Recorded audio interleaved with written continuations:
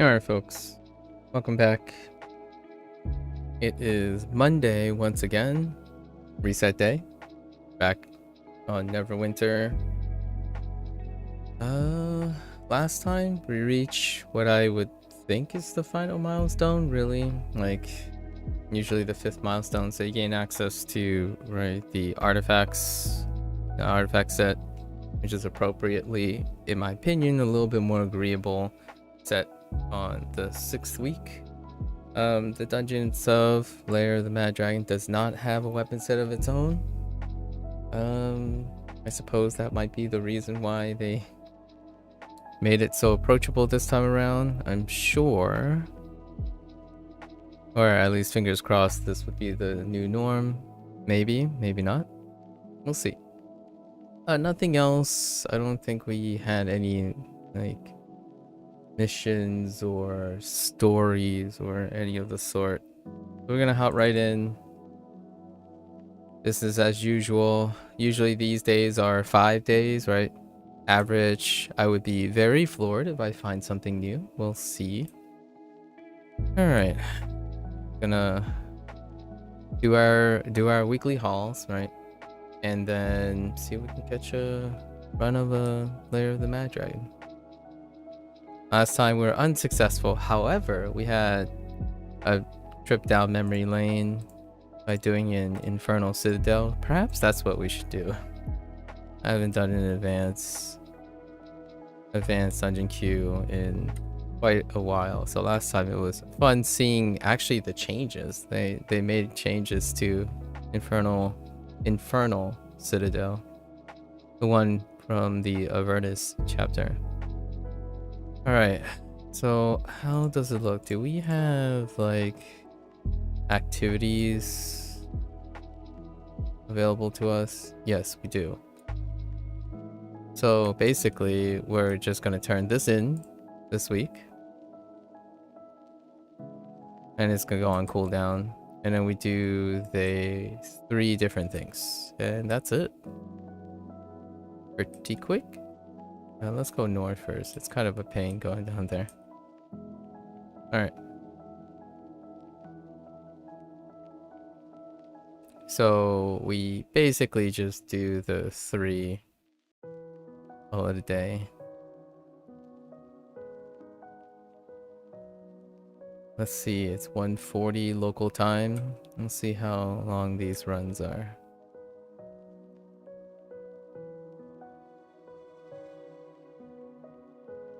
We'll definitely be able to catch some early dungeon runs.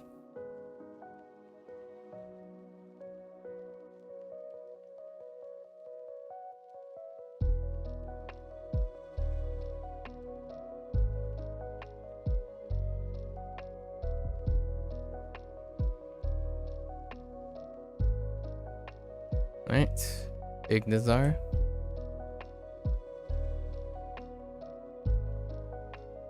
Ignazar visit again.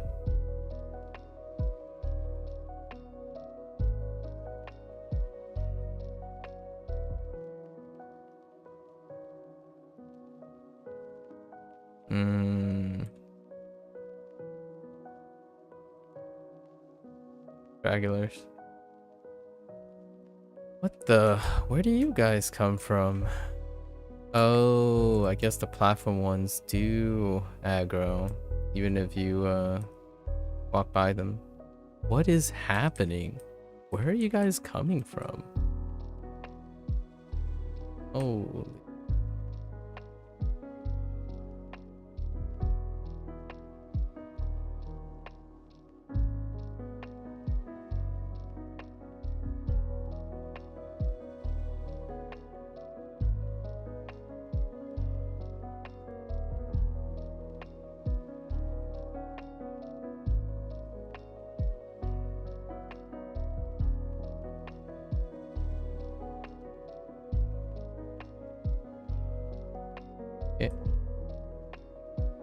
Oh, hey, look.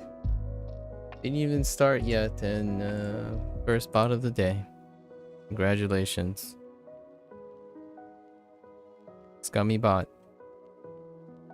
And whoever implemented those things, pretty scummy too.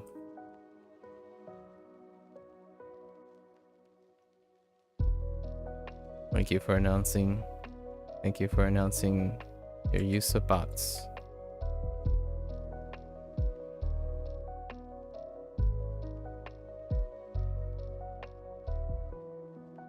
Truly.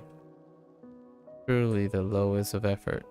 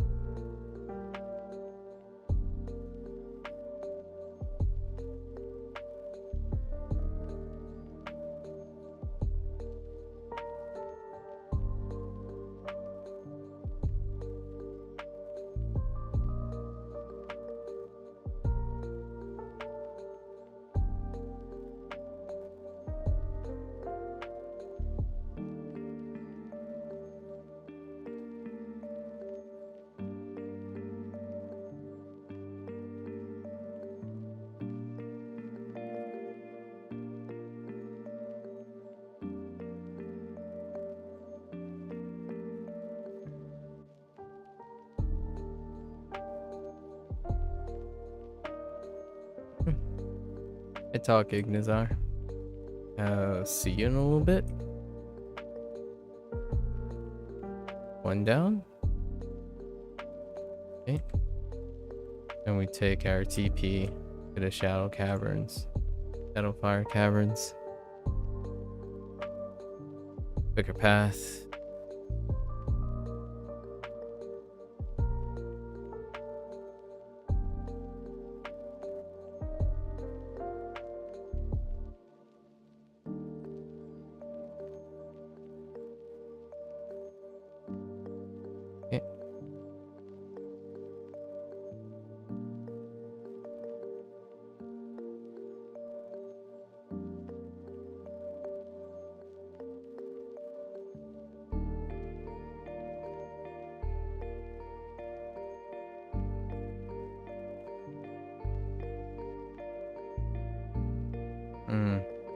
Regis just standing there on the ramp, feeling bad about pathing.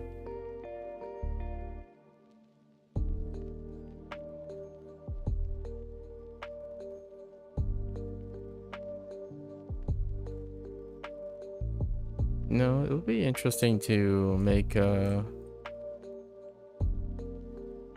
relentless slash just 360 as opposed to whatever's in front. Right.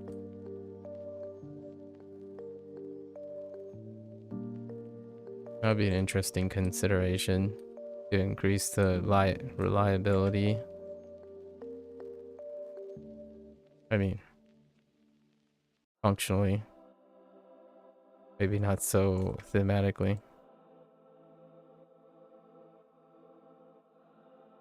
Alright. What's this guy's name? Oh, no name. Just an elemental.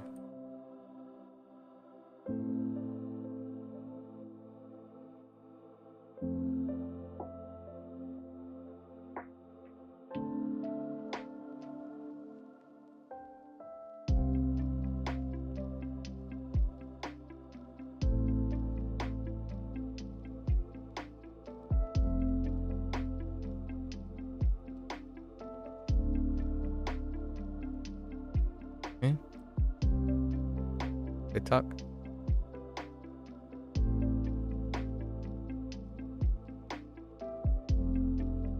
Off we go. And then this brings us to the entrance, so hold now. And we're just heading south.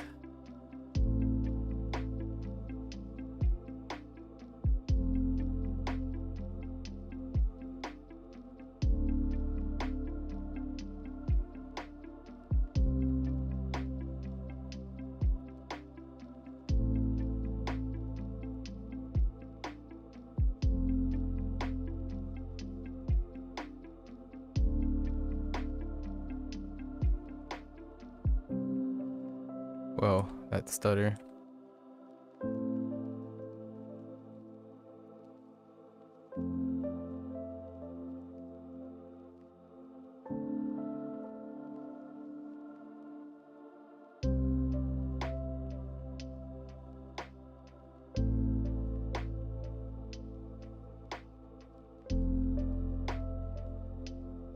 All right. I think we're just gonna do the run. We're gonna run down there.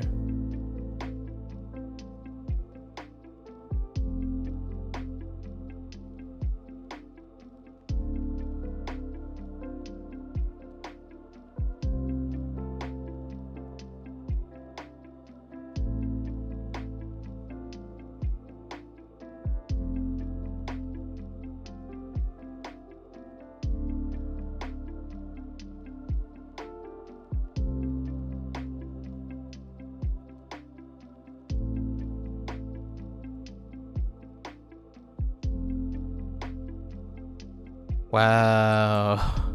That little lip stopped the mighty leap in its tracks. Oh. Can I get a refund on that?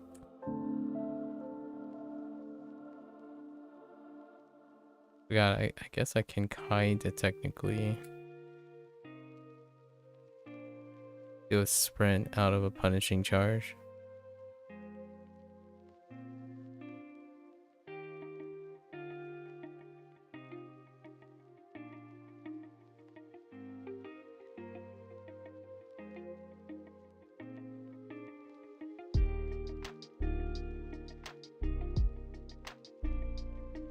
Let's try not to use another healing charge there, but alright.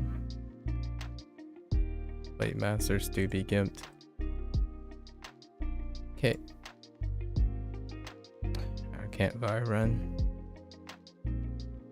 Okay. Alright.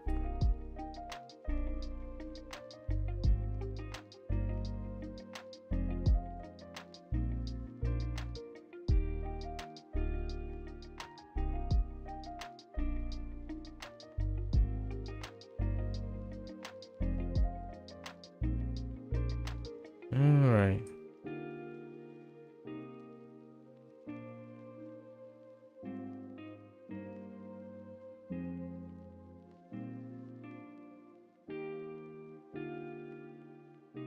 Kamath. Hello again. New week, new day.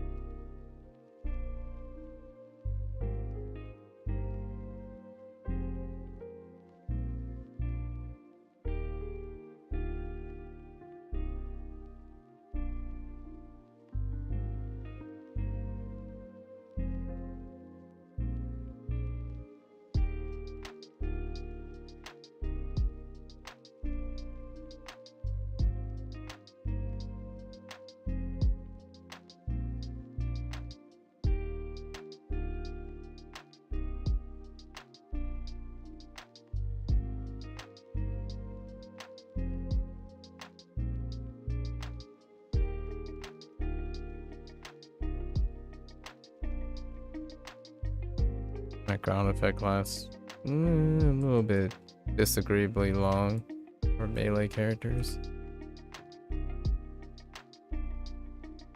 Alright.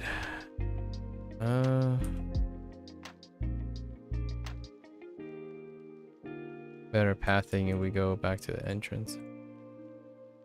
Okay. Alright. That's it. That's it for our first tune. 10 minutes. Record time. Or it's more like 15 minutes.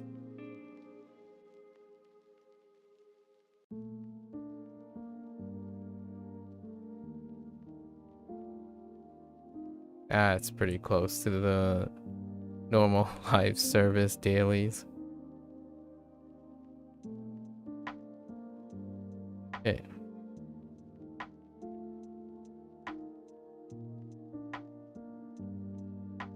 Go. 75 down the hatch.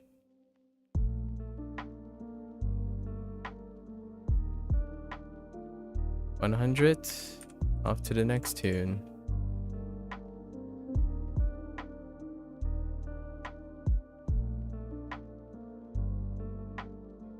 Now for some swift justice. Okay. Turn out 25.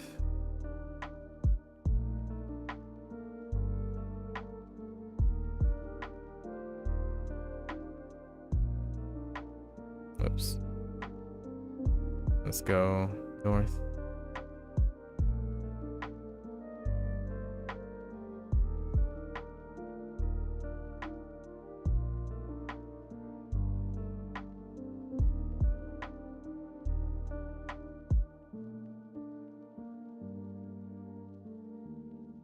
Whoops.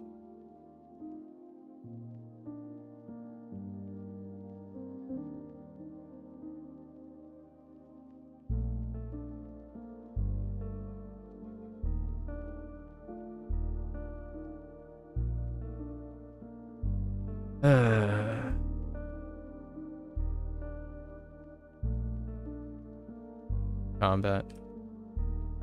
Alright.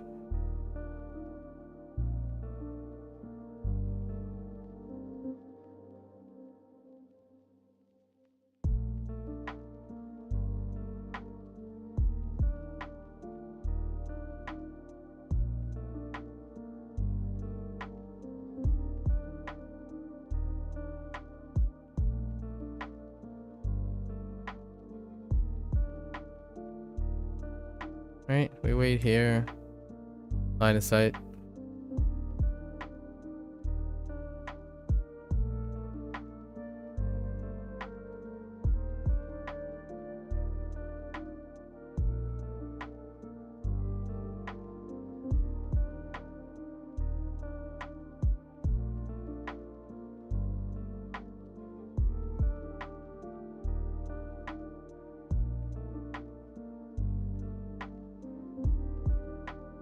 Or not. Okay.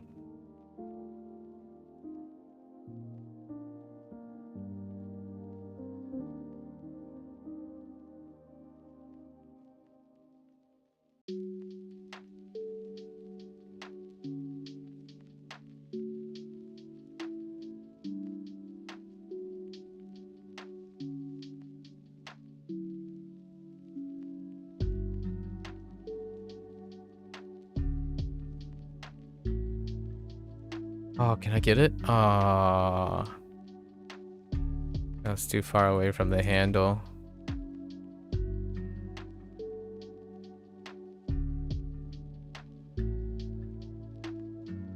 Okay.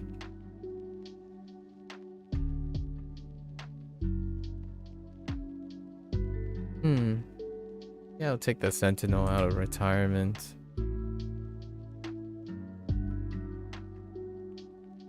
Next mod, they're gonna do things like this where you like can run the stuff.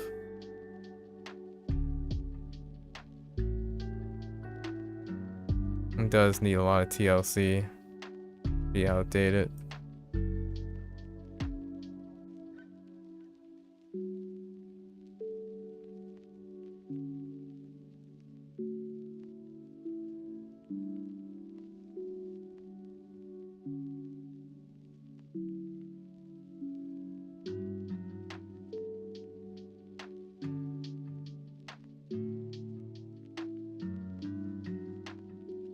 Okay. All right.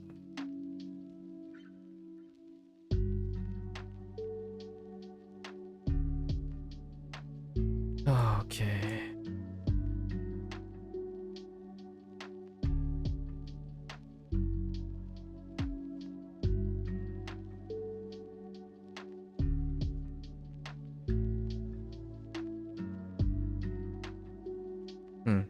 I brought some guests.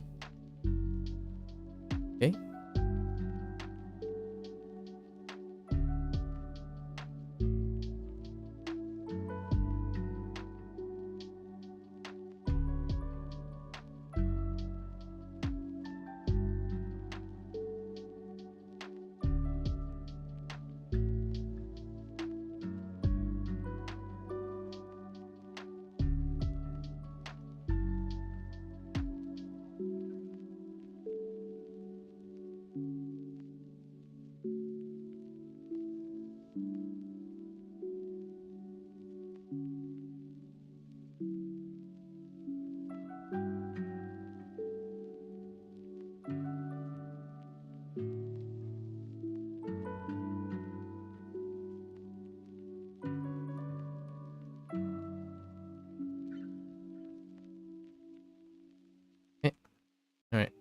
TikTok.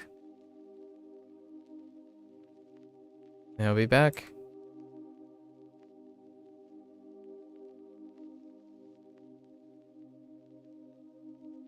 Alright, off to the Shadow Fire Caverns.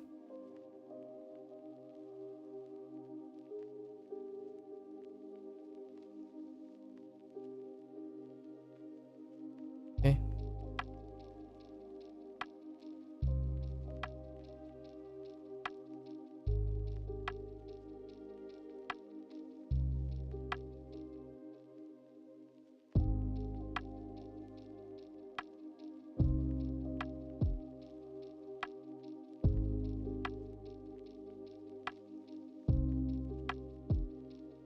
Gotta go fast.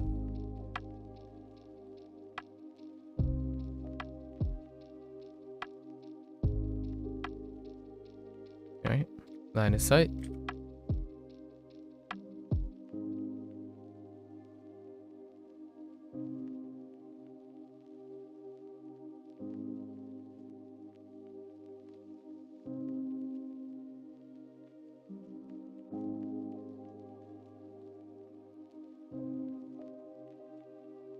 Alright. It's a kick.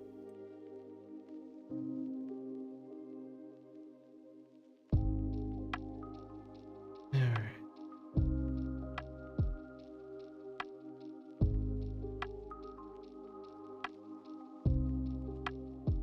I definitely guarded there. Alright, game.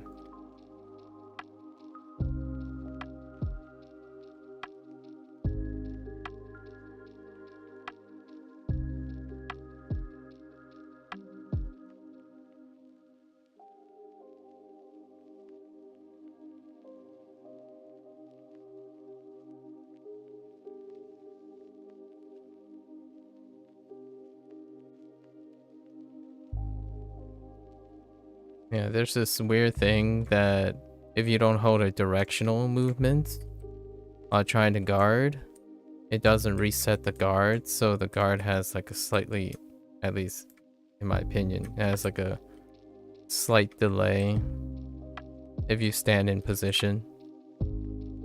So whenever you get like little artifacts that says standing still for 3 seconds to get a bonus, that's pretty silly. Yeah, if you, it's quicker for the guard to respond if you do micro movements in place. So things like that, I was trying to stand still there. Guard, shift doesn't come up.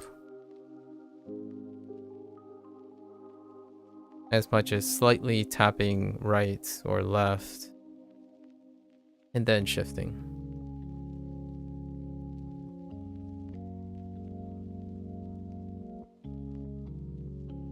You would think, you know, thematically it would be the opposite thing, where if you stood still, you can bring up your guard faster. And if you're moving, it takes a longer to bring up your guard. I mean, pragmatically speaking, they should be the same, in my opinion, regardless of moving or standing still. But that happens quite a lot. Especially when you're standing still and the animation of your at will continues to take a long time to complete. It's very noticeable. So you're always doing like slight micro movements.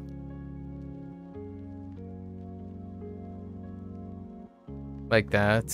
If you wanna smooth your transition out of your like relentless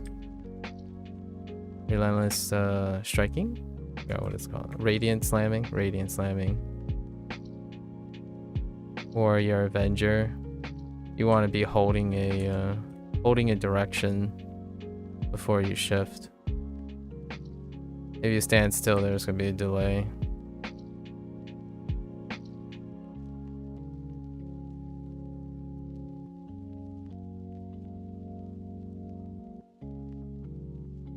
Not that it's a big deal or anything. Most people are holding a direction, I guess, when they're like using a guard character. This is not true for any character that isn't a guard character. So those guys tend to stand still, wait for animations to complete, and a lot of times they're grounded.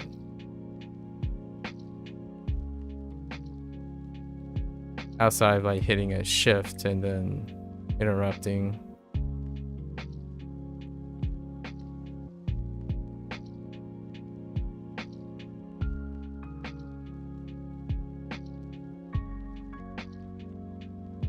And if you hit it too early, you'll rubber band back like that.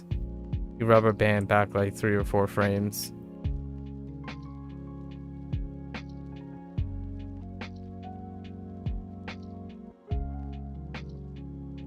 Okay. Campfire run. Alright.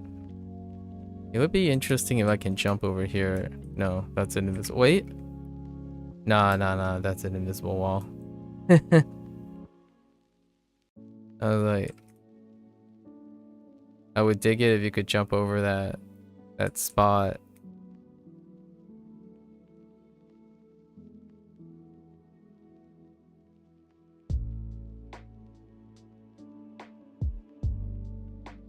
Right. All right. Next one. Well, there, Gamath. Back.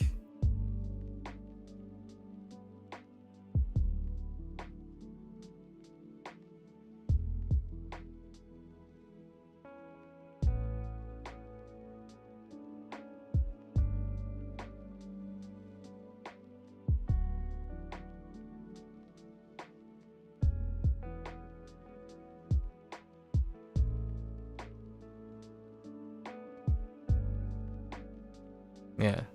So the idea is always do a slight micro movement before you hit shift. As there's I don't know what you call it, but there's like an animation lock on shifting.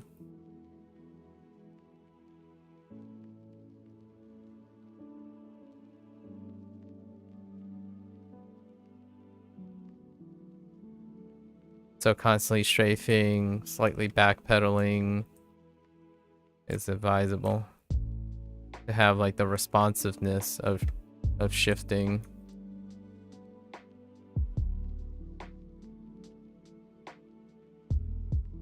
At least that's what I think. In my hands.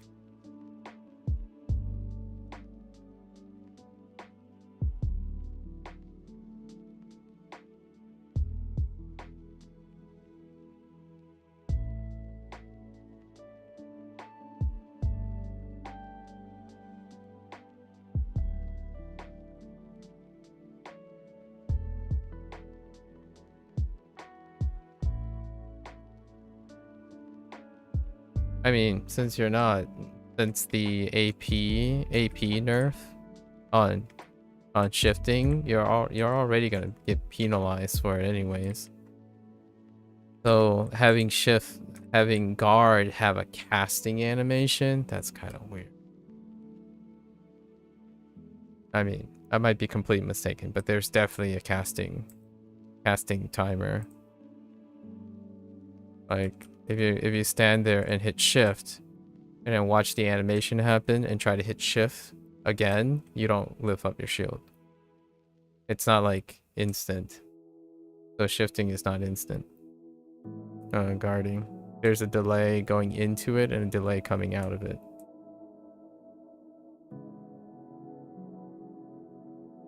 Me speak French. Please me is new. I don't speak French, unfortunately. Sorry.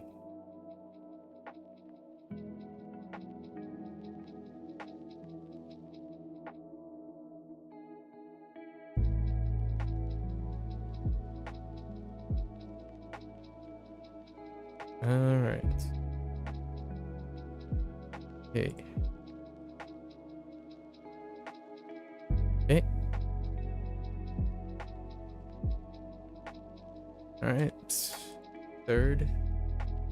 Third time's the charm. How long did that take? I guess it's like 20 minutes actually. Wait. 50. Okay, it's like 15 minutes. Wait. Are you telling me my regular activities? What the heck? Wow. His activities are so low. What the heck? We'll turn these in and see what happens. Why is his activity at 59%? Really weird.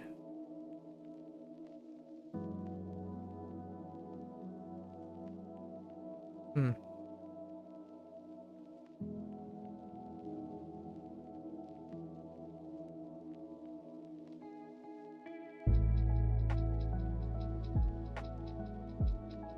Oh, I had this thought about the guild boon for mount and movement speed bonus.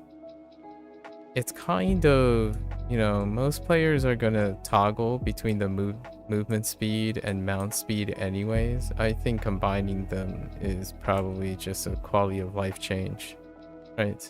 Instead of having to like tap your boons and then keep selecting between these two, just combining them, in my opinion, have the same bonus. It reduces the inevitable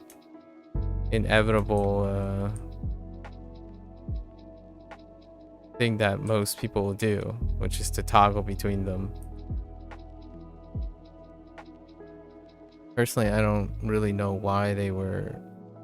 I can't seem to think of the motivation that they would be separated in the first place.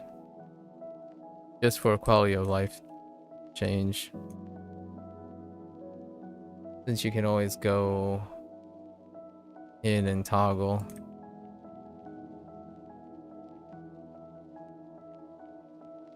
Just something that comes up too often. Often enough.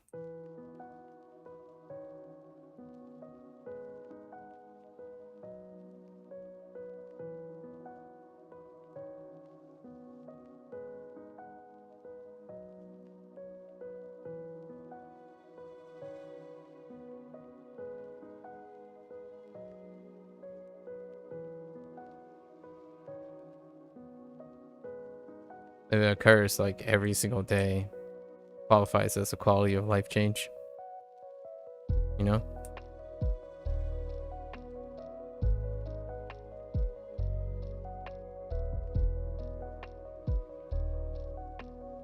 What the heck?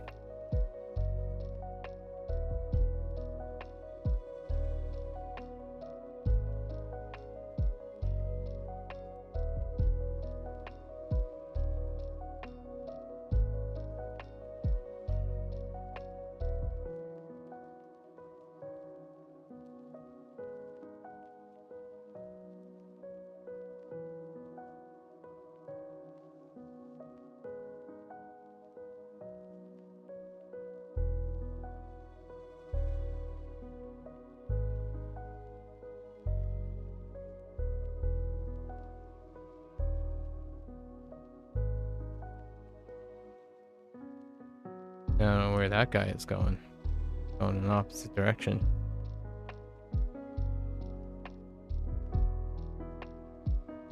Okie dokie. Alright.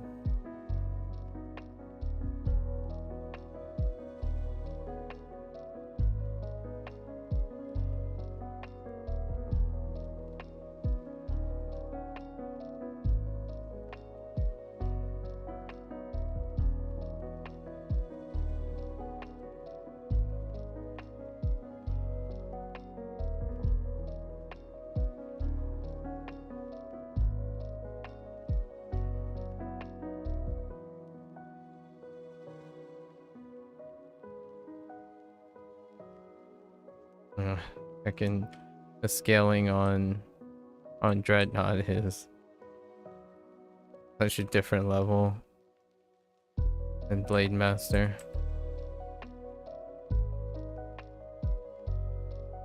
Okay.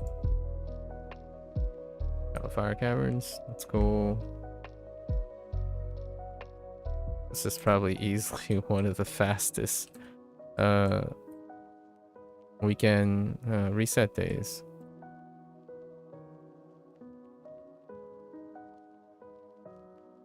Approved. You know? Approved. Honestly, I wouldn't mind doing this each week. I won't be streaming it, of course. Just considering some things. I don't remember what the repeatable reward is for. That you can exchange the currency in this one. It might be dust. Potentially dust.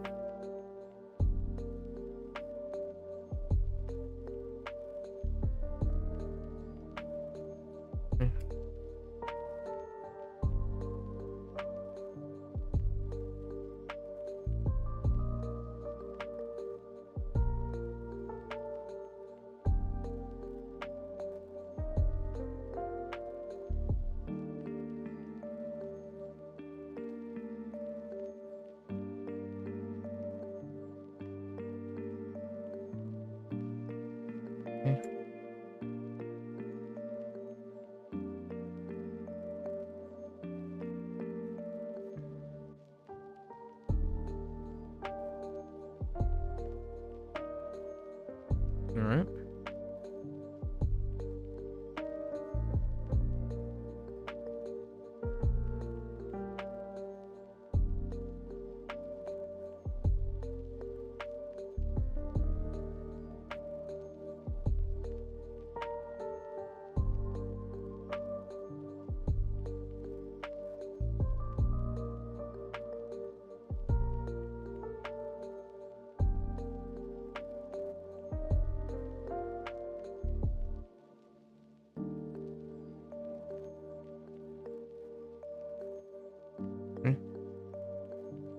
That's it? Oh, wait. No. Just kidding.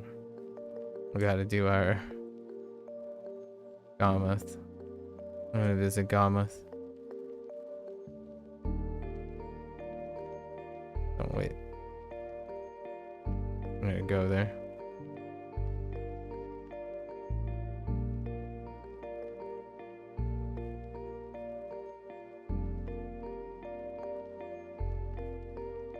It's like 15 minutes. Yeah, 15 minutes. 45 minutes, 3 characters. Amazing. Approved. Oh, wait. Well, this might be a little bit longer because activity, for whatever reason, is pretty low.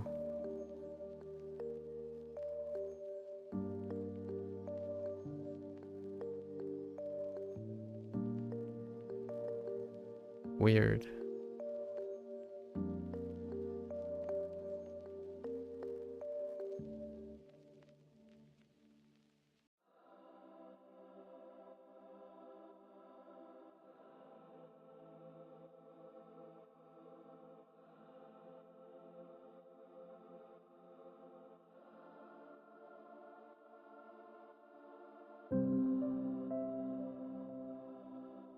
That rubber band.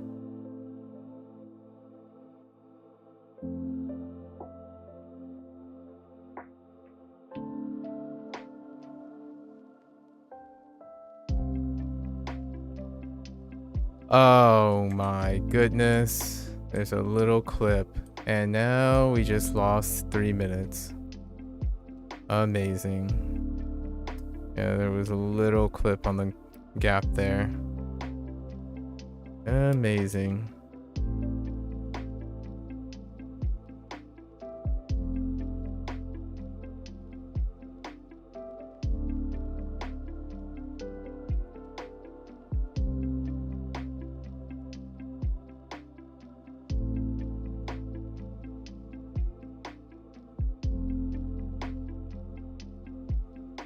Yep, right there. There it is, folks.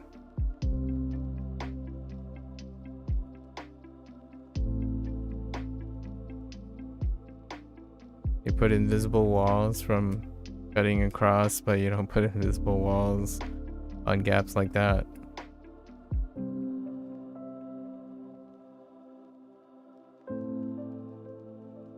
Like, I would love to cut over there. Yeah, like cut through there. There's an invisible wall there.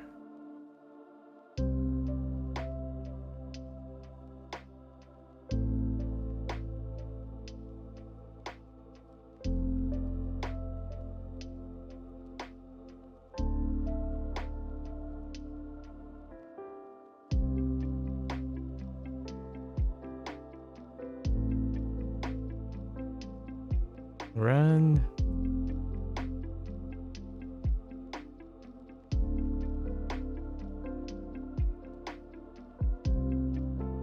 All right.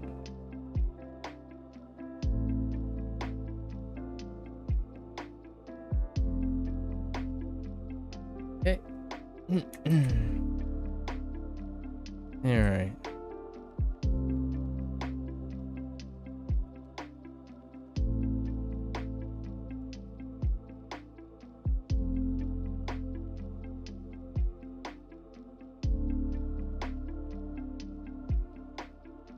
What the heck did that hit? All right. Oh. Oh. For a moment there, I thought you could break your fall by resetting the fall velocity by slamming yourself into that wall. All right, Gamath. Last time for this week. Until next week.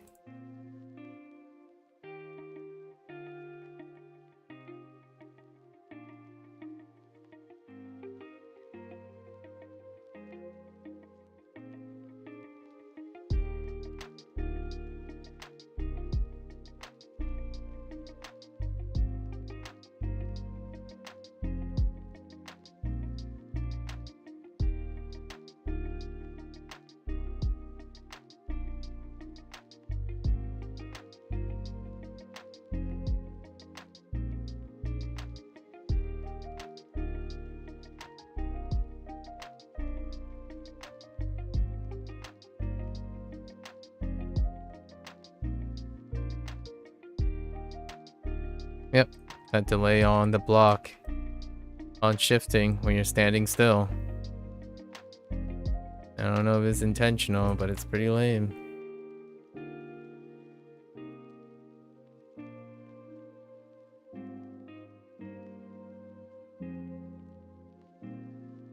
Okay.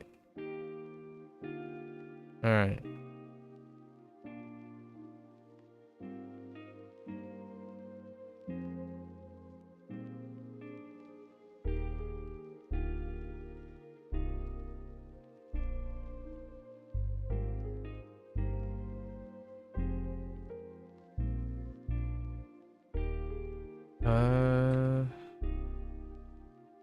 Oh, it doesn't count as activities in the place. I guess we'll do some heroic encounters. Yeah, let's do some heroic encounters on this guy. Not the fastest ever. Unless these things somehow spikes my activity by a lot. I doubt it. How much do we get? 67%.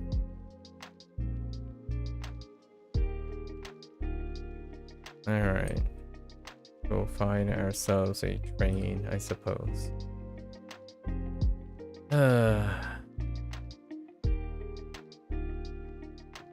What instance are we in? 6?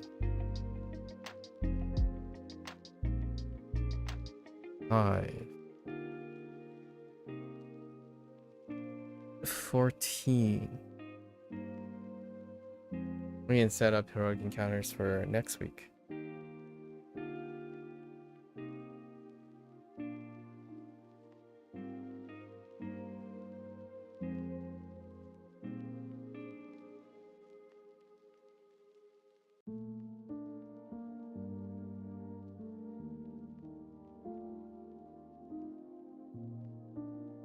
Nope. Nope. 15. Alright. 15 it is.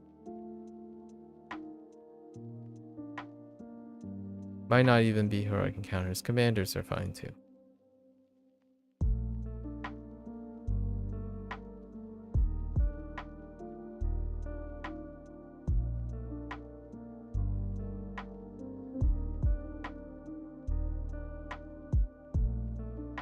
How many peeps are here?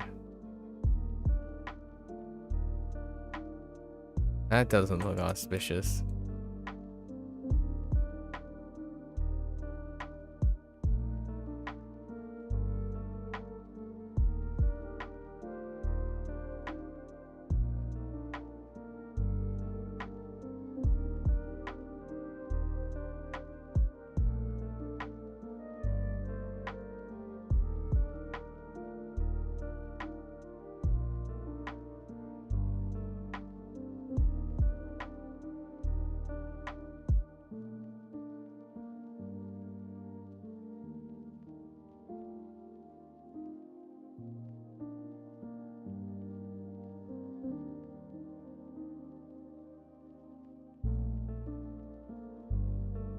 Hmm.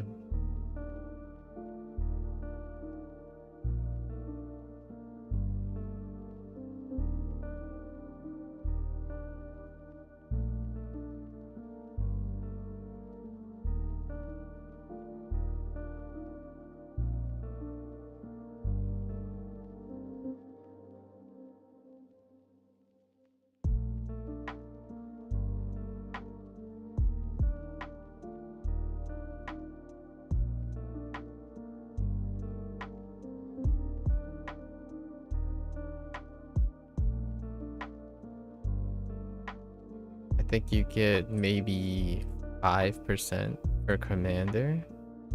Oh no, you get a lot. You get like you might have gotten, you might get 10% per commander. Wait, where the heck are we going?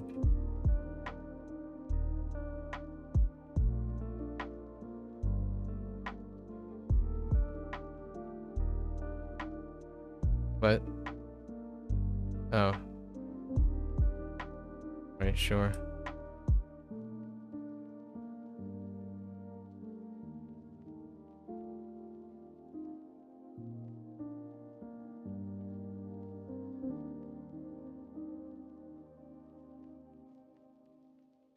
Let's see. 82%? Alright. How much you get off of a minor encounter?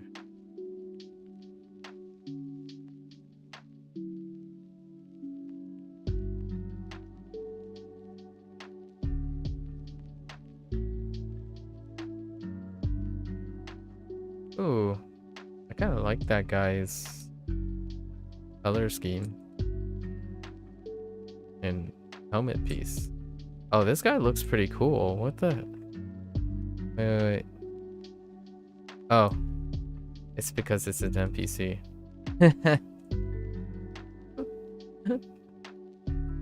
Oh no, maybe it isn't. Wait. Oh no, it isn't. It's that someone's companion? Kinda looks like it. I really like the color scheme on that.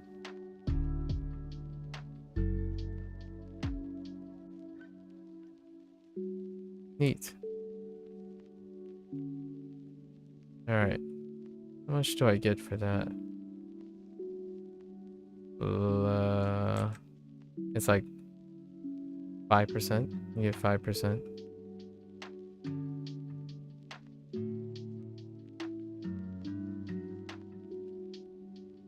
It's okay.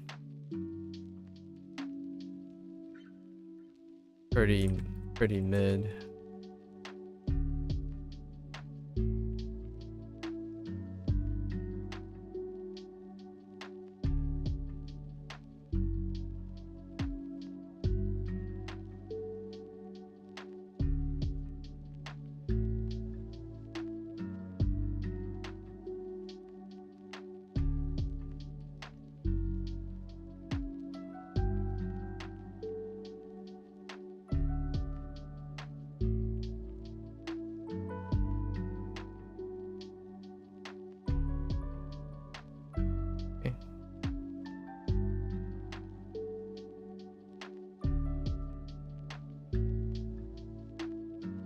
Nice. Yeah, commanders though. Now, commanders get you some mad experience. Or lots of activity progress. Alright, there we go. Not too bad. 52 minutes. Okay. Alright. Well, that's it for our weekly haul. Now we're gonna see if we can pick up a dungeon run before the day's over. If not, we'll just do an advanced dungeon queue. You know, visit some older dungeons. Or pick up whatever else, I suppose. Plenty of things for our dungeon run. Okay. Let's just chill.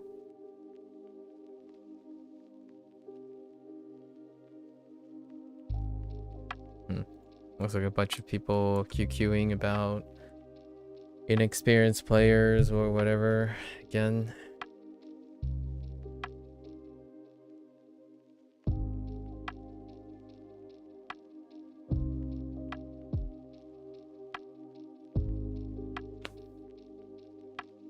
Ooh. I didn't know if my wrist popping triggered the mic.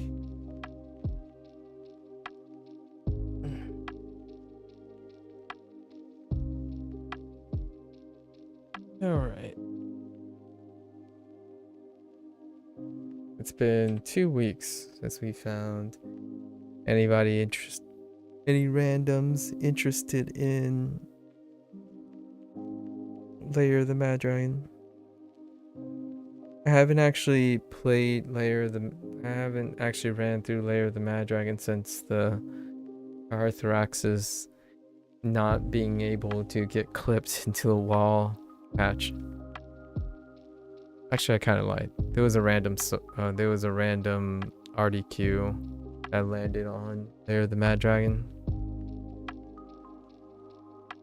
Can confirm. Doesn't get clipped along the wall.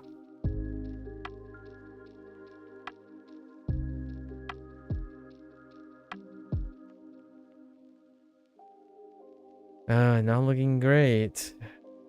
Let's see, a bunch of RCs. Just the RC today. Castle Never. No mount powers, no consumables, no revives. That seems reasonable. Oh, hey.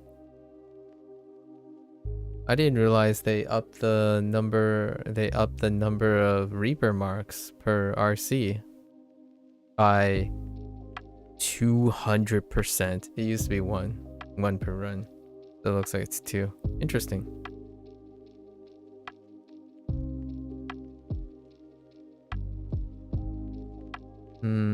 I do see someone in Alliance that wants to do a quick RDQ.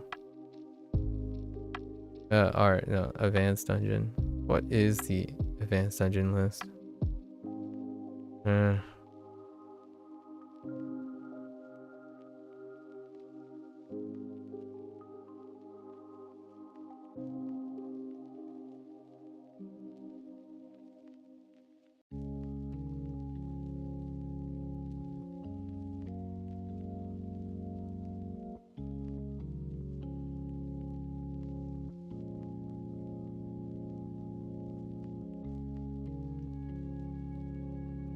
Yes, right. Lots of people looking for their randoms, their daily randoms of the day.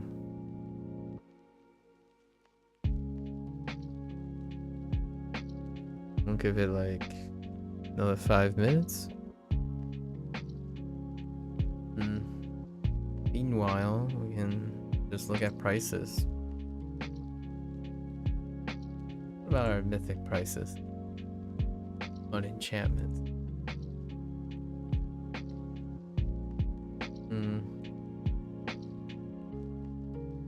Okay.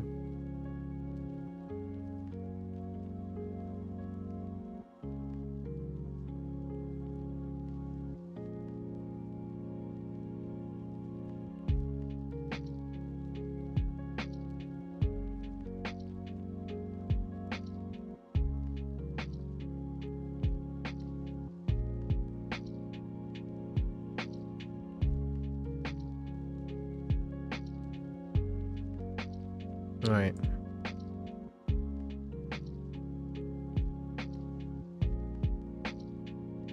We might hop into a random trial queue and then see what give it some space.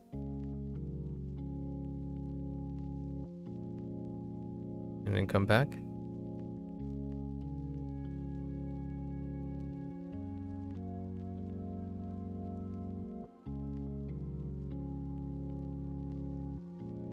Never mind. Got filled.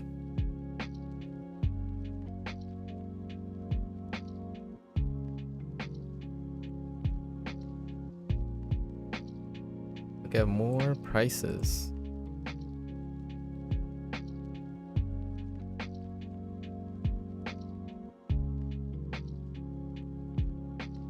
Mounts. That's kind of expensive.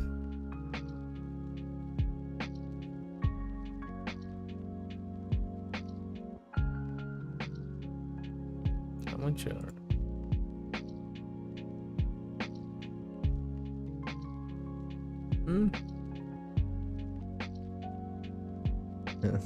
Five listings.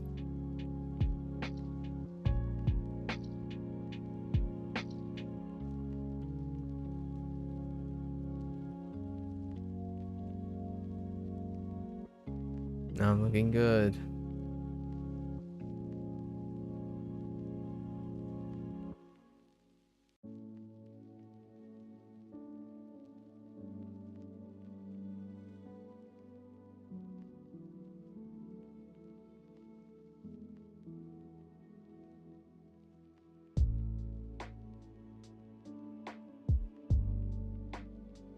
I could do an RC. Oh, wait. Alright, we'll just do our RTQ for now. Sure. We'll give it another shot after we do this. Give it a little time.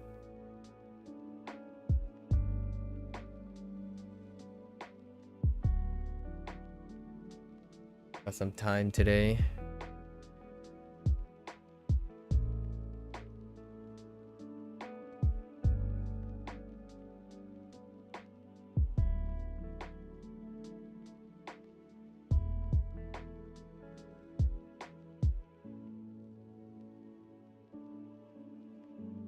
Basically, everyone's doing their standard currency upkeep.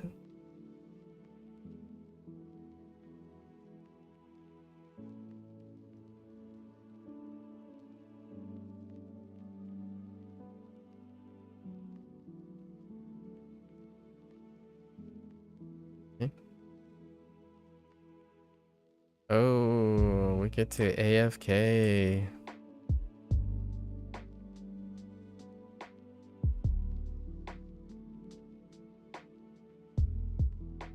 This is... Hello there, Admiral. Hello. Lacey. Hello. Alright, so we get to AFK here. We stand here, we hit one button. That's the life, you know? Stand here, hit one button. Unless the other person's an Oathkeeper. If the other person's an Oathkeeper, I don't have to hit any buttons.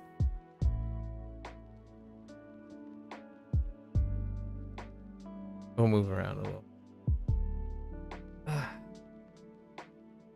Do we have any healers that would like to go Azamar?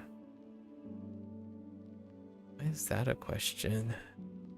Well, I happen to be a healer that's an Azamar.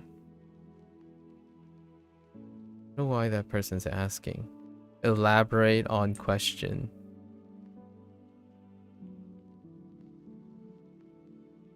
I'm just reading out loud. That do not have it unlocked, I mean. Oh. Maybe someone's giving a free selling a free unlock. I mean, selling an unlock or something. Yeah, we're just gonna run around in laps like so. And then press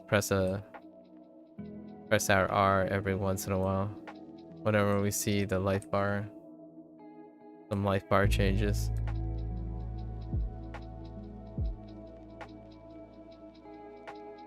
I know. It's incredibly engaging.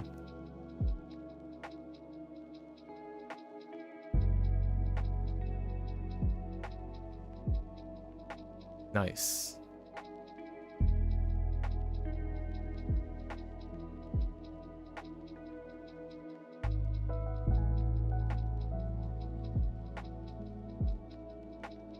Oh, I'm surprised. Yeah.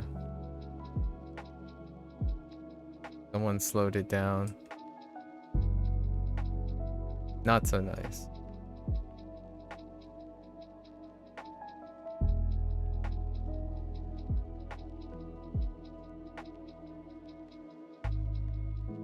Come on, folks.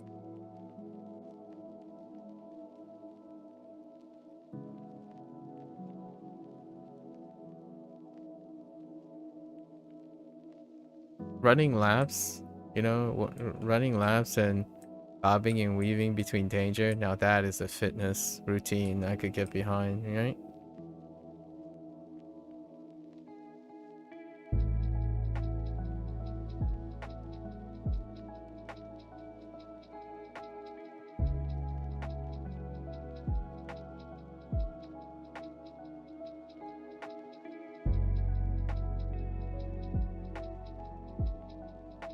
Nice, nice.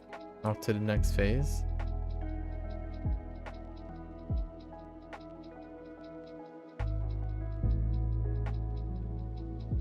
I would, but I haven't even been playing my healer, just building her.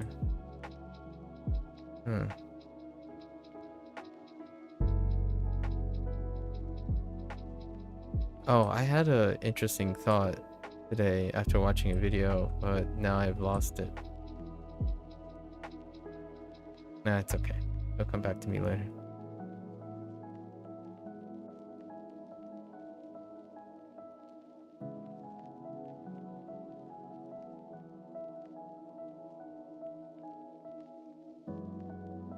You know, we had a recent, just a few minutes ago, I posted a link to a video. It reminded me of something me and some of my best friends I talked about a little bit a while ago. The story goes that maybe a little over a year ago, one of my best friends mentioned that they recently discovered how one could convert heavy cream to butter, and you basically just churn the cream and it becomes butter.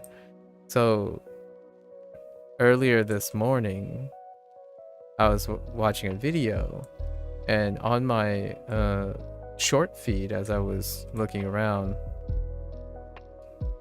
this very popular person who likes to use scientific gadgets, right? Scientific instrumentation to perform maybe like some pragmatic things. And one of them was they took the cream in a container, and instead of churning it to make butter, they use a centrifuge, right? And I had no idea. I figured churning involves a more dynamic process in converting the cream into butter, but apparently it worked really well, and it was like a short clip, and it reminded me of my best friend's share of the idea of discovering that, yeah, butter is churned cream, right? Like, or you can take cream and convert it using like physical means. So that video reminded me of that, and I decided to link it, and it's been quite some time since we talked. Like, it's a little weird thing. I'm not even entirely sure if my best friends have the same sentiments. I imagine they have very similar sentiments. We usually don't talk in the sense of upkeeping our relationship I suppose, in a way. But it did lead to a discussion of having a conversation to catch up. I think it's been well over a year since we directly talked. So then, where am I going with this story? Well, when you get into a habit of like scheduling and doing things, you oftentimes forget that saying, oh, it's a great idea to meet up or something, or maybe sometimes that generally doesn't happen as one gets progressively older, right? The idea of it is quite nice, but it doesn't happen. However, interestingly enough, I found it incredibly almost endearing that instead of doing that, we pragmatically set up a time to have a discussion, which is great. I think that type of thing really makes it so that, yeah, you gotta do it, right? So I'm looking forward to that discussion sometime on Thursday, actually, Thursday evening. Schedules, if you will. Sometimes you might be thinking like, oh, that's kind of weird. Why would you need to schedule times to like hang out with friends? Life, professionalism, careers, family, that'll do it. That'll do it. Routine can happen too.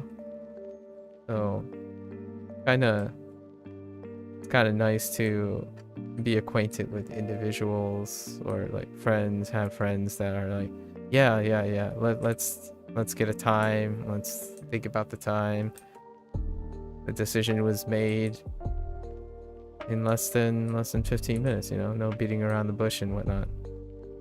That is in contrast to the old days, right? When one was younger, it's like, oh yeah, let's hang out, and it's just, it happens in the moment.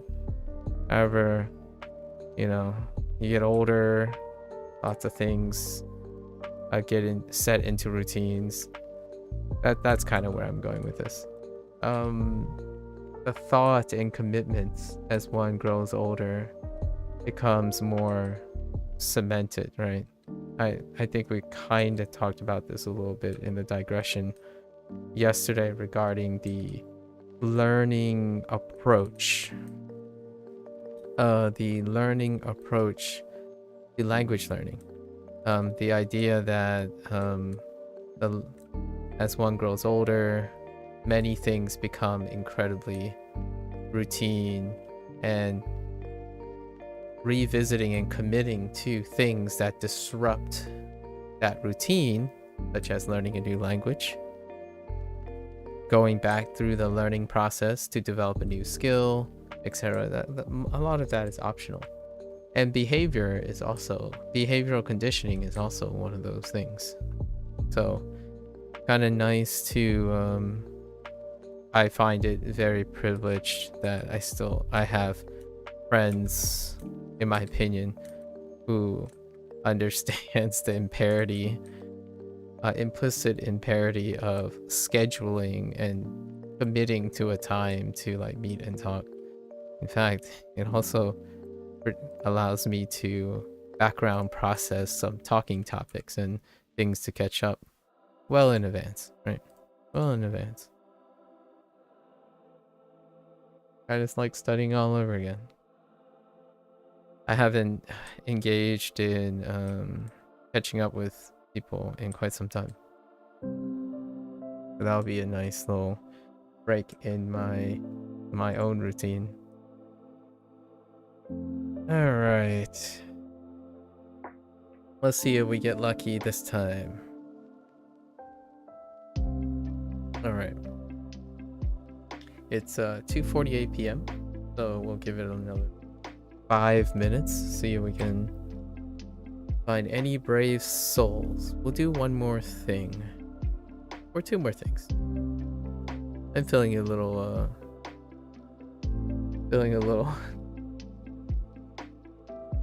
generous with my time today. I suppose. I love how I don't understand, but I do understand. What? Oh. That looks like German to me. Yeah, that's German.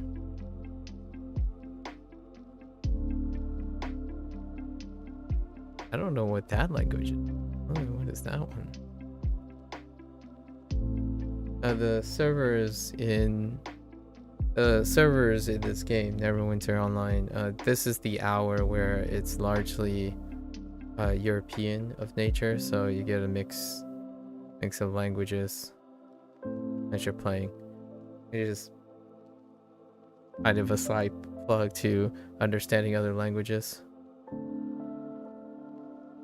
The very first comment today was someone apparently who speaks French, which unfortunately I do not speak French. Right. I have seen one person wrote with Hansa in Neverwinter, like only once in my nearly 10 years with this game. I've seen some Odomaji here and there. I saw some Odomaji being thrown around, although I think that was more for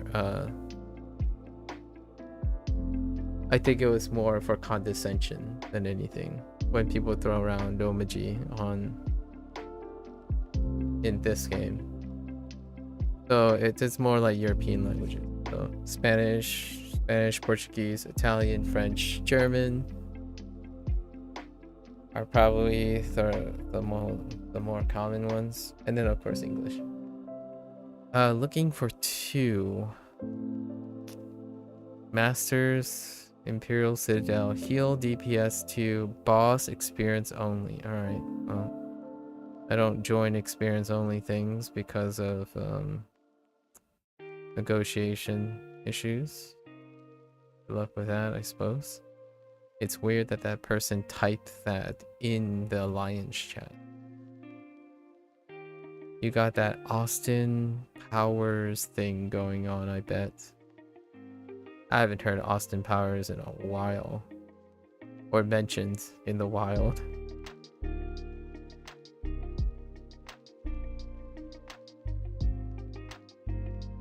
Alright, we got 2 more minutes.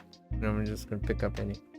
Question, am I learning Chinese from scratch or was I raised speaking Chinese? I was raised speaking Fujianese, which is related to Chinese. But I didn't speak Mandarin. I didn't speak Mandarin, nor did I am able to read Mandarin. Looking for more. Advance.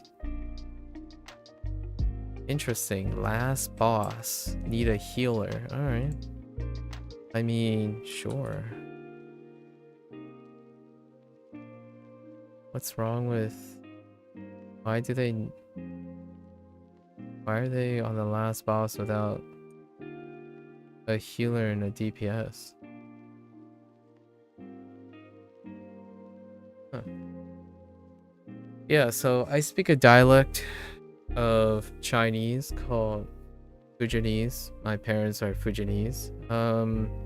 Spend most of my time around Chinese, so you can hear I have that whole 2nd generation thing, Lacey, where 2nd generation thing. Oh, so we just get into the last boss. Nice. 2nd generation thing where I can intuit the sounds and the general feel and construction of Mandarin and Cantonese. And that is also somewhat related to that Fujianese have the same structure. However, I am illiterate and I have trouble producing speech for Mandarin. Not necessarily because of pronunciation, but because it's a mess. Like, sometimes I'm not sure if I'm using Cantonese or Mandarin or Fujianese. So like finally having the opportunity to sort out the sounds and then putting putting some structure and discipline into all of the nebulous things is kind of nice. So technically, DPS and healer near the boss, tank far from the boss. Interesting. And the tank said that. That's not how that works. I guess we'll see. What is going on? Why are... Wait. How are they taking damage? What?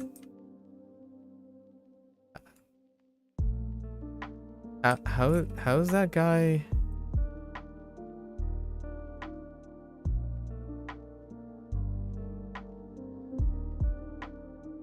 Wait, how's that guy taking damage?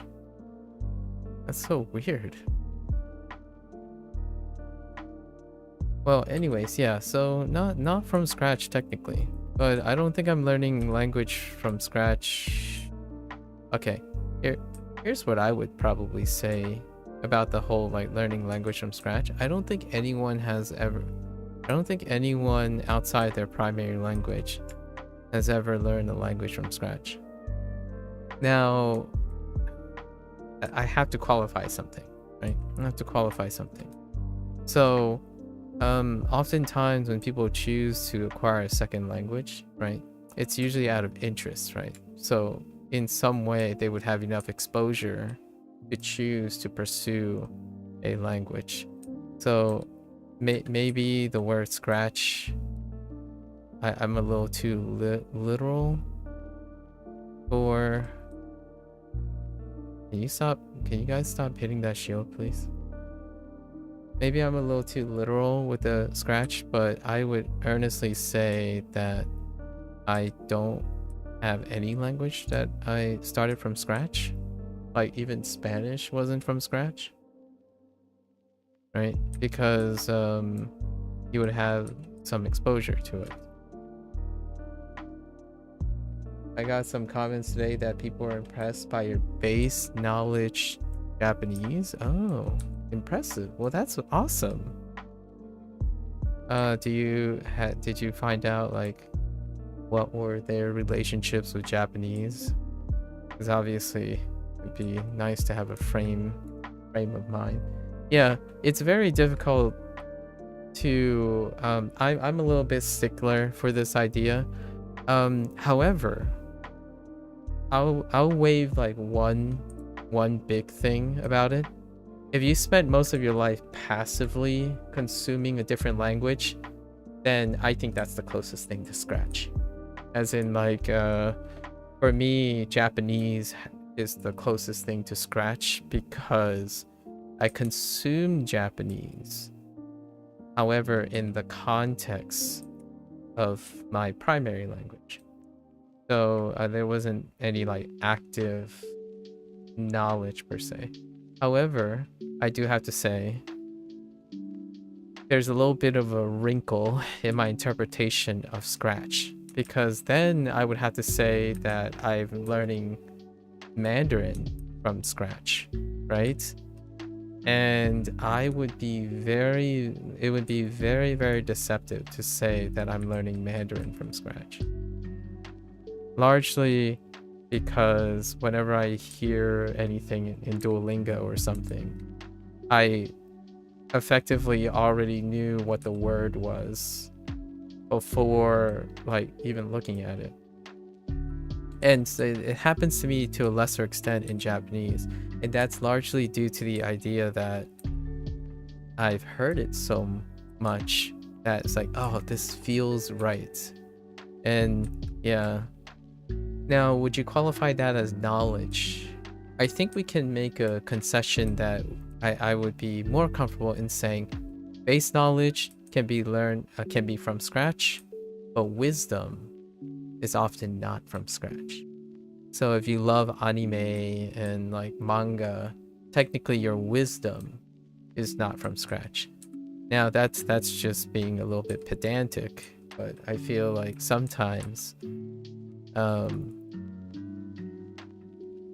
the reason why I want to highlight that you might have more knowledge or wisdom about a language than one might think is that it can be very interesting to leverage those things.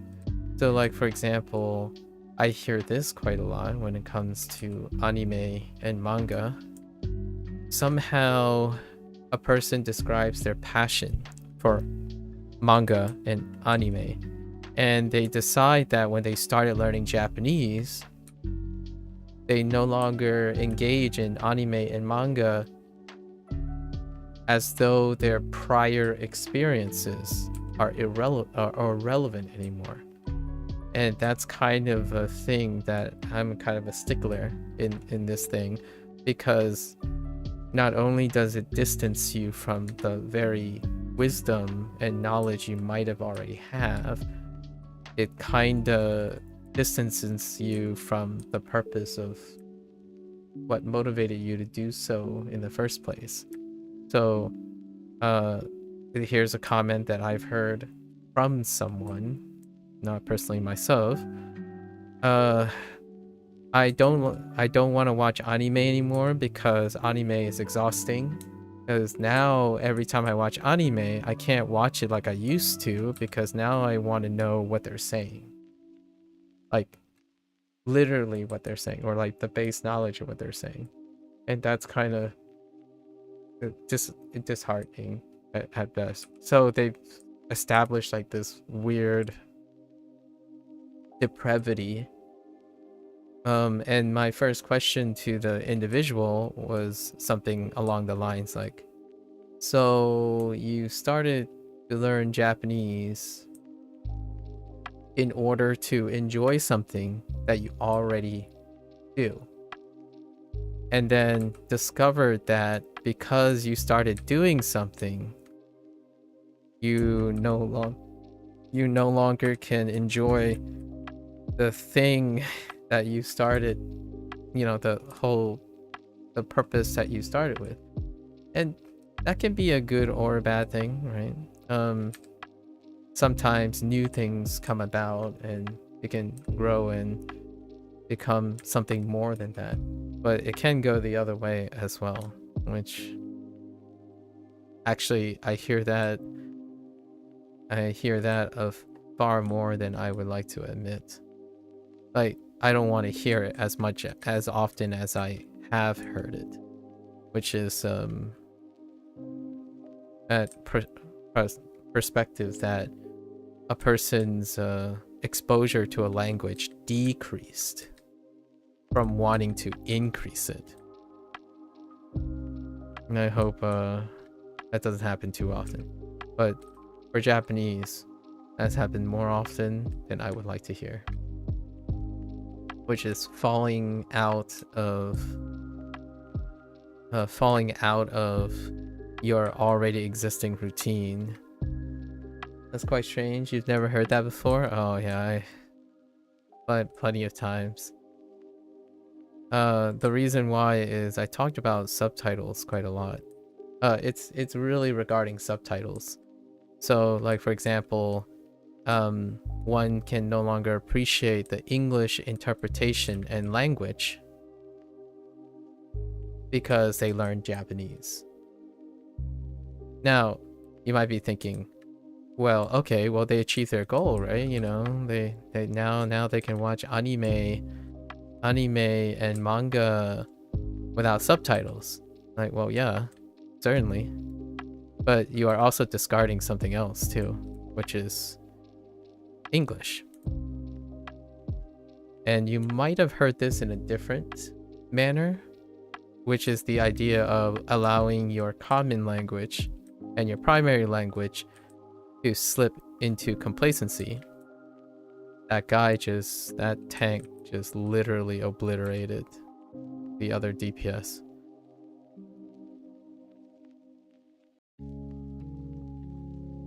Okay. Yeah, so like, for example, yeah, I can finally watch anime without English subtitles, specifically English subtitles. I'm like, okay, well, what about Japanese subtitles, right? It's like, oh no, I don't need Japanese subtitles now that I can speak Japanese or listen to Japanese. All right, well, okay.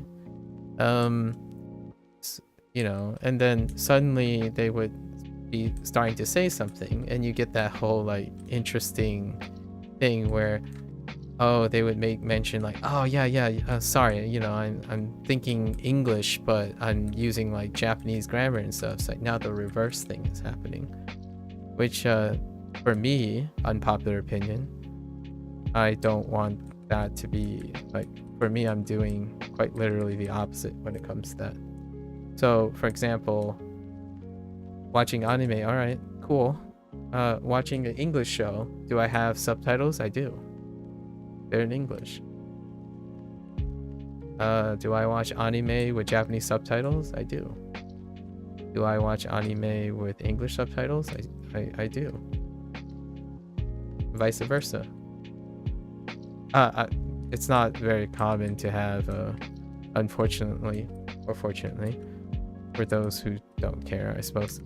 It's not very common to have Japanese subtitles available for English programming, with a lot of exceptions. Disney productions tend to have a great opportunity for that stuff. I wish people would stop running around like their head is cut off. Okay. It's interesting that you haven't heard that before, where some people can no longer enjoy anime the same way after acquiring new knowledge. It's kind of a very classical, at least in my opinion, it's kind of a very classical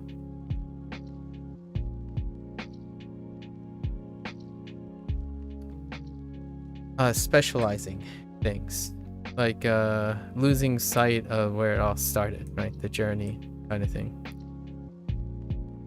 Kind of like playing a video game and turning your nose up on tutorials or something like that. It's not exactly the same, but that's kind of how it feels. And I don't typically want to encourage people to be too good for things, right? Foundations, pragmatism, you can still continue to enjoy things and develop foundation in different ways. I don't really watch anime, so I'm not involved in the anime community. Maybe that's why I've never heard of it. Yeah, there's so you haven't okay, I want to greet that, sure. I'll just greet. See if I get that. Wait, I don't have a key here? Hold up. Do I not have a key? Oh, I don't. Well, I guess we'll just use one of our giant keys. Nah. Alright, nothing interesting. Oh, may I ask what motivates you to learn Japanese? I suppose, Lacey? Oh, we have time to pick up one more dungeon, since that was a freebie. Yeah, so you haven't encountered any people who learn Japanese through that and often talk about their motivations regarding why they decided to learn Japanese. That's a more common one, especially if their primary language was English. And strangely enough, if they're from Brazil and or the United States.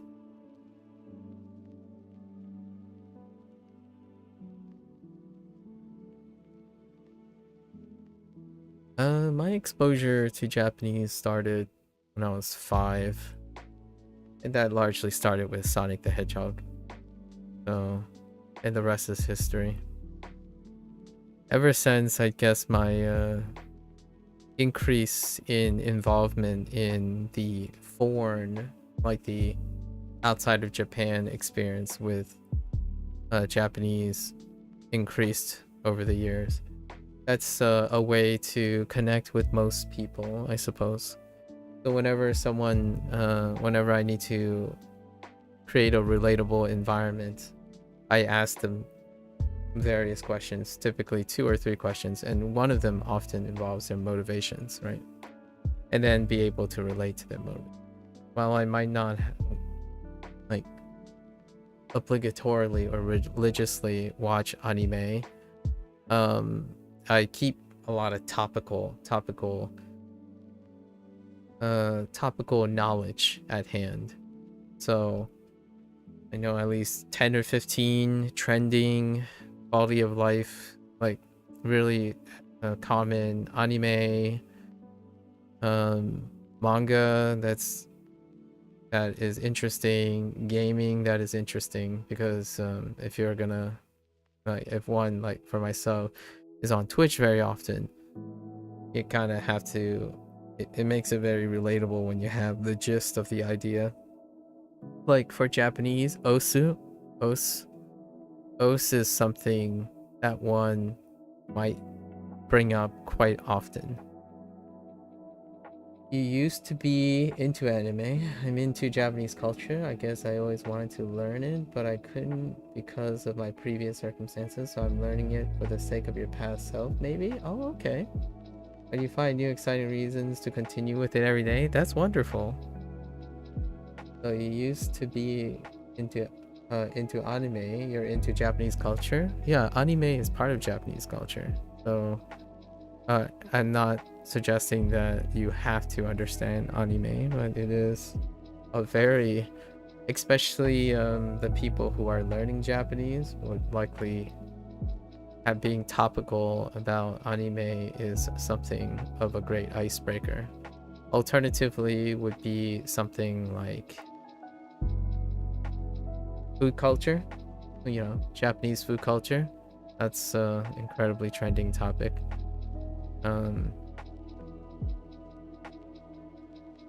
Obviously it can be as personalized as you may want.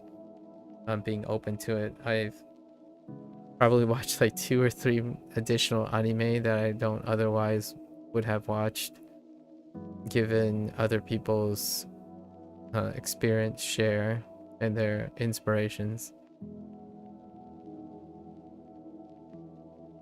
Like Japanese podcasts, their favorite vloggers. Then we talk about deep cuts. Like Asian face culture is a very common topic that I tend to talk about directly, because I kind of have some extended experience with Asian face culture, which translates really well and relatable, in my opinion, to the Japanese face culture, as well as the Japanese work culture, which happens to be very reflexive of Chinese work culture.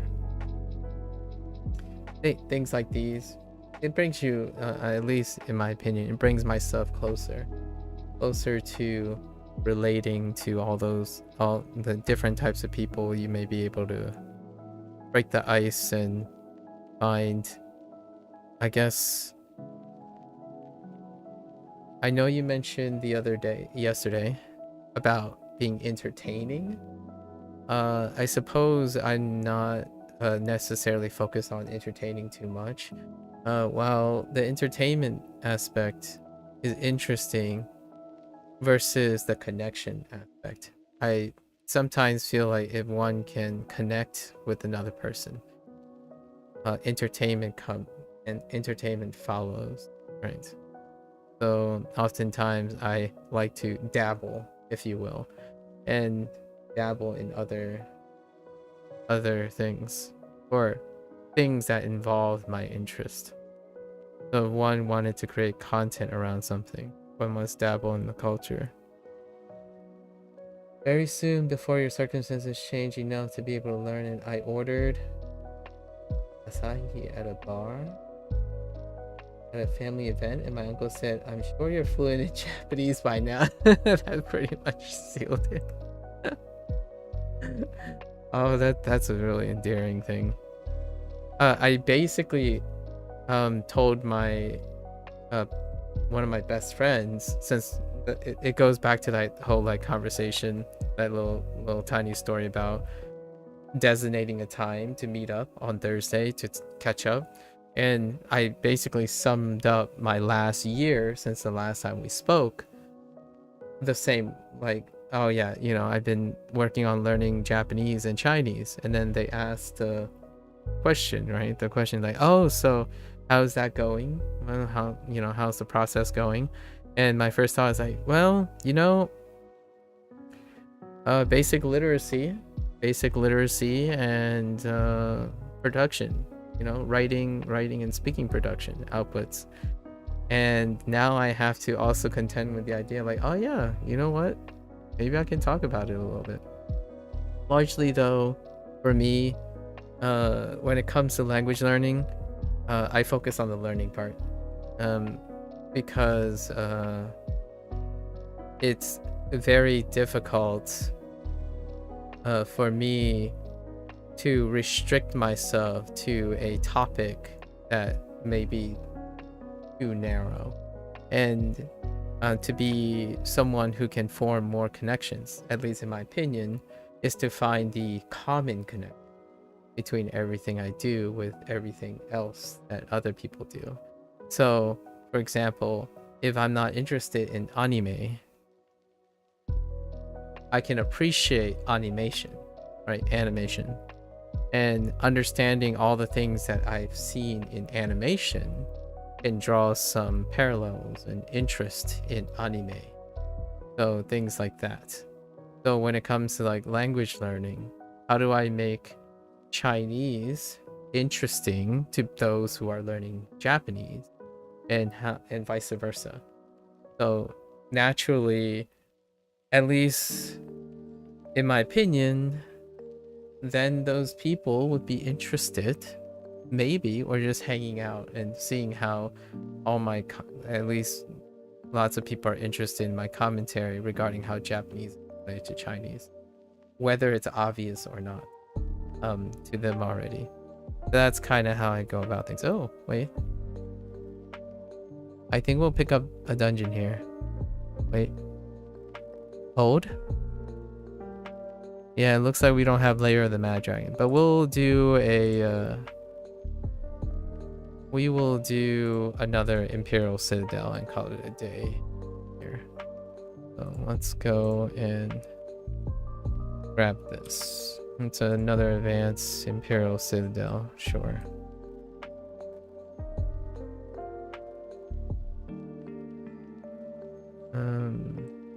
Put on this ring.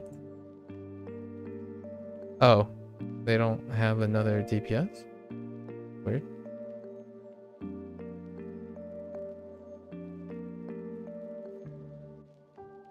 Okay.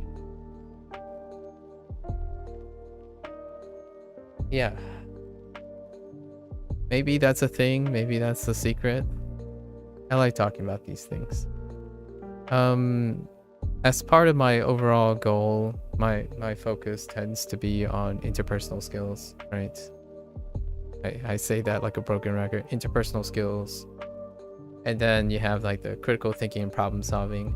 But interpersonal skills often involve trying to leverage whatever you have that's interesting to you, and then making it of interest to the other person by gathering whatever interests that other person. So oftentimes you'll probably hear me say something like, someone would say, oh yeah, have you seen this? And I'm like, you know what? I'm not familiar with it. Tell me a little bit about it. And then I will actively relate that to something that I know, and then we can exchange. Like, hey, you know what? I'll check this out. If you're interested, this is what I think is very similar to that. Maybe it will interest you. And then, and so on and so forth. Then we can discuss and exchange ideas without necessarily having the same interest, right? Finding that fundamental connection. Okay. All right. That guy just walked in and got popped, but weird. Feels bad.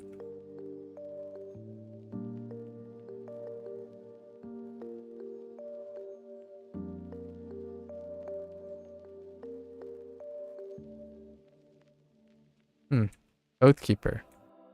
And that Oathkeeper uses Hand of Divinity, so nice.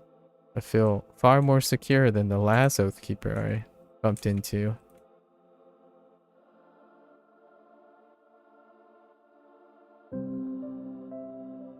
So, you stream earlier, Lacey?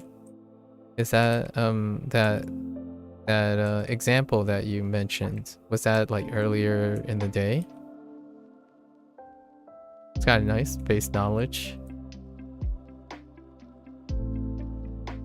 I don't think... Oh, okay. I've had a few comments, but I usually don't have that type of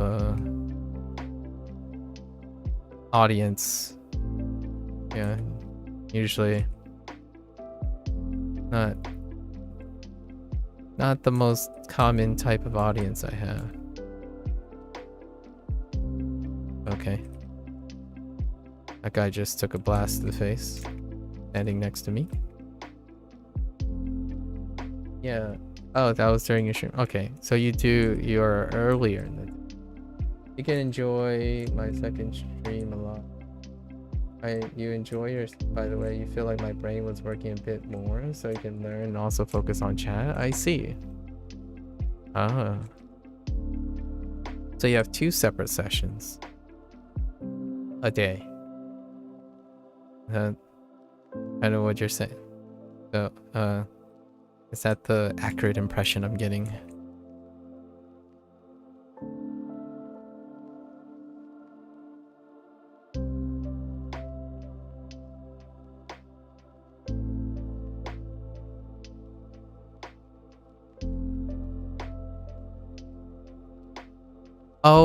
Oh, wait. You mean like second ever stream? Okay. Okay. First stream was yesterday with okay, second. Oh, okay. Oh, I didn't realize. Okay. That's my misunderstanding. I imagined you were already second ever. Okay. The odds of that happening was, you know, a lot of times when people talk about streaming, usually it's not. I don't encounter people like starting out. It rarely ever happens. Oh, that explains a lot of things too, about hearing things and whatnot. Okay. Actually, that gives me a bit of a more framework, like a mindset. I've gotten so used to what's a common occurrence when you stream and or post things on YouTube nowadays. I'm sure you might get this impression vicariously as a person who consumes media, but generally speaking, those who have the willingness to express something,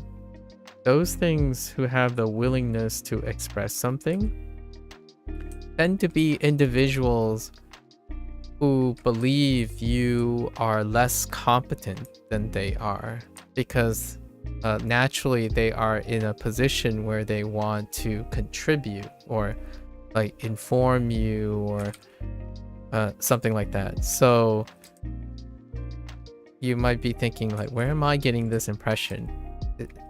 It's largely after, you know, six plus years of evaluating behavior and whatnot that gave me this impression. So most of the time, the ones that you are more statistically likely, I'm not saying all of them because I have plenty, out of all of them, you still have a percentage of people who are more inclined to relate to you or share some sort of personal experience, like story exchange and like coffee table talk and whatnot.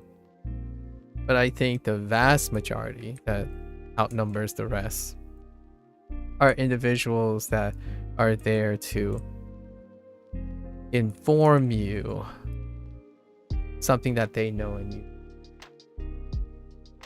No.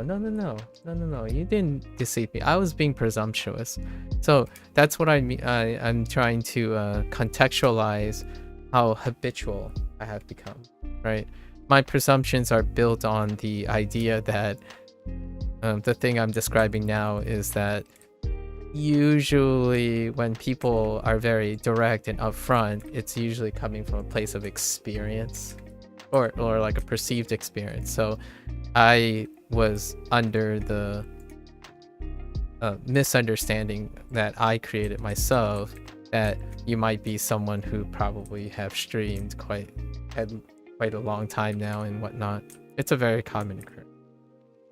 Like the people that you met yesterday are the rare occasions that they started after me, as in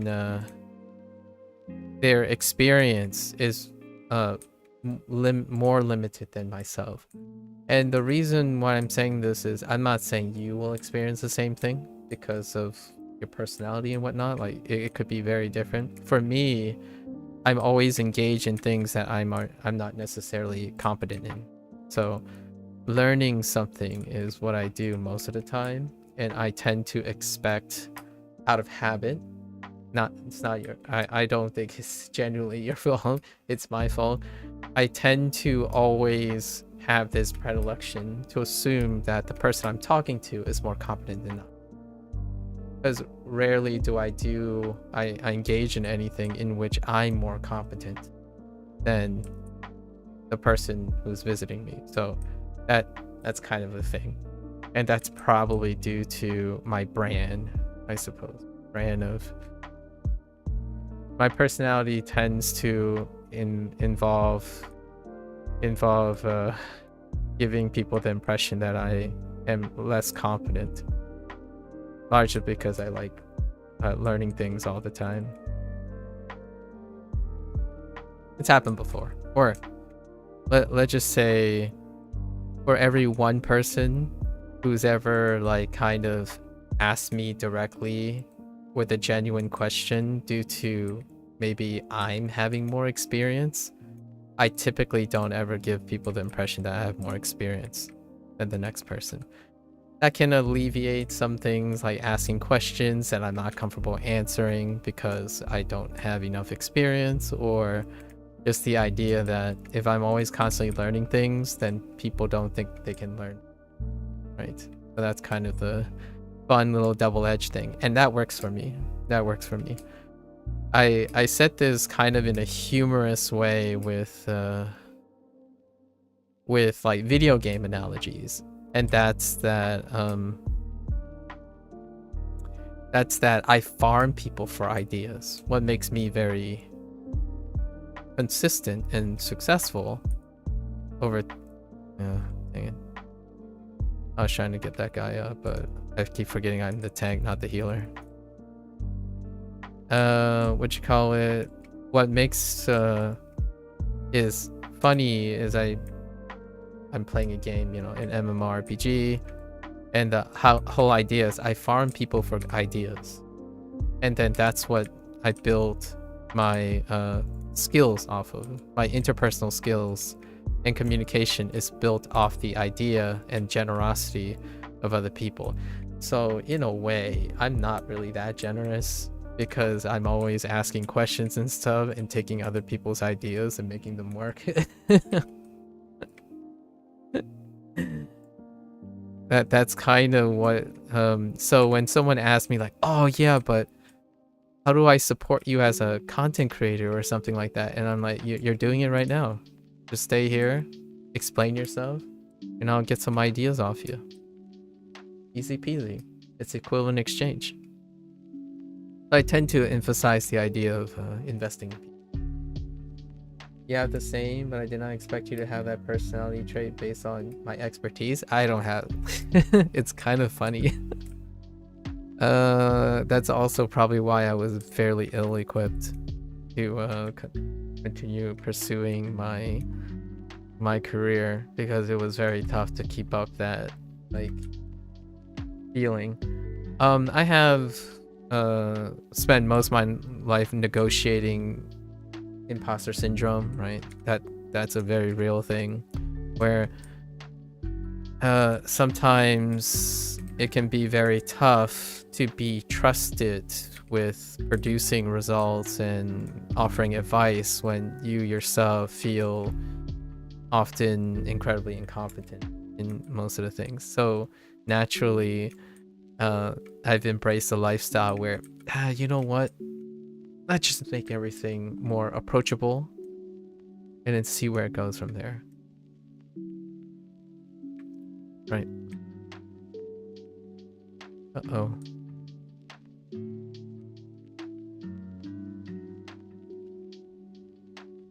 Hold up. These guys are having a little problem. A little bit of a problem. Yeah. I think my my only marketable skill at this point is doing just that.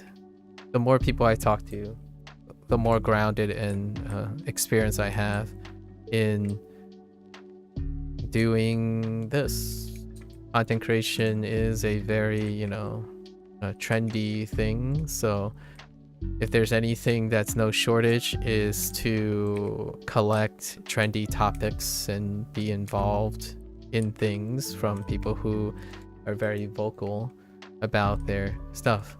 So solving a lot of people's problems, being involved in their business, so to speak, like voluntarily. So asking questions give me an opportunity into their lens. So when a developer, like, you know, an indie developer invites me to do something, then if I ever communicate with them, then I would spend most of my time trying to collect their experience.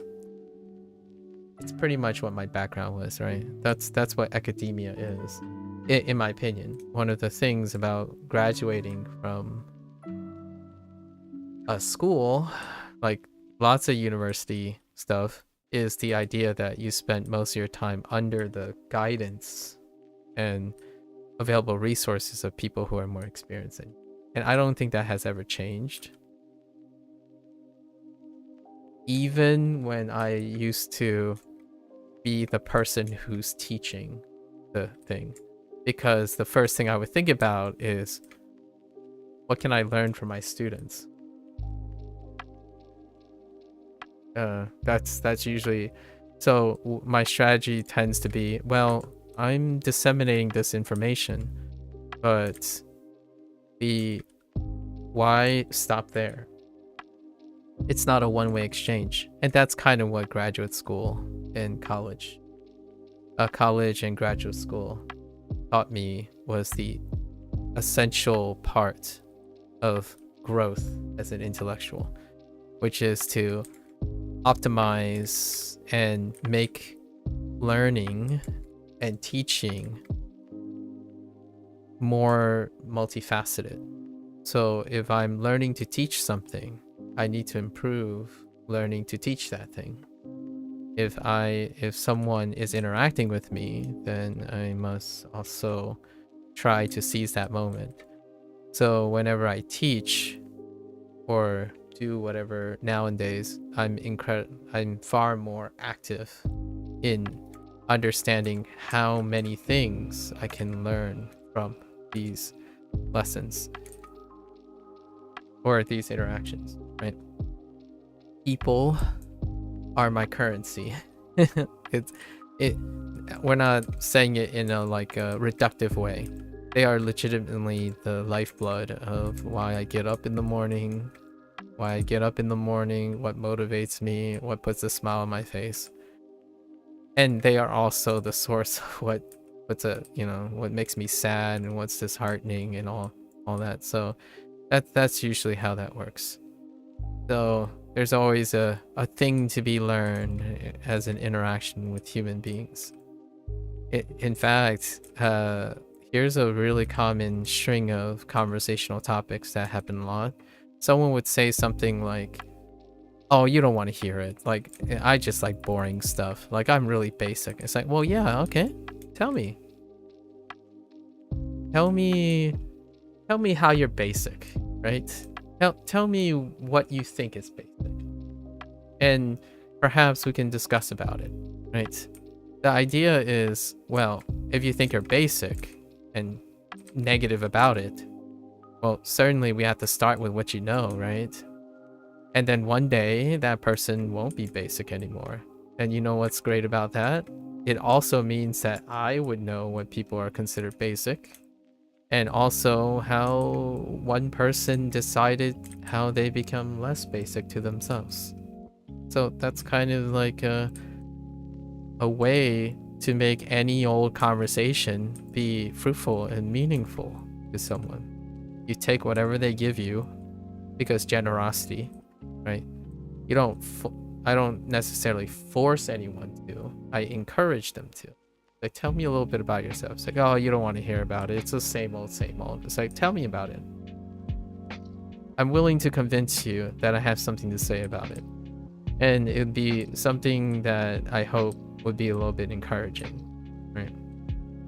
And one day that person will openly share whatever they decide that's interesting. And then we have a basis for growth together. Gonna follow me on the account you stream? Oh, okay. Alright, yeah, because I don't want my friends to know you stream and they know about this one. Oh, I see. Like, surely the person has heard my interest 1,000 times. Yeah. The whole... I don't want people to think that just because they have basic things, it's not of value. There's a reason why you are doing it, right? It has some either pragmatic, sentimental, or any combination of things. So my first thought, if I need to press harder, is like, well, you know, I want to get to know you. So whether you think it's basic or not, how can I get to know you if you won't share any of that, right? That's a little bit pushy, but I want to give the person the impression that it is valuable. Like, the most accessible thing or the most valuable thing I can provide is the use of my time and my thoughts. I think that's what I have to offer. So if you think you're basic, then let's be basic together. Let's be basic together. In fact, that was one of the icebreakers that I had with a few people a bit back. Like, oh yeah, but you know, I just like watching mainstream anime. And I'm like, yeah, sure. Which one you watching? Right? That's just it. Ownership. I think being surrounded with people who are very comfortable with their own ownership is beautiful, incredibly beautiful. I would not ever be concerned with someone's health and lifestyle if they're comfortable with if they demonstrate that they are aware of their insecurities, but also have ways to navigate their insecurities. Which is the idea of, I think the most common thing that the internet has spawned lately is making your life feel ordinary, right? Because in the digital age, in post-editing, post-processing, like all your edits and sensationalism may cause someone to normalize the idea that their life is very ordinary. Like, well, give me a 30 minutes and I can tell you that your life is not ordinary to me. And if it is ordinary, isn't that nice too? It can be nice and pleasurable to have an ordinary life. Moderation, you know. I think a lot of times success is created by the person. Like, the perception of success is not necessarily exclusive to it, but it does involve the person's state of mind as well.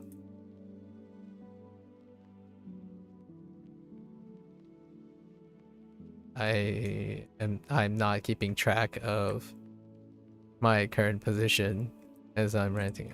We have to get this guy. Hold up. Okay.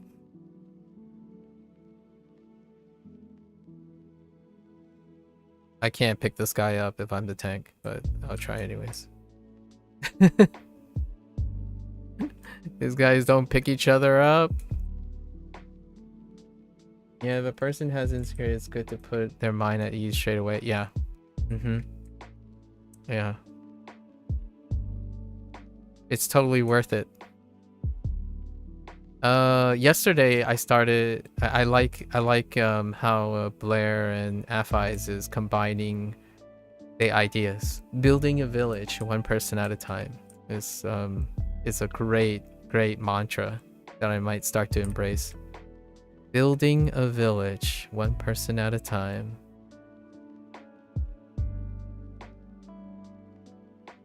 Okay, that's awkward.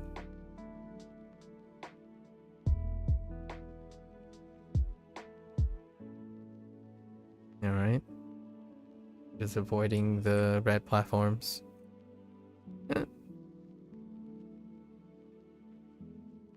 I didn't swap out my encounter powers, but that's okay.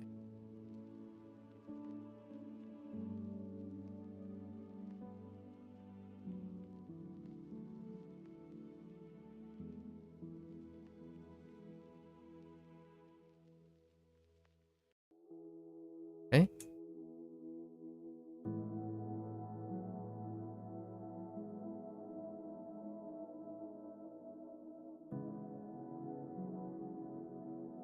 All right.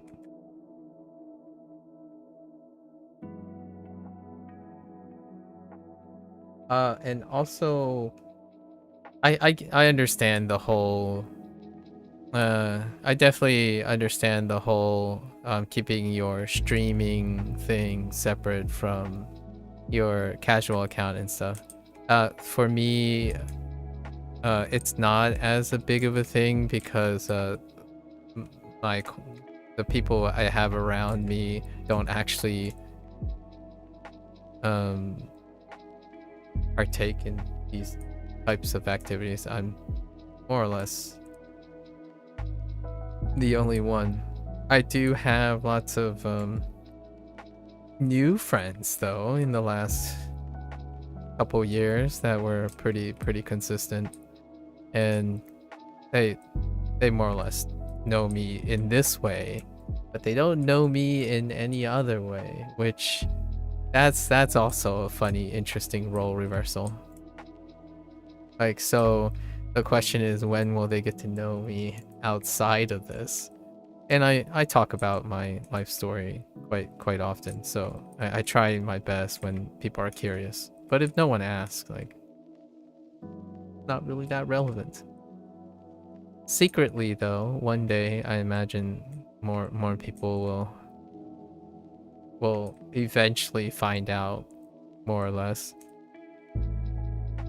how you know I'm secretly an average person.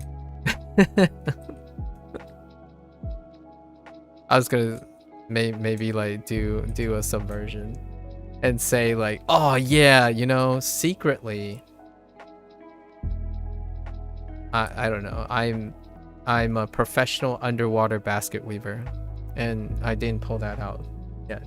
But no, the secret is basically I am an American who was born in the millennial generation.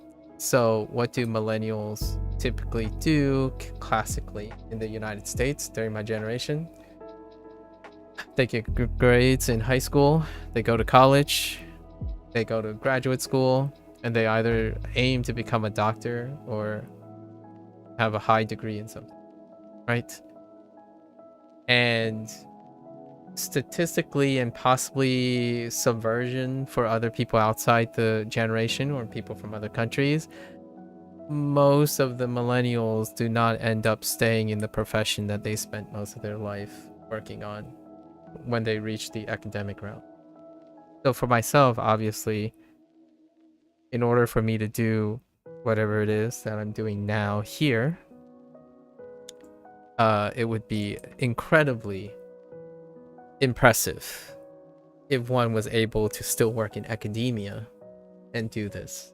The reason why I still think this is the case for people's understanding is that I did get questions about that. I think it's very humorous and a very I feel very flattered. I feel very flattered that it's a little bit like uncomfortable. Like people make it seem very uncomfortable to ask, like, dude, you do this so much and like you have so much time to study. It's like, may I ask? Like, I hope this is not too offensive, but may I ask what your day job is, right? Or do you work at all and whatnot? And I'm like, or someone would say something like, man, you're doing this and that. Like, do you even sleep or anything? And then, you know, they learn the secret, my secret, right? Like, well, no, not a superhero. Just someone who doesn't actually have a day job. So that's what makes it possible. And I guess that's kind of what I like to show people, right? No, humans are humans. Rarely are they superheroes. And you know what? That's what makes all the incredible things you see. Those people are still human. And that's far more amazing than thinking they're superheroes. In my opinion, relatively speaking. Like, if you think this person is incredibly amazing, you can too. That person would most definitely tell you that they are very relatable too. You want to know the details? Maybe less about myself. How about you? And we'll exchange. Lacey. How about we exchange? What? Tell me about a hobby that you have that is outside, that you want to integrate. I'm being a little like more, I'll make it less of a blanket statement. Tell me of a hobby that you can imagine yourself using Japanese to bring, use your Japanese to involve. Because right now mine is video games, so obviously whenever I'm playing Neverwinter, I can still bring up the topic of language learning. Whether it's about Japanese or Chinese, my hobby is the act of learning, so I can bring that up most of the time.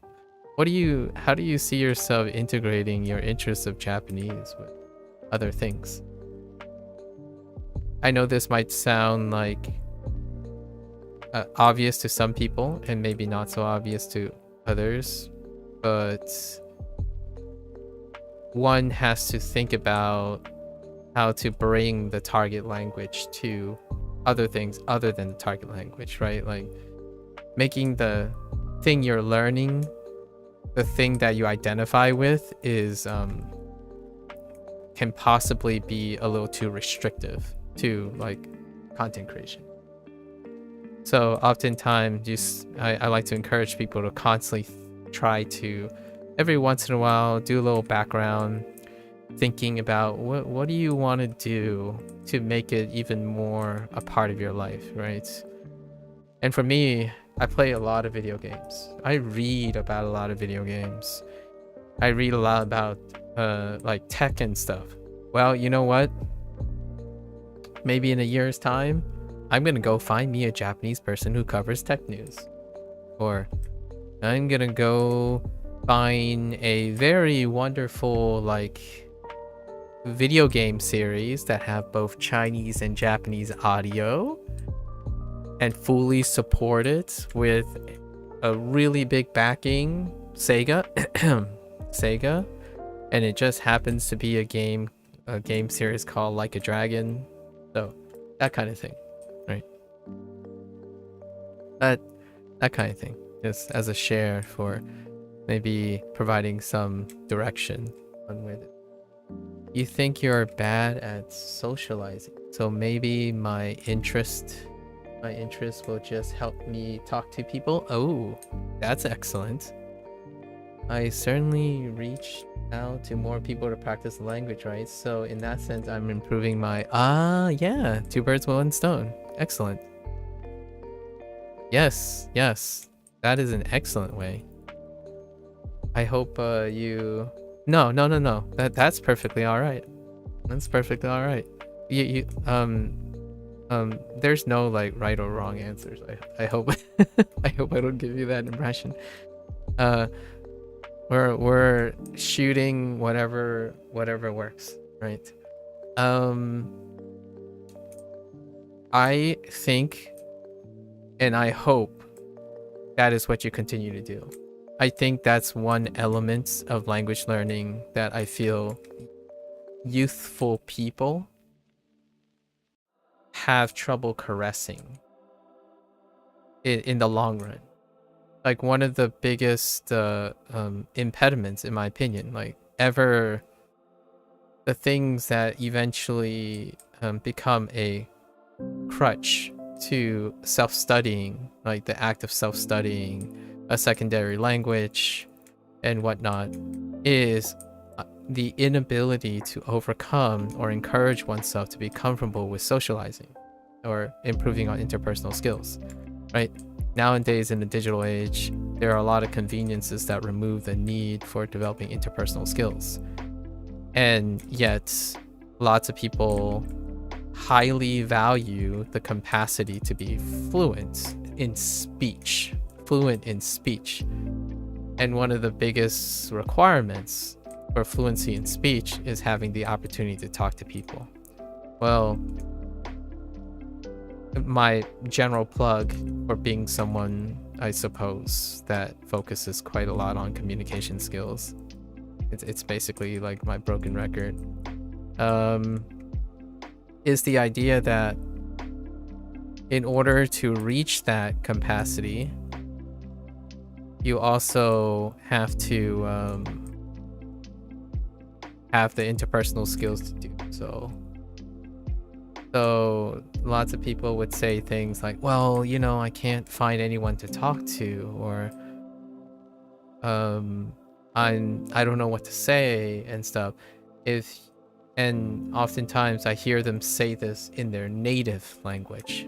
Like, hey, I asked you a question, and your response is like, yeah, I'm all right. I'm good. And then the other person is in a one-way exchange of asking questions and whatnot. And you might be thinking, okay, well, how does this relate to a target language? Well, if you're having a bit of insecurities and problems in your native language, I think having a language that you're uncomfortable in and hoping to improve might more likely to exacerbate those barriers, like elevate those barriers, right, in a negative way. So I like to remove that barrier as well.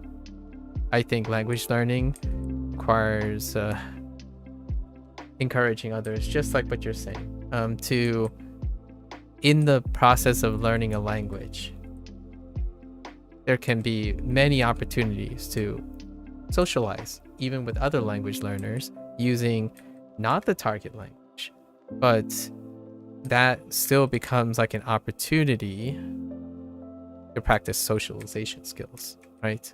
What more poetic opportunity to develop interpersonal skills than talking about learning another language to communicate, right?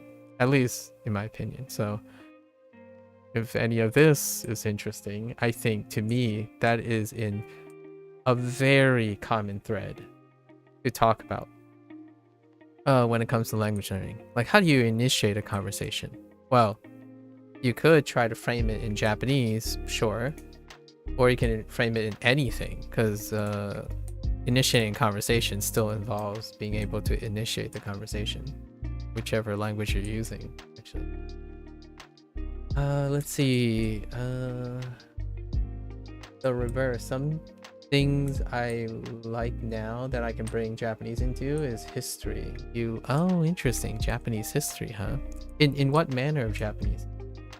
I love to study Japanese history in Japanese. Oh, one of your favorite historical events involved the Japanese Navy. Oh, interesting. The Japanese Navy. Which event might that be? Because I can think of a few, so I'm not sure which one you might be alluding to. Oh, the Battle of Midway? Okay. I thought you might be going with the last thing that I read deep into was the whole thing about Yamato. Oh, Yamato? The Yamato or Yamato? Battleship. The battleship in Hiroshima. Or some of the war-related things, like Iwo Jima and stuff. But Battle of Midway, huh? Intriguing. Yeah, the sinking of Yamato. Yeah, Yamato. I keep forgetting if it's Yamata or Yamato. Yeah, the sinking of that.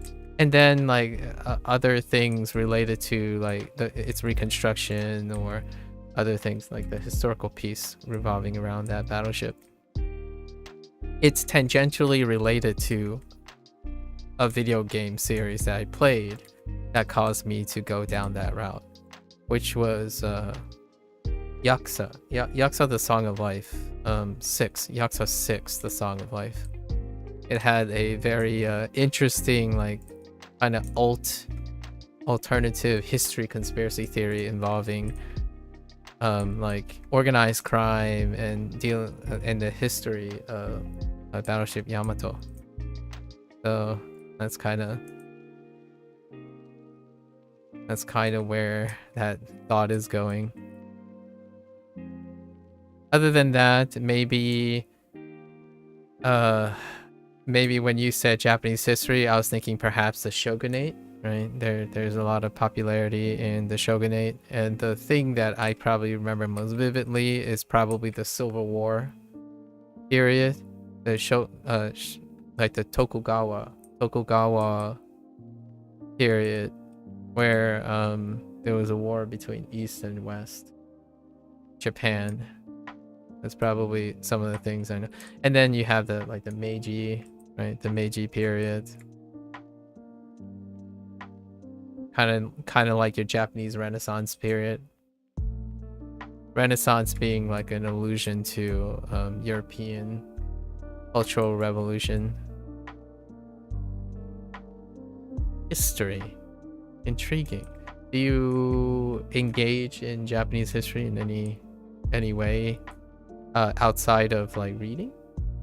I guess you're doing reading most of the time. Movies, like documentaries.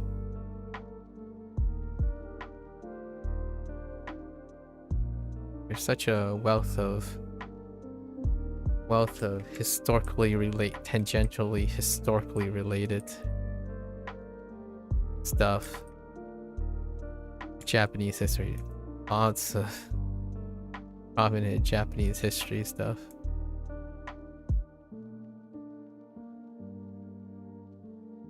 Oh, dang. I didn't even see that big purple ball hitting my face.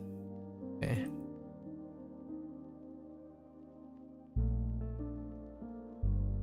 I did the same, but I stayed away from the team, so at least I didn't bop anyone in the face there. I haven't been paying attention to what I'm doing on screen. Usually Neverwinter is a bit of an autopilot thing. Anyway, just reading, okay, and YouTube videos. There's a very good 3-part series about the Battle of Midway. I'm honestly interested in naval history. Okay, but you like to expand your interest in Japanese to explore those areas? Ah, okay. I'm not sure if you're into like getting vignettes of like maybe Japanese like battle, like war period thing, but I think one that really stuck out to me when it comes to depictions is letters from Iwo Jima. I think it was directed by Clint Eastwood. Oh, that is something. That is quite a visceral depiction that deals with maybe a lesser known.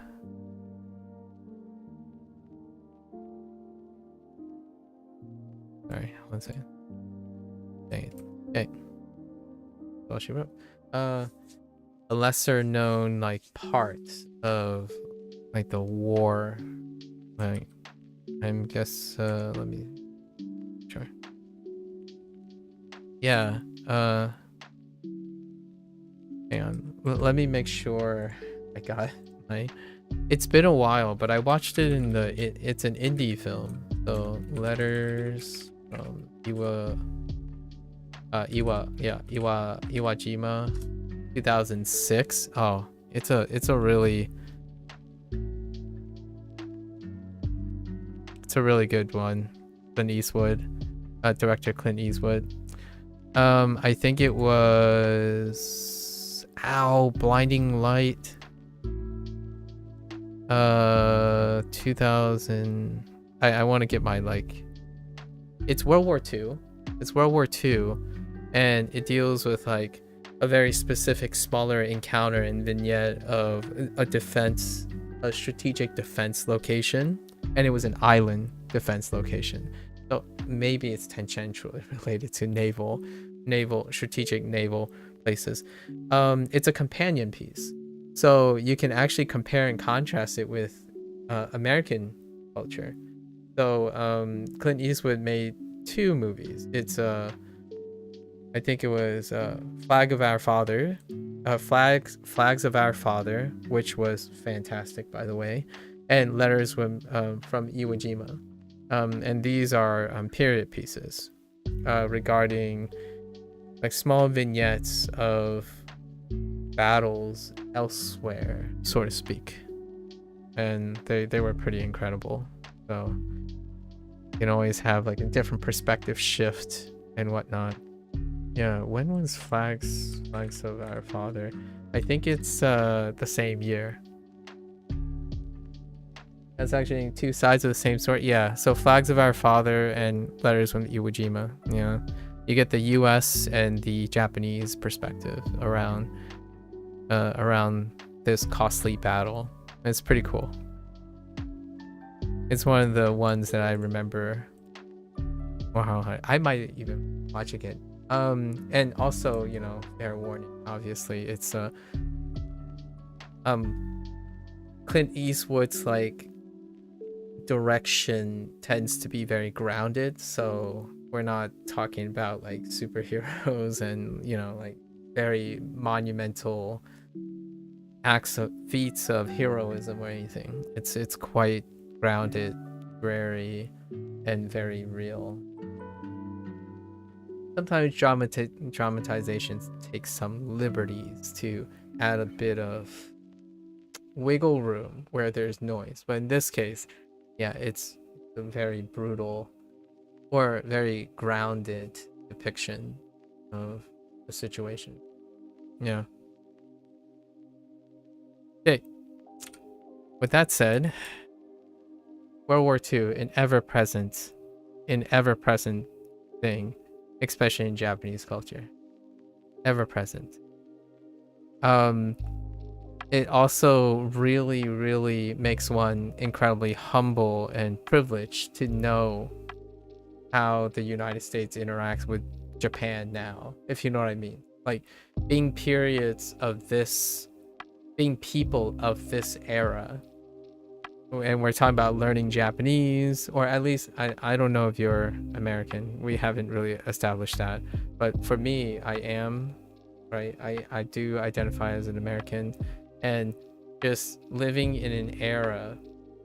There's a deeper cut in this because my parents are Chinese, so there's like a triangle effect here when it comes to China, the United States, and Japanese relations. However, living in a period like this and being an English speaker coming from the United States, you know, born and raised in the United States, and then watching these pieces like about World War II, brings together this really like deeper appreciation, whether you know Japanese or you know English, whichever one, is how different our perspectives are now in our current time, right?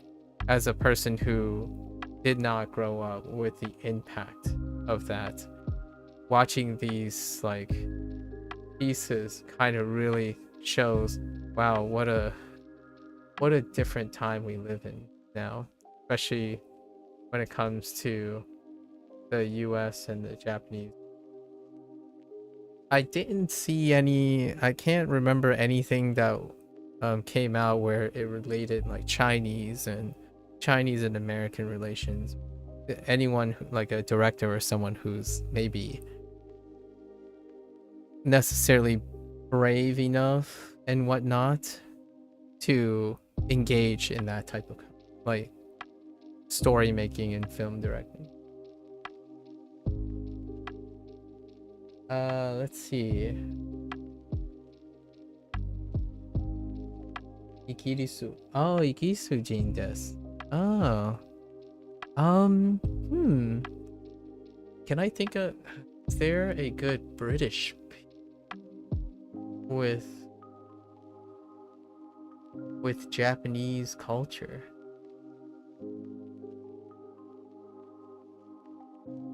There are a couple things that come to mind, but they got canceled.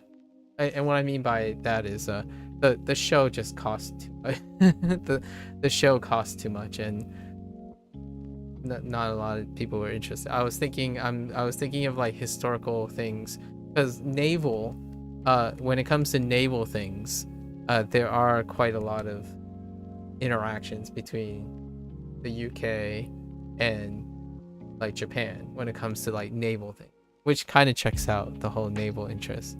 If there's any country also incredibly rich in naval history, is the United Kingdom, right? Plenty of set pieces dealing with the once incredibly, let's just say, successful naval empire that the United Kingdom had, right? So there is quite a lot. It's usually like the pieces I'm thinking of is usually the interaction between either the United States or Great Britain or Germany and the UK, right?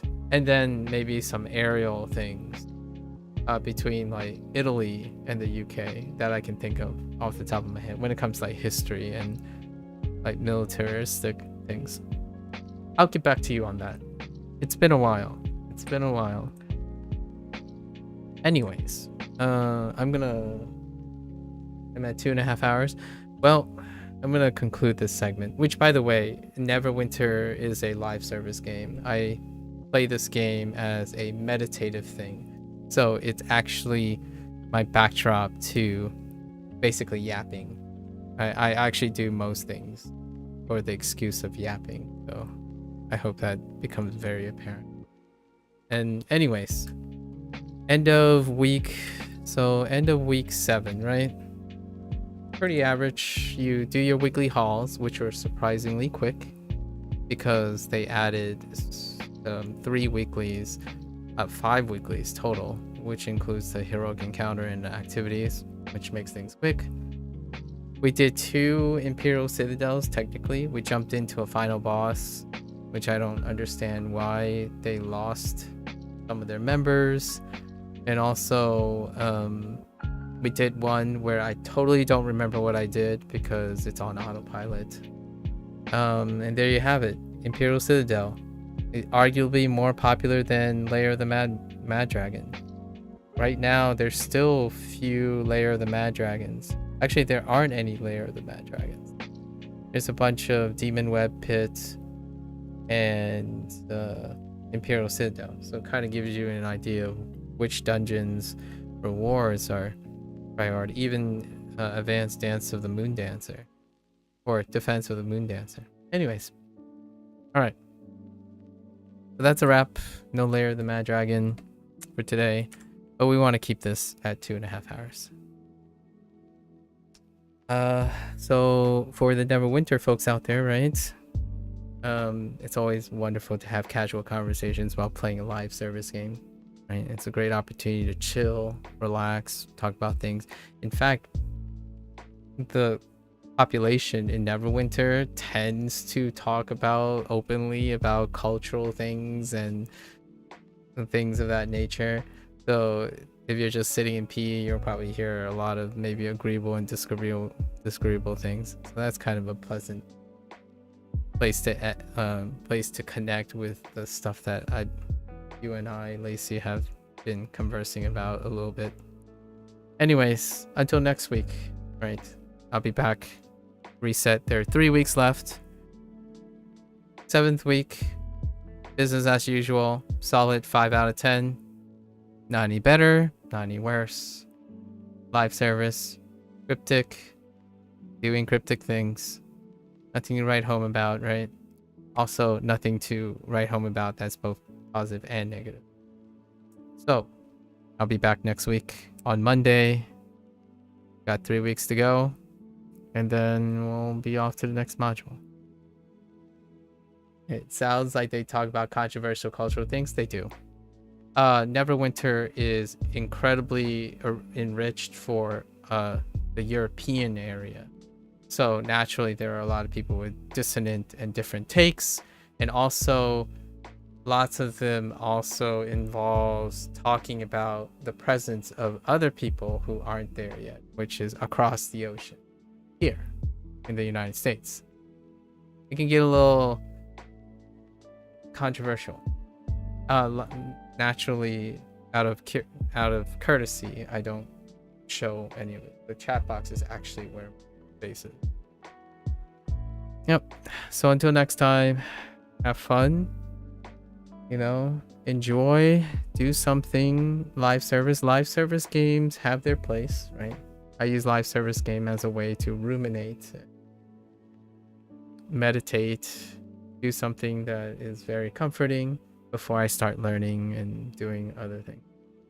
So I hope the people who still are interested in Neverwinter are enjoying it the way I'm enjoying it. Or maybe they're hardcore still about that stuff.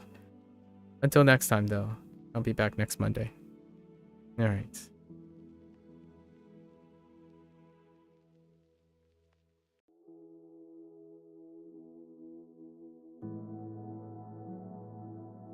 Okay, so let's switch gear.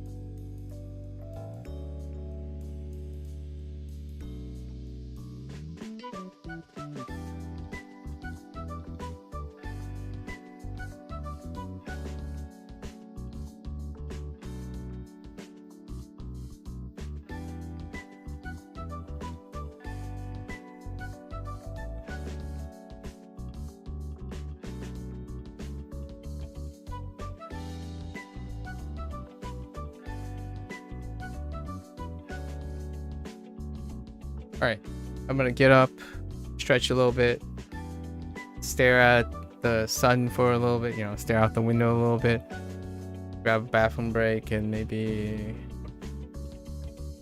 a light snack, and I'll be back. Thank you, thank you.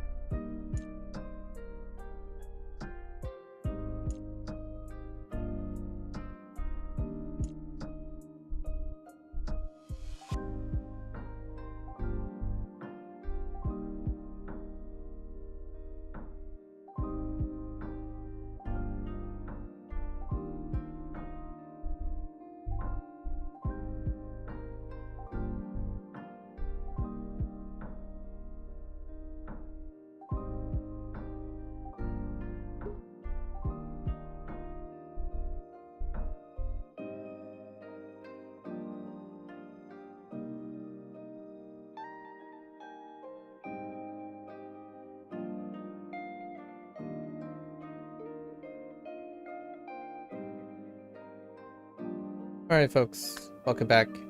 It is day 31 with Shashingo. Today is our third day. So we've added our new set yesterday.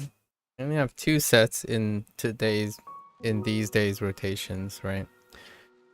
I think I remember some of them.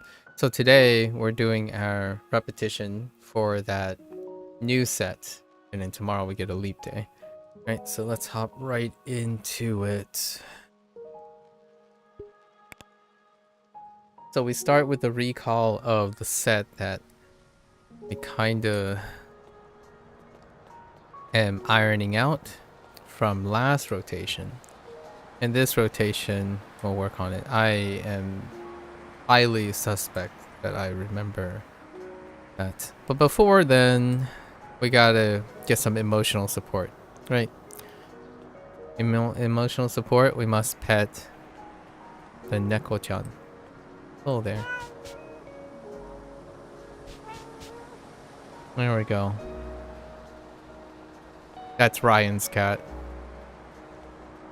Virtualized. Ryan, the developer. Hello there, little guy. Mm-hmm. And then... Oh!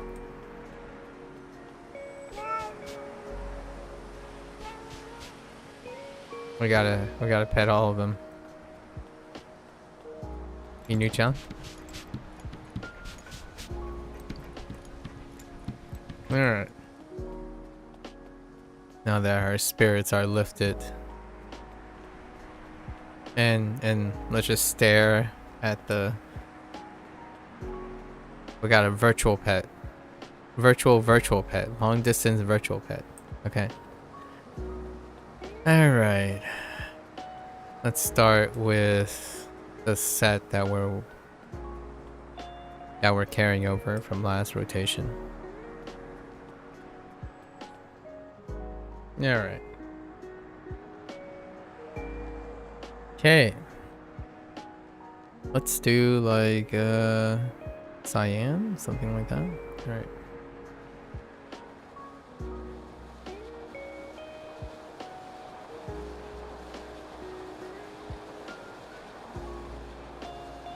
Start by drawing a blank because I'm really, really great at that.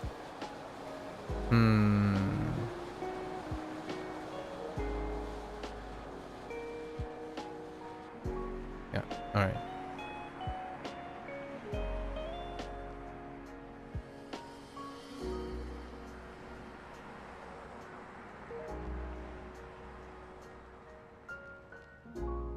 Kabam.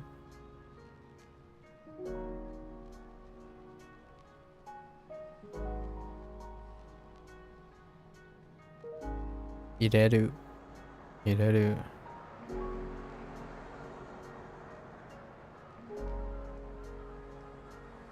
Dasu.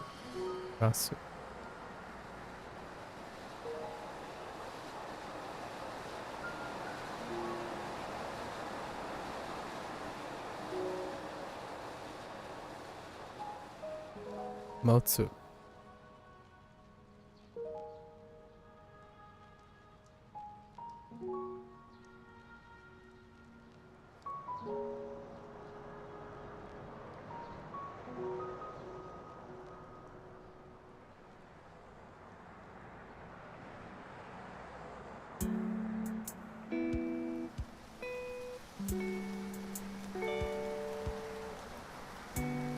Gakugaki.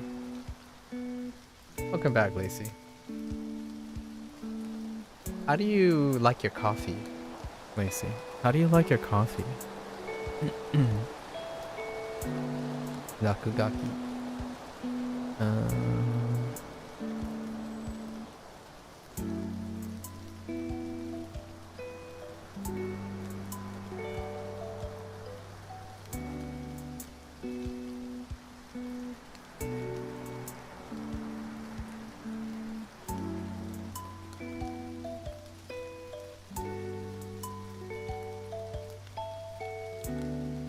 Iho.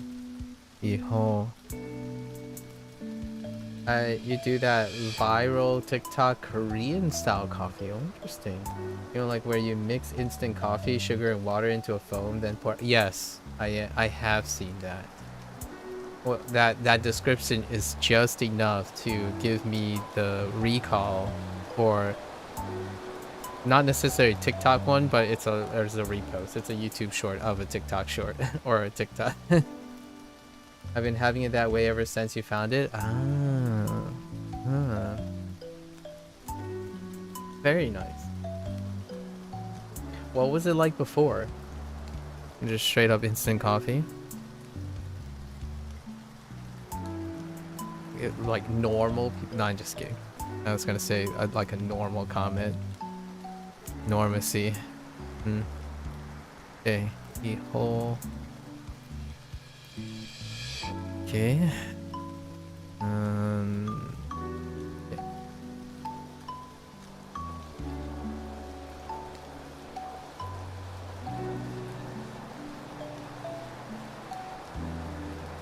Oh, kaku.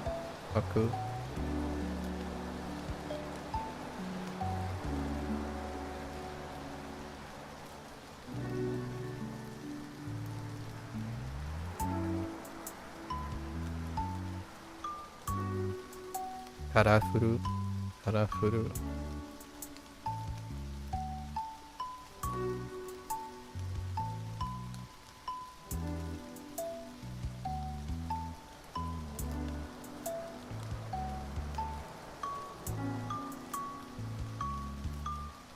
Do you ever yeah, just straight up instant hot coffee. Do you ever go around demonstrating how much of an edge lord you are now? Like, hey, you know what? Check out how I have my. I'm just kidding. Okay, but that would make for a fun conversation. Given my stereotypical impression of the routine in the UK, obviously I'm general for humor, but just like, oh hey, you want a spot of afternoon tea, right? I don't know why I said it that way, but you know, you say no, I'm gonna have my Korean style coffee, and then you just like raise your eyebrows a couple of times, like let me show you, let me show you, and then it'll be like the whole. I don't know if you've ever had these moments. I'm not sure what your background is, or a lot of times I had these moments in my life because I live in an area where Asian culture is kind of absent. So a lot of times when I'm like, oh hey, have you guys tried this? And then the next day you just find out, it's like, where have you been all my life? Like, why didn't I do this all the time? And that's kind of how I'm imagining the hypothetical situation. Like, go there, everyone's having their tea, right? Their afternoon tea is like, you just show up with this Korean style instant coffee. It's like, hey, you wanna, you know, take a sip or something like that, and then you just like instantly convert them. I'm unfortunately I'm not, or like coincidentally I'm not a coffee drinker, so I wouldn't have the palate or the experience to understand the difference between preparing like straight up instant coffee and how much of a difference the Korean style affects. You had to convert them on tea too. My taste in tea is weird. Oh, I see. Yeah.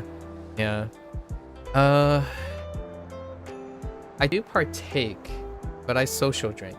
So I like, and I don't mean just libations. So I typically social drink when it comes to tea, coffee, even libations.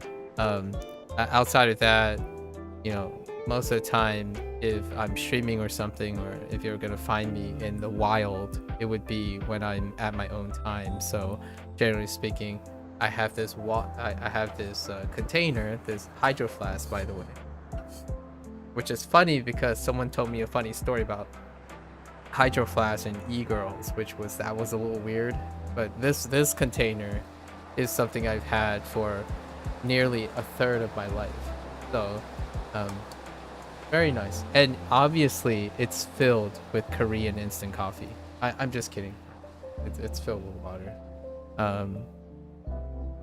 Some people have often asked me what's in here, and I I had thought about coming up with like a clever long story regarding what's in here, but it's actually just water. Average, right? You know, just water. Very cool bottle. Would you care to tell the E story? Oh, E-girl story. It's not a very long story. The idea is I've been drinking and I've been moving along with this container. Like, this container has been visible for a very long time, and someone said like, "Oh, you know, are you sponsored by Hydro Flask or something like?" It's kind of like a having, what do you call those things? The Stanley Cups, right? Like the how viral the Stanley Cups become. I don't know if that's a thing in the UK. I'm sure it probably is to some extent, like collecting like coffee mugs or something like that. But the Stanley Cups are like how viral. Before the Stanley Cup, Hydro Flask was one of the bigger brands when it came to like the double wall insulated water bottles.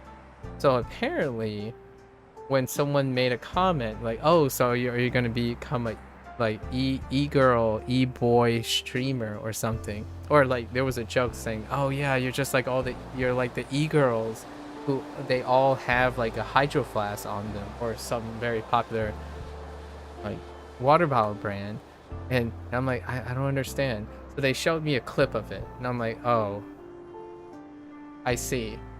And that was like I don't even know if it was good enough to make a TikTok trend out of, but apparently like lots of people really liked. There was a trend for insulated water bottles for a while, and it was very much associated with female like Instagrammers and TikTokers and stuff. So that's where the e-girl story came from. And then I jokingly said, "Well, are there such thing as e-boys or something?" And then sure enough, yes, there were examples of that too. They all had like this outrageous, they all had these things, and I'm like, oh, I can totally get it now. I understand. Apparently I was living under a rock. Sorry, that's how you found out about e-boys. Yeah, but the trend eventually faded. The trend eventually faded for these things because now they're like everyday, right? They're everyday thing. So the current trend that's outrageous in the United States, at least, is the Stanley Cups among especially the female population. Like, these things are incredibly expensive. This is hecka affordable. So that's why I have like 2 or 3 of these bottles of different shapes and sizes for like when I go out and stuff, like when I go hiking or doing things. And this is my personal bottle sitting here, and they lasted forever, right? So you don't really go out and buy them or anything like that.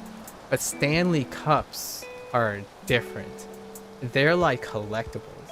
Like, people ravagely walk over each other to collect Stanley Cups. Like, they have walls of Stanley Cups. So it's like the whole Hydro Flask thing trend, but taken to another level.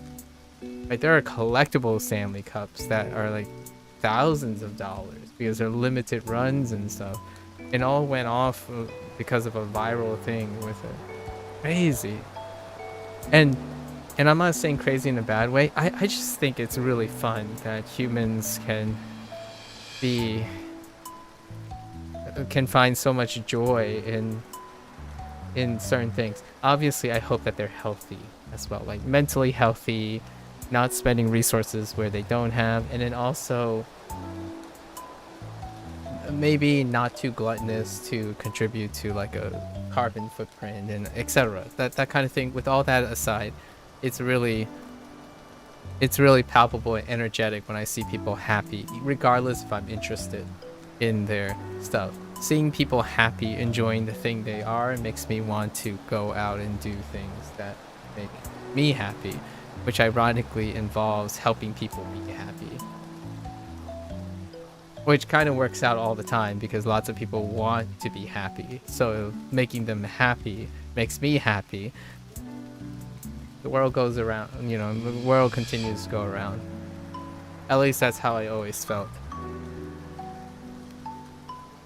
Once I left my adolescent phase, you know, when I was an adolescent, I was as selfish as the next kid, really, because what can you do when you're a kid? You have to understand how to make yourself self-sustainable, right? You gotta learn the world and all that. It's a natural human condition. And then after that, the rest is history.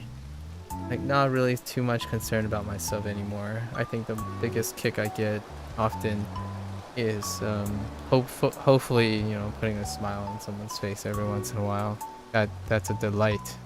Otherwise, yeah, I go online to see happy people smile all the time. You know, if people can't provide the smile, then you still got wonderful animals, right? Right. I'm a sucker for doggos and cats and capybaras and red pandas. Whatever meaning walks of life that makes you happy. All right. Call it what is a virtual contact happiness. Virtual contact happiness. Not a contact high. Oh, no, you can call it a contact high, I suppose. Like a contact high on life. Like, oh, this person's having a lot of fun, or this person is really happy and they're doing things and keeping themselves up. Why can't I? Kind of thing. Can do attitude. All right. Time to refocus. I was fishing for time. I'm kidding. I know this. Do I? Yes, I do. Okay. So, Kanban. Okay.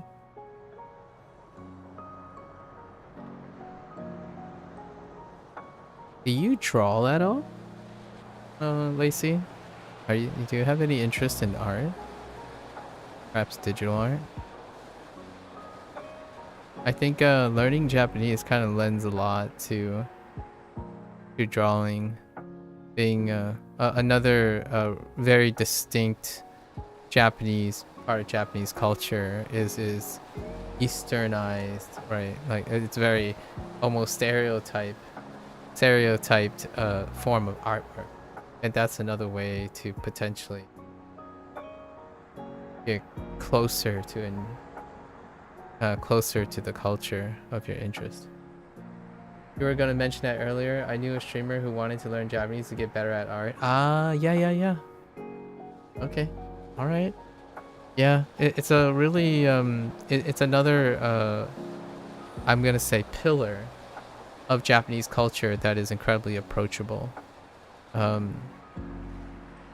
It's quite approachable. You're personally not interested, but I could see myself getting interested in the future. Leave your options open. Yeah. I mentioned this as a segue. So there's this thing in art. It's called Inktober. Happens every October. It was set by like this viral person, like this person who thought of an idea and it became viral among artists, like any form of artist. Originally it was more of a practical art, but digital animation, etc.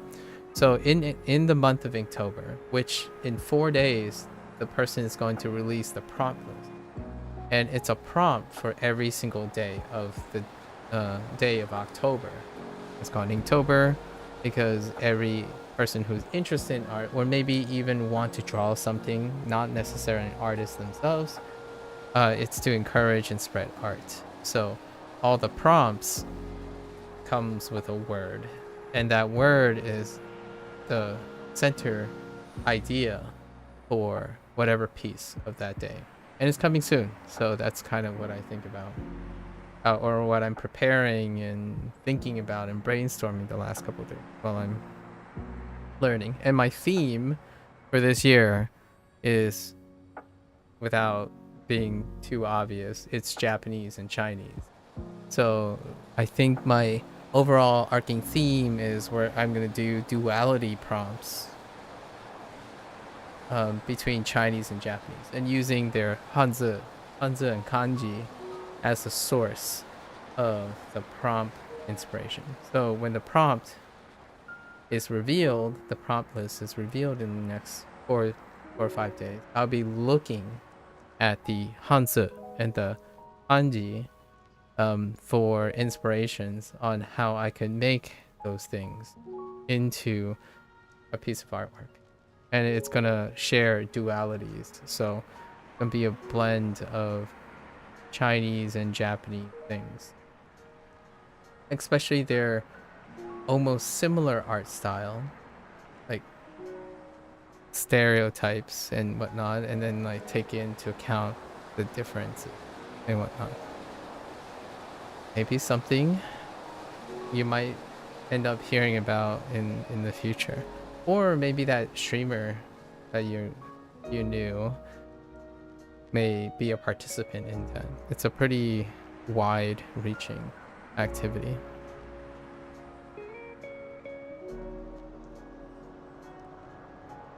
Anban Yomu. Eh? Yomu.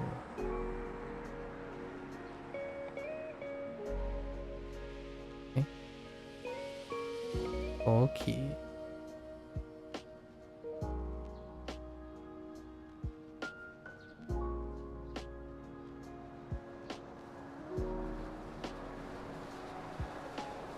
Namae.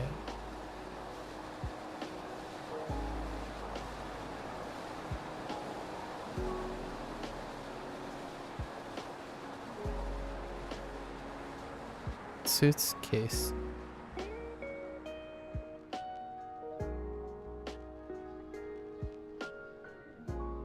Ireru.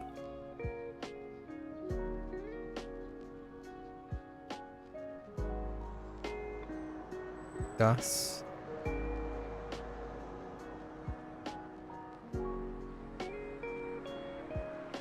Ipai. Ipai.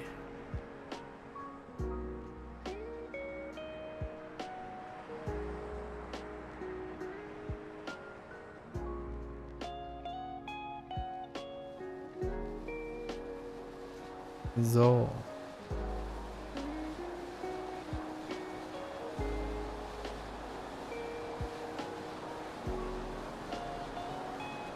Urui.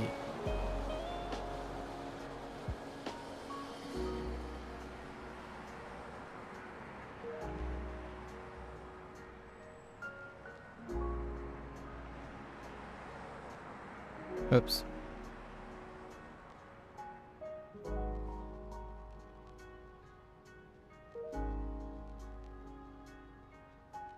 Nekishi.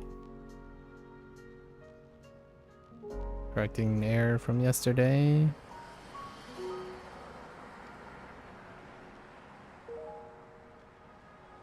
Right. Nekishiteki. Nekishiteki.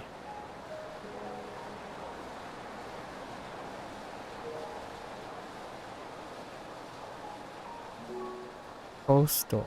Whoops. Posu. Sorry. Postal. Okay.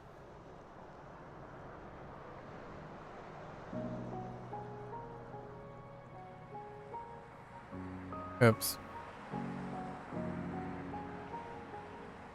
Okuru. Okuru. Okuru.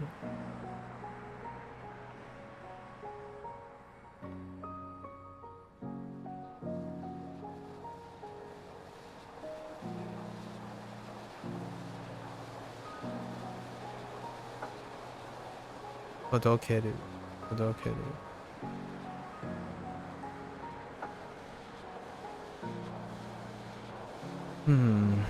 Okay.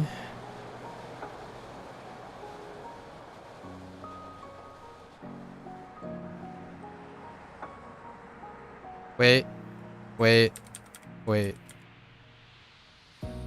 And I used the wrong radical yesterday too. Or I have a tendency. That's better.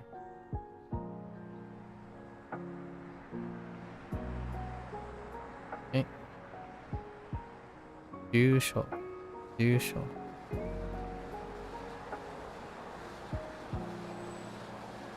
On.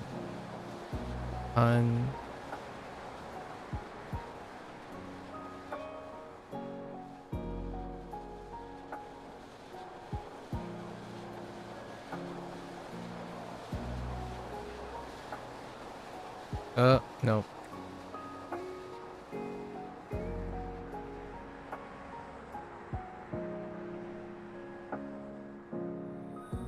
Yawarakai.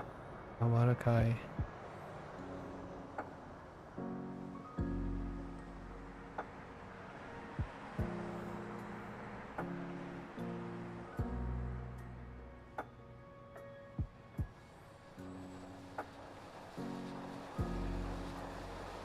Yaku.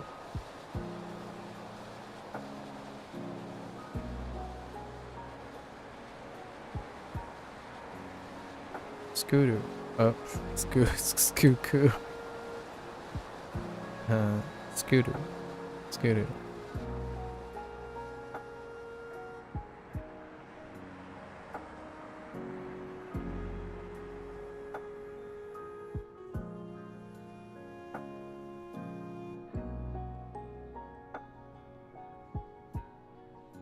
Hashipan.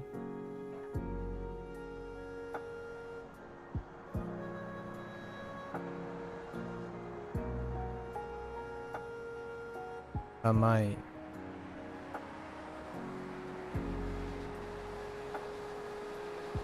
Oops.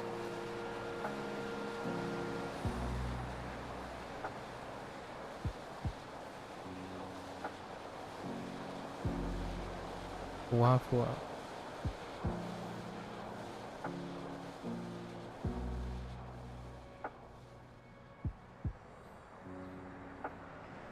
Kari Kari.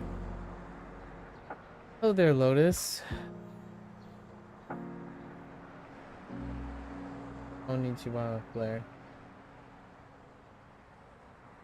See that wa at the end, Blair. Oh, hi, sorry. Konbawa. Sorry, konbawa. I see that wa at the end still, though.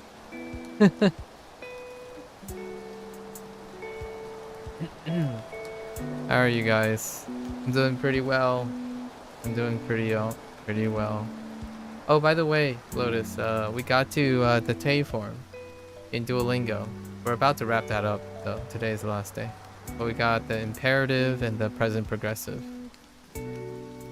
Now I can tell you what to do. You know? Now I can tell you what to do. Now I can express what I'm currently doing. Alright. Alright. I literally said, you just finished Duolingo? Well, congrats. Is that the whole reason you're here, Lotus? To like flaunt that you completed Duolingo? I see how it is. I see how it is. Nah, I'm just kidding. Yes?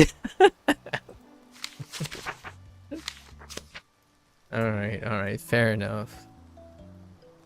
You can order chocolate strawberries in Japanese now? Oh yeah, I remember that one. Starting Mandarin now so you can teach me some stuff? I'm not teaching you anything, Lotus. You know how this works. You know how this works. You're gonna be teaching yourself. We're gonna have a race now, Lotus. I expect you to catch up in like a week. You know? No pressure. No pressure. You know? And then you're gonna make that video where how to become fluent in Mandarin in 1 week. Alright. Alright. Let's double check all the stuff. Okay, we're good. Right? Yeah, we're good. Alright, so let's move on to our newest set.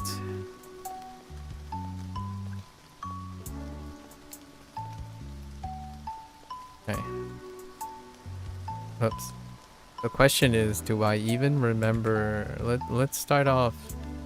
Let's start off by remembering the eight pictures.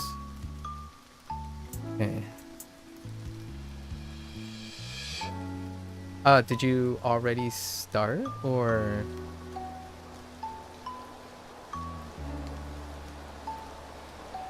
How's that going? No pressure for Blair as well. You don't have to start Mandarin as well. Okay. Let's see. What are the 8 things for this one? We have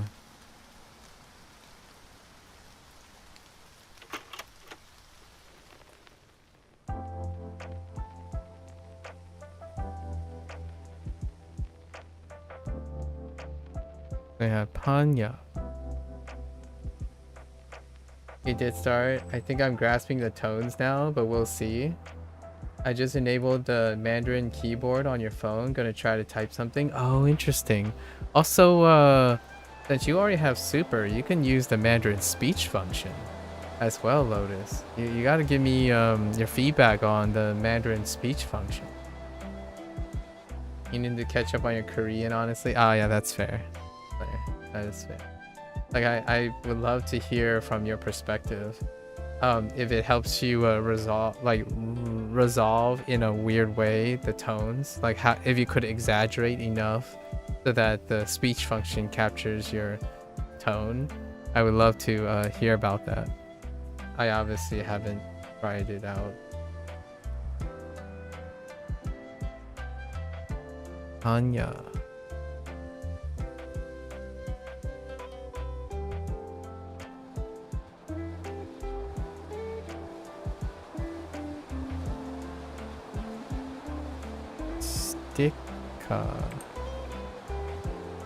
Sticker.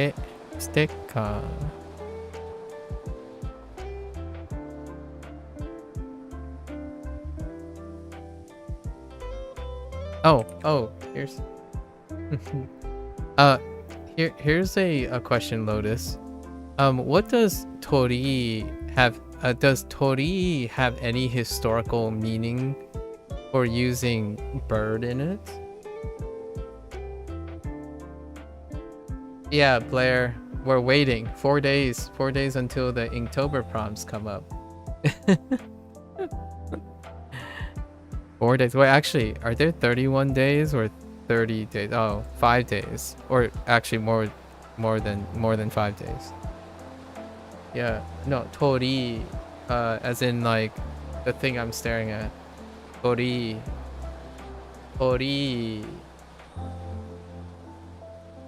Because Tori is in Tori. So, what do you think? Any brainstorming? Any like big brain moments? I'm about to write it, that's why.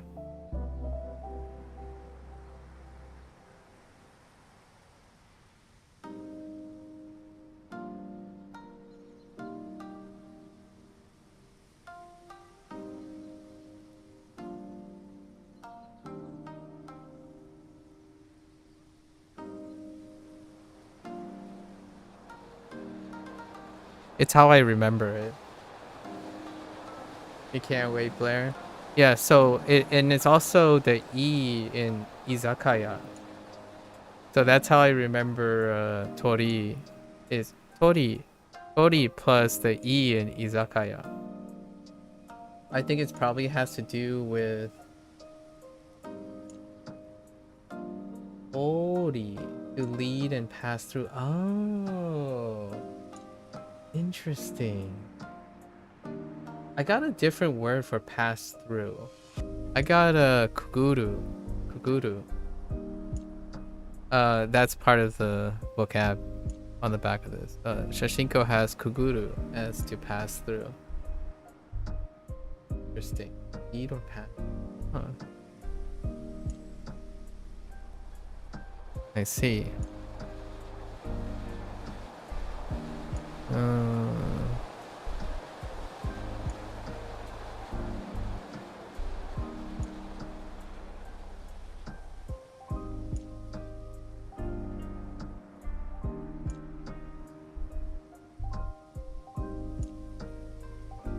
Yeah, also tori mekeru. Tori, oh, tori nukeru. Keru is a pass through, but I have no clue really. Okay, all right. I was just curious, you know? You never know. You never know. You never know.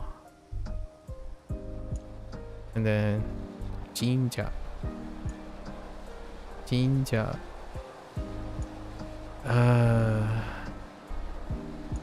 Oh, okay, real talk. Real talk though. You were a skater boy, weren't you, Lotus? Wait, did we already talk about this before? I'm getting deja vu. But you were a skater boy, weren't you?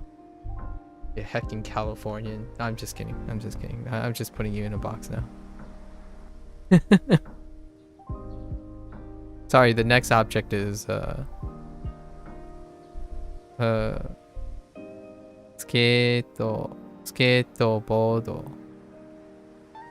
Skateboard.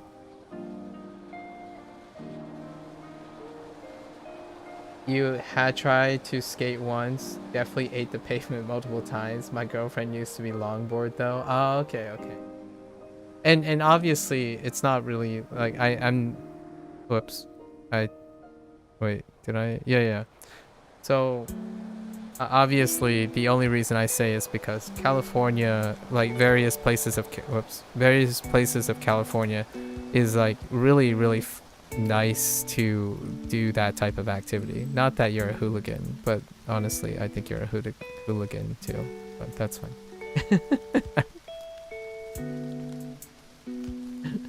I feel like because of like the sprawling nature of California's landscape in general, it does seem like a great place to know how to like skate or do something of that nature. Definitely a hooligan. I see. So what you do? Did you bike? I used to skate. Yeah, like the inline skates. I used to inline skate. I stood on a skateboard once. Didn't eat the pavement because I was already too old, like already worried about my knees and my back by the time I actually stood on a skateboard. But I used to skate inline skates. I remember trying to clear a recycling bin and failing miserably. And what I mean is back in the hooligan days, you know, trying to jump over recycling bins. And this is not, we're talking about those like green recycling bins, and totally caught, did not clear it. Did not clear jumping a recycling bin. That didn't happen. The attempt was made and the clearance was didn't happen. Maybe not a hooligan, more like a nerd playing games at home. Yeah, that's more my scene too. I would say very relatable. Definitely more my scene. Or hear me out, Lotus. I don't know how young you were. If you were young enough during this time, but during my days when I was a hooligan, it was all about that. You knew two friends who knew each other, who had Xboxes, and then one friend had a really expensive place, and their parents were loaded, so they have a basement where you can have multiple TVs and you can hook up the Xbox so that you don't have to like share a screen. That type of hooligan shenanigans. And then meanwhile, this person's house, they have like the sweetest mother who would make like effectively junk food, like fresh cookies and all that, and you know, Doritos and soda, and you just chilled and played Halo. Honestly, I more watched people play Halo because I wasn't really that wasn't my scene. I like watching people. Like I was a people watcher well into my well before I left the nest, so trying to learn how to blend in and all that. We talked about this a couple of times. It was a cultural experience growing up, cross between two worlds.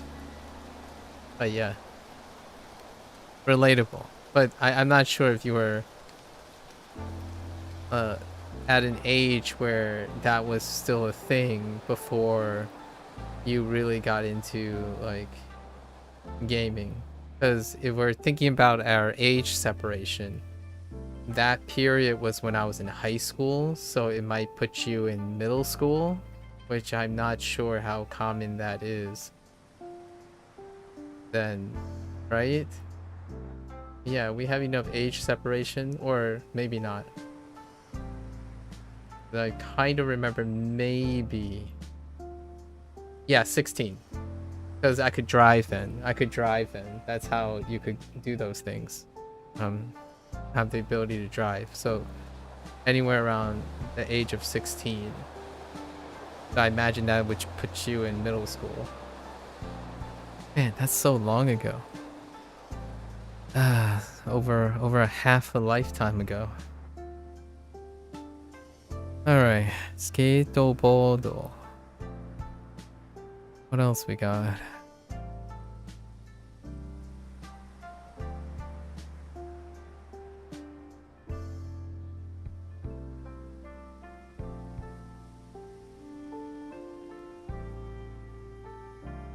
Oh, right. Show quarter.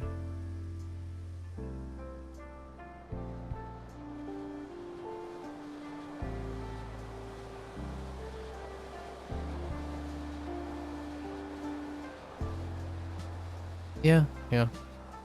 Asa. I need to flatten it a little. Maybe I'm missing a stroke, but we'll find out later. This is our new set.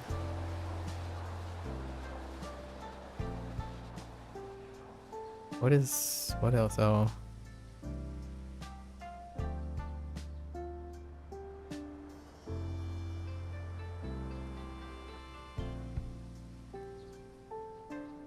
Megane and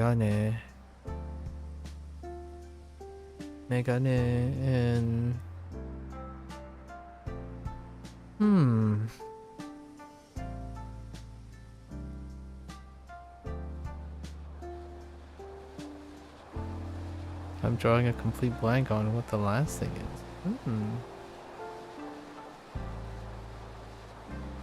Oh.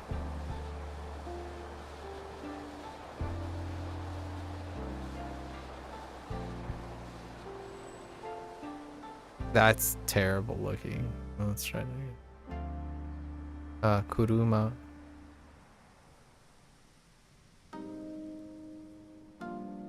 Okay. Alright. So let's see if I remember the back of these. This is where the stuff hits the fan. Oh, Panya.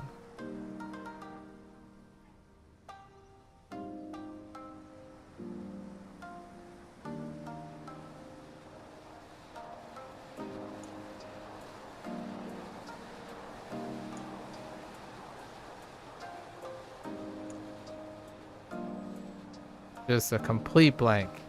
It's Chumon Suru. We're gonna skip that one. Okay. Oops.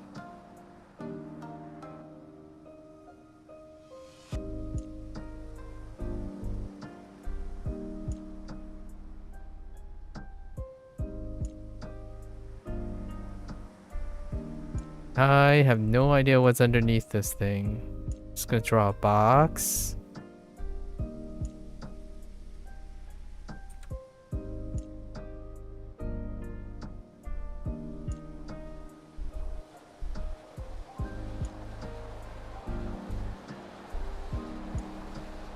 Right. No. Oh yeah, Eraru. Yeah. Erau. No. Erau. Oh no.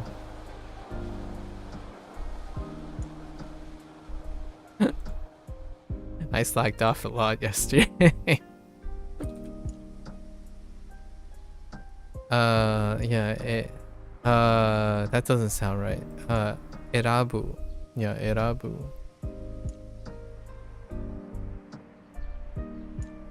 Okay. Okay. Yeah, I don't remember what the bottom rank was. And then repeat.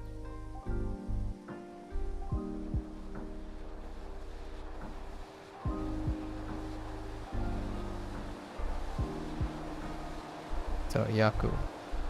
Do I remember now? 2 months.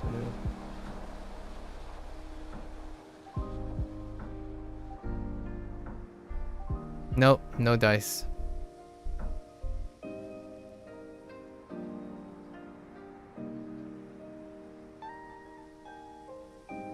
Yeah, sugoi. I kinda remember this. We're gonna go with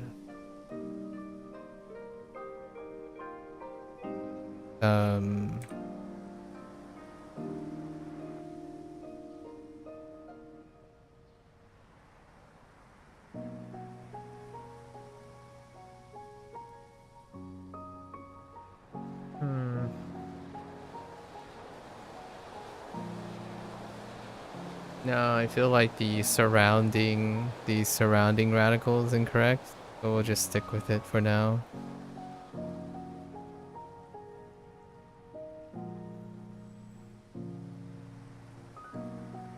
Yeah. Abunai. It could be the yeah, it could be the other one. It's fine. Abunai and Noru.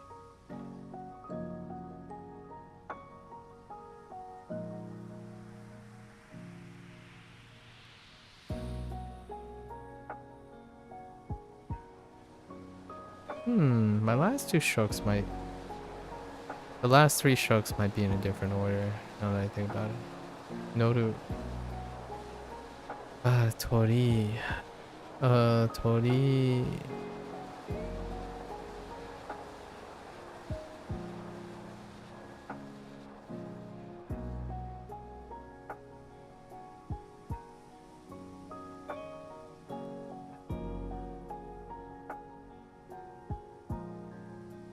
Okay.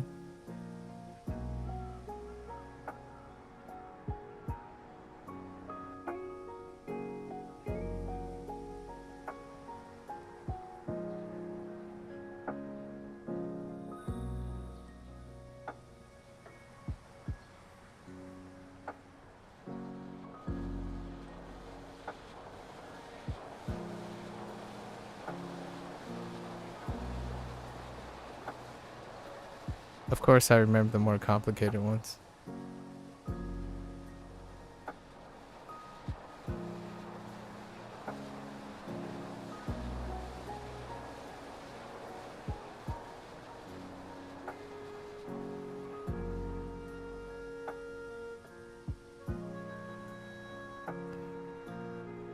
Yeah. Bento teki. Bento teki.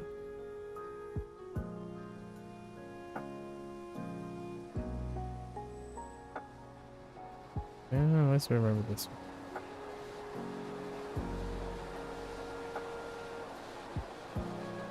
Alright.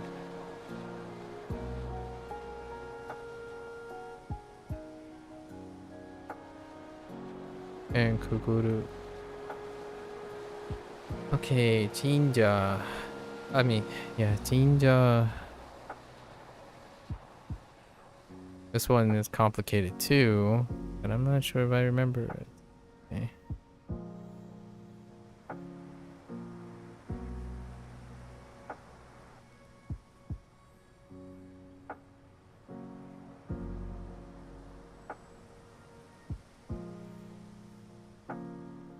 Nope. That's a box. I kind of remember some of this.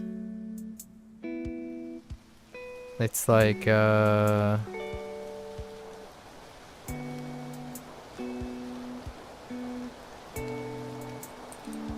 maybe...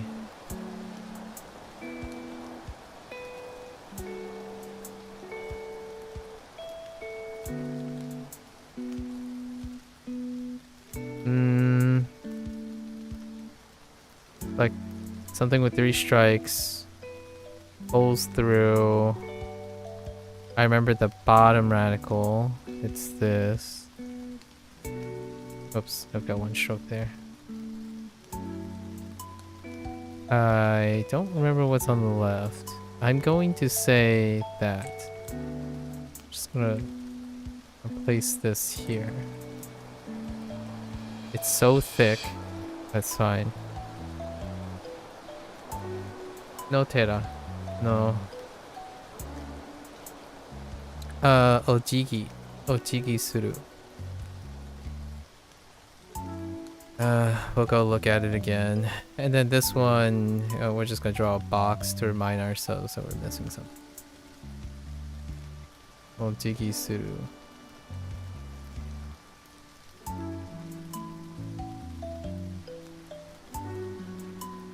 And dang it, I was complaining how nondescript this one is, and I don't remember it. Maybe it's this. That kind of looks okay. Inoru.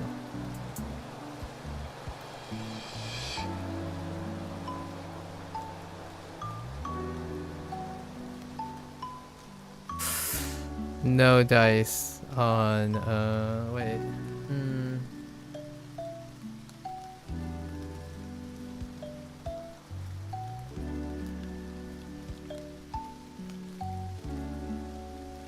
Oh, this set.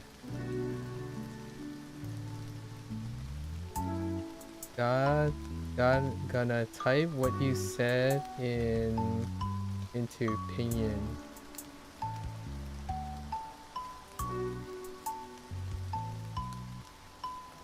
Was something. What the heck? Or I'm guessing that's still wa. But what is that? Oh, is that supposed to be O?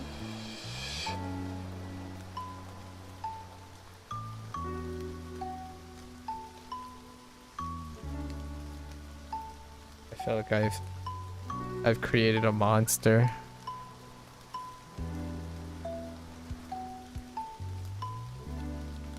Dang it.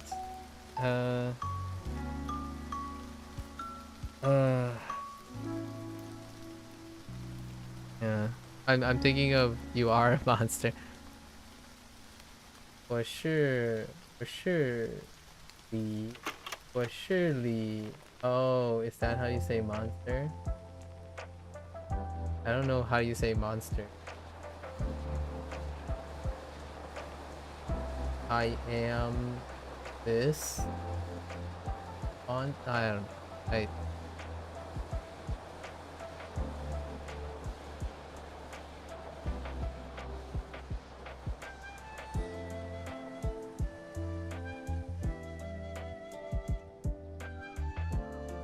Yokai? That's not yokai. Oh, you type lotus into pinging. Oh, that's how you say lo. Oh, okay.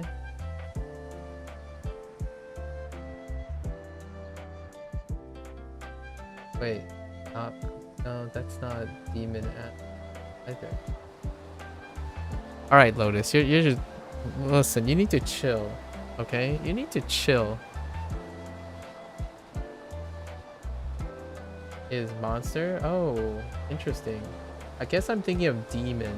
I'm thinking more like demon, devils, and stuff. Haven't seen what monster.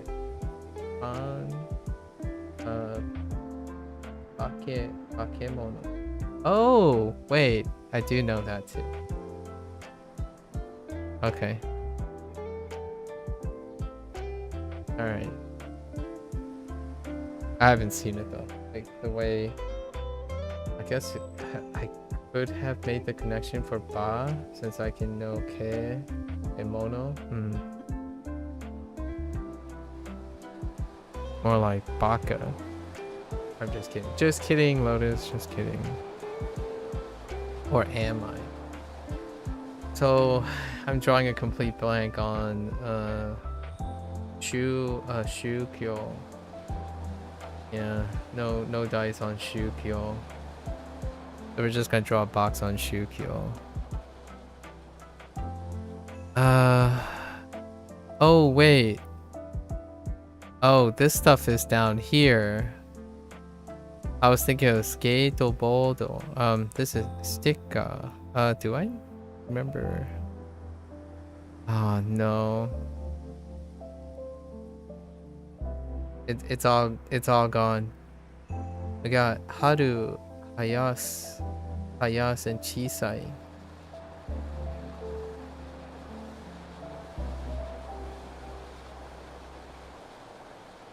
Oh wait, I know Haru.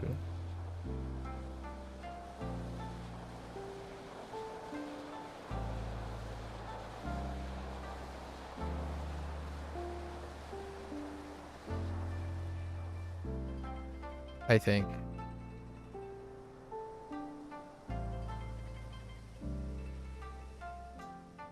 Do I know Hayas?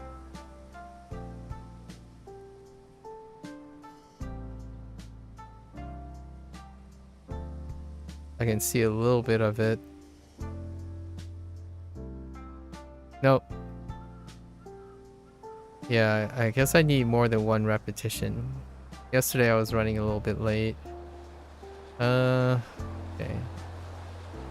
He'll come back to me pretty quick. And then Chisai.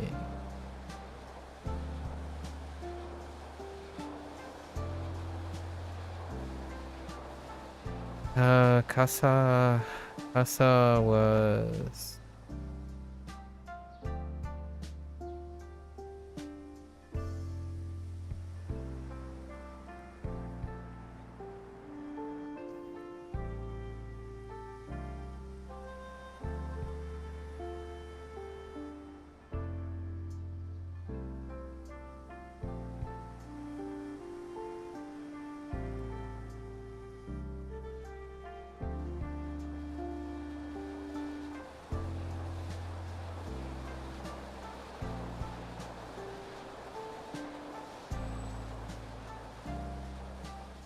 Arui.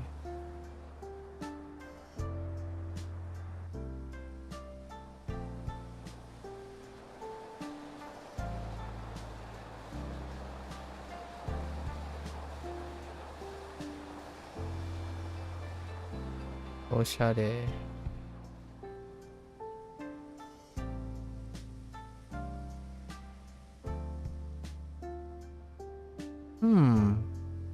Oh.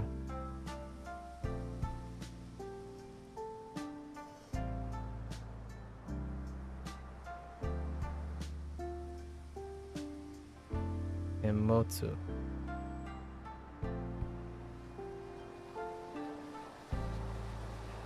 Oh, and yeah, congrats on 750. This verb section is talking about more food. Oh no, now I'm hungry again. Megane. Megane has Akeru.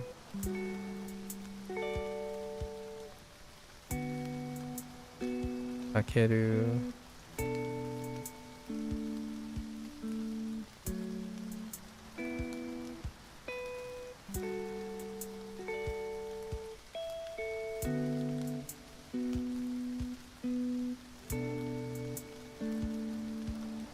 Pretty standard stuff, right? Miru. I'm pretty sure it's still Harui.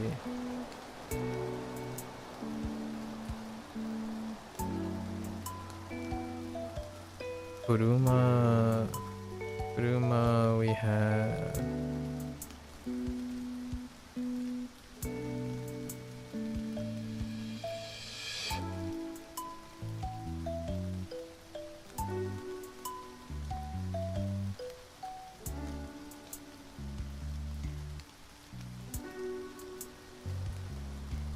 Untensuru.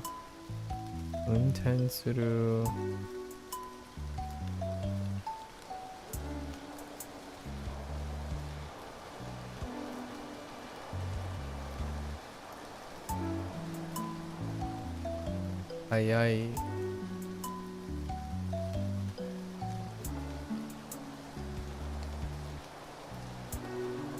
And Osoi.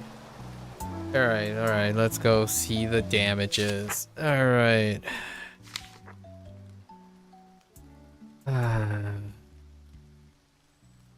I blame Lotus for everything. Okay. Okay. Oh boy. Chumon suru.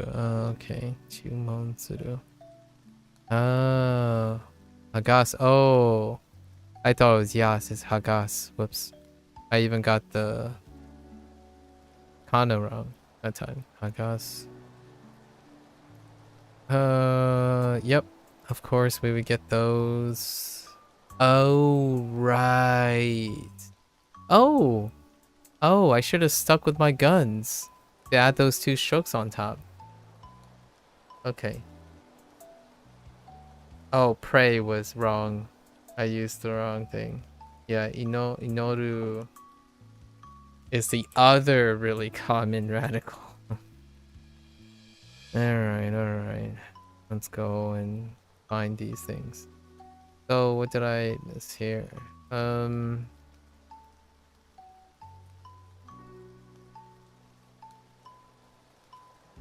Tabemasen. I hate writing tabe on a note card.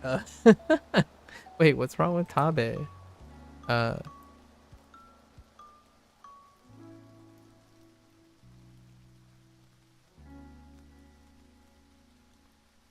Okay.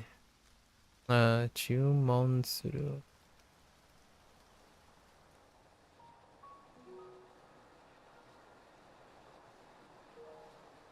Okay. Right? Oh my gosh, I wrote ta. Why?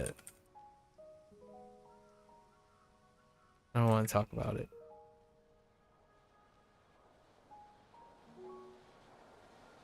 Okay. Chumon suru. And it's not yasu. It's gas. Hagas. Hagas. What was Hagas? I just saw it.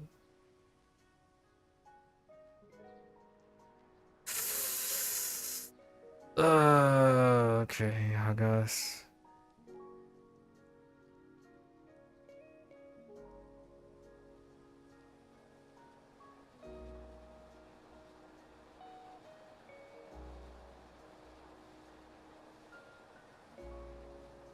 Wait, is that to the right or to the left? Oh, to the right. Ugh.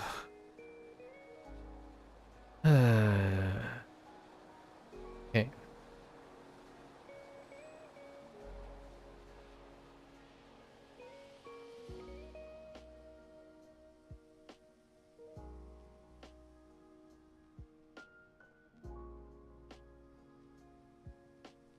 Okay.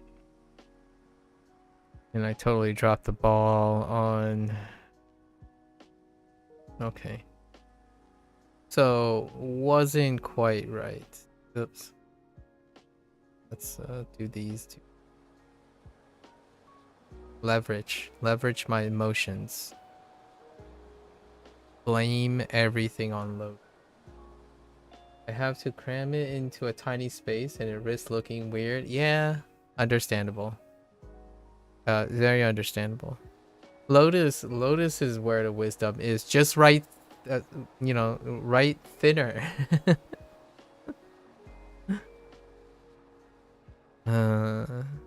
Just write smaller and thinner, forehead. He was probably joking. But... Toxic. Let's see. Ojigi. Ojigi suru. Yes, I do remember.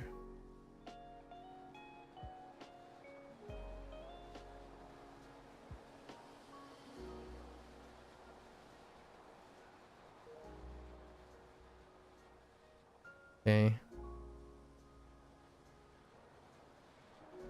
Ojigi, the gi The gi in ojigi suru is pretty toxic. You have to cram. You have to be like wafer thin. And like pixel thin. See, that's already too thick.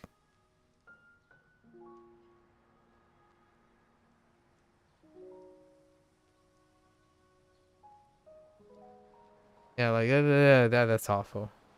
We'll write it larger next time.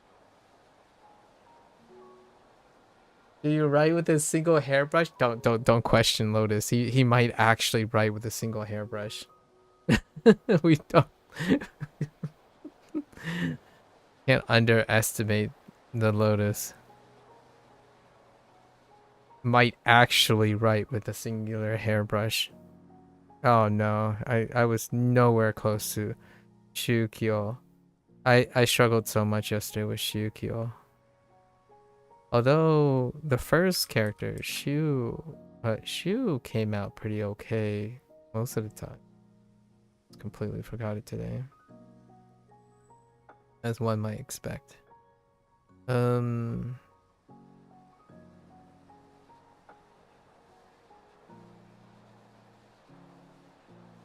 What was the right hand? Radical? What fits? No. I don't remember. Okay. Okay, Shukyo. Was everything else okay? Come on. Give me at least it's actually a more unique radical than I thought, actually. It's actually a pretty cool looking radical. It has a different crown. For Abunai.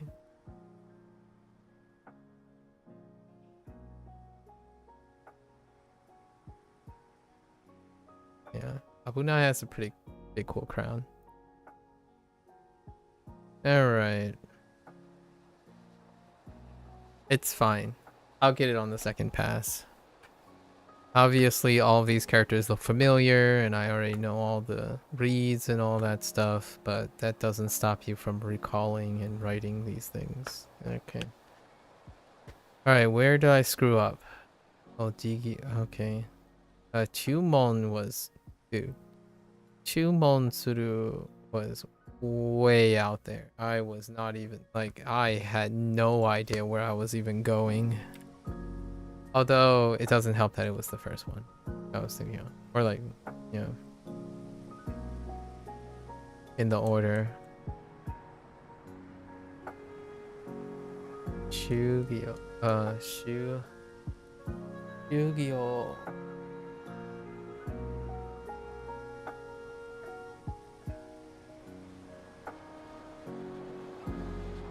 Oh, I'm going to beef with Demo? You're going to beef with Demo?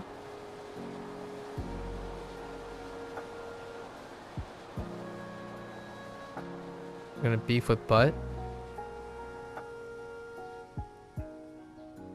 What about Butt? Are you trying to tell me something about Butt? There's something you want to tell me, Blair? Big Butt? Big Demo? Oh, I missed this too. We gotta correct this. What was this?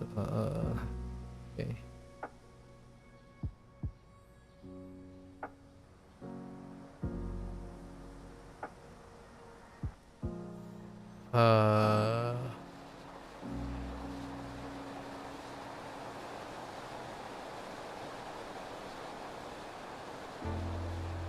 Okay. Yeah, Erabu.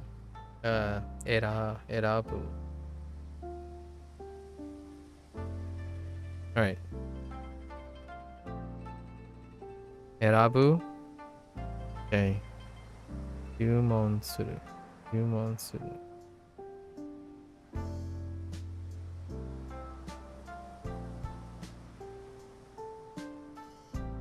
Okay. Ojigi suru.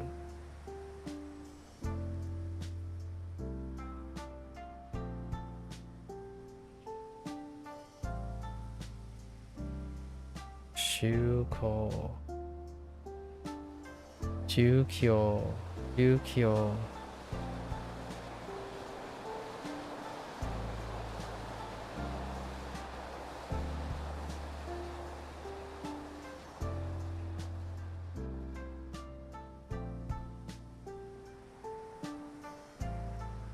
Okay, okay, okay.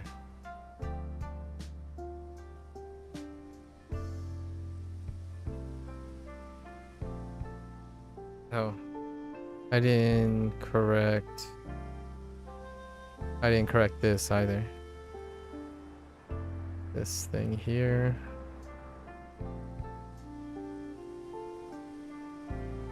Okay. The first time it gives it to you in Duo as a new word, it's introed as though, and it's for priority in the sentence. Yeah. Oh, yeah.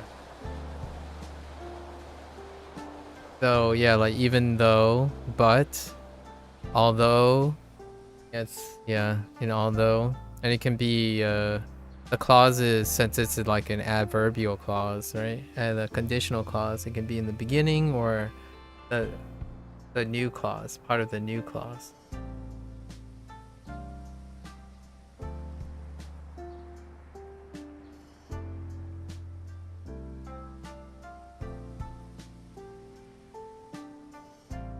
Oh yeah, that's correct.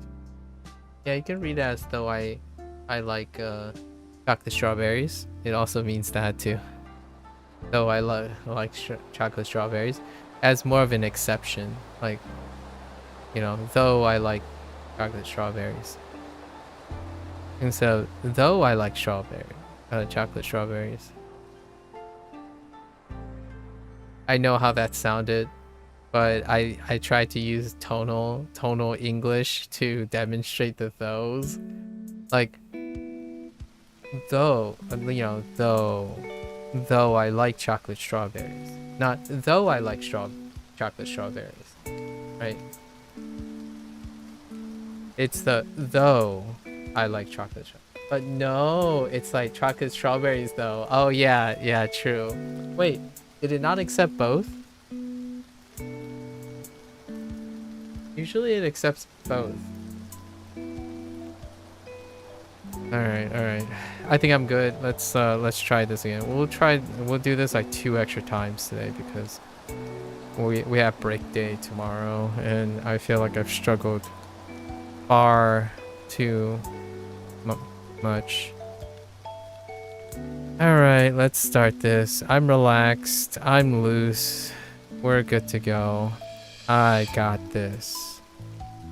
Believe in the power of emotional frustration.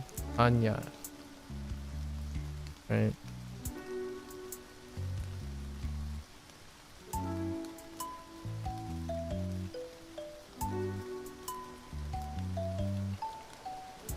So we got Chumon Suru. You'll have to try it? Yeah, if you have the opportunity to try it, you can totally try it. Adverbial things tend to be acceptable in many ways. Yeah. At least they try. And sometimes not all the time, of course.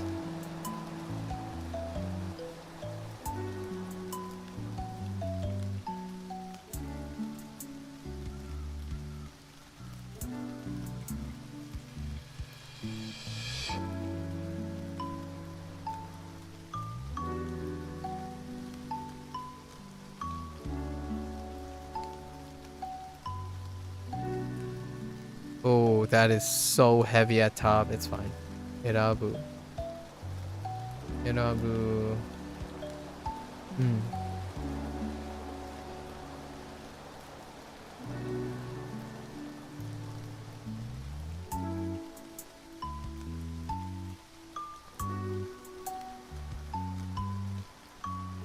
Yaku. Okay.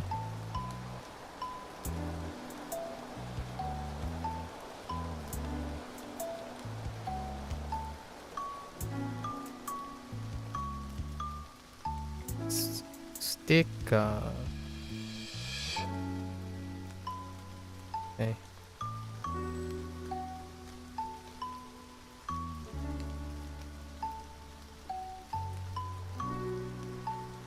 Bum, bum, bum.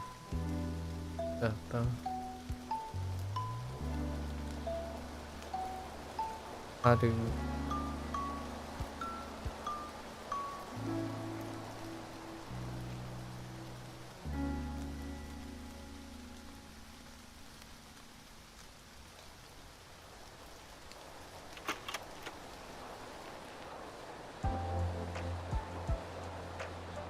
Agas. Emotional damage and recovery. Agas.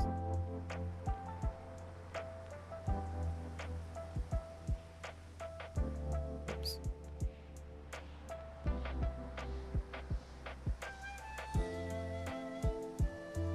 Isai.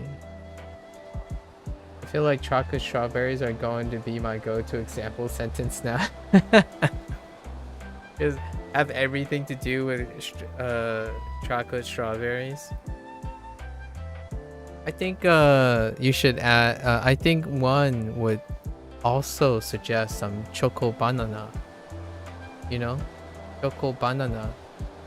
You gotta get some of that chocolate covered banana in your life. Okay, that sounded kind of lewd. All right, we're done. We're done with that. That can be taken out of context. We're done.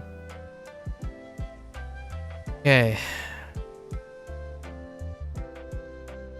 By the way, chocolate strawberry, chocolate covered strawberry, ambrosia, or maybe conventionally considered as an ambrosia. I don't know about chocolate covered bananas though. It's chocolate and strawberries put together. Like chocolate is one, and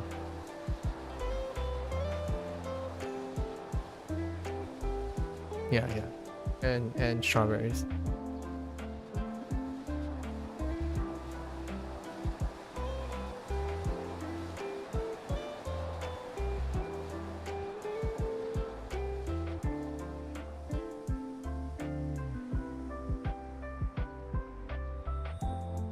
Bum bum, ba-da-bum.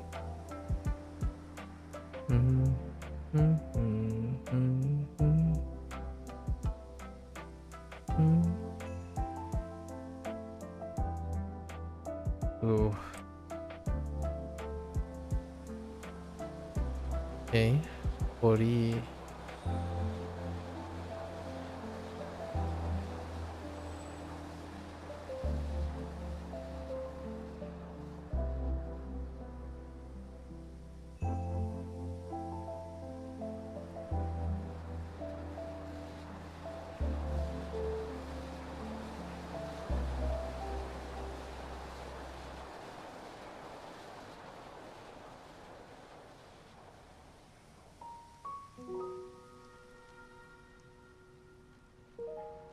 Okay.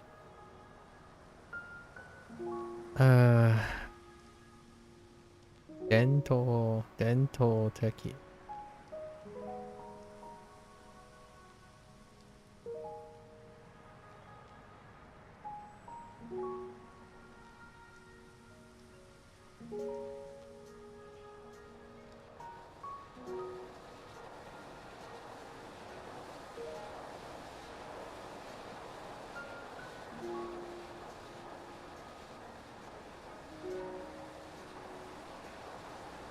Orai.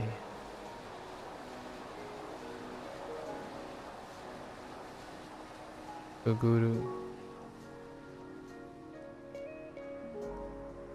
I shall not falter.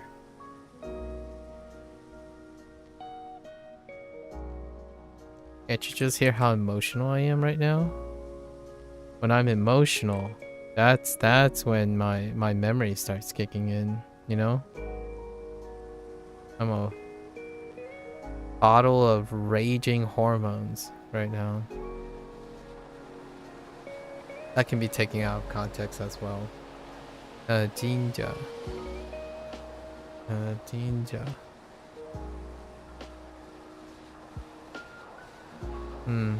Okay.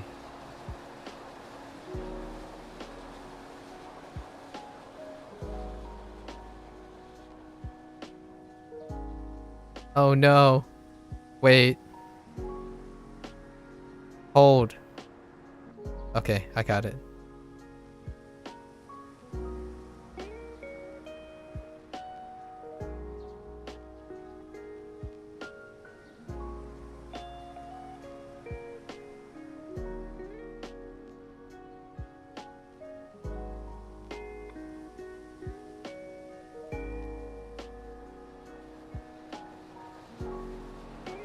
Oh my gosh, this character. It's so thick. Alright.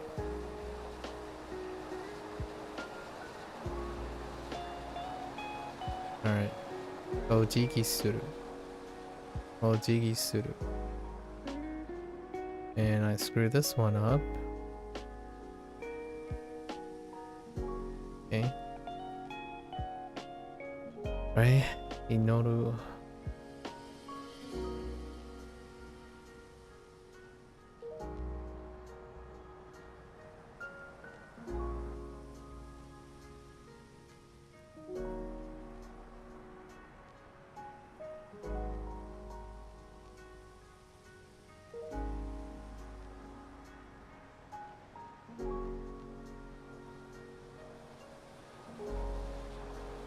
Right. Chukyo. Chukyo.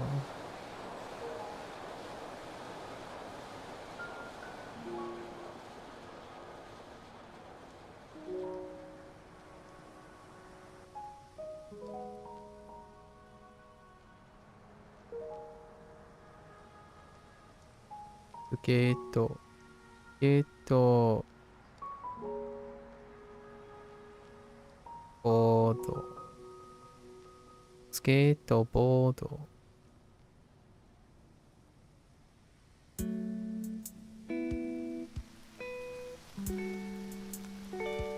すごい。すごい。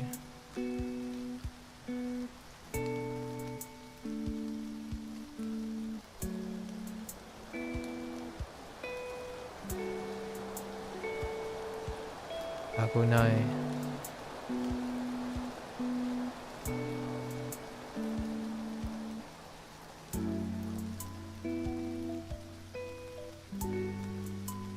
Ish.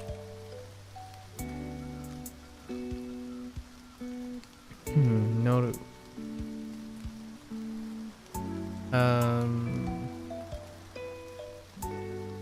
Where are we going?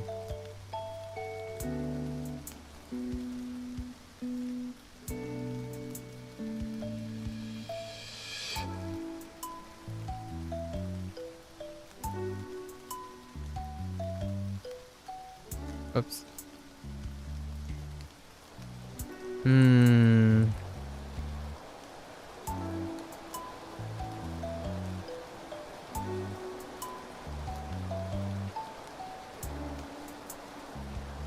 Casa.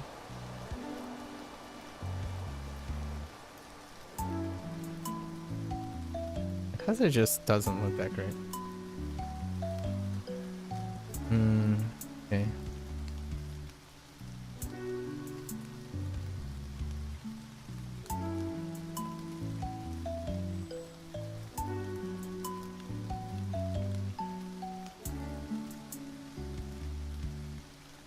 How do we...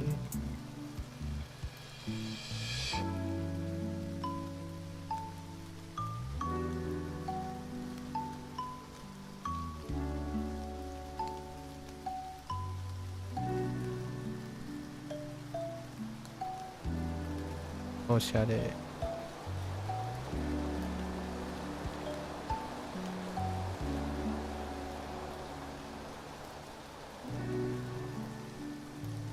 Otsu.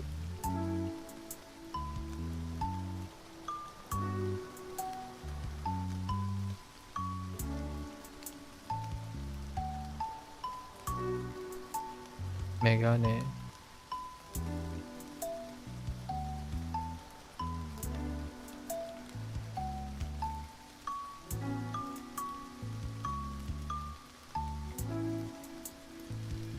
Akeru.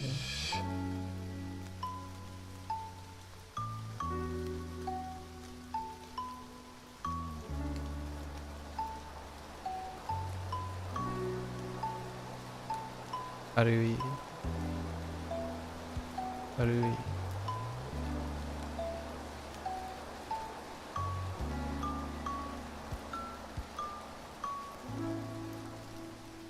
Miru.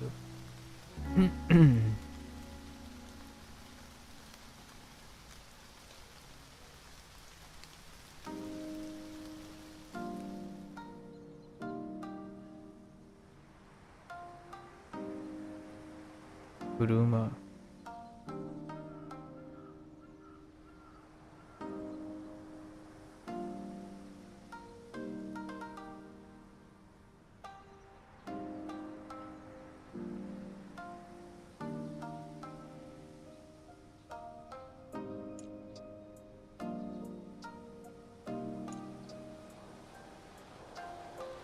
Untensuru.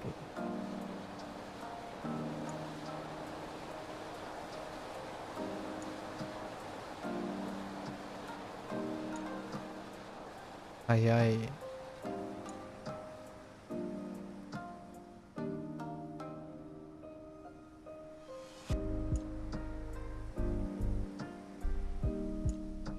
Osoi. So yeah, those are all the vocab. Now it would be fantastically wonderful if I could recall that without actually looking at anything to remind me of stuff. Okay, we'll do this one or two. Let's do this like one or two more times.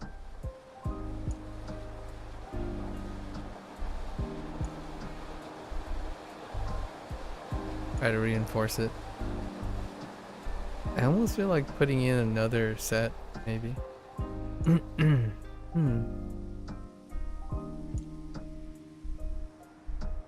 Not this time. We struggled so much. No sense in pushing for more. Kind of want to look at some of the stroke length on some of them. Kind of hard to tell the stroke length because the horizontal distance is like capped. Oh, whoops. I do see an error though. I do see an error. That's why that looks so weird. Noru looks weird.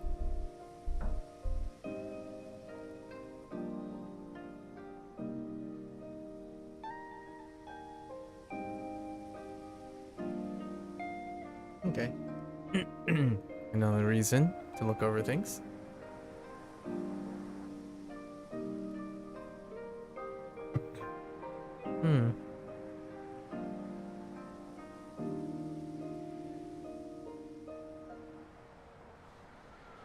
Alright, let's write a little bit larger.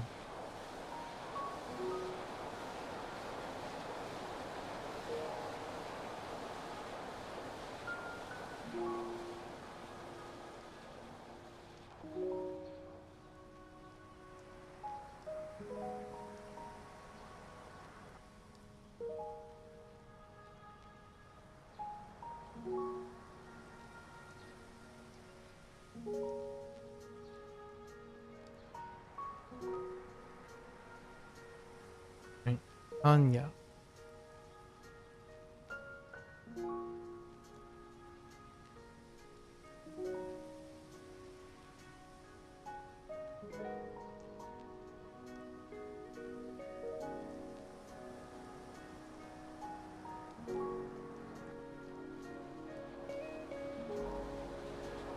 Okay. 注文する。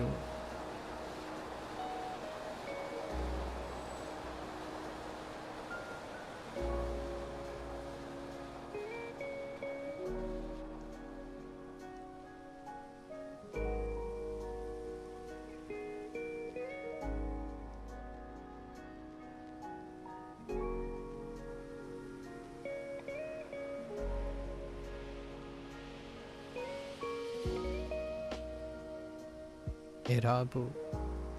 Erabu.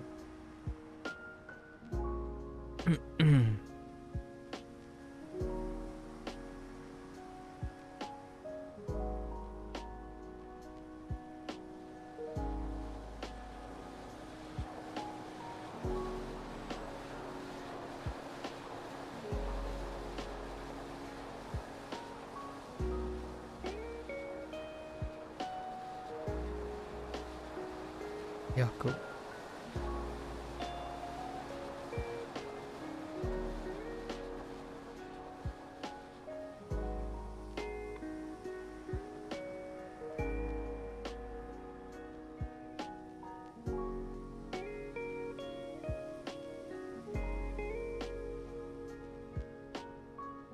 Sticker. Sticker. Sticker.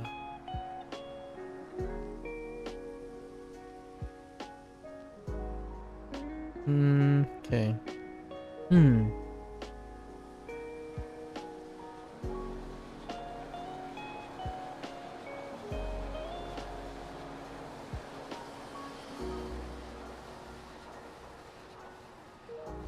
Okay.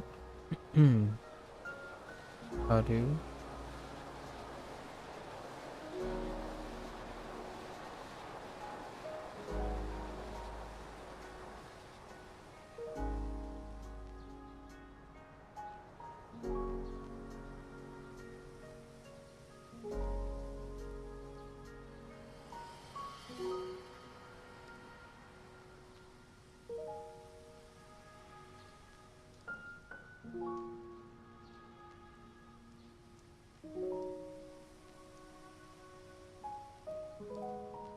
Gas.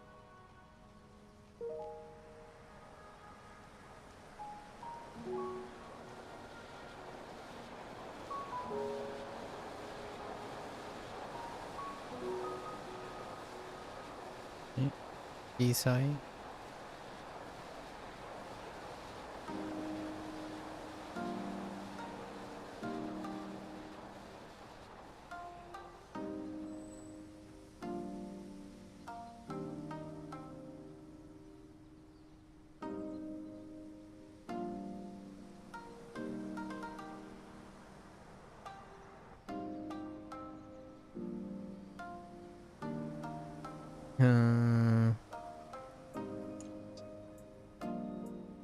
Okay, these I'm getting a little too tall here.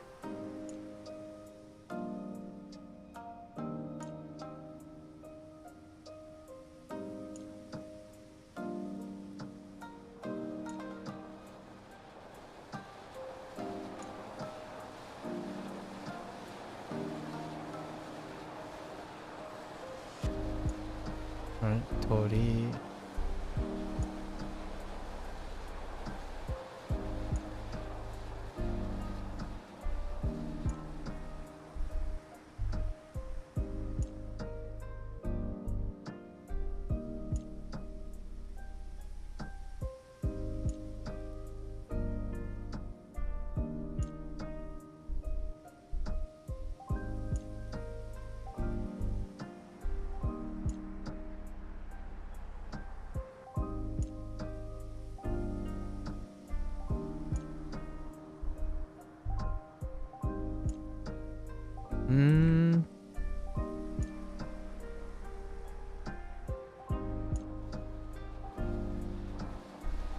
Okay.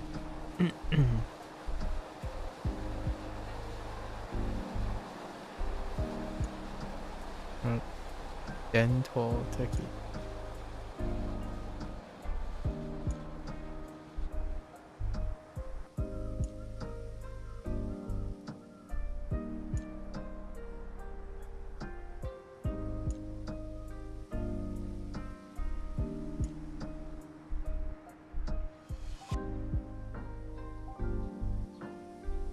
Alright.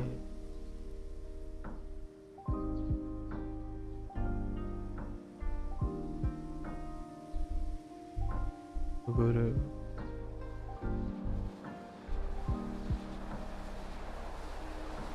Okay.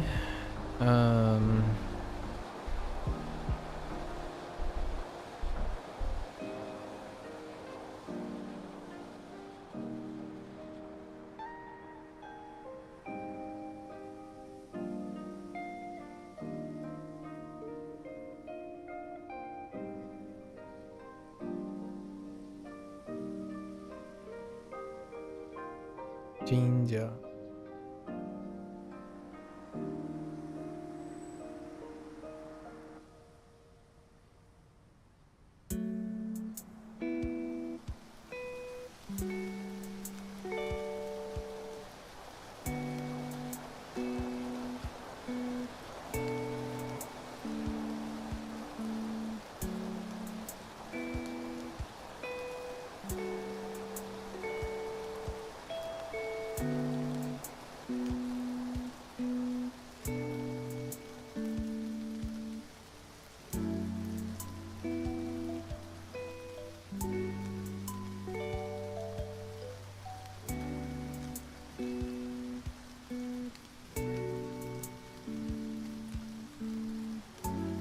Okay.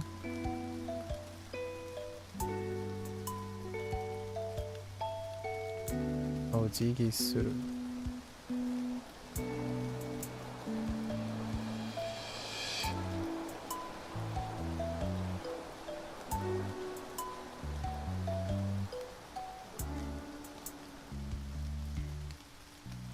Inoru.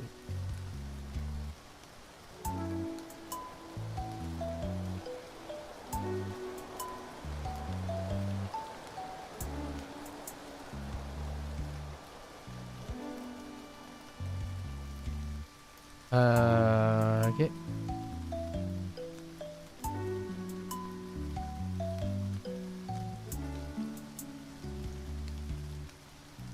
Right.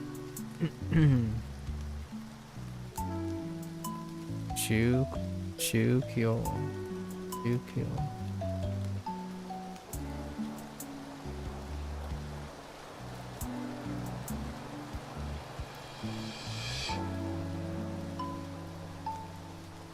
Skate. Board.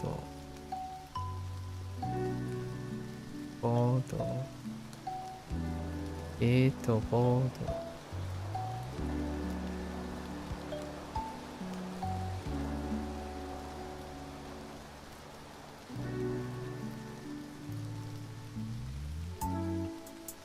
Sugoi.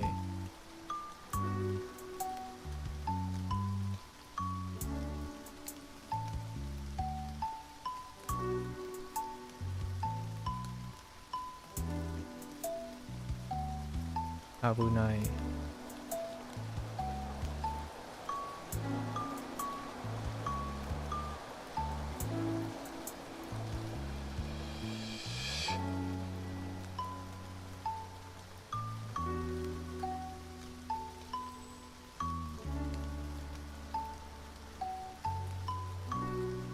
Noru.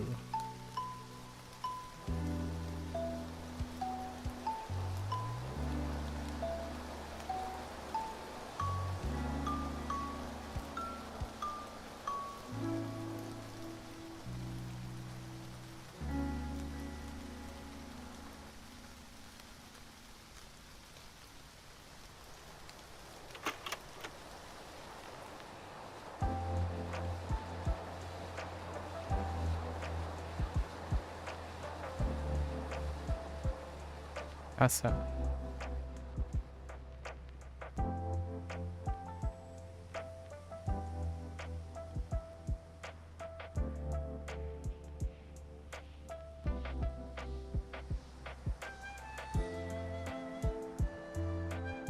Arui.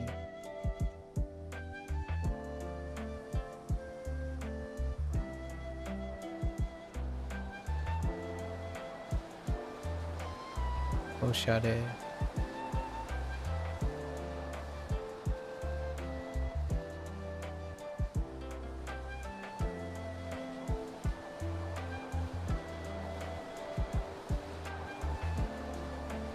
Motsu.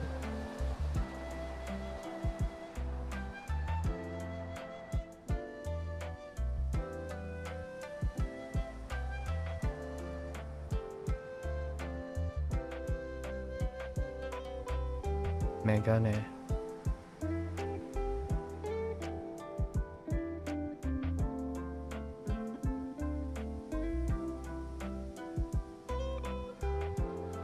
Kageru.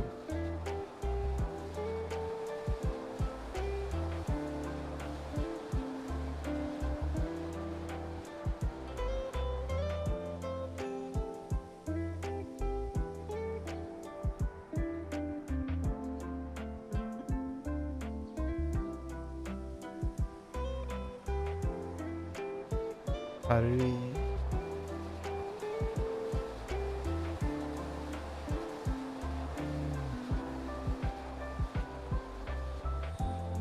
見る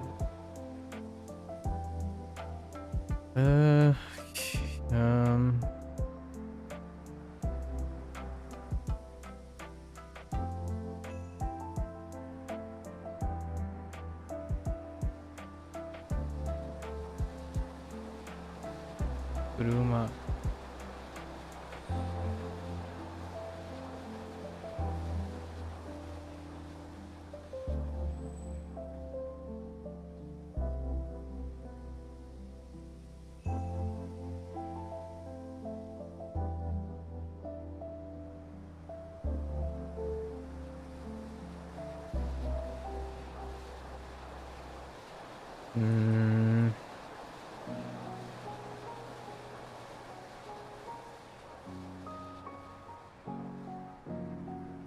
Gotta normalize the size.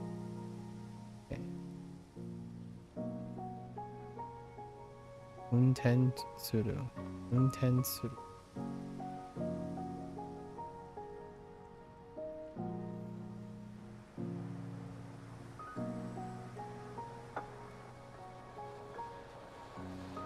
早い。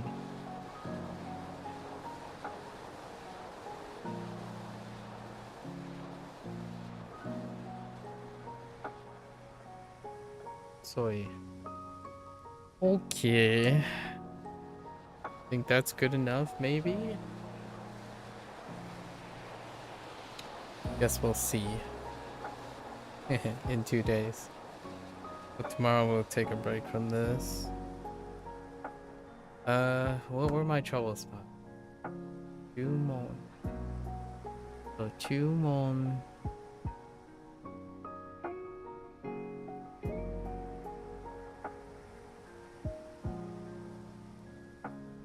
Erabu. Erabu.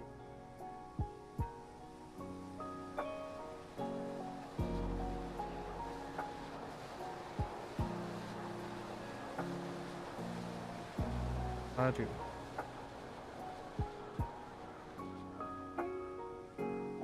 Haru was okay. I'm back in England. Nice, nice. I'm glad to hear that your trip was successful. Thanks. Haru.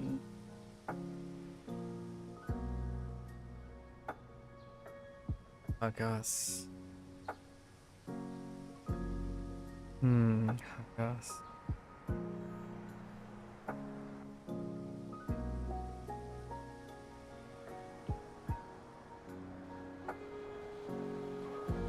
Agas. Ori.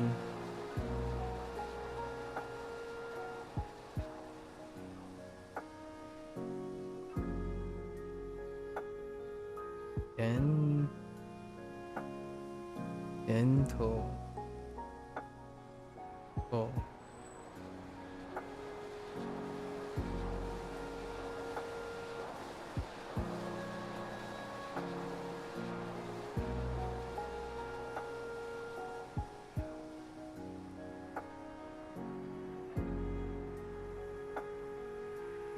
Okay.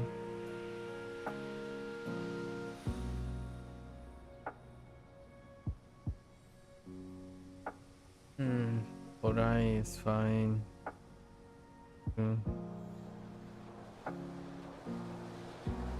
Ninja.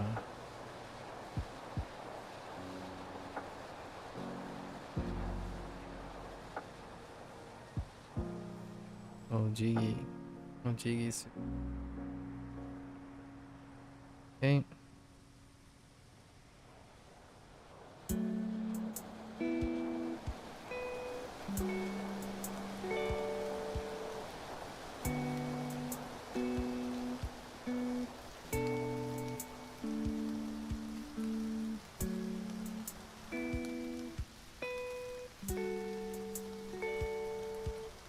Okay. Well, Jiggy is okay.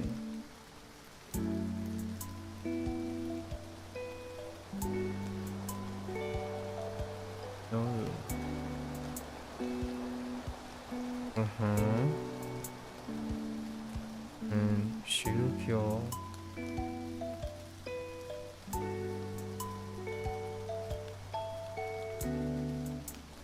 Ryukyo.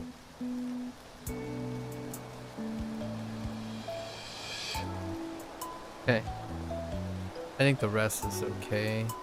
Oh, I guess there's Abunai.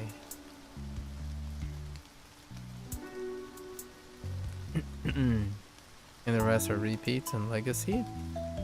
Asa? Alright. So actually, I want to check one little thing. Okay. Alright. I guess we're off to our break tomorrow to give a one day space from our stuff. Actually, I'm kind of curious if you can interact with this.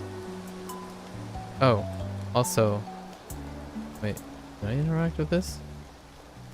You can interact with this though. Check that out. Interactable. A motion blur though.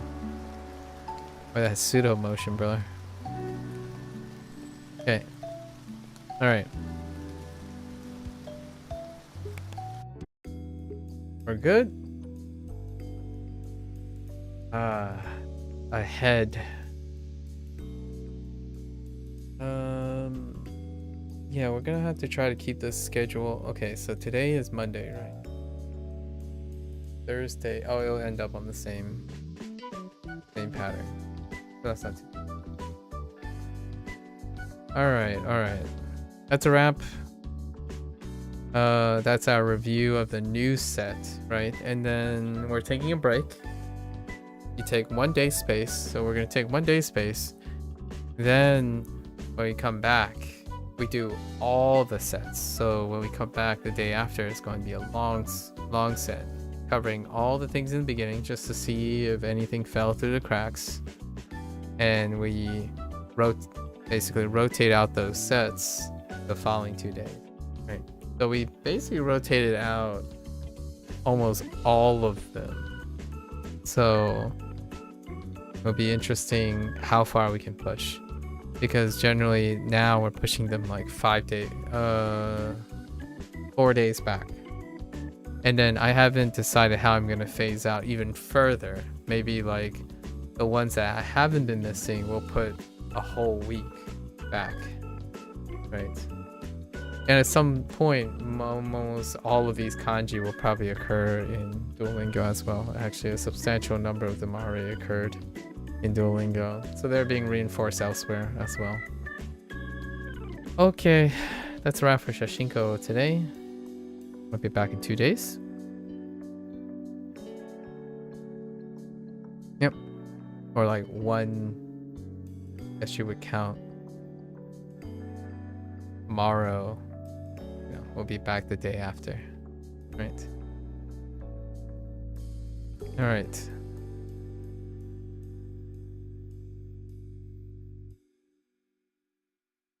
Sorry, I'm trying to figure out how to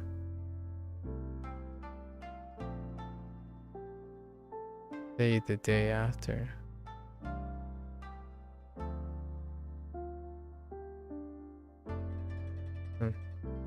Alright.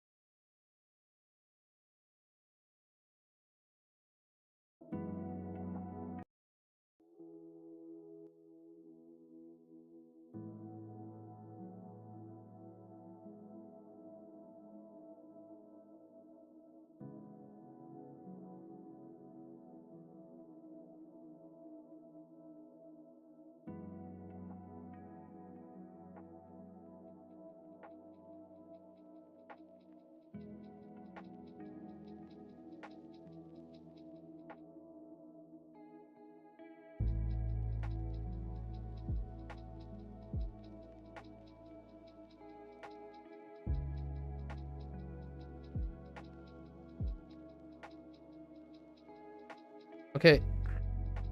Once again, I'm gonna get up, stretch, stare at the setting sun for a little bit, bathroom break, and I'll be back.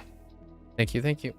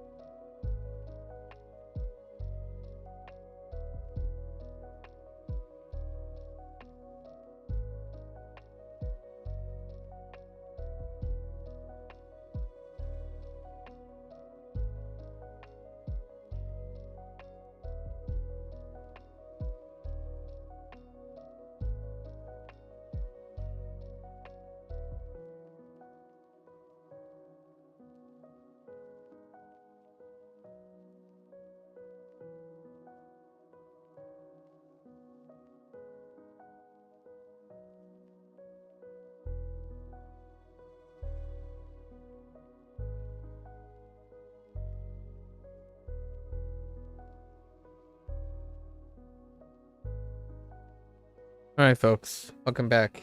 It is day 190. We're almost at our 50-day review that's coming up on day 200. So I gotta get prepared for that. Anyways, welcome back. Once again, Aku desu. Konnichiwa. Minasan, yokoso. Right. We're getting into our Tay forms. Let's try to remember all the stuff. Alright, so we're gonna do our total recall. Okay. Let's do what we Let's do what we did yesterday. Which is to start with the standalone vocabulary first. So unit 44, right?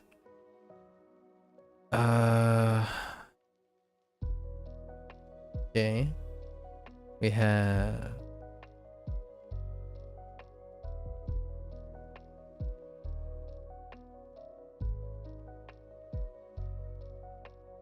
平日。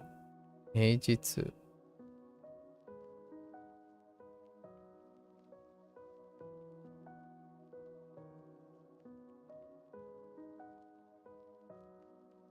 Ooh. Yikes.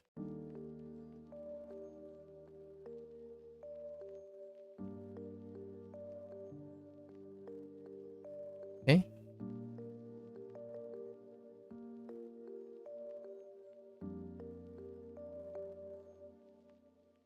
Ototoi. Ototoi. There was something else as well. Yeah, we said we were just gonna add it to the day stuff. Oh.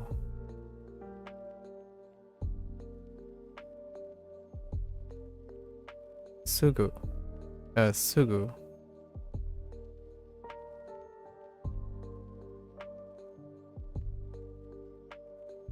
Okay.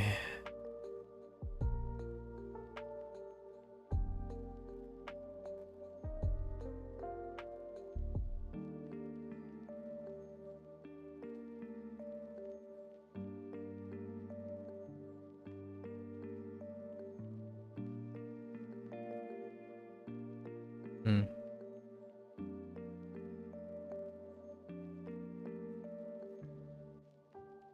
Man. It's such a transition between the Krita and this. Okay. Okay.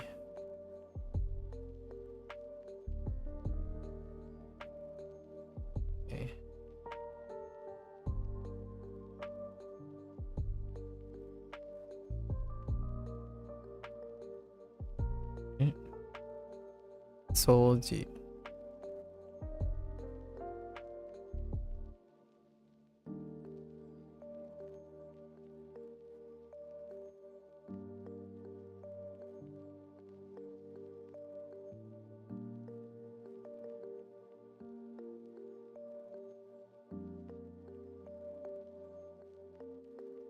Sentaku.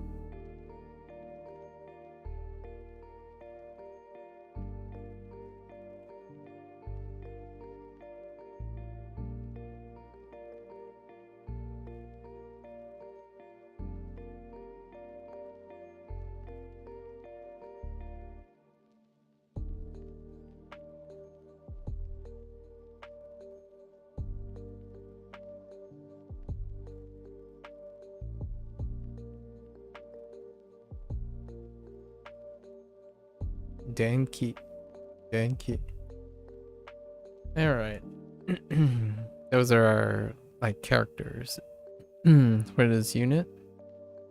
Let's go over some reminders. So we have the Te form. We have imperatives.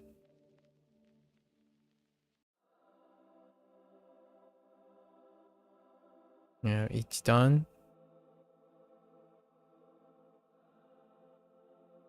Our examples are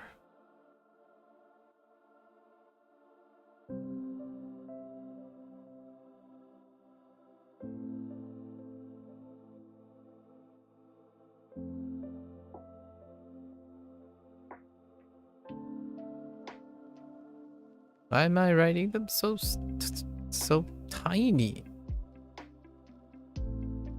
Okay, hold up.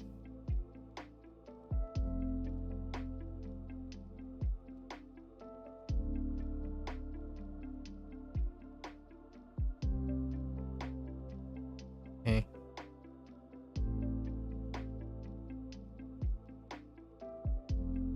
Akete. Akete.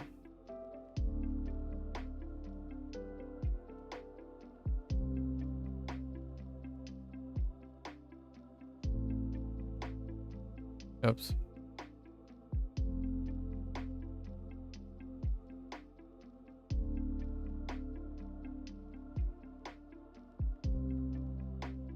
Shimete.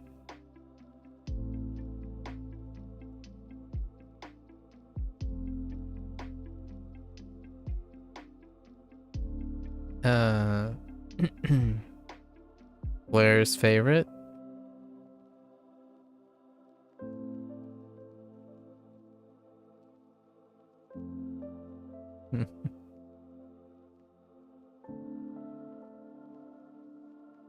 Tabete.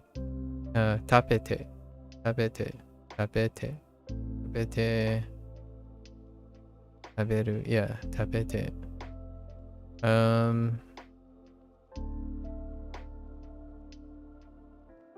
Do I have any other? If I go into those,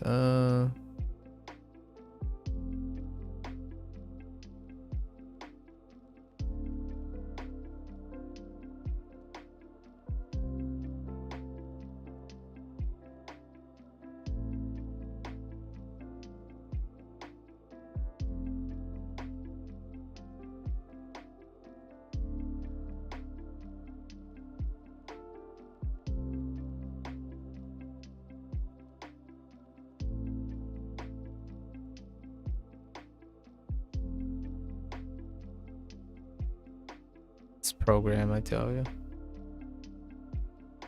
So, abite. Here's abite.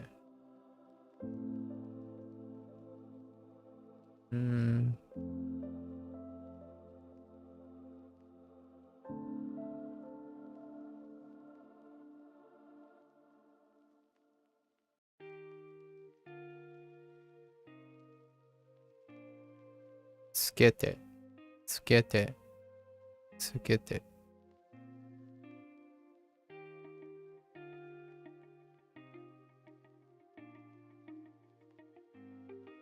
I think that's good. We have Godan.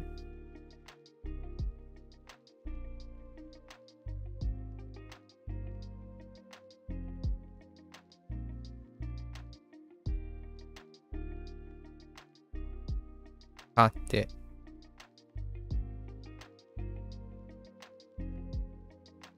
Adding extra from yesterday. Oh. Which I forgot. There's an extra vocabulary. That's not listed from yesterday.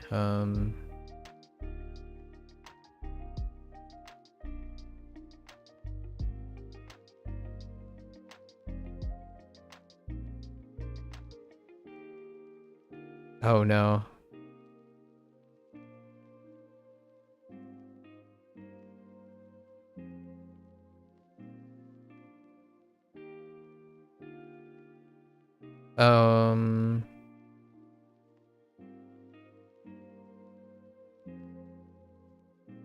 Yes. I think.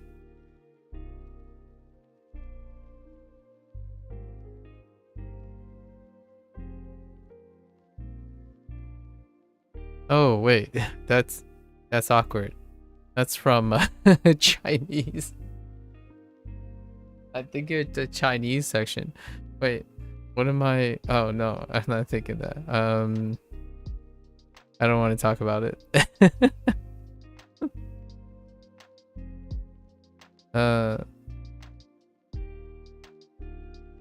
Oops. I'm too good.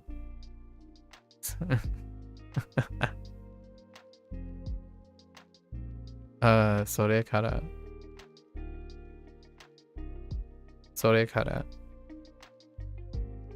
So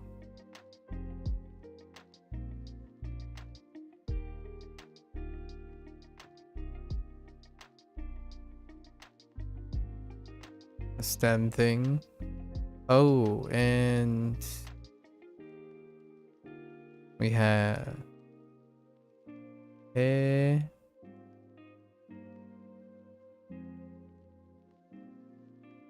and ii desu ka?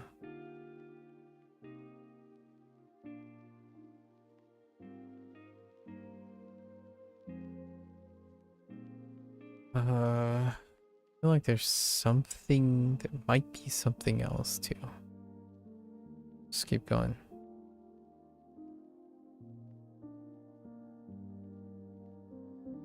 This is also a grammar thing.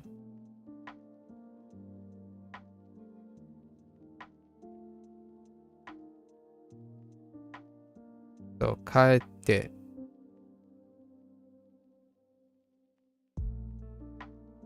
Alright. Kaete.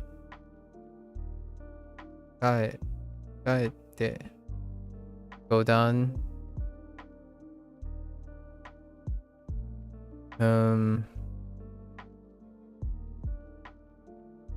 Ru.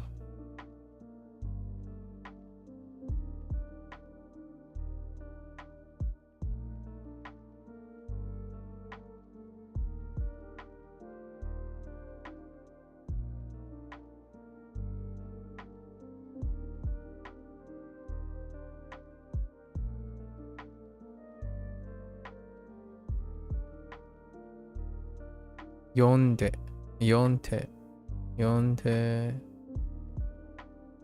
And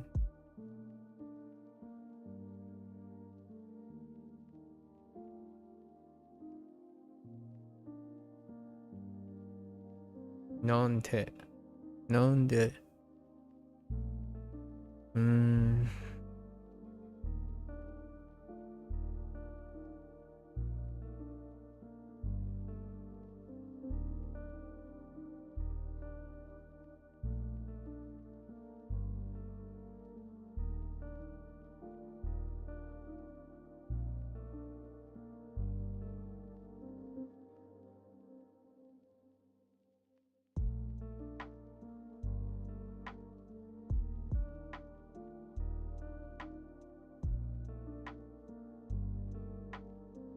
Oh, right. Yes. Good call. Good call. The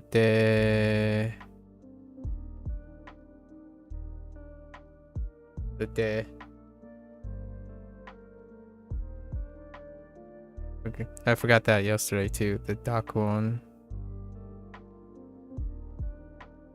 Okay, let me write that.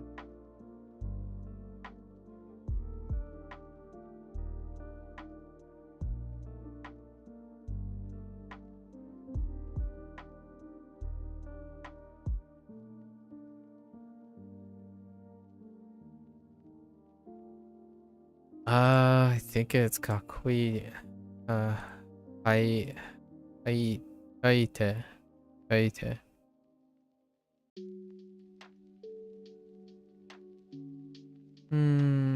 What other examples do we have?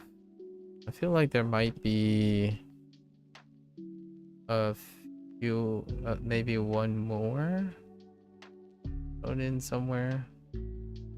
They kind of went through a lot of different predicates, and then tried to like use all the previous kanji, like mado for opening and closing.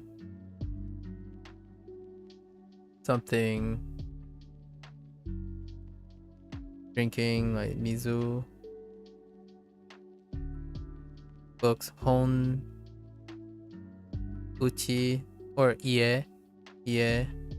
So all these ones have associated kanji. Except maybe kaite. Kaite was like debut. Oh yeah, hon, mizu, ie. Oh, right.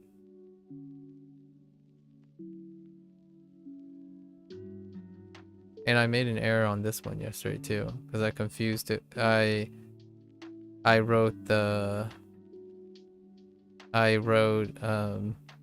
Hanza instead.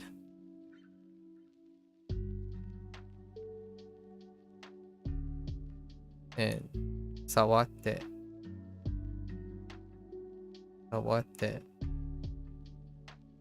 Which is why they introduced tatsu or sawaru.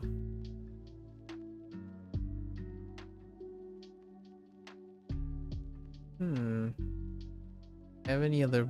Do we have vocabulary? I don't think we have vocabulary outside of these things.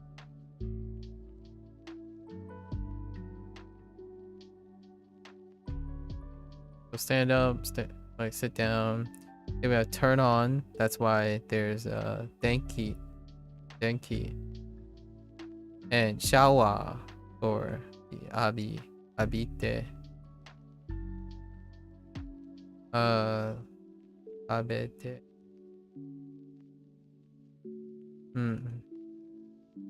Something. Wait, something. Just any random thing. I don't think there's new. Yeah, I don't think there's any new food. No new food. And then open and close. Mado. Mado was the use case. Alright. Oh, there's also a rare occasion using he as a he or a conjunction. And also progressive.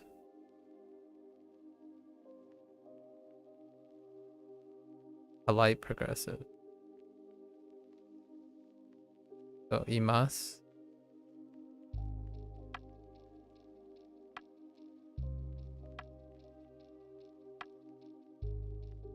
Imas. Imas is good enough.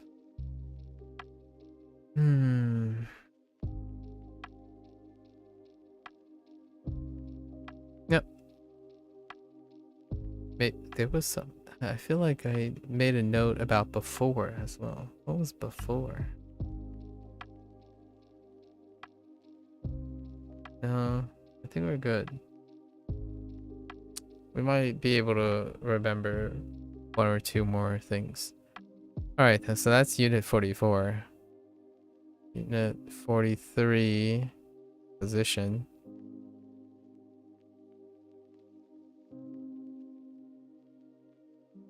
Ue. Shita.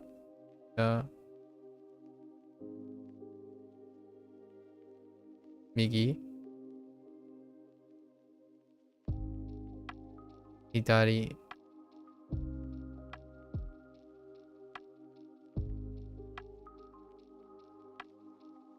Aida.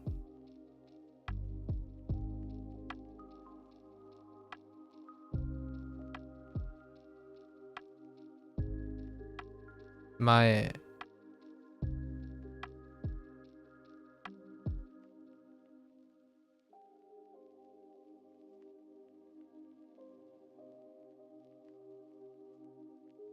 Ushiro.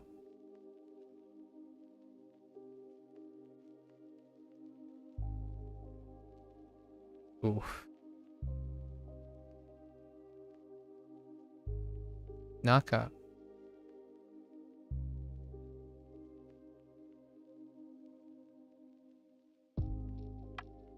I didn't add this before. Soto.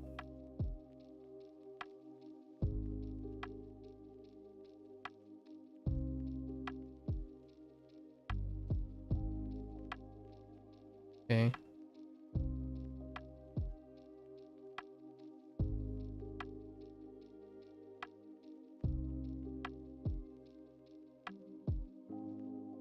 Yoko.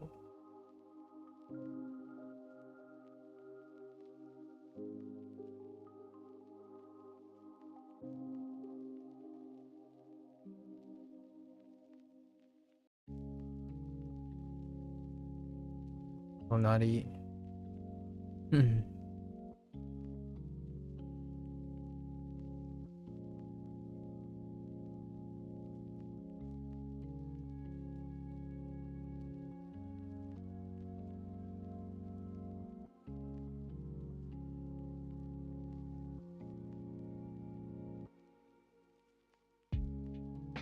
Taiwan.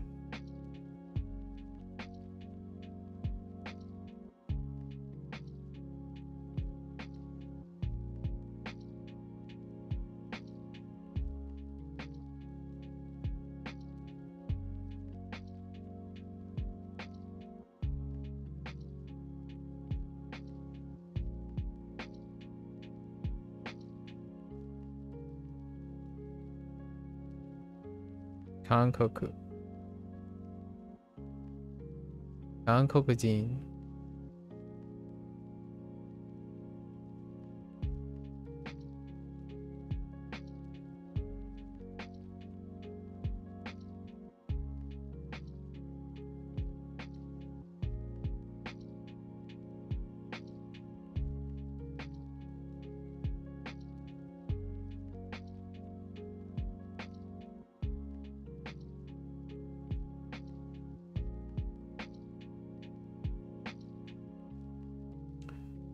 Ryoko.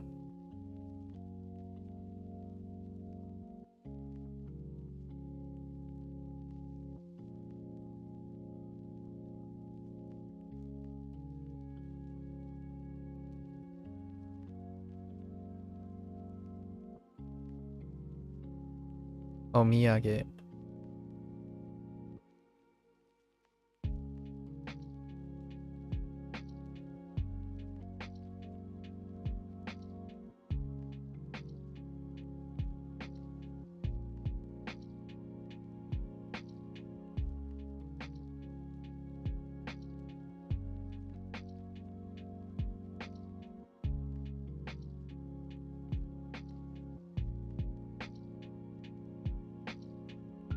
Udon.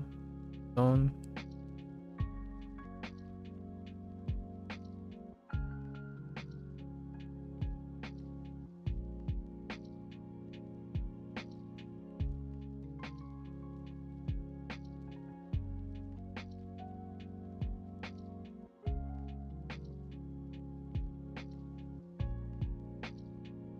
Katasumi. And Sumi.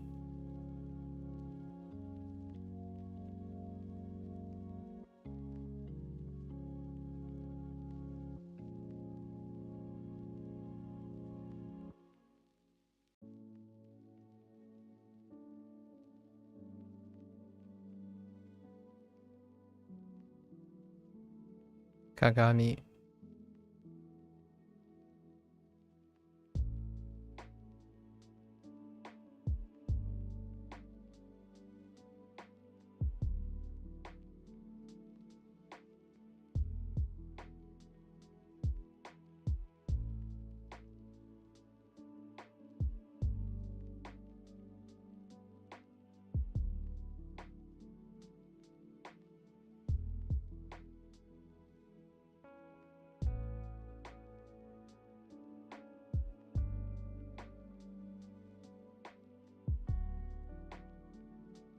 Reizouko. I didn't even know the kanji for Kagami. Oh.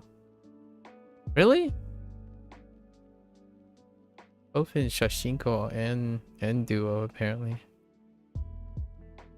Okay. Kagami. Reizouko.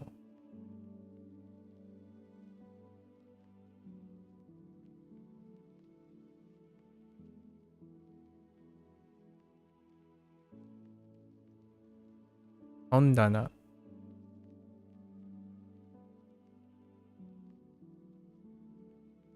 Oops.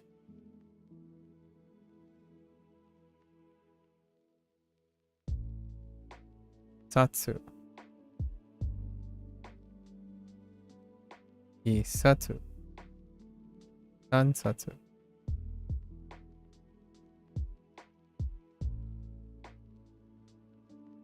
Nanansatsu. Oh, that's awful. Nanansatsu. Satsu.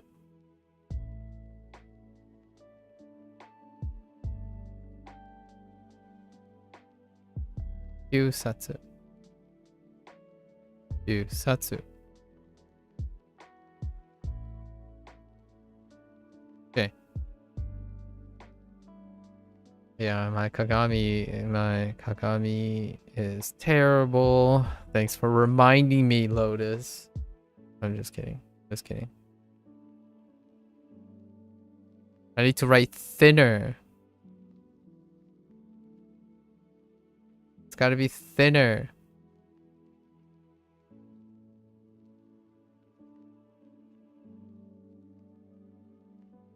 There's no weight in this plugin, so it's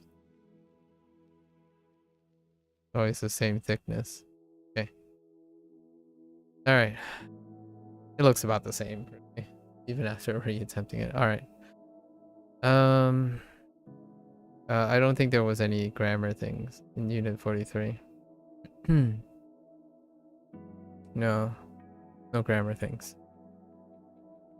Okie dokie.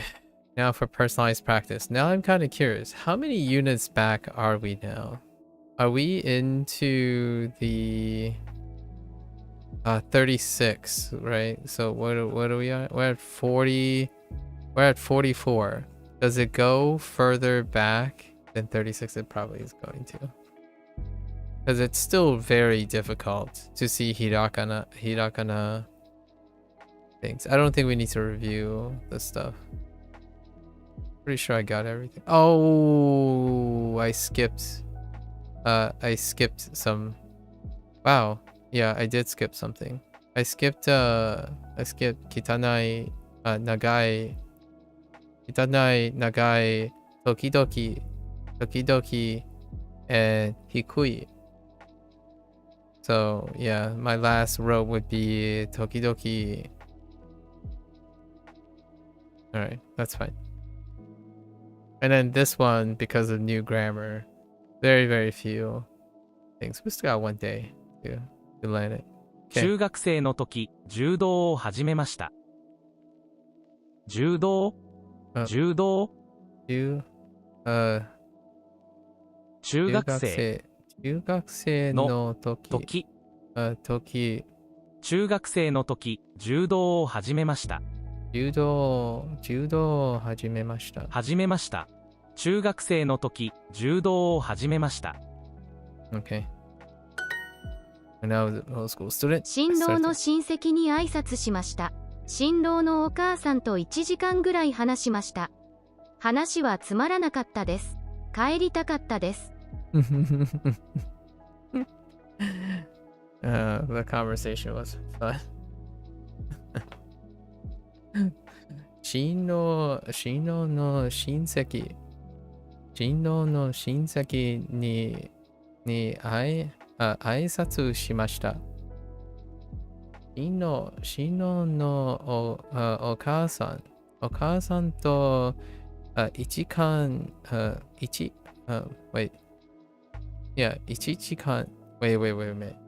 1時間ぐらい話しました。話はつまらなかったです。帰りたかったです。The brides, or not, the grooms, I greeted the groom's parents. We'll just say they greeted the groom's parents. They talked to the groom's mother for around an hour. The conversation was boring and I wanted to go home. Yes. 中学生の時、バレーボールを始めました。中学生の時、バレーボールを始めました。中学生の時、バレーボールを始めました。I started playing volleyball. Okay, they went with playing. Sure. Started playing volleyball. 子供の時、よく絵を描きました。楽しかったです。いつも母にその絵をあげました。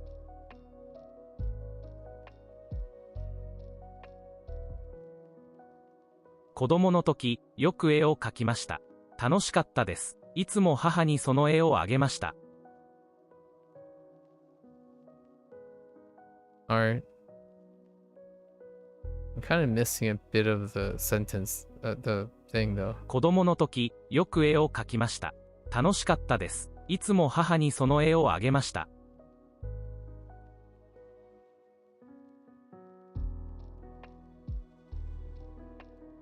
子供の時、よく絵を描きました。楽しかったです。いつも母にその絵をあげました。子供の時、よく絵を描きました。楽しかったです。いつも母にその絵をあげました。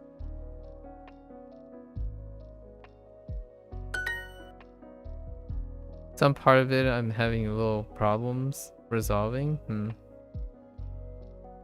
多分明日ね多分明日元気になります。Okay, sure. 元気になります。元気になります。I'll probably be healthy tomorrow or get better tomorrow. 今日薬を飲みました。元気飲みました。レジで、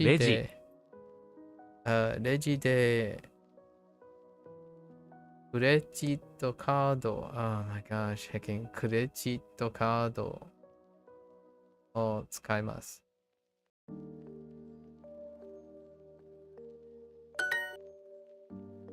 明日、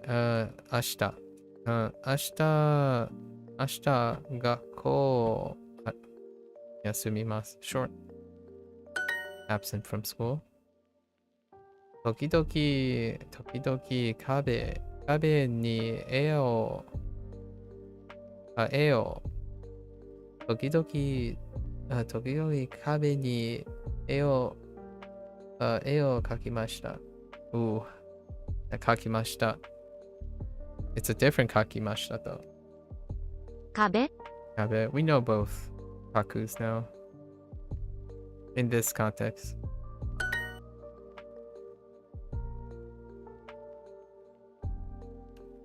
大学でたくさんの人に会いました。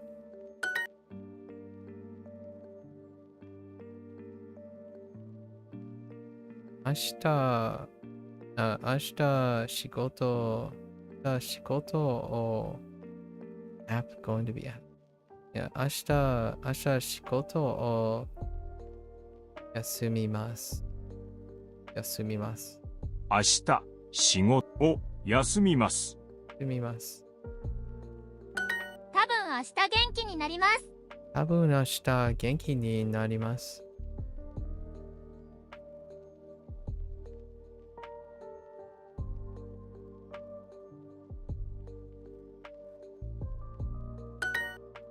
Okay.アレクスさんの兄を診察の挨拶しました。兄さん。お兄さん。お兄さん。アレクスさんのお兄さんを挨拶しました。アレックスさんのお兄さん。Oh, that's right. に。Yeah. I did not remember that. Yeah, に。Right. に挨拶しました。すみません、クーポンを使います。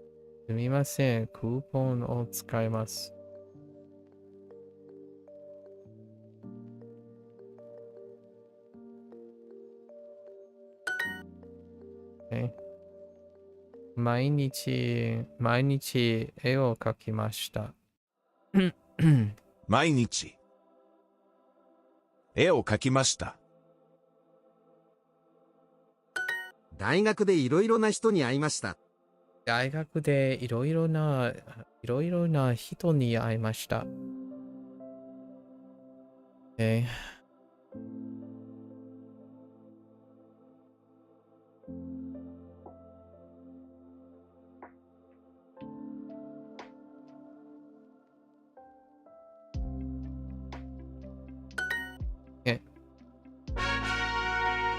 Alright.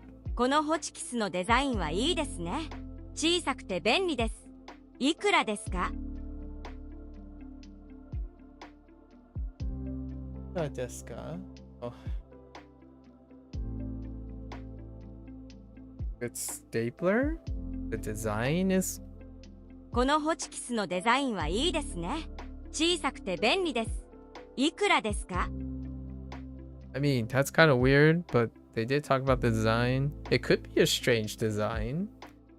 I guess strange being undesirable. And just that the design was good. That's fine. I don't think a good stapler means necessarily a good design.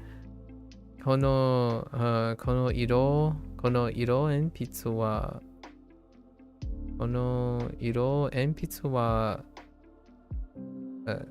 安くて安くて可愛いです。この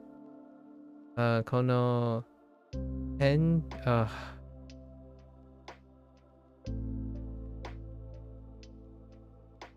このペンケースはカラフルでおしゃれです。Yeah, because ofカラフル non-e adjectives, conjunction, like series, like compound, like and joining multiple adjectives, and they're just separating e and non-adjectives. So yes, 安くて可愛いです versus カラフルでおしゃれで and they deliberately put the non-adjectives together, two non-adjectives together and two e adjectives together. Oh there, penguin. Hello.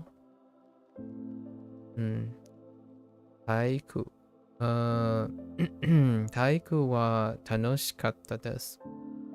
楽しかった。 They look like they're having fun, right? 先月このYo, heckin' what mate? Artist. Oh my gosh, I just talked about this yesterday. Of all the katakana. Artisto no. It's almost like they were listening. Artisto no concerto ni ikimashita. Daigetsu no. Yes. Daigetsu kono artisto ni aitai desu. 行きました。会いたいです。会いたいです。Okay. 専攻は本学でした。文学でした。本学。Study of books. Okay. 専攻は文学でした。毎日、what do we have?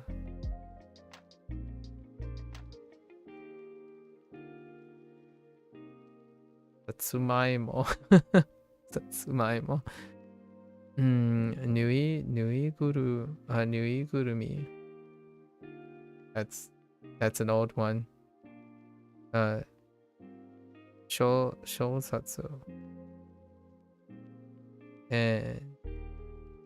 牛肉。Wait. 毎日何を読みました。小説。novels。小説。ぬぐるみ。I read plushies. I read plushies every day. 何の外はとても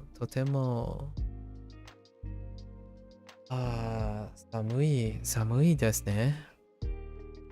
部屋の外はとても寒いですね。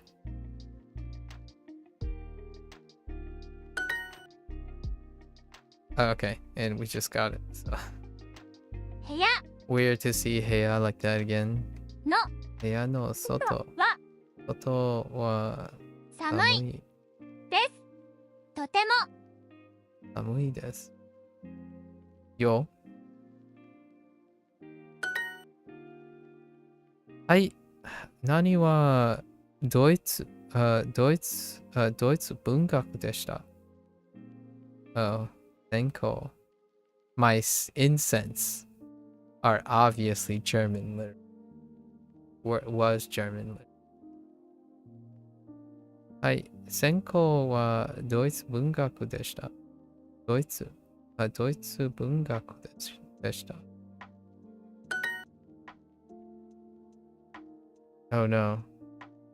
Occasional was tamani. Right. So たまに体育の授業を休みました。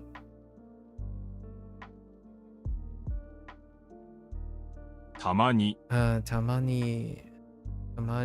体育の授業を休みました。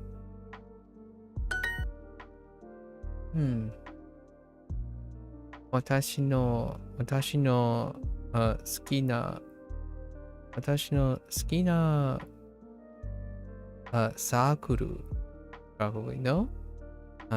Oh 何に会いたいです。Oh バンド works. I was thinking favorite club as opposed to like a sudden switch. This is cheap and stylish. Okay. Right.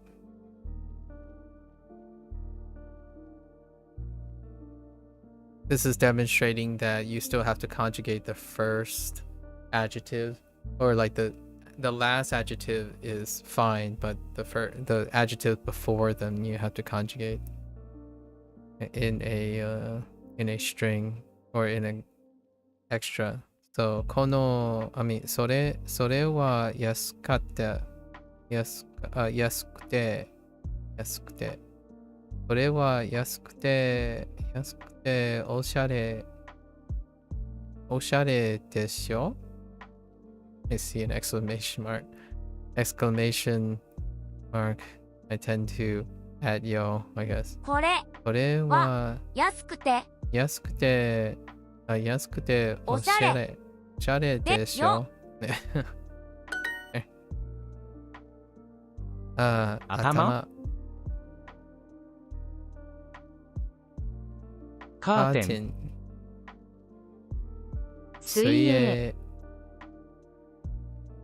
西悪い。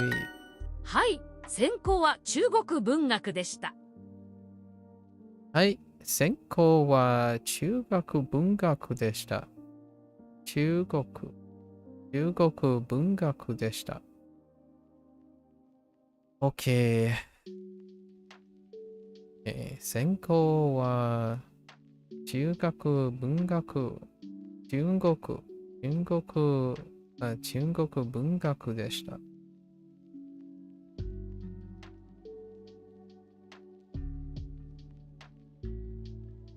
小さくて可愛いペンが欲しいです。小さくてかわいい what? ペン ?OK ペンが欲しいです。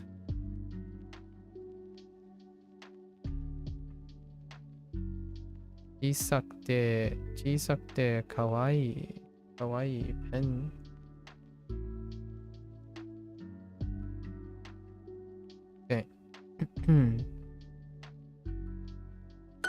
水泳は好きでしたか？水泳は好きでしたか？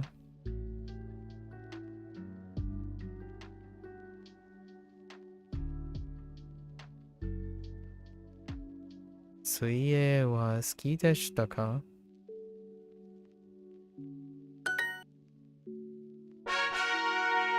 Alright, one more exercise. 全然勉強しませんでした。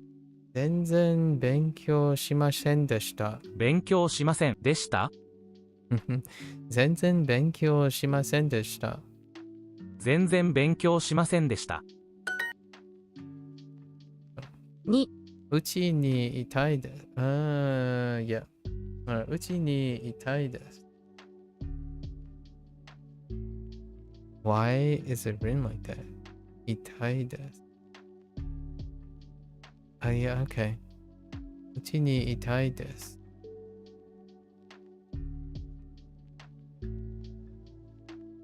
Date. Dateを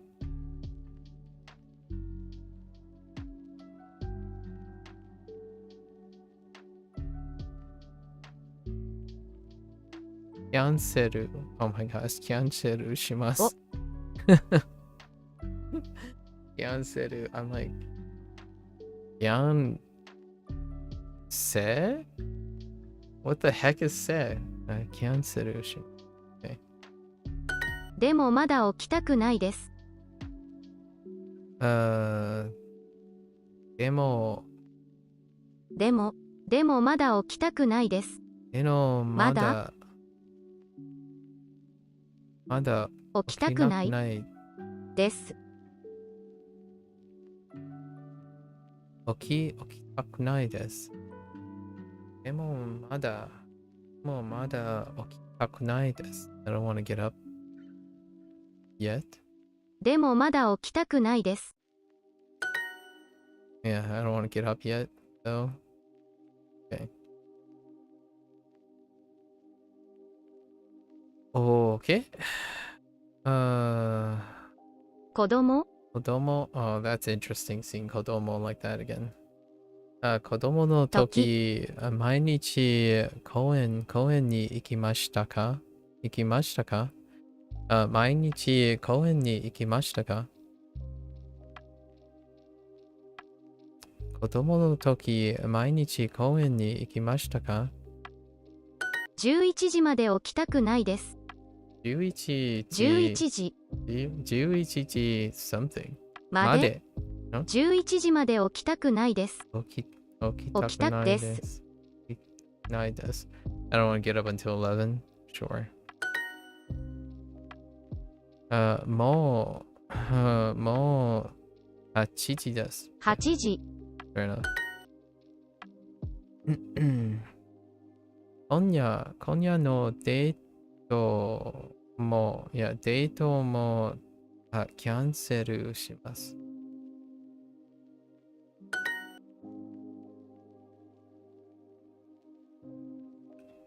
今日のピアノレッスンをキャンセルします。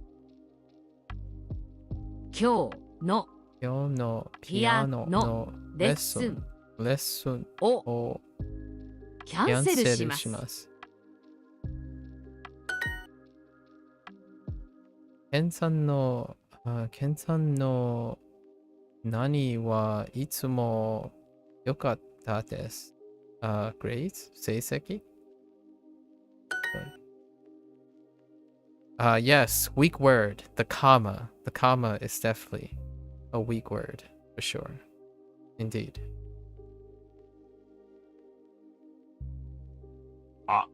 あそこ。あそこ。Maybe not. Let's go with 東口。東口はあそこです。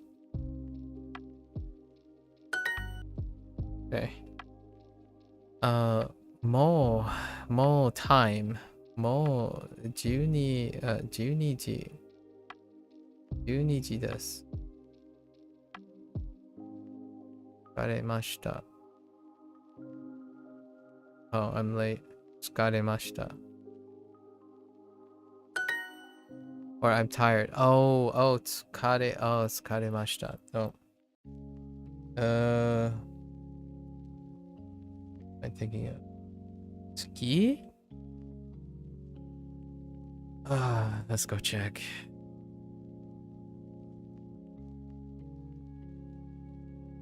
Oh no, I'm not thinking. I'm thinking of Okireru. Oh, hey, Okireru has the same character for Osoi. Neat. Very neat.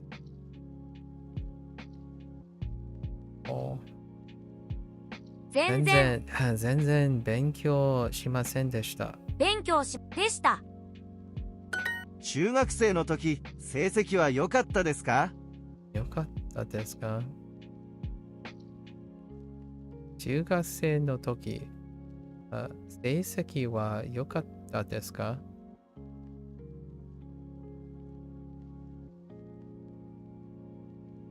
えー、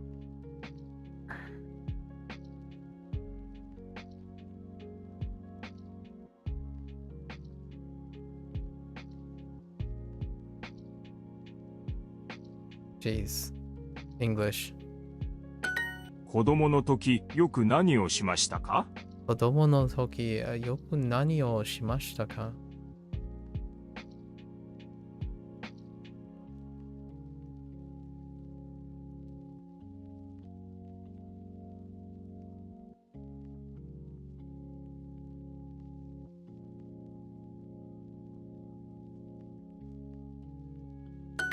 もう家に帰りますか？もう家に帰りますか？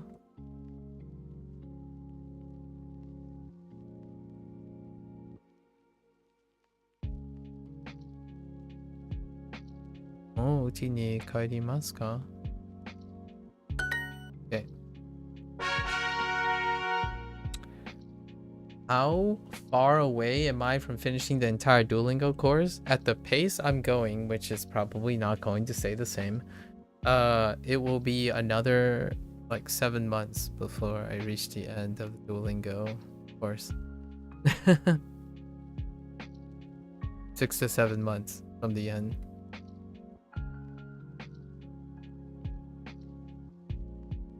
The way I have it scheduled now, yeah, probably another. Takes a solid year and a half, probably.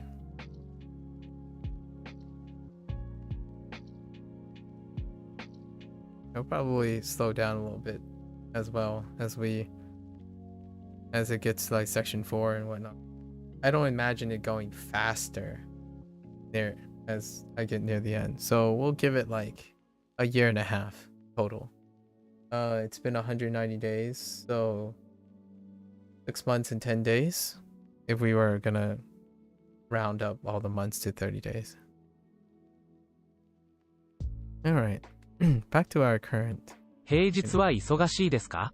So, 平日平日は忙しいですか？平日は忙しいですか？忙しいですか？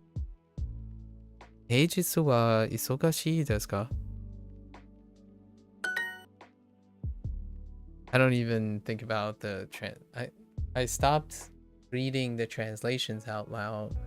I should maybe occasionally go back and saying the translations out loud to myself. Because I've been getting rusty. Pretty much like nearly 99% of my errors deal with actually translating the sentences into proper English. 週末。週末。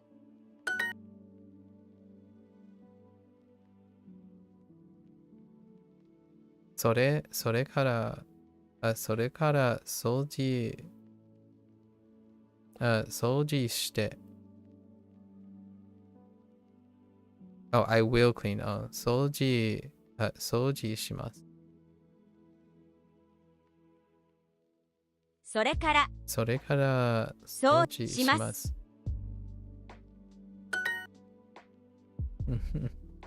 妹平日週末半分高い。週末は買い物をします。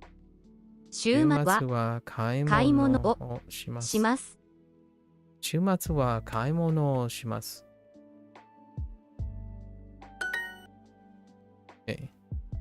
平日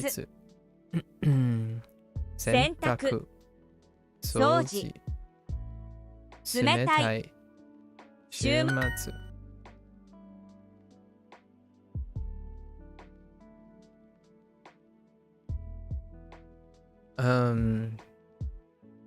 洗濯洗濯しましたか？洗濯を or not? Ga? No? Ne?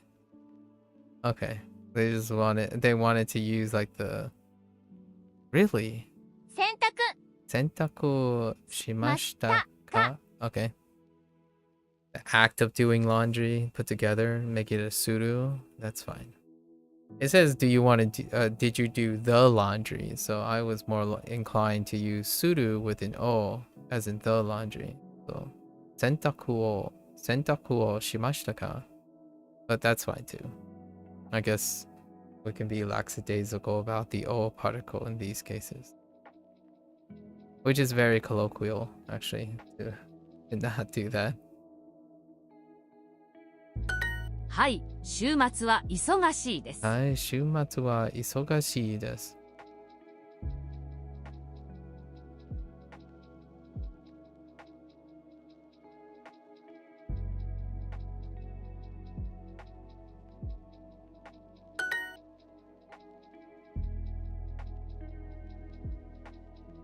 Okay.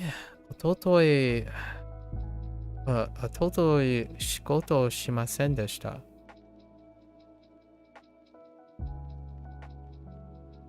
I guess.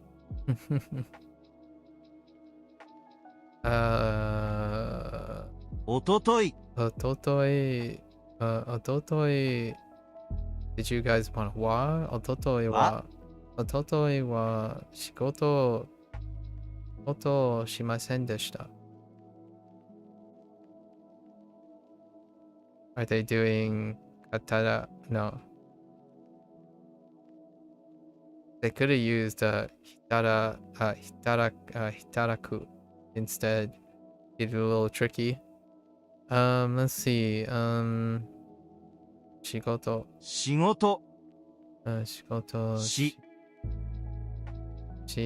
せんでしたお活用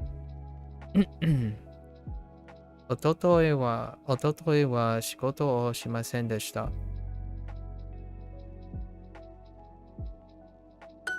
家の掃除をしてください。Okay. 家の掃除をしてください。家の掃除をしてください。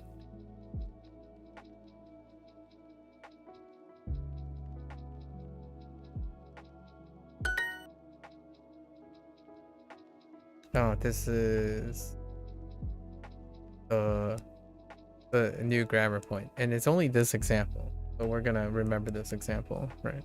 This is our prototypic example of how to use それから with a predicate stem. So 学校に行きそれから勉強しました。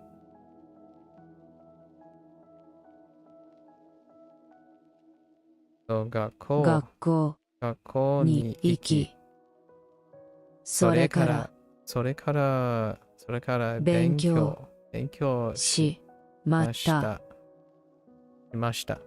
I gotta make sure I don't make yesterday's mistake. I just like picked something that looked like shimashita, and then I got nailed for it because they decided to put a bunch of mashi everywhere. Okay, just gotta double check. Okay. 学校に行きそれから勉強しました。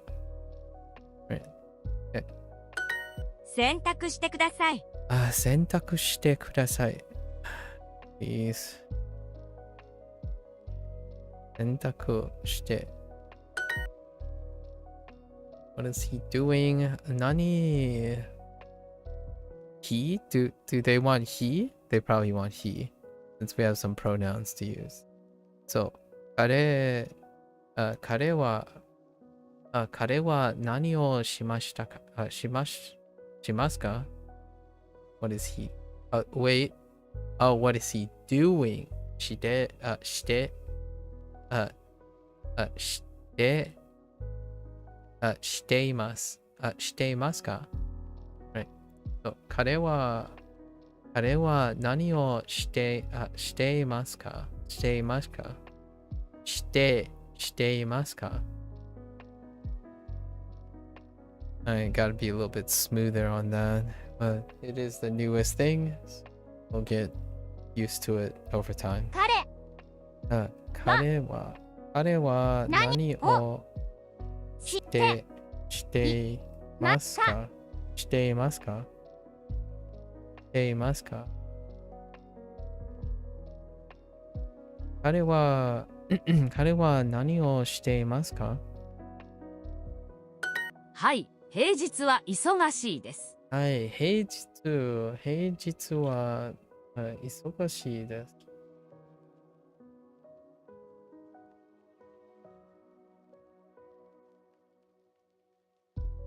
Who isn't really, right? おとといは何をしましたか？ This person, this guy, I'm just kidding. いや、おとといは何をしましたか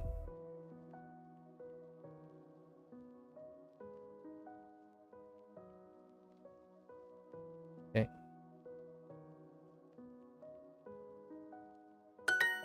Alright.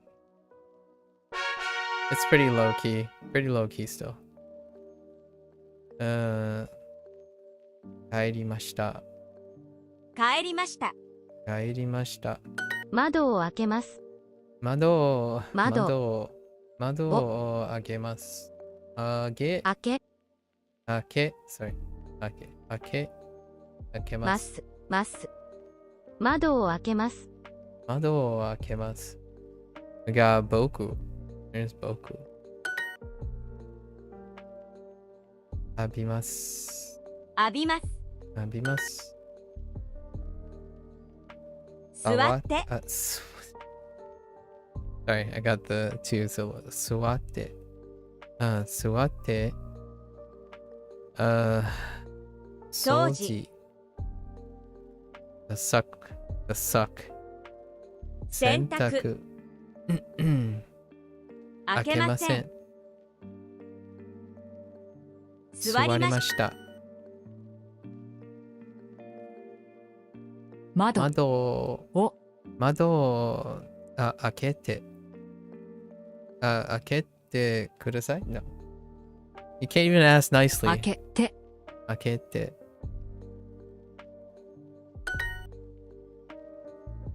帰ります。帰ります。掃除。座りました。浴びて。開けません。どこに座りましたか？どこに座りましたかI don't know why I slowed down.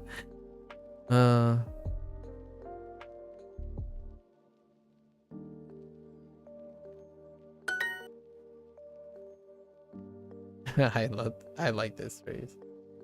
Have you learned any kanji from sources other than Duolingo? I do quite like the way Duolingo teaches it. No. Except for Shashingo. You saw me writing Shashingo. And that's the only other source. Kanji for me is like free spirited. So I'll end up picking up kanji wherever my next engagement. But yeah.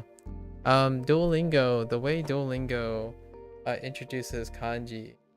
I don't know how long you've been using Duolingo, but from like section 1, actually section 1 unit 8 all the way to section 3 in its current state, unit 35. The kanji that they use is typically often like 70% of the time it's introducing 1 to 3 that is regularly used, and then maybe sometimes like 3 to 5 on the way they reuse it. So reuse it. Maybe oftentimes it's a different read. They try to get you to do the different reads, like onyomi and kunyomi. So onyomi and kunyomi and all that. And then after section 3, which is where I'm currently at. So like section 3 and on, which I'm currently at unit 44. So anything beyond this at the moment, they redouble. So they minus any hirakana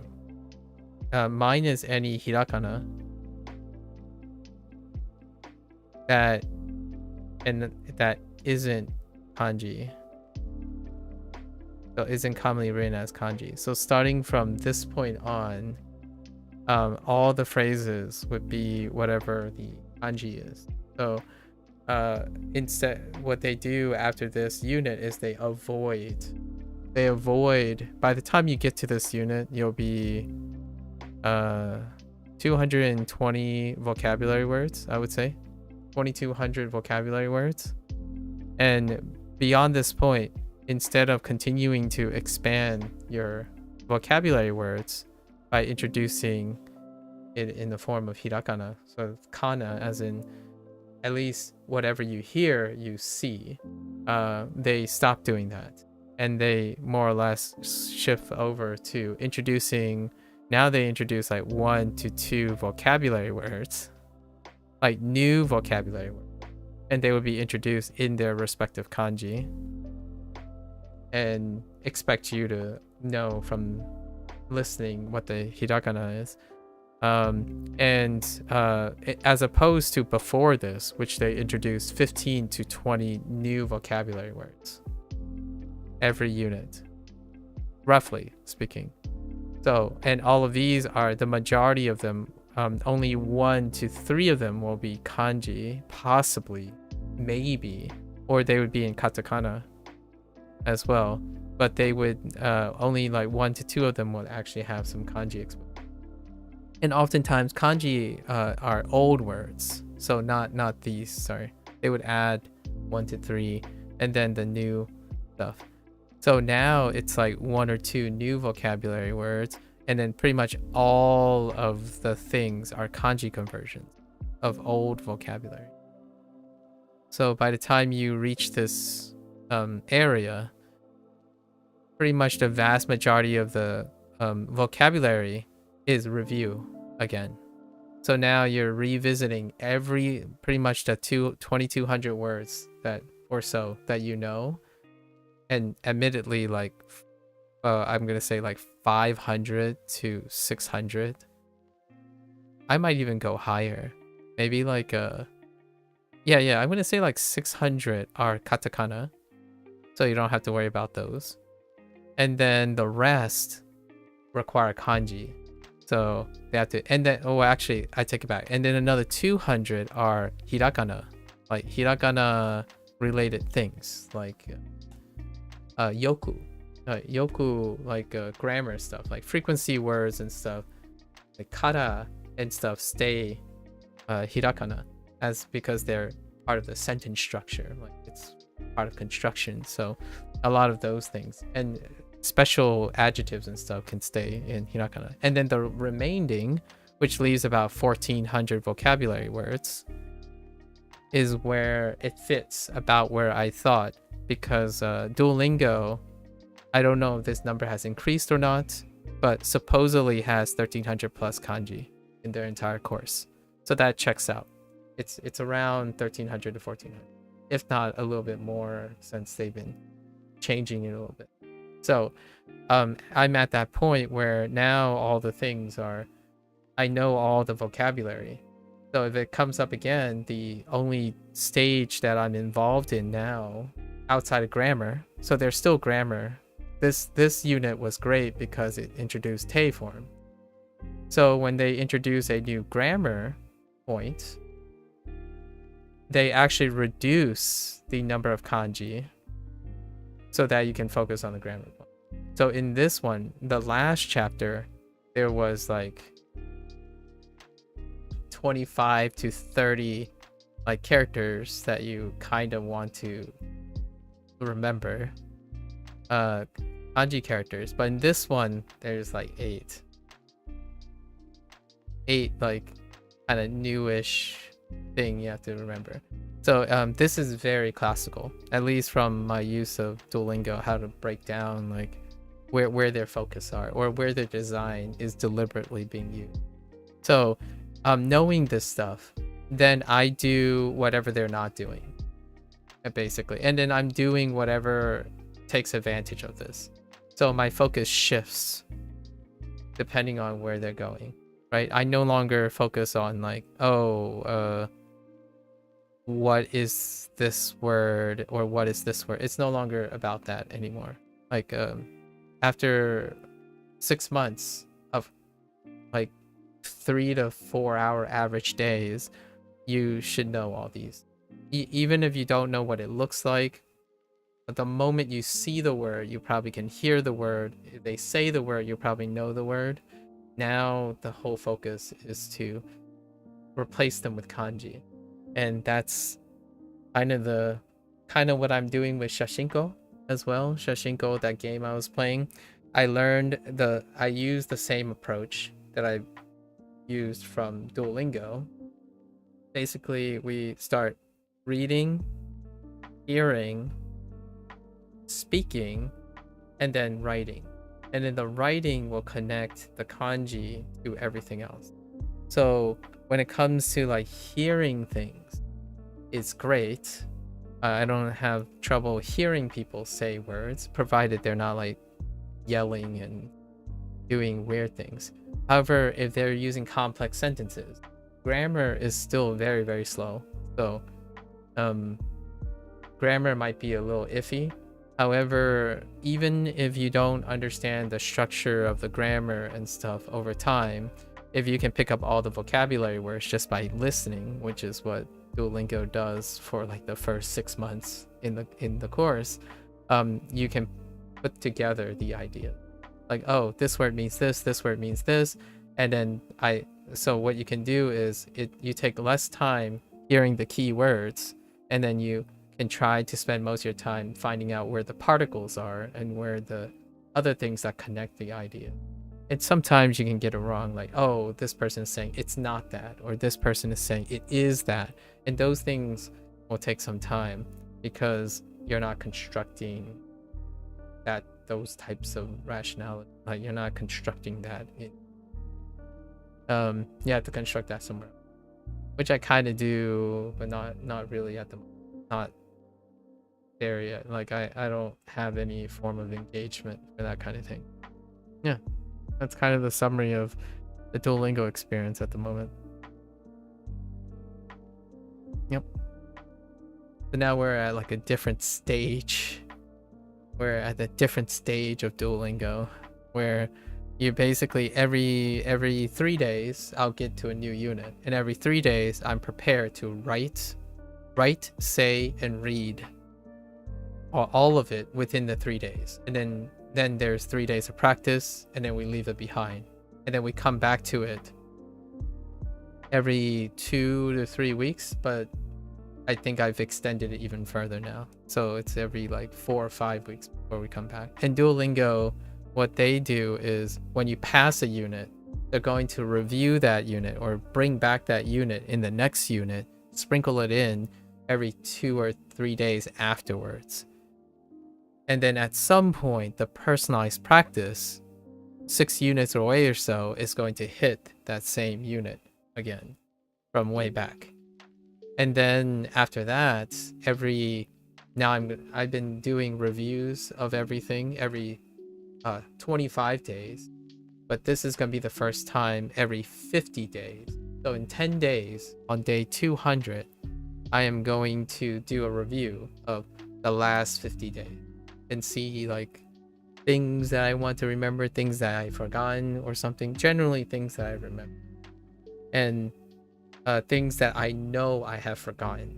So there's definitely a difference between how I feel. Because of the way Duolingo teaches, you can most likely remember things you have forgotten As in, you know Duolingo covered this, but you haven't remembered it because there's not enough context to remember it, like aid it in some way, like however people. But one thing that it can do is you know you have forgotten it. So in some way you should have known. But that's kind of the review process. I'm like, okay, well, I should remember this. I should remember that. Oh yeah, I remember this. Usually though, that's the final stage, and lots of people don't actually do that stage. They just go back and keep doing input, constant input with no recall, like no recall stage whatsoever, because they believe, which that's perfectly fine with me. However they go approach it, if they manage to get to their goal, that's perfectly fine. I output regularly in a way that helps me guide my competence. So other people trust the process, which that's perfectly fine too, because there's time-tested approaches that emphasize if you input enough, the output just happens. I'm like, okay, that's fine. I'm far more regular and disciplined with my output, so I don't trust myself as much as other people trust strangers' approaches. So I output in a consistent way, in ways that I can measure myself. So yeah, really, really wonderful. Sorry, like I always provide more than necessary for the questions. I like answering questions to the best of my ability. Anyways, Sugi, Sugu, Sugu ni showerを浴びてください。Right? すぐすぐにシャワーを浴びてください。そこに座ってください。そこに座ってください。そこに座ってください。Please sit there. Wait.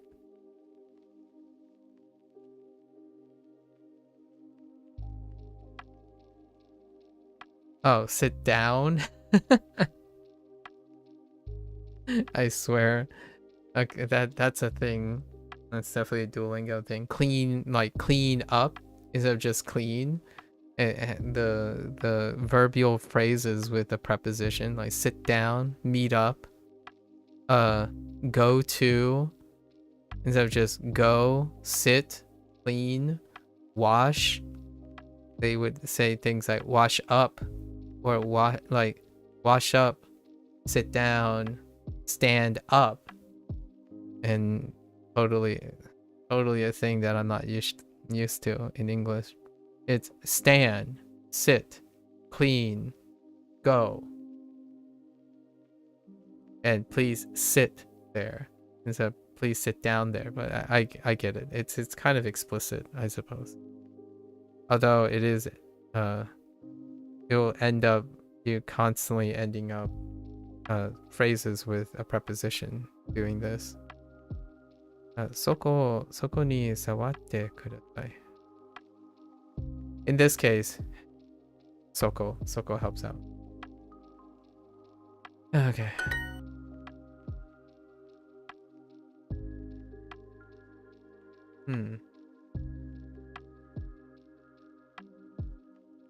Must. I don't understand where the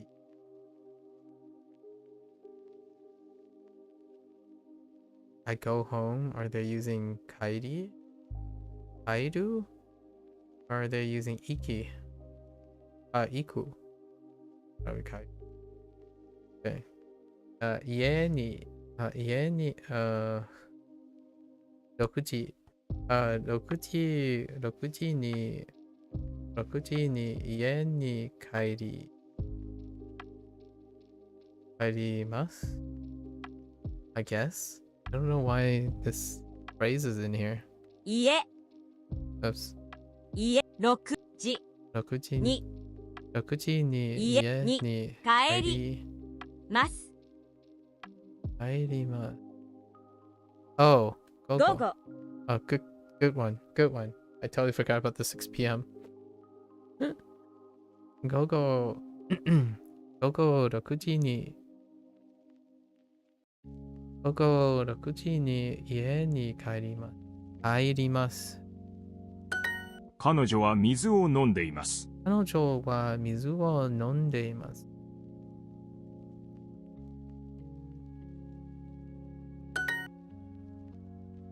彼女は本を読んでいます。彼女、where are you? 彼女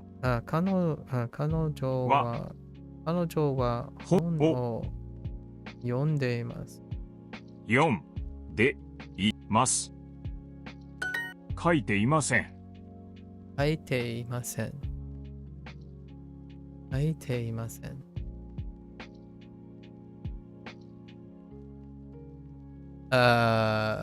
Okay. Alright. 書いていません。書いて。I'm not right. What way would you be saying? Oh, and then this is the other phrasing. The using いいですか as like a form of asking something with て。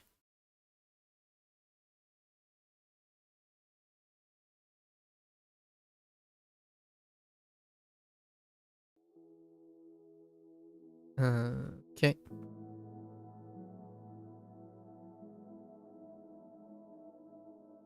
帰って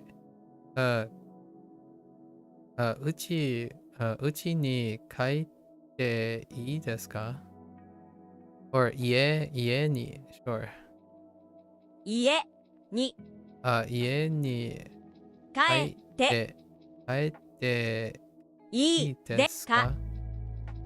家に帰っていいですか。今朝ごはんを食べています。今朝ごはんを食べています。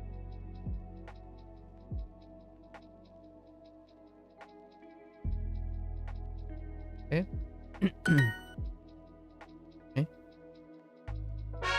Get more with Super Duolingo. Oh, and one thing that can trigger people a little bit when it comes to like Duolingo and the word teach. One thing needs to be clarified that Duolingo, outside the guidebook, Duolingo implicitly demonstrates things and you learn the things through demonstration. So I think in order to make it a little bit more compromising to individuals who don't like Duolingo or use other tools, don't like tools and whatnot, like explicit tools like instruction and grammar and textbooks. Textbooks explicitly teach. Duolingo implicitly teach. That's largely how gamification methods are worked, and also that's how video games work. So, and that's kind of how I work, which is interesting enough. I think there's a meta cut here. I usually don't like when someone actually came up to me and said like, oh yeah, you know, I was looking for something that taught me something, and then my channel came up and I'm like, oh yeah, that's a good point, because my preferred method often is to teach by demonstration, and that is basically that is what is kind of what Duolingo is using in a sense.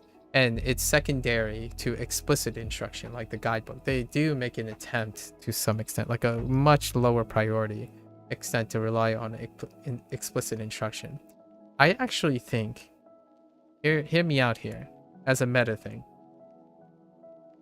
See, a lot of times I feel people from the outside, consumers, think that corporations build products in a void, as in oftentimes they make comments like, oh, why can't Duolingo be more like Anki, or why can't something be like something else? And you start thinking like for me, from my perspective, I'm like, okay, well, sure, that's one way to look at it. However, they're businesses rarely ever build things in a void. They have to be incredibly cognizant of their competition. Now let's think about this for a moment. If someone said that Duolingo is advertising as a one-stop shop and they fail to deliver on that one-stop shop, right? I don't think that is a projection of what you think the business model is. In most cases, a business model does not compete with another product if they don't have to. So they tend to emphasize features and approaches that distinguishes them from a competing product if it is not necessary to compete with them. So hear me out here. It is not abnormal. It is not normal for a tool to offer everything. It is actually fairly normal for a tool to offer something very specific as a way to have two tools or three or four coexist without a conflict of interest. So not only do I think that it is erroneous to assume that a large corporation, like a publicly traded corporation like Duolingo, is not aware, I'm too many negatives, is they are fully aware of what their competition is. And the whole idea is, if they don't have to compete with their competitors, you don't compete with your competitors.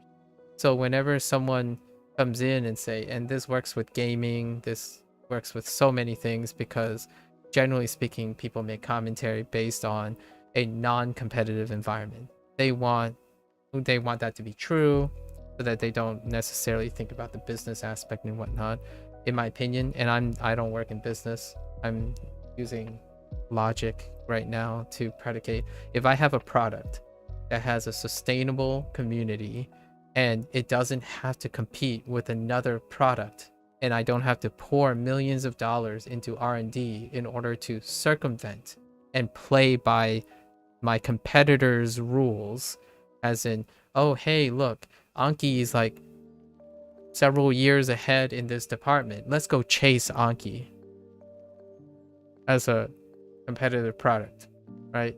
That's kind of like expecting Nvidia to suddenly say, let's go make CPUs. Let's go dump all our revenue and make CPUs because Intel and AMD is clearly not ahead of us, having like 3 decades worth of head start, that kind of thing. So ultimately, it's actually very, very normal, and I like to encourage this all the time, that you're not expected from anyone who produces a product to reasonably suggest that this is the only product you need, especially for language learning.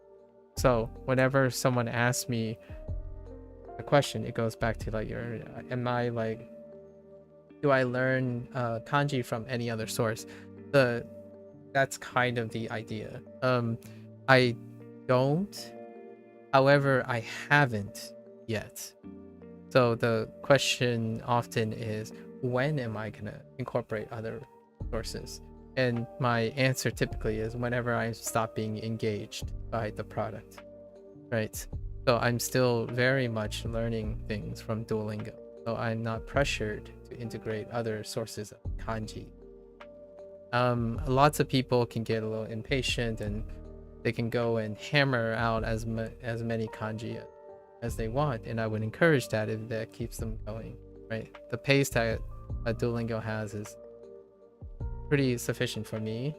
And Shashingo is still there, and I'll probably cycle more and more video games in that way.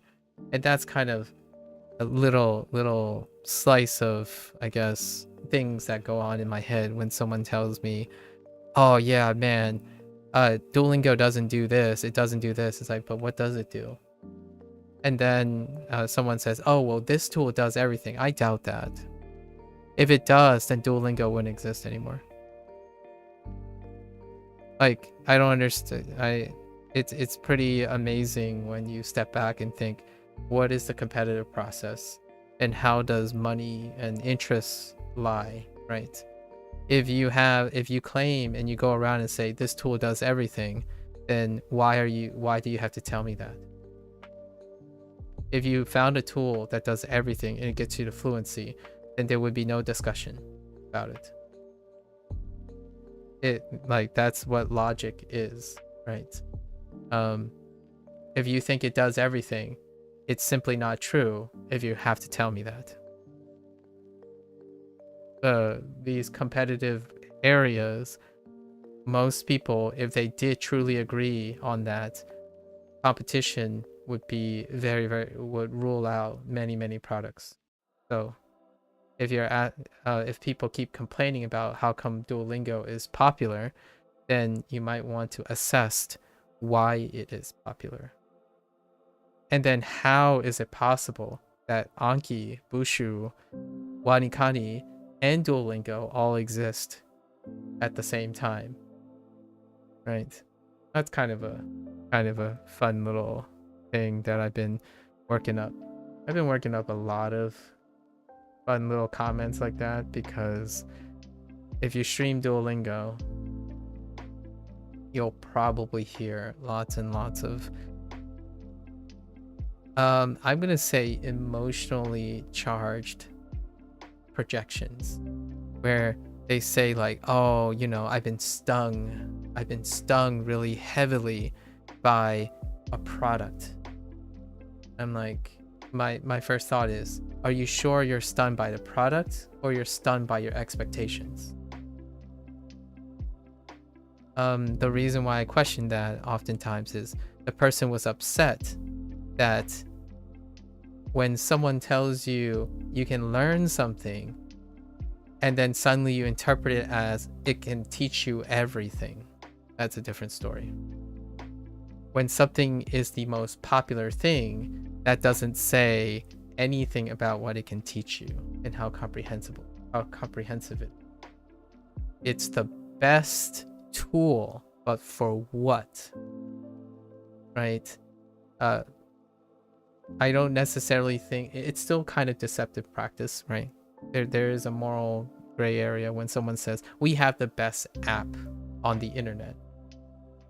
The fine line of understanding English, in my opinion, which is ironic because we're talking about language learning, one of the fine lines of understanding English is when you say you're the best app, the natural question would be, does the best suggest a context in which it is the best? Because generally speaking, in a professional sense, you can say you're the best at something. You could even say it's the best at being slow, and it would be accurate if your app is the slowest thing ever. You could even say it's the best at being bad.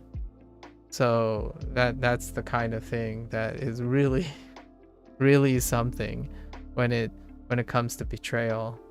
Anyways, there's a little slight digression, but it's definitely worth noting every once in a while. 立ってください。 I don't want people to get I want to kind of demonstrate and raise awareness of sometimes, what does that saying go? You may be your own worst enemy. And that's always worth keeping track of. 立ってください。 Atte kudasai. ください。 I have no ください。 idea where I was going with that. Like where I lost track of where the origin of my train of thought. 立ってください。 Atte kudasai. 窓を閉めてください。窓を閉めてください。I still to this day suggest that people find as many resources as they can. Oh, that was the origin. That was the take-home method. Wait, what is it? The idiom do as I say, but not as I do? No. Yes, to some extent. As in, whatever you see me doing, I'm not saying you should do this. For example, in fact, if you ever ask me, like, oh, yesterday someone already asked me this, and they were alluding to the idea that, oh, can anyone learn something from Duolingo? It was very subtextually obvious that the person was going to say, oh, but you can't get fluent with Duolingo. I was like, yeah, I know. But most of the questions you get when someone comes up in that type of phrasing, they're looking for me to make a statement about Duolingo, and then they will counter by saying more people say something like that. And I'm like, okay, well, because of the many months of those type of statements, I can most definitely say a far more reasonable answer to it. But you should, and I know a lot of resources, lots of resources that I haven't had the time to engage in. I don't know if I can stream those resources. That's probably one of the biggest obstacles. Like, some people say like, oh yeah, this tool is great, and I'm like, I still don't know if you can actually stream them. I'm very professionally, at least in my opinion, even though I'm doing this as a hobby, I suppose, I'm very professionally concerned and hyper aware of anything I publish online. So if I'm still not even sure if you can do this for Duolingo. I imagine of all the companies, of all the apps, this would be the most appropriate one because of its social presence and philosophy. All the other companies, it's very hard to know. Like Wanikani, Tofuku, I have no idea. Tofuku is a privately traded like group probably, and any other app design, you probably need some sort of like clarity on it. Game streaming sometimes, and that means like if you ever want to be a content creator, you're gonna have to consider all these things. I don't really know. The limitations are like corporate speak is very real in my head. 窓を詰めてください. I don't work in business. However, I think about these things a lot.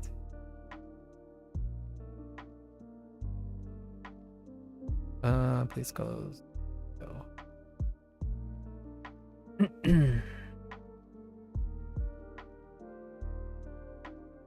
この部屋の電気はつけません。この部屋は電気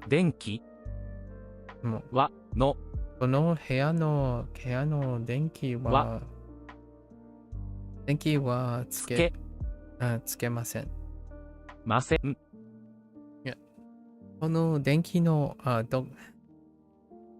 この部屋の電気はつけません。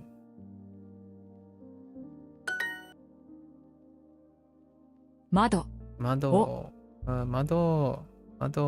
閉めてください。閉めてください。洗濯。座りました。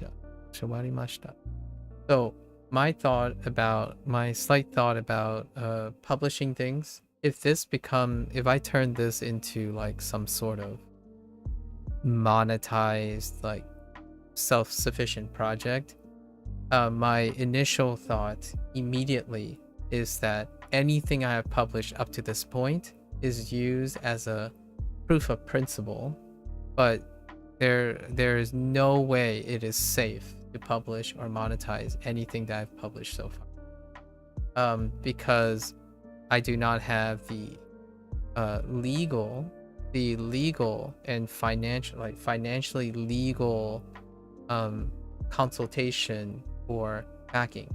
Some people might say, oh yeah, but that's no big deal, like you can do whatever, like it's early stages, you're not, but to me, the sooner you take responsibility and obligation and operate in that form of manner, then the more likely you are going to be able to bridge and transition into possibilities. So yes, I'm saying all of this stuff is a hobby and whatnot. However, I leave myself open to the possibility that if someone approaches me for opportunities or I see opportunities, I will seize them. I also am well aware, at least on erring on the side of safety. So oftentimes people say like, oh yeah, but I'll just make any type of video and I'm gonna just shoot whatever and stuff. Like, that's great. That's great. Provided you understand the limitations or the risks you're taking.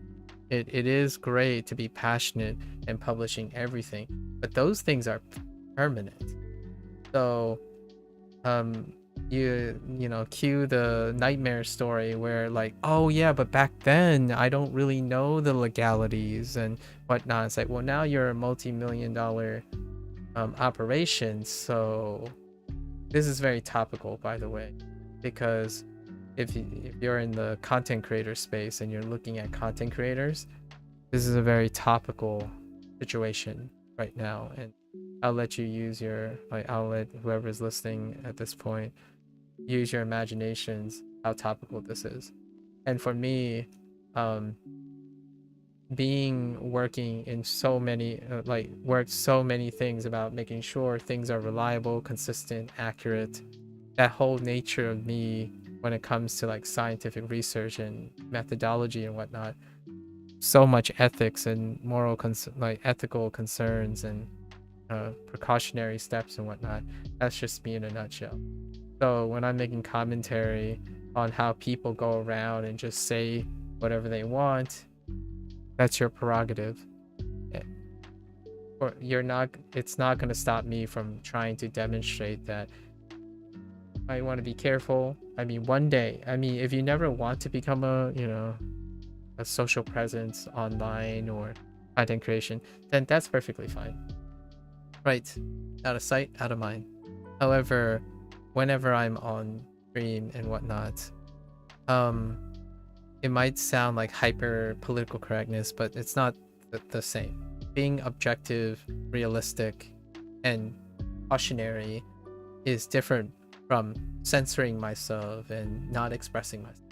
There are many clever ways and professional ways of expressing commentary, and who knows, maybe one day I'll choose to do this professionally. And to me, I think the early content creators are getting to a point where this is a foreseeable thing. I don't necessarily think anything is standardized right now, so that's kind of the scary part, and I don't want to be part of that. Like, what I mean is, I fear that I can become associated with certain things, and that also comes with how people like for example, Lacey, the idea of separating your streaming things from people you might know, because there's like association stuff, potential association stuff. So I know that might not be the original motivation, but that is one of those type of things you may want to consider doing in advance, right? So Q, yeah, that's exactly why. Yeah, so Q, like for example, Q examples like another content creator raids another person, right? And they say, oh yeah, this stuff is trash. Just imagine what happens 10 years later. If anyone you interact with up to this point, and then you think you can build a social presence, any discourse that you may have generated over the years, any one of them could tank your optics. So I want to like be very like encouraging, but at the same time want to paint a realistic expectation that much like how you interact and react to things emotionally, not you per se, Lacey, but a general audience, know how vigorously you react to something. You have to look in the mirror and look around how often people interact and react like you do. But those people may not necessarily be excited or entertaining the idea of being a social media figure or content creator. The content creators, though, if there's any form of thought in your mind that you want to be a public figure, then I would probably strongly reflect upon all the things you have done publicly. I started doing this well into my late 20s after spending a lot of times in places representing people and stuff. So I started off with the experience knowing that I must make sure that I can navigate these. Meanwhile, we have people who start at the age of like 14 and 15, like 13 at the earliest. And then later on, they go to be like, a lot of them become successful. And then only to realize something that they have done when they were young, which in my opinion should be forgiven. Like I believe in second chances or like innocence and learning and whatnot. However, the internet is not that forgiving.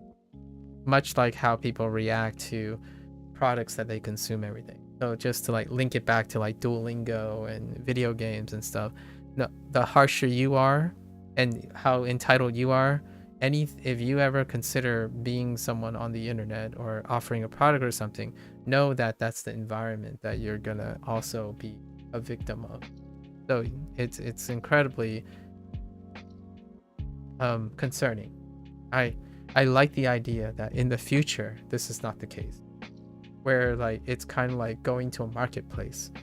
People are tolerant and they encourage each other and like, oh yeah, okay, this kind of sucked, but hear me out. I think your next one is going to be great. Like let's talk about it. No, right now it's more like, I don't know this person, I'm just gonna write a nasty scathing review, and then later they end up being the developer, right? They end up developing their own game, and then everyone writes nasty and scathing reviews about them, and they're wondering like, oh yeah, okay, I get it now. And that happens a lot. And it's kind of like the typical, in my opinion, before the internet, it still happens. You know, like to me today, as a 30-something year old, I remember people who were my mentors, who were like 30, in their 30s and stuff, saying the same thing to me. And now I'm saying the same thing, more so talking to my distant past that, yeah, they told me so. Humans are very cyclic when it comes to the human condition, right? You were young ones, you were old ones. And I hope in the future is a little bit more forgiving. But yeah, that's kind of one of the things that struck me when you said that you had 2 different accounts. It really shows a sense of consideration. And I already mentioned that this is my only one account because I actually came from a generation where most people don't actually even interact with it to begin with. So I don't even need a personal account since largely most of my acquaintances, colleagues, and best friends are professional people who do not interact with like Twitch or YouTube and stuff in that way. Yeah, it's weird and interesting at the same time. Times have changed. 掃除掃除。閉めません閉めません。閉めます I don't know I don't know how long you are going to pursue this, but I got someone who accused me of enjoying language learning too much. This is paraphrasing. Enjoying language learning too much the wrong way, that they told me that they're entitled to be upset and turn people against me because I'm learning the wrong way.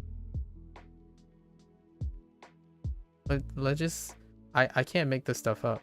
Like, that was a legit criticism of what I'm doing.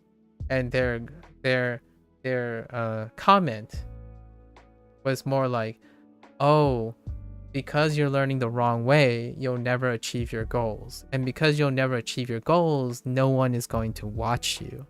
And no one is going to watch you because I'm going to tell people how wrong you are. And it was like more explicit words like than that. They were more insulting my character. So my thought was, well, they don't know what my goals are, right? They never asked. It's not like they're interested. They don't know what my goals are. They don't know why I'm doing this. And if they knew, it wouldn't have been relevant anyways. And it's interesting that they went as far as saying that if you learn the wrong way and you're having too much fun doing it, you might encourage other people to do it the wrong way. So when you encourage people to do it the wrong way, then you are a bad influence, right? I'm like, okay. I'm elaborating on this person's thought. They just told me that I'm doing it wrong. They didn't explain it or anything like that. So the question is, do they know enough about me to know that if I'm doing it the wrong way, right? And apparently one of the biggest things with especially the Japanese learning community is that if you use Duolingo, you are learning Japanese the wrong way. Which, by the way, you might be thinking, oh, but those are just trolls and they just not have... Actually, it is unintentionally reinforced by experts that, or like very, very credible people too. There are wonderful people who are very conservative and understanding about how to engage and stuff, but there are some like that are younger, they are polyglots, and but they were pushed to say, like, the same people who want confirmation bias, they go around and say, oh yeah, can you review Duolingo, can you review Duolingo, and those people end up being very negative. However, they, in my opinion, probably didn't expect that their words would be weaponized against people who are genuinely interested in language learning. And what happens is you have a whole army of naysayers who, instead of promoting language learning, they go around destroying language learning, all for the sake of like indoctrinating like some sort of perfect approach. It's very unfortunate, but I think that was my very first experience. The very first 3 or 4 months of language learning publicly, regardless of what it is, have been to negotiate and learn about all the pitfalls of Duolingo, and I appreciate that. And I substitute and basically try to take in those pitfalls and address them, right? This is why I still continue to use Duolingo today. Not because Duolingo is providing everything. The idea is Duolingo provides some things, and I use those something, and then understand that I have to practice other things that it doesn't do. And sure enough, it is incredibly consistent and reliable if you're a streamer and a content creator, for other people to tell you what you are doing wrong, as opposed to what you are doing right or doing good enough. So that's probably the future of a content creator. You will more than likely, as a start in the beginning, before you have like your own village, your own community that you build up and whatnot, the first thing you're going to face, in my opinion, in the vast majority of the things you do, especially if you're learning, are individuals who feel that they are more competent than you to speak out and tell you how to do it better. And that is a great resource. That is why I chose to do language learning publicly as a content creator. Because if I don't have problems with my own self-esteem and my understanding of language learning, or like learning anything, then anything someone criticize and say is extra. It's things I can work with. So whenever someone says like, oh yeah, but Duolingo doesn't teach you to construct sentences, I know. Thank you. Lots of people have mentioned that. I can tell you where you can go and find sentence structure construction practice outside of like making a Japanese friend. So it makes it very relatable. So any type of conversation that I have is going to increase my aptitude and experience. And that's kind of how I approach content creation, I suppose. I think it is worth entertaining your strongest critics. That is what science, the peer review process, has taught me. The harshest critics, the strongest counterexamples. We're not talking about like emotional ad hominem arguments. Like if someone hates the way I look, then that's non-negotiable. But the harshest critics are your sources of strongest improvement. Because if you can address your harshest critics, generally speaking, any less harsh people will be either satiated, entertained, or reasonably respectable, right? And I had some really harsh ones. Some very harsh ones. In fact, someone called me a sociopath once, and that I should seek therapy.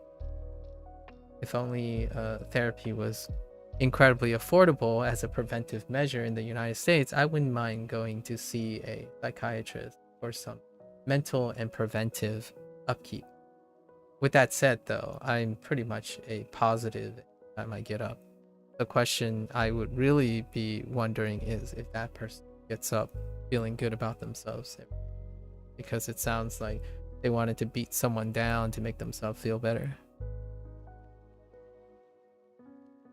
That's usually how that works, at least in my opinion.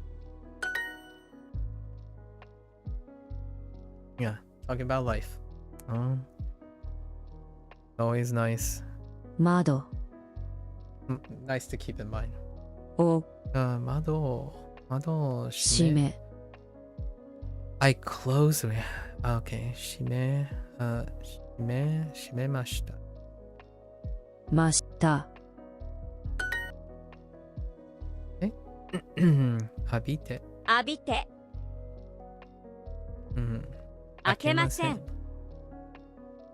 洗濯閉めて閉めません I try, so I try to, you gotta go? Alright, no worries. Yeah, see you tomorrow. Good luck with your stream tomorrow. Let me see.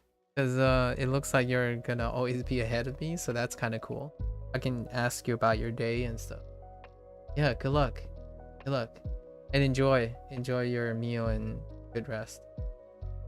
Yeah, definitely, I would love to hear your stories and stuff. Your ideas and your experiences. It's lots of fun. Coffee table talk. Whatever you feel comfortable sharing, of course. Take care. Please turn on the light. Hey. 電気電気つけてし、ooh. Yes. つけてください。くださいを電気をつけてください。電気をつけていいですか電気をつけていいですか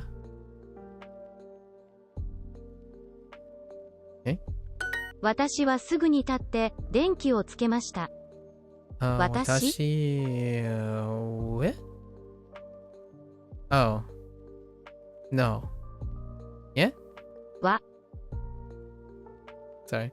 私は私はすぐに立って電気をつけました。すぐすぐに立って Oh, 立って Oh yeah, this is the example. 電気電気をつけてつけてまし Wait, まし no. つけてつけました。ました Yeah, this is the one where you use like the a thing to show like an order or like a link of things that you've done.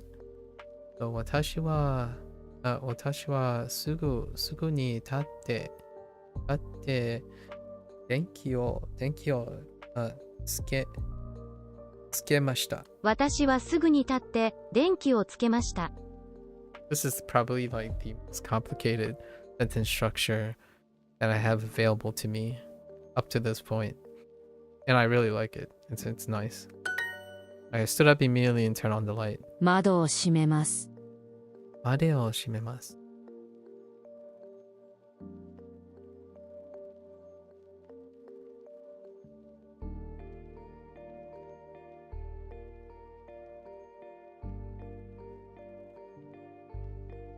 Something about closing a window seems like it's weird. It's kind of like saying turning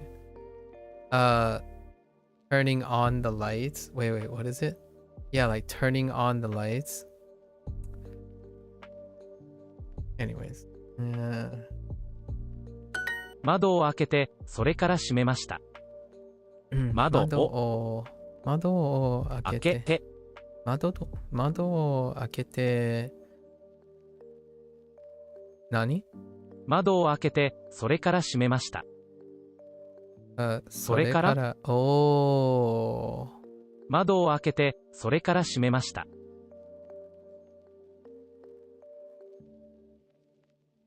Oh, so you can also use Okay.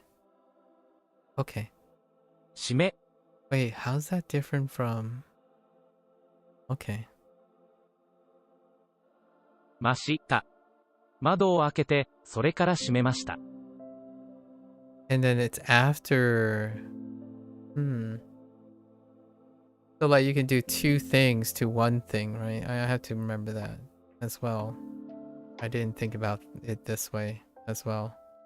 So what it's saying is you're opening and closing the window, right? The window, like they're both. This is an entire phrase operating on. I'm starting to think of it like a circuit. Yeah, 窓を開けて窓を開けてそれから閉めました。窓を開けてそれから閉めました。Yeah. 私は立ちませんでした。私は立ち Yeah, how to conjugate 私は立ちませんでした。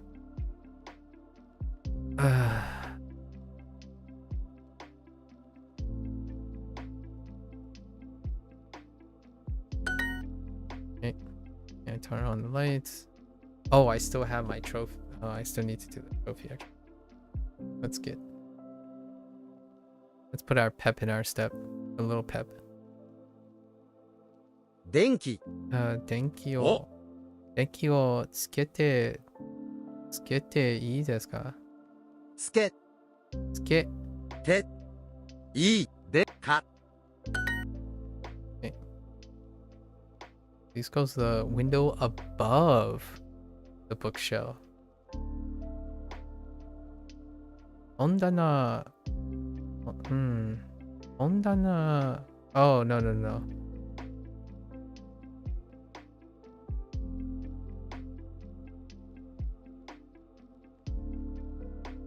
窓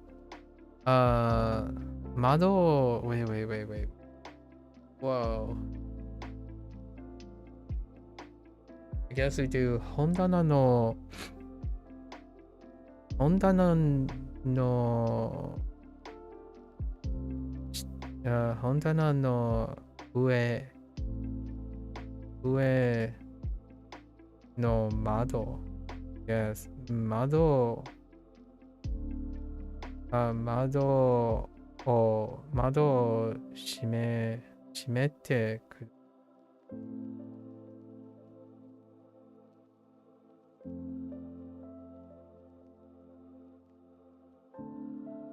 本棚の上の窓はは閉めてください。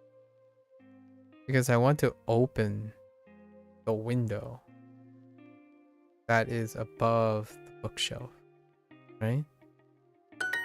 Yes. Okay. It's like, well, duh, that's what you said. Maku is like, I 窓 don't を know 閉め about て that. ください。窓を閉めてください。Wait. 窓を閉めてください。窓を閉めてください。立ってください。閉ってください。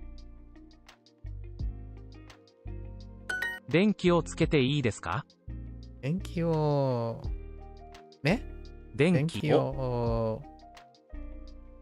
をつけていいですか？本を読んでいます。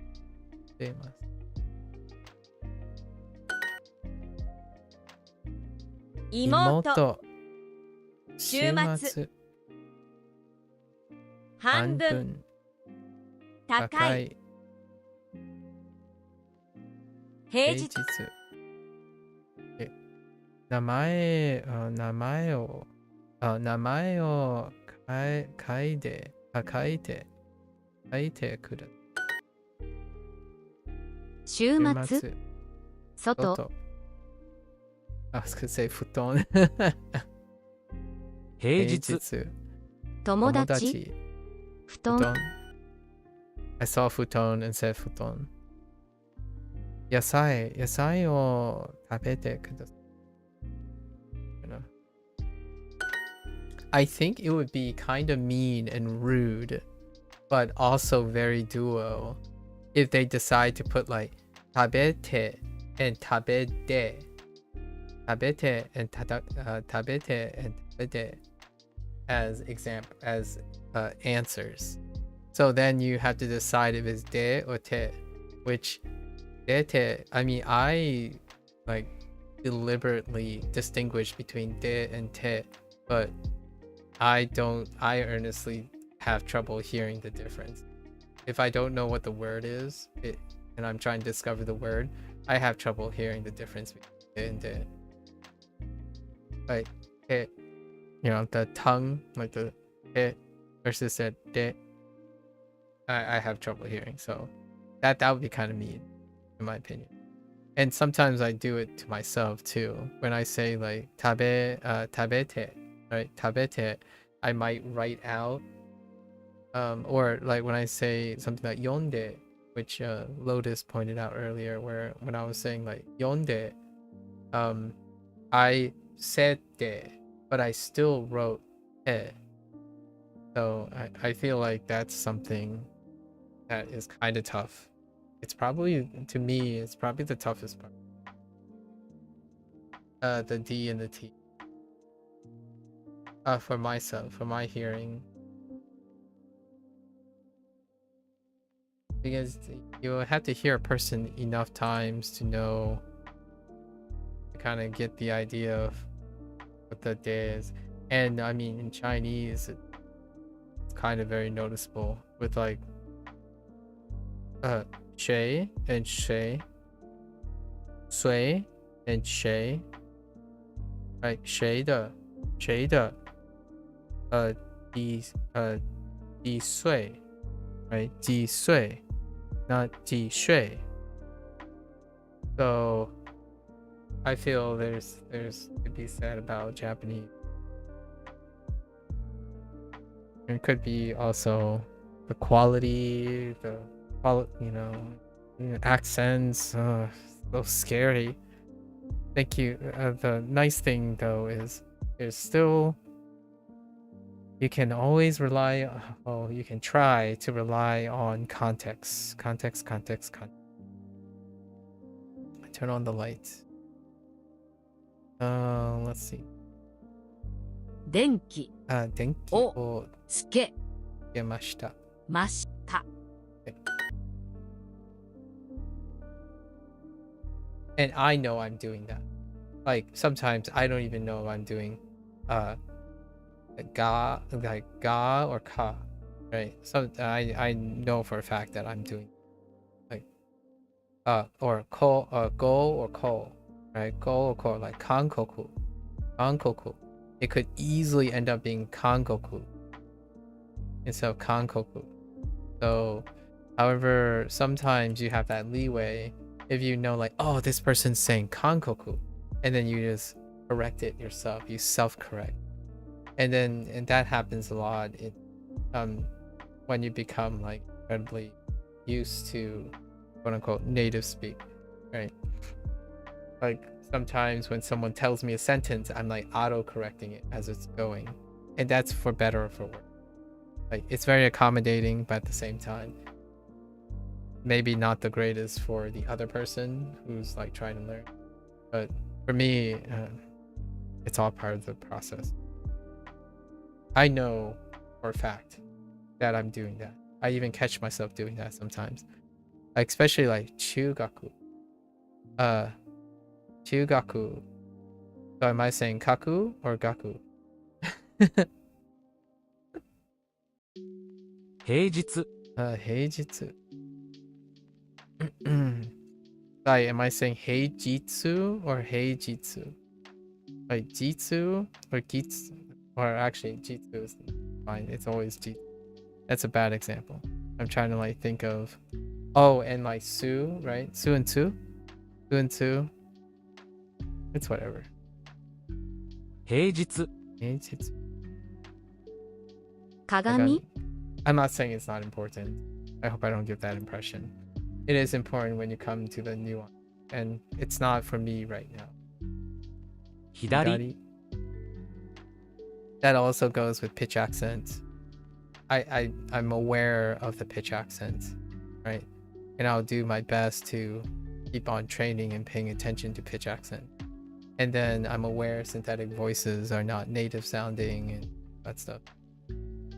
左 The thing is, I'm not going to become complacent, as opposed to what people are worried about, in my opinion, is that you become complacent and you are no longer willing to listen to new things. That's rarely the case for me.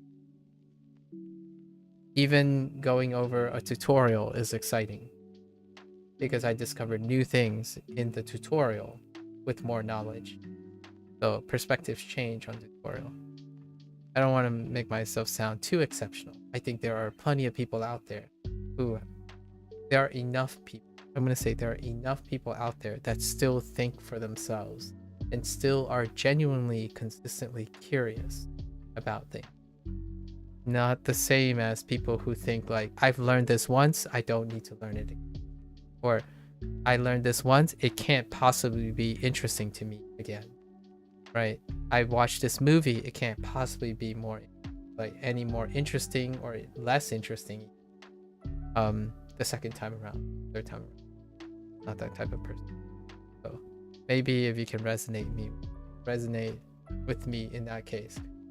Japanese, I will consistently be enthusiastic about Japanese.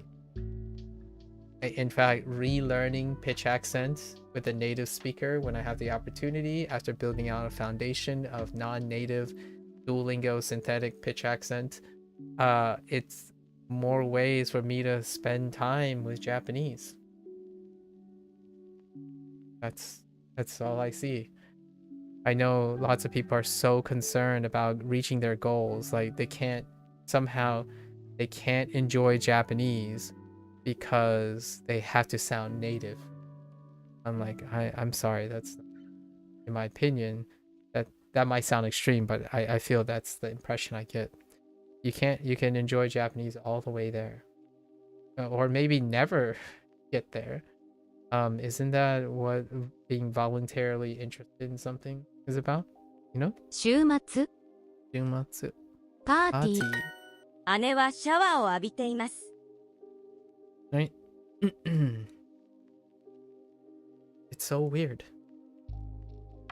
So weird. Like, man, I wish I could get fluent fast. It's like, but aren't you having fun trying to become fluent? Like, no, it's only fun. It's only fun and worth it if I become fluent. I'm like, oh, okay. Well, I really hope there are many, many things in your life that keeps you happy while you're constantly being reminded of being upset that you're not fluent in Japanese. I don't know how to help you with that.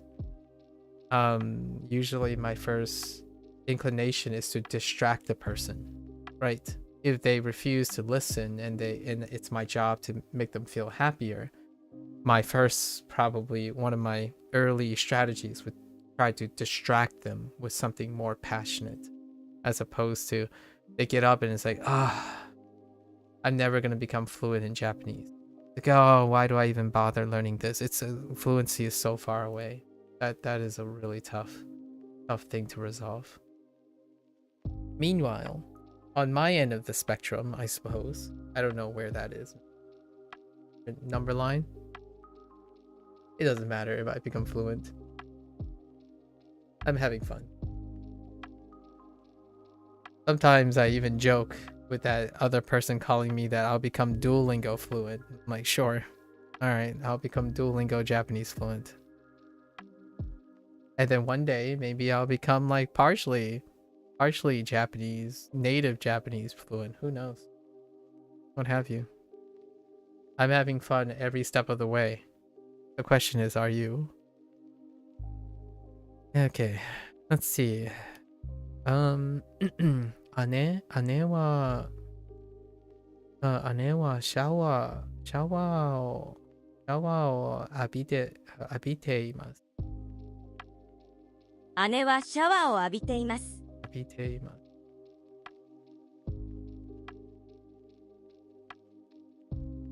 Is a taking. Okay. 家の掃除をしてください。家。Also, I'm also having fun chatting about life and perspective and stuff while I'm learning Japanese. All that, it's all part of the experience. So hopefully I don't get people upset, or I'm sure there are going to be upset people. Hopefully it's tolerable. I find if you're learning things and you're not placing them into context and perspective for yourself, they're less memorable, they're less valuable. So what is part of my Japanese experience, Japanese learning experience? Duolingo is part of my Japanese learning experience. The reason why I'm pretty confident that I will not feel as bad as those people who said or claim that I will feel bad when I complete the Japanese course and found out that I can't even listen to anime without subtitles. It's unlikely to happen, because I, in my opinion, contextualize the meaning of Duolingo. It's not a tool to be discarded and things you grow out of. I don't necessarily fall out of love with it. I get more interested in other things. That's a difference. People, in my opinion, especially negative individuals, fall out of love and hate things before moving on to new things.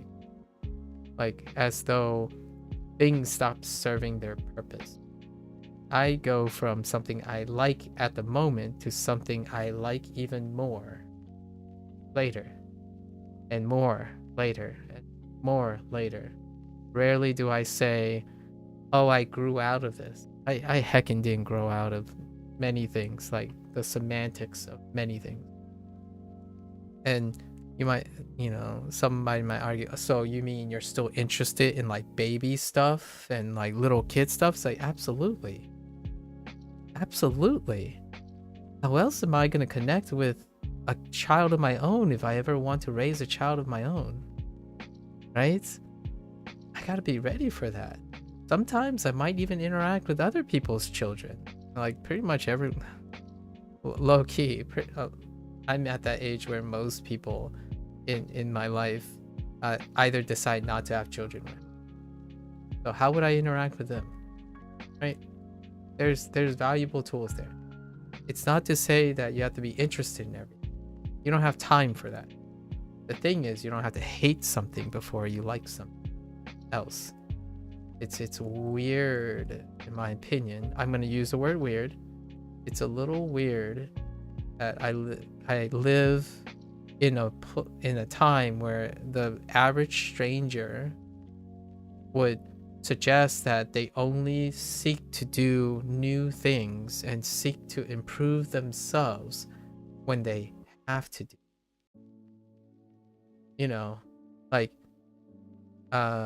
I will start to run when my doctor tells me that I need to do some cardio. Like, why not just do the cardio now?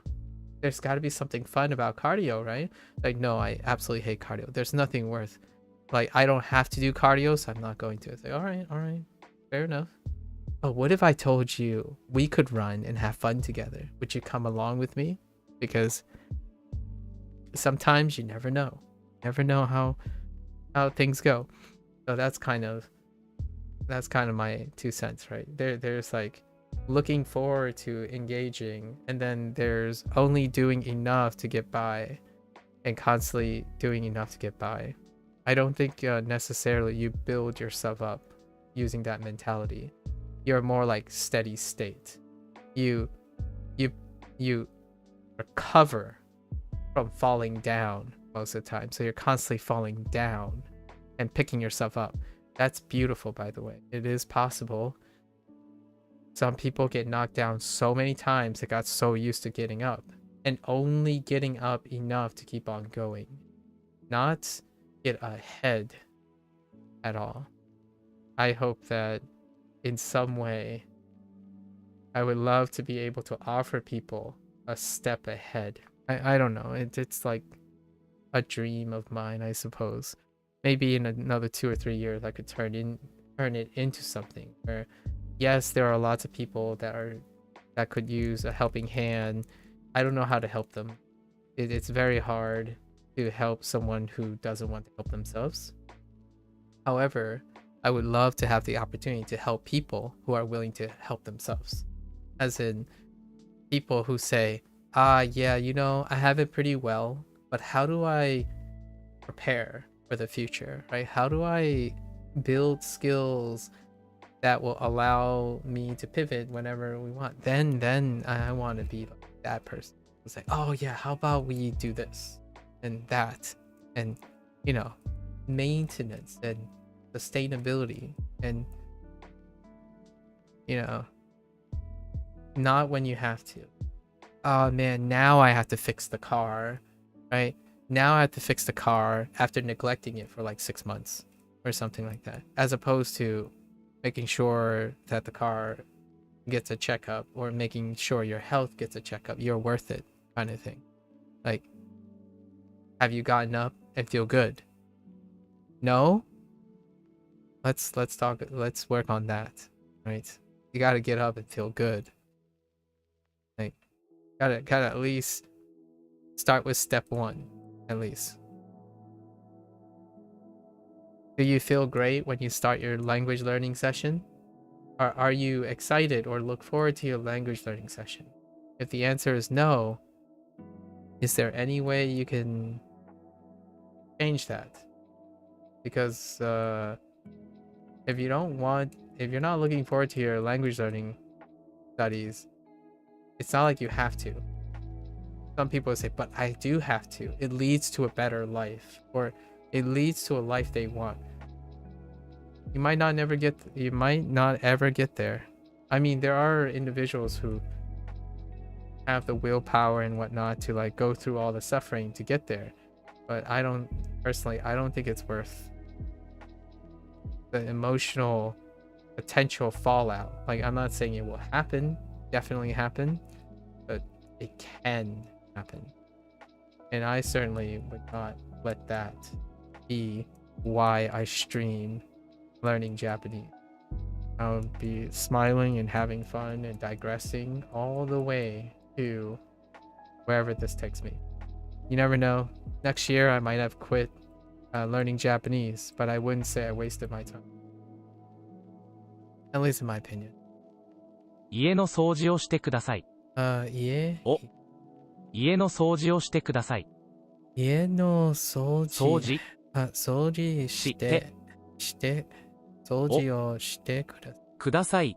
家の掃除をしてください。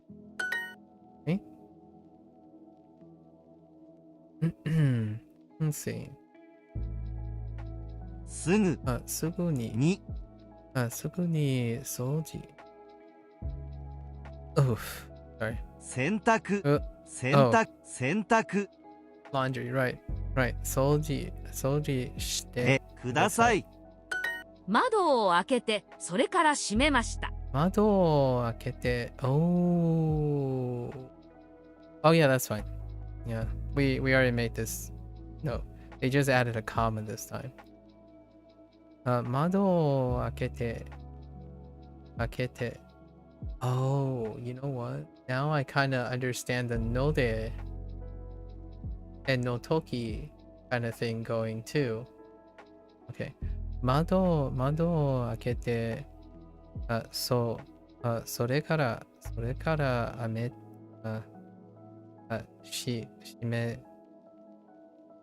めました。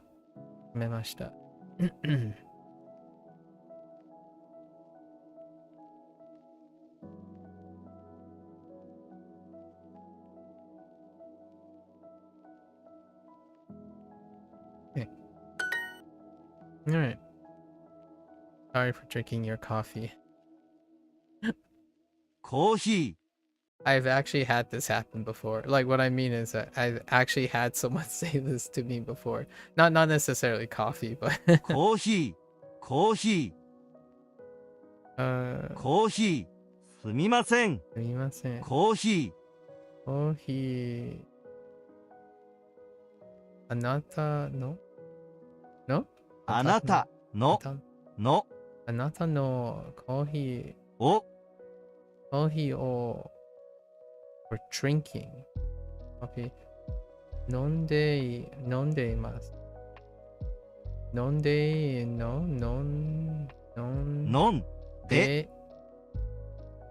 Oh.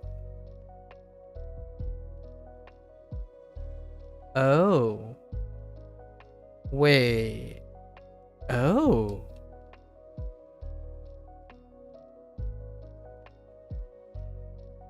Interesting. How does that work for translation? すみません。あなたのコーヒーを飲んで。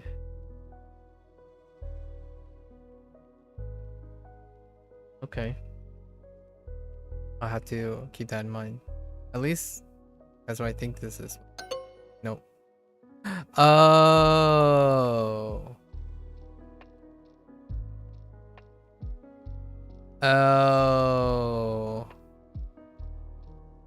They want it in reverse. Oh, that's cheap.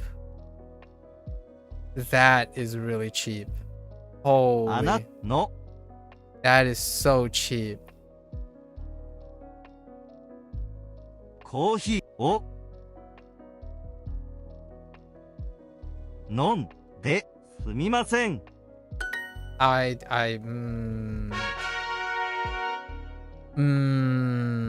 don't know about that. That was a bit saucy. Well, because we digressed, we're gonna pick up these as we go, as we liberate more time in the future. I don't think we need to bootstrap. We're kind of slightly falling behind. but these are pretty short. All right, so that's a wrap for today. It was a good review session, right? Day 3s are our reviews. Yeah. I don't think I need to do take on mess. Okay, all right. Well, all right. Really quick hot take. The 2 cents from today. Let's not talk about the whole business model and all that stuff. My thought is I want to end on that sentiment that I talked about.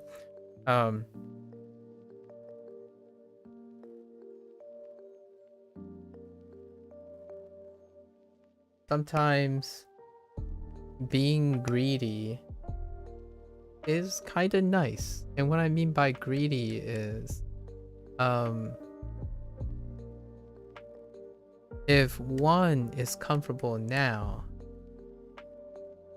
one can use those resources to reinvest in a future self, right? Or in other people. So you can choose to give it out in generosity, or and you know, see what sticks, which oftentimes is not the default choice most people use. They typically reinvest in self, right? I think it's a very disheartening. Obviously, I'm aware that a lot of people are barely getting by all, so there's no form of reinvestment if they are constantly just getting by, right? Efficiency. And there's not much I can do, even if someone criticized me like, oh yeah, you can't, well, whatever you're saying doesn't apply to people who are just getting by. It's like, I know it doesn't. It's something I can't change, right? So sometimes it's not the best thing I can do, like it's not the thing that I should do because I might not be able to. It's more like the best thing I know I can do.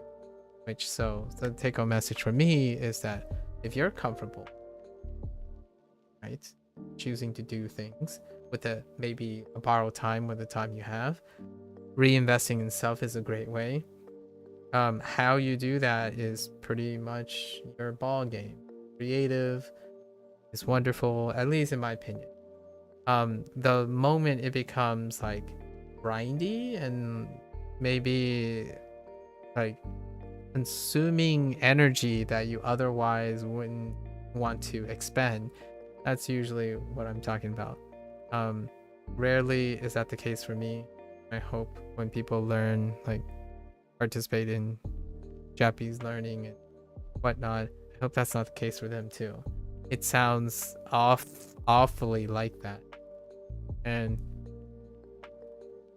that might also have something to do with following unconditionally specific advice of people without the consideration that those people are not responsible for your mental health or feelings, your success even. And you might be thinking like, well, yeah, but there's some where you buy their kit and they're like program, there's a guarantee, a money back guarantee. So all right, well, that's a few exceptions, right? However, one thing I'm going to tell you now, you don't get that time back. You really don't. Like, and that's what hurts a lot. You don't get that time back. So I think a great is a way to balance the potential damage or the potential upsetness is often to decide and kind of figure out what is the actual cost. For me, time well spent, regardless if the person forgets me tomorrow or whatnot, it's always time well spent. I think my investment is that I'm very comfortable in my life, and there's no greater joy than investing in an investment for it. I will. So while other people choose to say they're helping another person by obviously, in my opinion, projecting their own negativity and need for self-affirmation, I will definitely at least try my best not to appear that way or insist that way. I think people with little, hey, look at this, hey, look at that, why not do it together? I think that breeds a lot of generosity, as opposed to, hey, do this, not that. I'm sorry, you're doing something you shouldn't be doing. You should be doing. That is deconstructing and constructing. It's negating things in the process of favoring something else. And honestly, there's plenty of room for that. There's plenty of that on the internet, and I'm not going to do that. So perhaps it's something you and your friends can bounce off each other. If my friend says this is a great idea, and there's no way, like, there's no indicator that they would be great at it, I'm still gonna say, why not? In fact, I have time. Why don't I join you? That's what friends are for. Or friendly strangers are for. Like, hey, some people told me this doesn't work. You mind if we try to make it work together?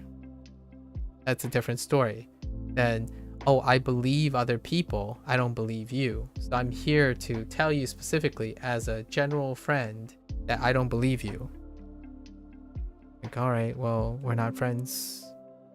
Sorry. And that advice you're giving has my well-being not in mind. Try not to sound like you're being kind by, it's one of those things like, how do you say you're only talking about yourself and you're only out for yourself without saying you're out for yourself? Giving advice to someone without the consideration of what that advice, who and what, or like what the, like who the person is, right? That's probably the silver lining in terms of like advice giving. I generally live by the, like, you know, live by this mantra. Occasionally when I see like really big red flags and intervention, perhaps then I will. It's not always, right? Not always. It's not everyone. It's not all. It's not never. It's usually something like most, occasionally, that kind of thing. So have fun. Hopefully you guys enjoy that, whatever ramblings there are, and you guys are enjoying Japanese learning. It's a wrap for today for Japanese learning. So for all the Japanese learners out there, ganbatte kudasai. And if you're gonna watch this later, arigatou gozaimasu. Until next time, mata ne, ya ne. I'm gonna get up, stretch, walk around, and then switch gears to Chinese. Thank you, thank you.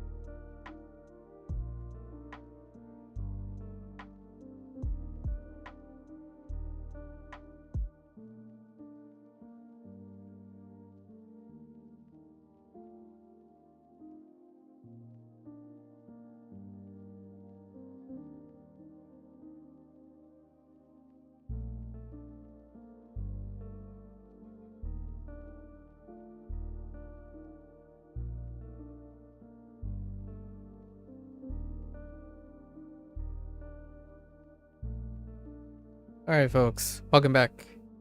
It is day 86 with Duolingo Chinese. 我叫 Maku. 我叫 Maku. 欢迎大家好. Alright. Welcome, welcome. Let's see. So, Unit 23. At in shop, we have a few weak spots. In the last couple days, like the last 2 days or so. Let's see if we can plug them up. Alright. So, or have plugged them up. Unit 23. Chat in the shop. Okay.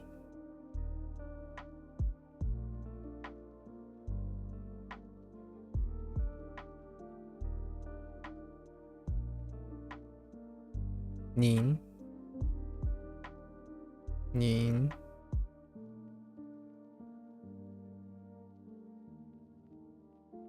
And we're done. No, I'm just kidding. Drawing a blank.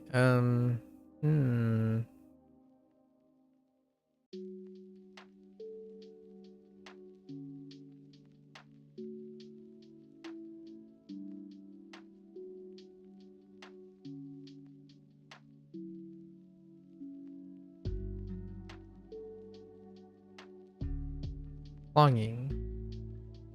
I just used longing earlier. Longing.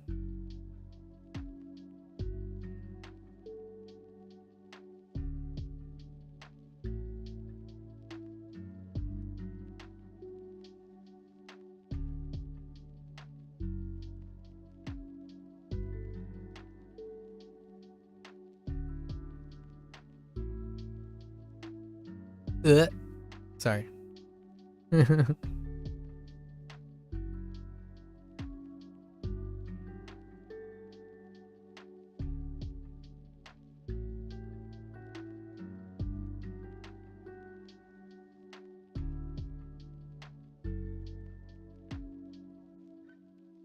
Shui Bian.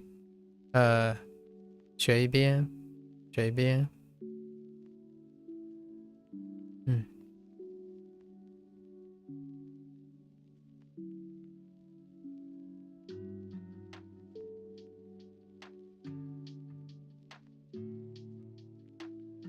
Hey. Hey.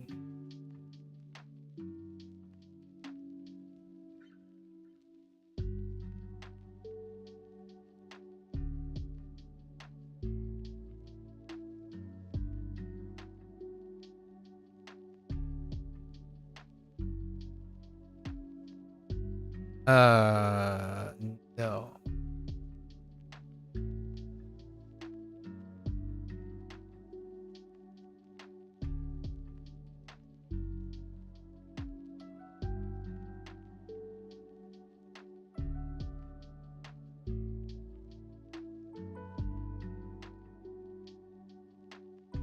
No.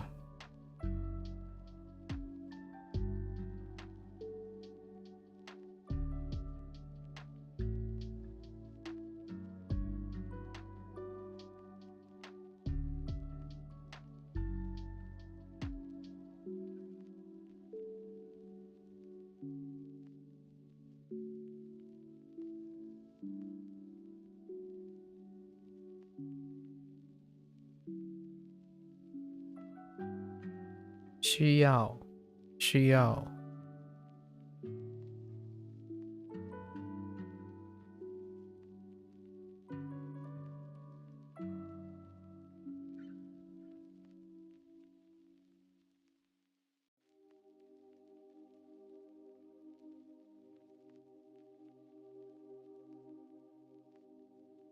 帮忙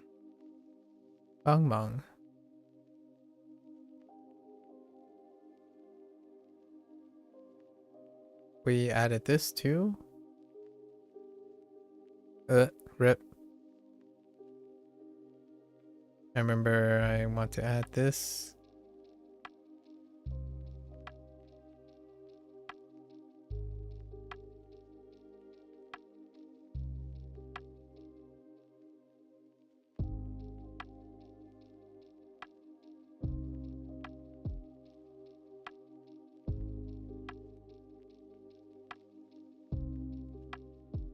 怎么走怎么走 which completes our transition to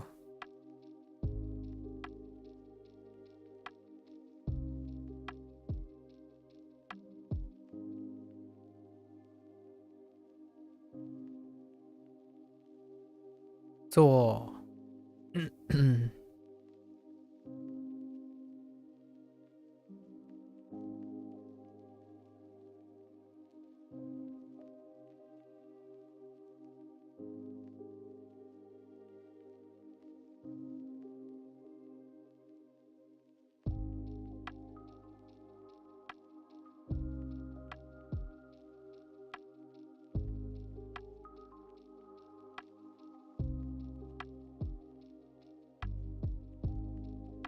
出租车 and I had a little problem with this one yesterday.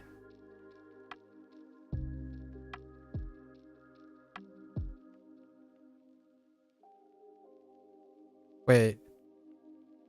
Right? Wait. Yeah.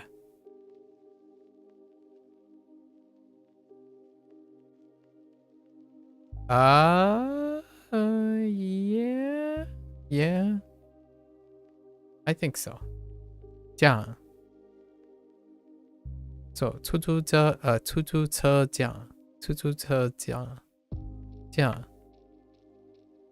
出租车这样 Okay, 出租车这样 So have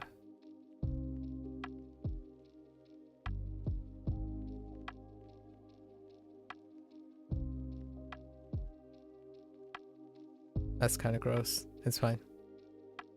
And then it's actually this.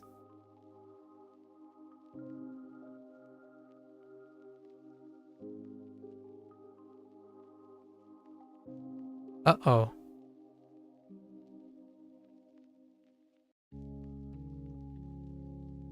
Oh.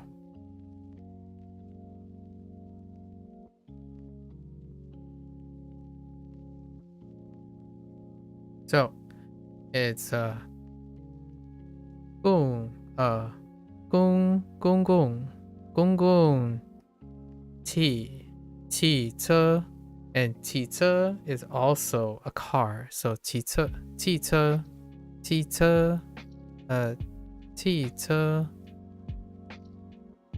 So all together, right? 公共汽车站 and 汽车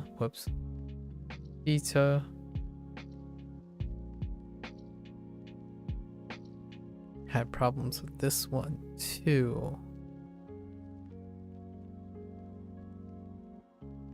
So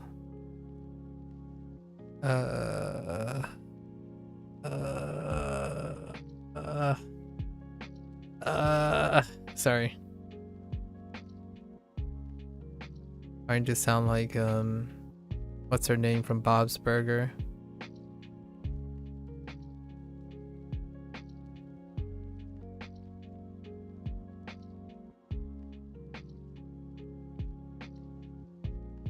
Oh, come on.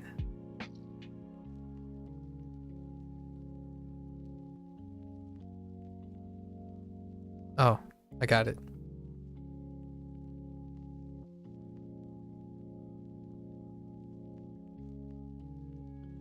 地铁酱 and additional vocabulary which I did not remember the first time around, and I kind of jumped the gun and thought it was part of my Japanese session, which it's not.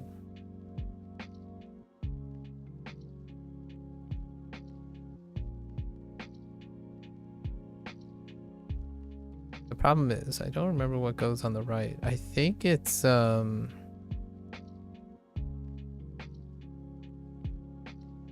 want to say it's that, but this is Chuang. Chong. Not Chong, but Chun.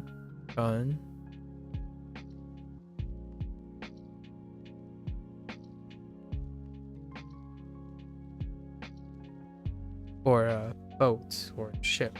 船 instead of 床 as in like bed. 床 and 床. It's close to 床 though. They're both kind of really close to 床 in isolation. And then we got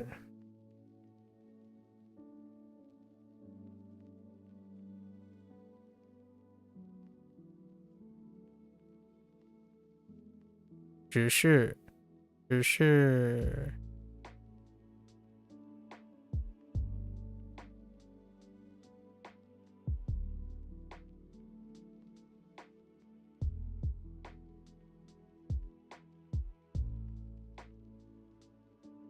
I did the right stroke order for that one. Okay. 不准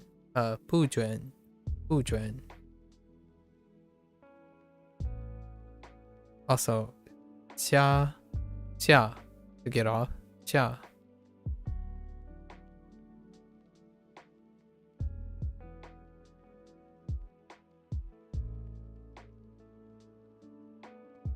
开门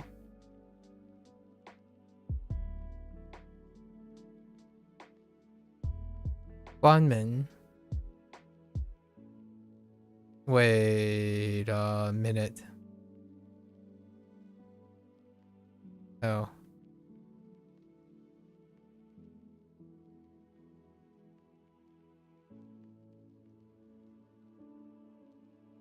Uh-oh. No.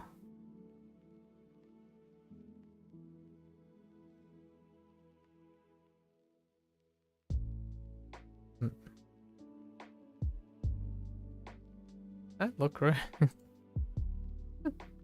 Oh no. No, I think we stick to the first one. My gut was telling me this, so we're gonna stick to the first one. This one looks... Oh my gosh, please. Yeah. Guanmin.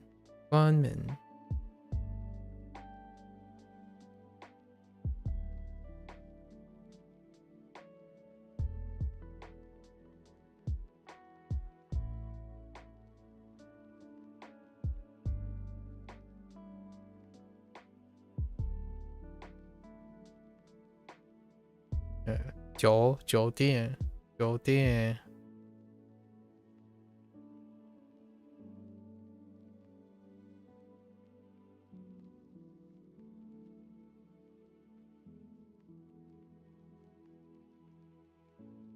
商店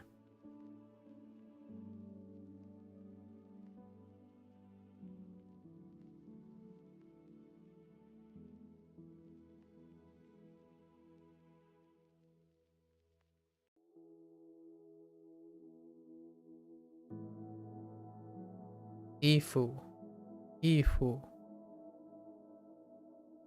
think that's all the stuff we can collect from Unit 23. Alright, let's do Unit 22. I think I still have a few weaknesses from Unit 22. On occasion. What was Unit 22? Hobbies? Schedule? Hobbies.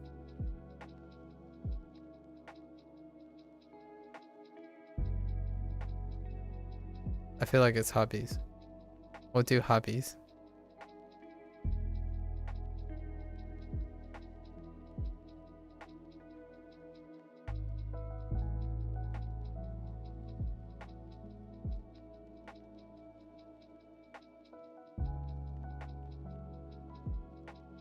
Wait, 为什么?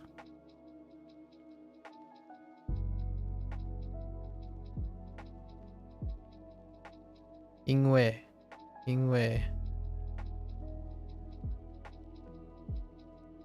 Oh no, it's not hobbies. No. It's health. That's why there's weakness. It's health. Okay.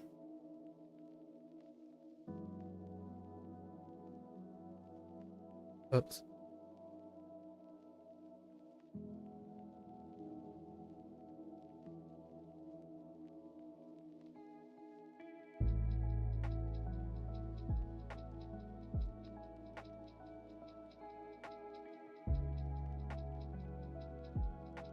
Trade.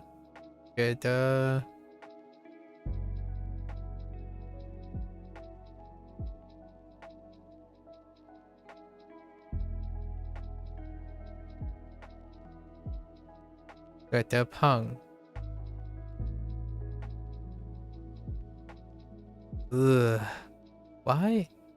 Just can't make this thing look like decent. Pang. And this one too. Oh, besides messing up the stroke order.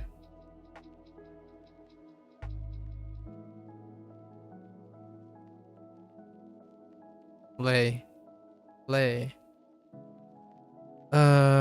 Maybe this one needs to be like fatter. Looks a little bit more balanced, maybe.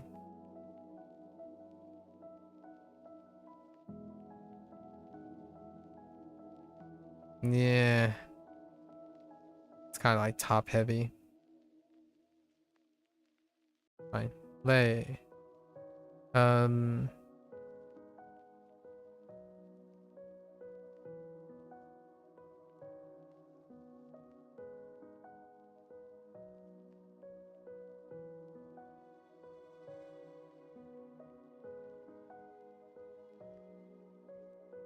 I sure.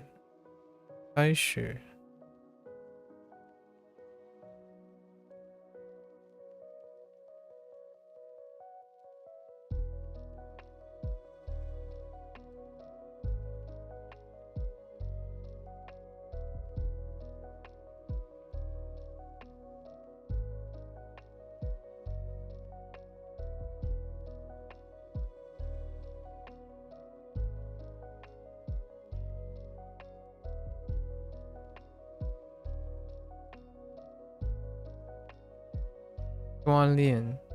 Go on, Lian. Go on, Lian.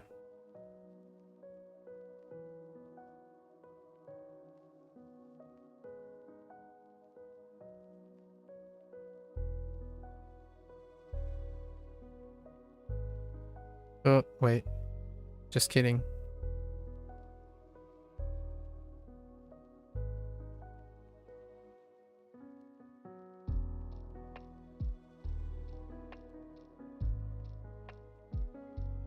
Tui.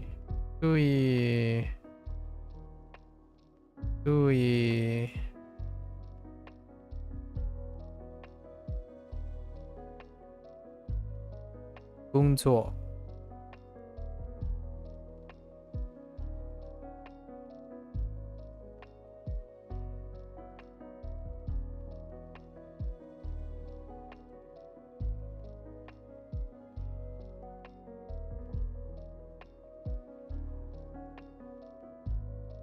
Jiangti.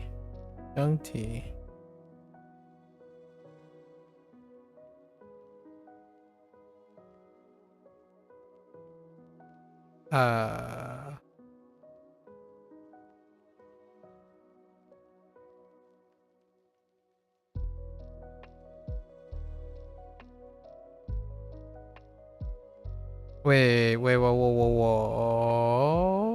Okay. I think that's... No, I think that's fine.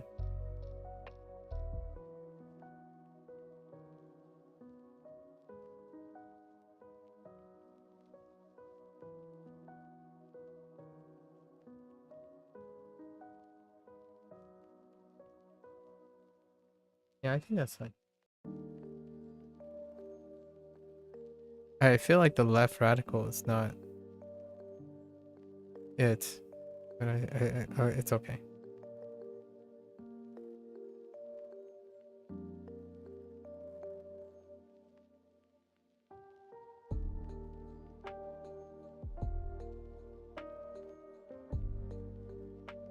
健康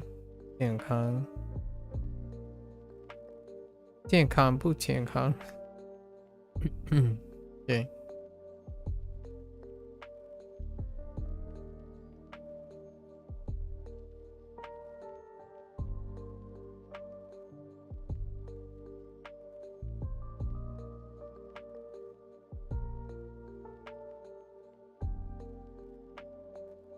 上海。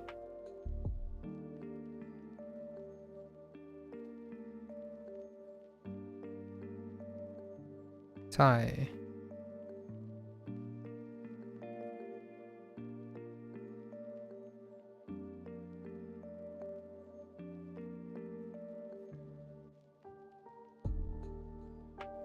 That's all to the right. That's okay. 北京。日本。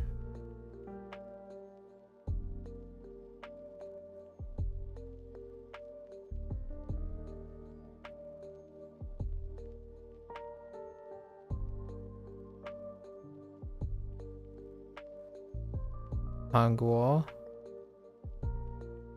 中国。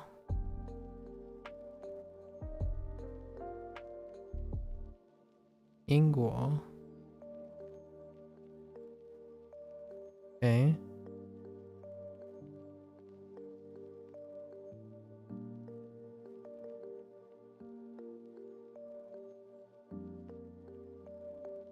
还是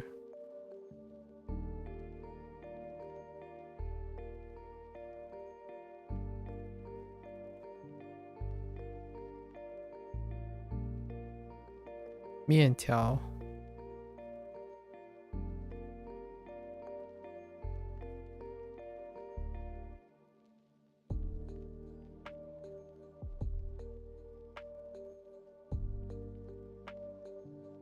米饭。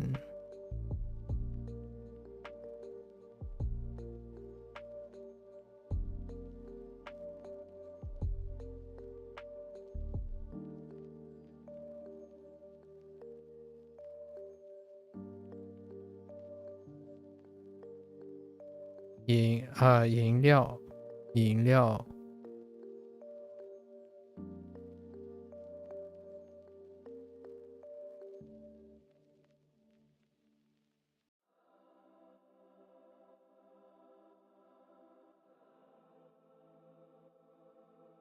牛肉。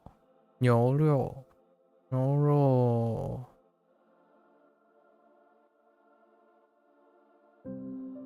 羊肉。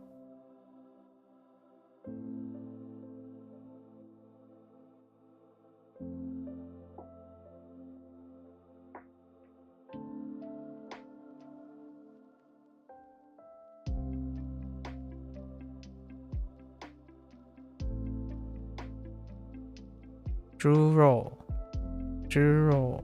猪肉。猪肉。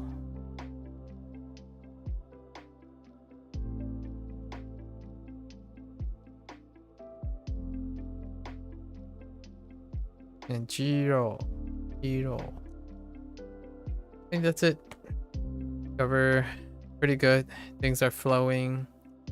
Not too many pauses, right? Okay. All right. Cool. We don't have to look at the character sheet. It's fine.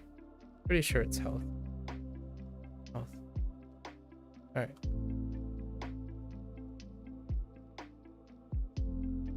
Neat. All right. Let's do our practice.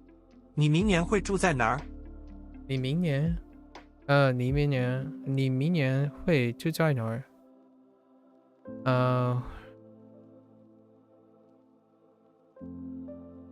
明年。你明年会住在哪儿？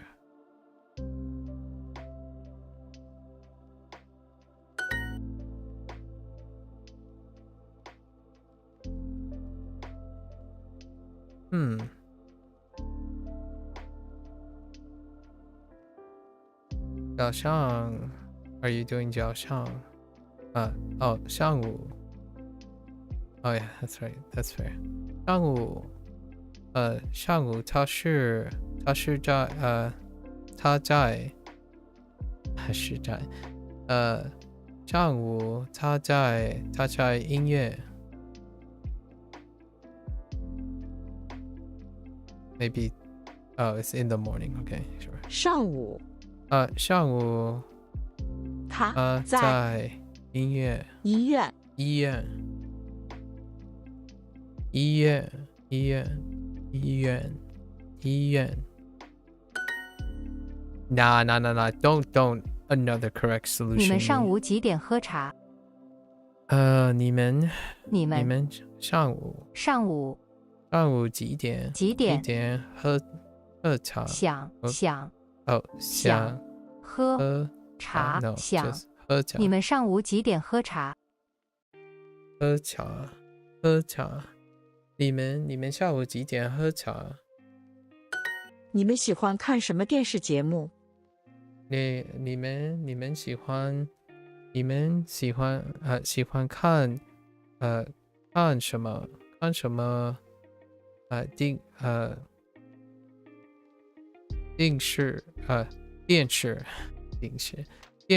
视节目？你们喜欢看什么电视节目？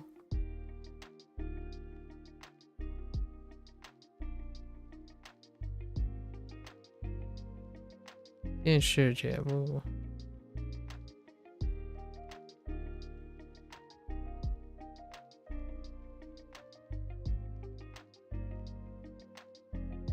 你们喜欢看什么电视节目？她的丈夫下个星期会在纽约。她的丈夫她的丈夫星期 something 星期 what？ 她的丈夫下个星期会在纽约。下个星期会在纽约。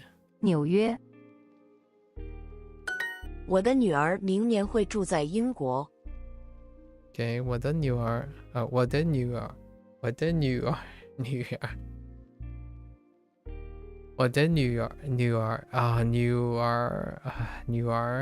gosh！ 我的女儿明年会住在英国。我的女儿明年会住在英国。的女儿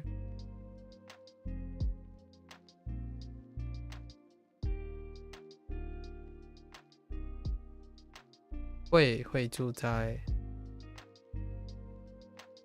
英国。明年。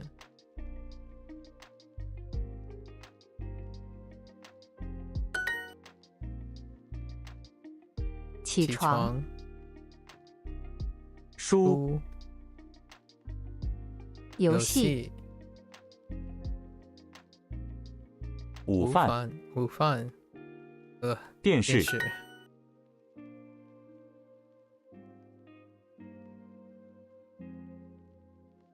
你住在明年actually I wonder if they'll accept 明年你住在哪儿？ I'm kind of curious, but they want 你明年住在哪儿？会住在哪儿？会住在哪儿？你下个星期天会不会见你的孩子？你下个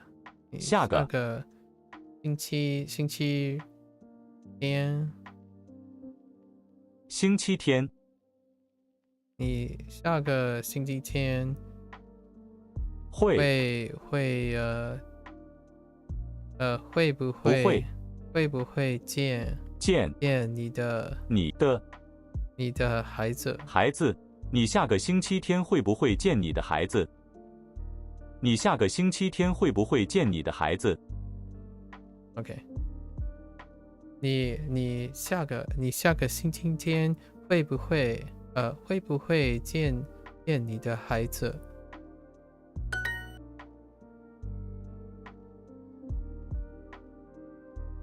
你们你们喜欢看什么电视节目？电视节目。Get more with Super Duolingo. Get more with Super Duolingo. Okay, all right. 我的老师去年在北京。我的老师去年在北京。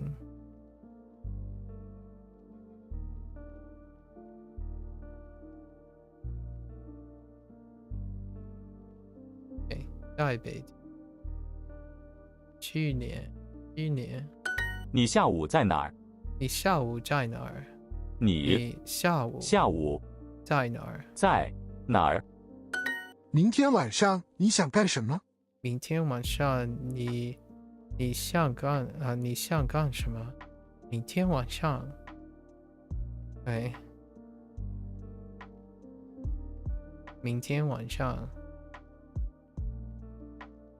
我们每年见王老师。我们每年见老师。王老师，我们每年见王老师。我们每年见王老师。我们每年见王老师。每年。Why do you say it all? 他在家看报纸。他在家看报纸。他在家看报纸。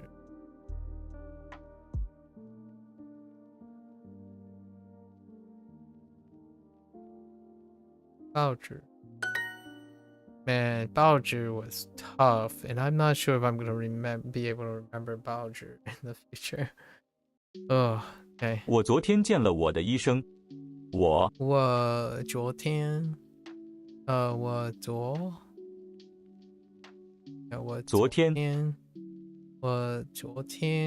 看了见了 no 见了我的医生。我昨天见了我的医生。我昨天见了我的医生。I don't have class tomorrow afternoon. Okay. Okay.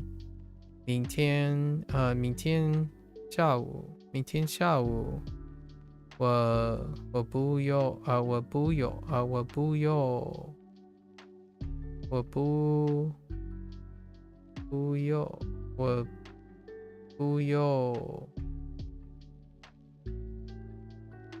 Sorry,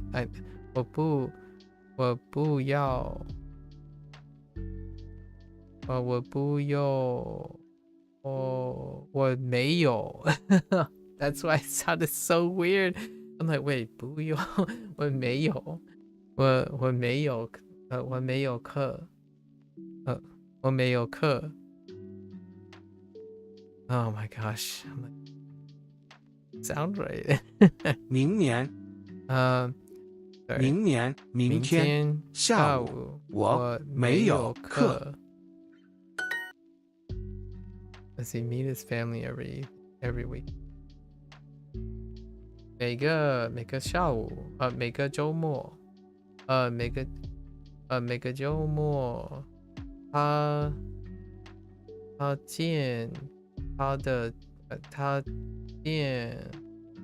见家人吗？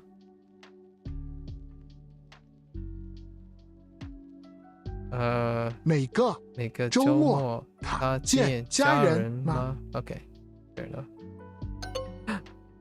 What? No. That's no. I disagree. Heck you. It doesn't matter. Don't even at me right now. Don't even do that. That is cheap. That no Duolingo. I disagree. To heck with you, Duolingo. No, you take that back. I'm never gonna get that heart back ever again. Alright. I meant okay. 我今年我今年you say it could be the other side. I'm just I'm so triggered. 我今年认识了王老师。Oh, now you want it in the front. Okay, well, tough luck, Duo. I'm just saying. 每个他每个周末见家人吗？So triggered.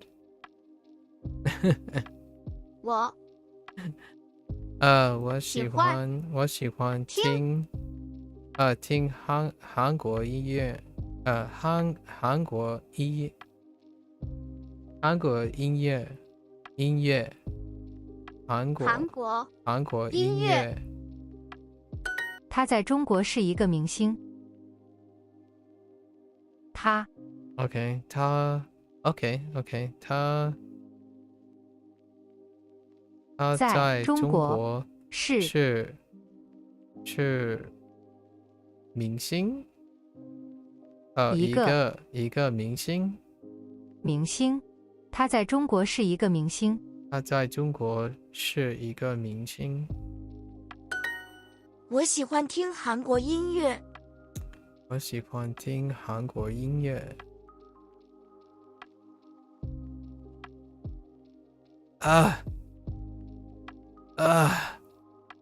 Sorry。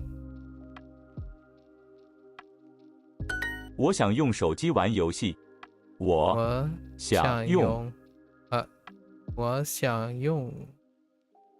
手机 what？ 我想用手机玩游戏。玩游戏。我最喜欢那个明星。我最喜欢那个明星。OK。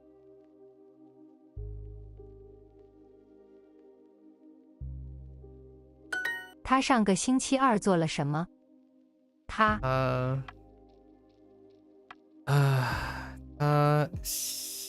上个星期二做了什么？他上个星期二做了什么？上个星期二做了什么？我的朋友昨天在纽约。我的朋友昨天在纽约。昨天。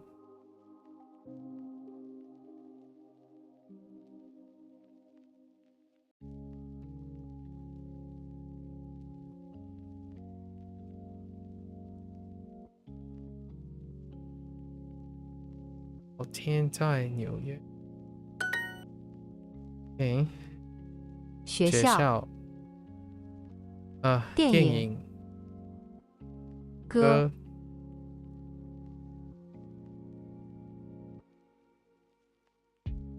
新闻。午饭。午饭。Only certain people will get what I just did there. I started with a no. I saw their chat.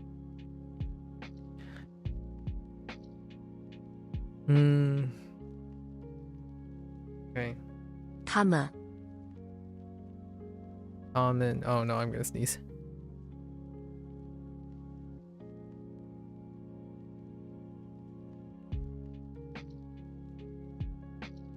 All right.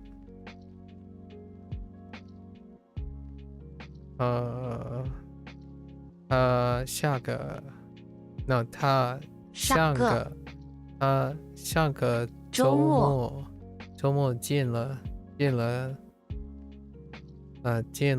孩子。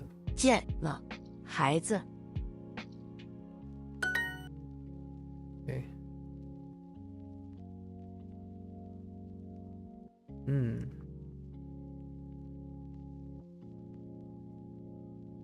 Oh, this one's kind of weird. 我用电脑看新闻电脑看新闻。Okay. All right, let's get to it. 他们11点开门。他们11点开门。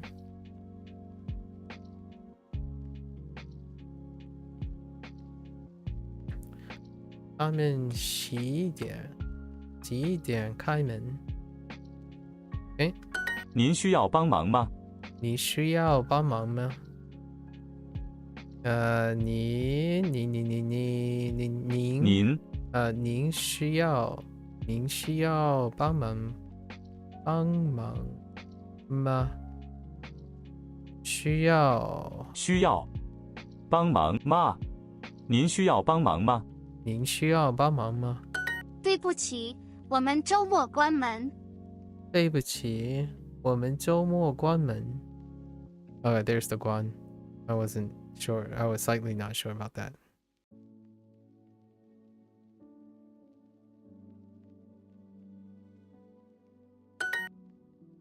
Okay. 店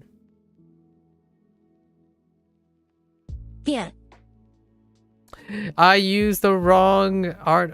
No, wait, no. That's the correct one. I'm thinking of a different character. I need to confirm the other character. It's fine. And I really can't confirm it because it's not part of this unit. Okay. The teacher welcomed us.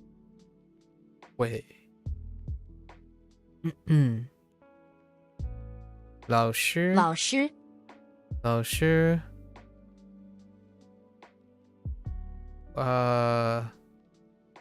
欢迎我们。Is that how that works? I mean, you could say 欢迎你. So if you can say 欢迎你, you must be able to say 欢迎我们, right? Right? Okay. Oh, and this is like you instead of shu is she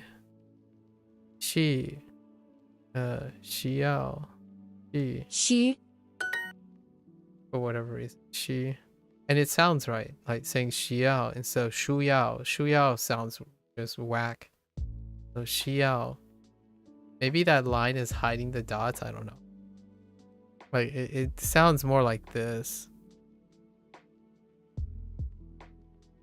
instead of this.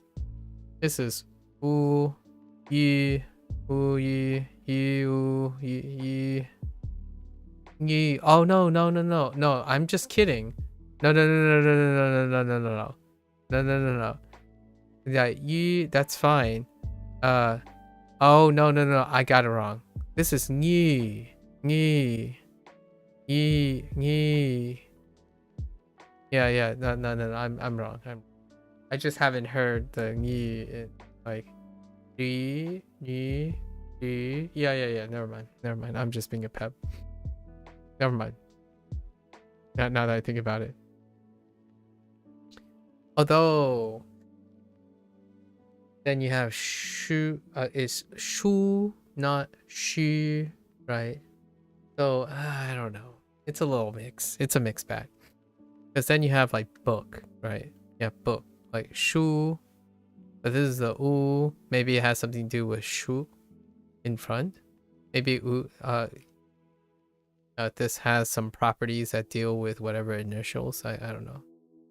But she is definitely not su. So it's not su or shu. It ends up being she.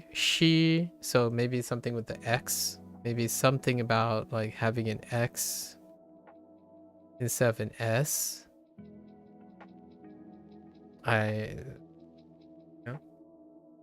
Are you gonna send a balloon to the US once you finish this lesson? What do you mean by am I gonna send a no? What do you mean send a balloon? Why would I want to send a balloon to the US? Is that a meme or something? I feel like I'm missing the joke. Okay. 您您想买你想买什么？什么？ Sure. 你想买什么？您门关钱去康 Whoops. I said 康。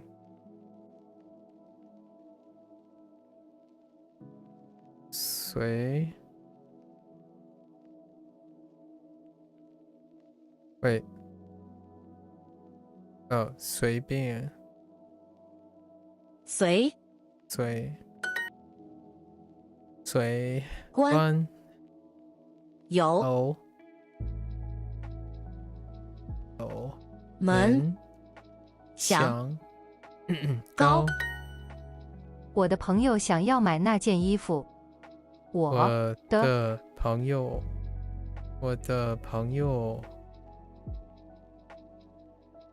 Okay. Where the heck is my friend? 朋友。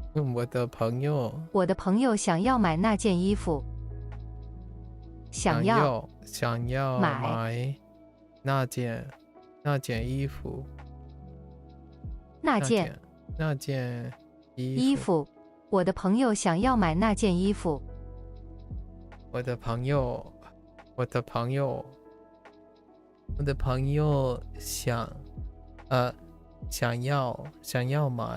那件衣服。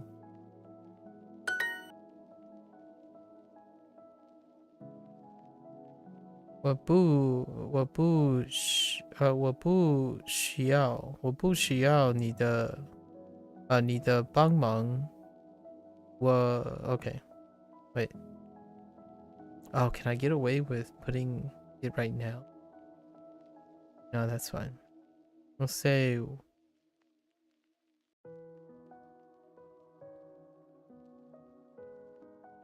我不要你的帮忙 but now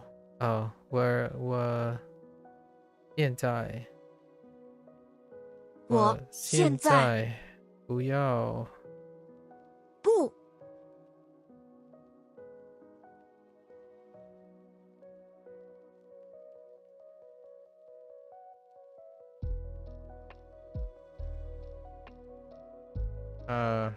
Can you refrain from spamming? If you don't, I'll probably ban you.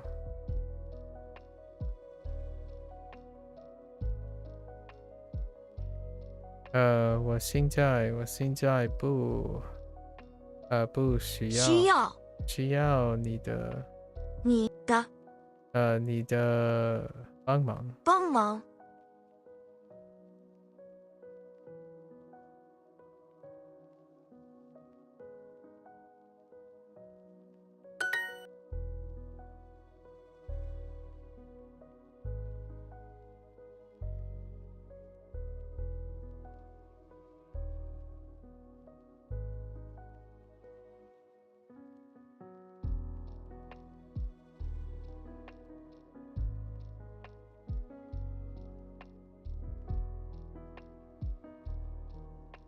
Okay, my shop is next to the supermarket.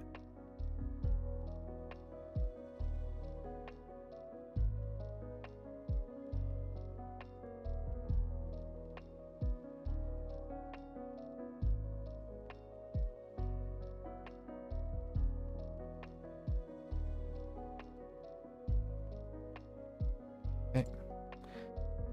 Shop is next to the supermarket. Let's see.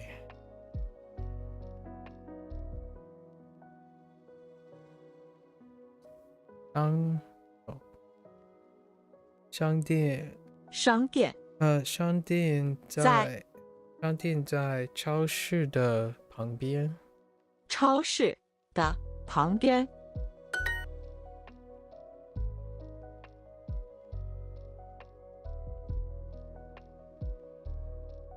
请。请坐，请随便。随便。随便。请随便坐。请随便坐。Very flexible, short. Okay, we're not allowed to speak English. 我们不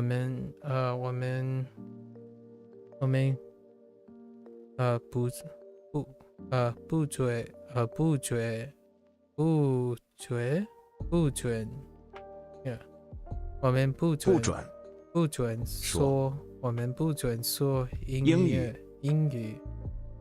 不准说英语okay 气气随 oops wrong tone 随车租关地铁车酒随租气酒坐出租车去那里贵不贵？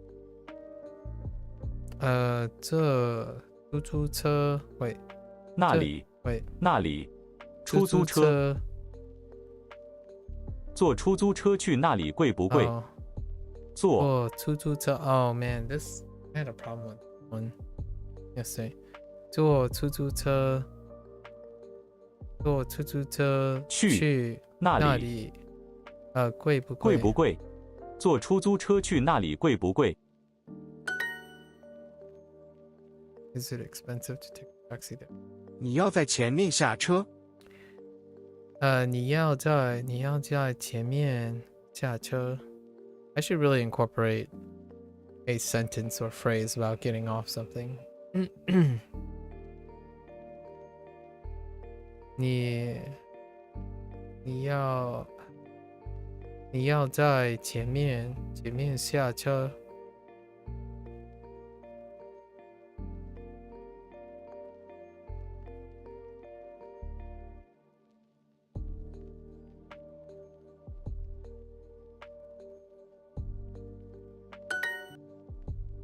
Okay. 地铁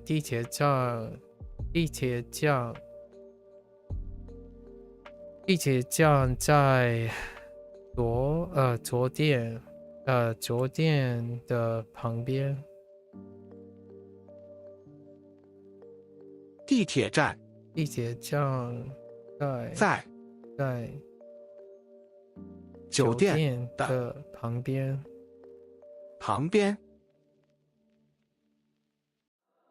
请问这里有出租车站吗？请问这里有出租车站吗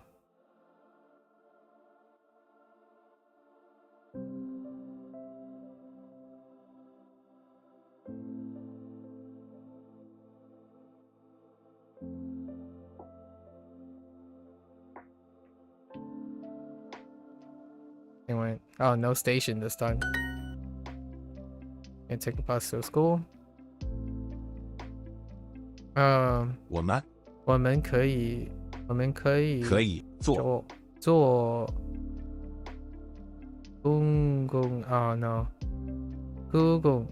公共汽车去学校吗？你也可以坐船去那里。你也可以坐船去那里。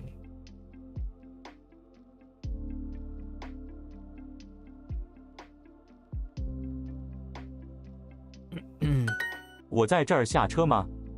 我在这儿下车吗？我在这儿下车吗？下车吗？对。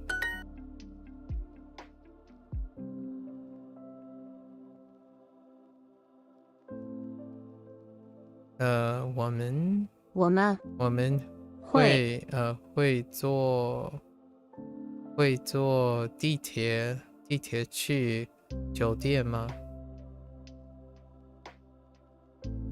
会 What？ 哦，坐地铁去酒店吗？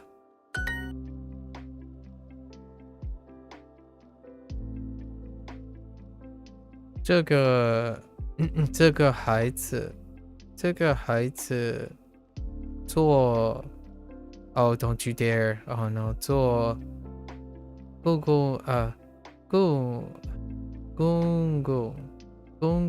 公共汽车啊 man， 这个孩子每年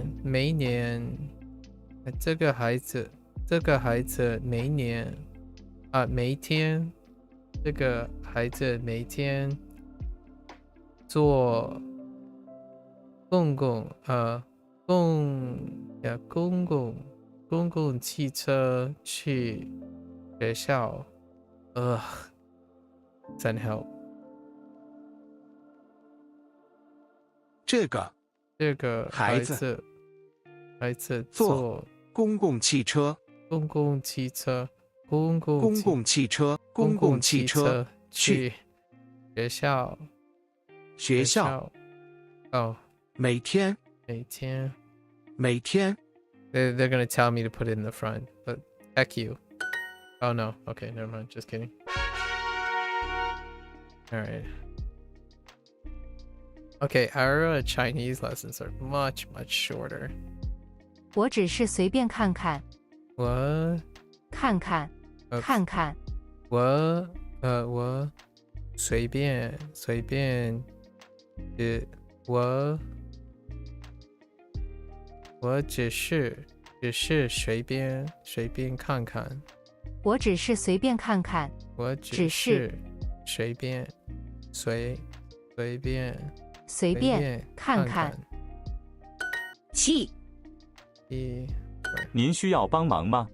你需要帮忙吗？您需要随便需要帮忙吗？帮忙吗？您需要帮忙吗？你需要帮忙吗？车。我的医生说我不准吃糖。我的医生说我不准吃糖。No？ 吃糖。我的医生说我不准吃糖。Right. Don't to 吃糖。我的医生说我不准吃糖。这个商店的衣服贵不贵 ？OK， 这个商店的衣服贵不贵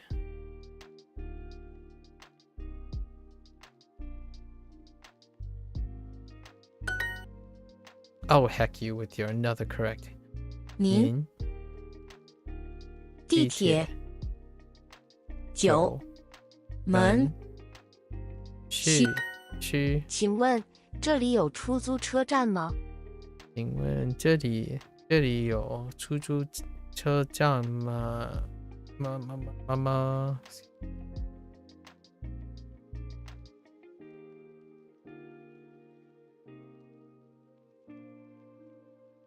Oops.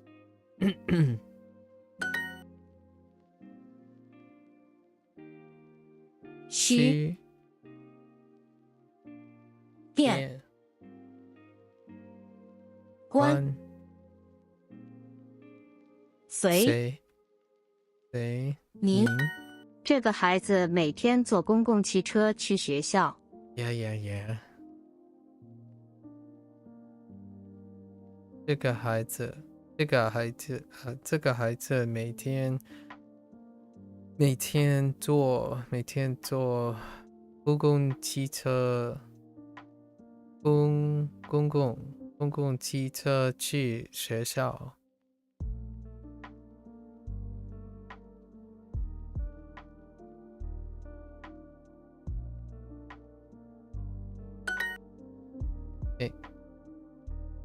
羊肉出租车水果鸡蛋鸡蛋对鸡蛋this is 旅游 oh dang it 旅游 Oh, we take the subway to the hotel. Okay. 我们会坐地铁。坐地铁去酒店吗？酒店吗？ Okay. 所以羊肉鸡肉商店对你也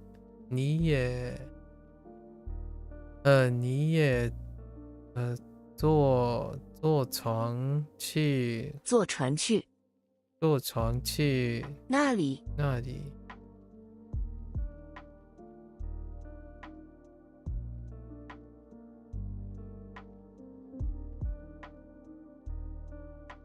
可以你也可以坐船去那里。Do I get off here? 我这里我这儿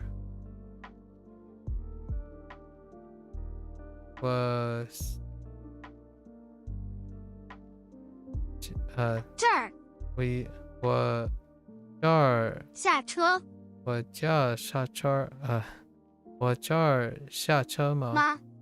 是在我在这儿下车吗？ Yes. Okay.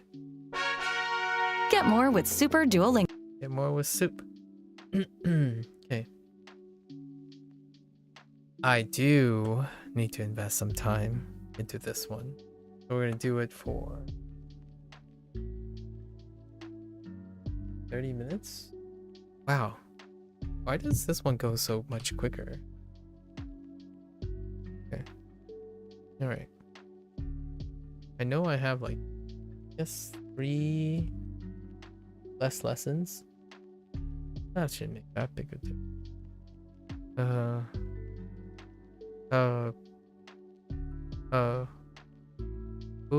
不健康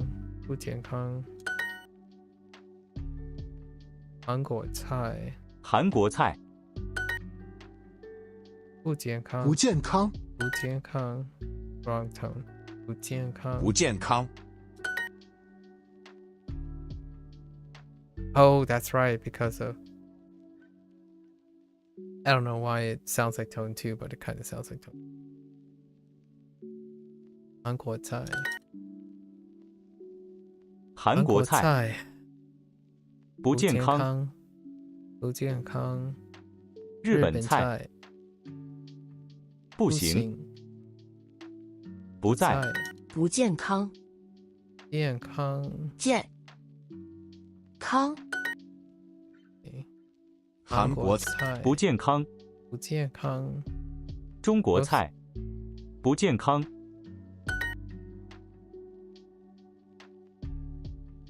韩国菜对不起对不对不健康北京菜，韩国菜，韩国菜，韩国菜，英国菜，不错，韩国菜，不健康，不健。Oh, there it is. Yeah. Okay, that's the correct radical, so it's fine. 康 All right. 不健康，健康，中国菜，中国菜，韩国菜，韩国菜，有点儿，有点儿，有点，最喜欢，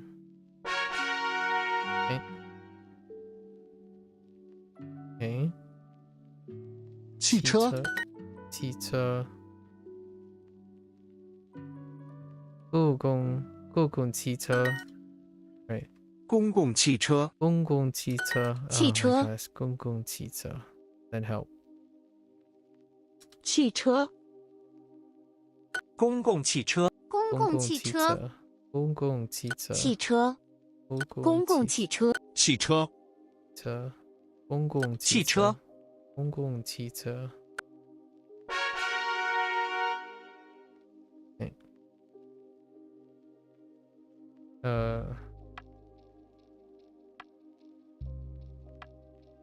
不健康，不健康，英国菜，英国菜，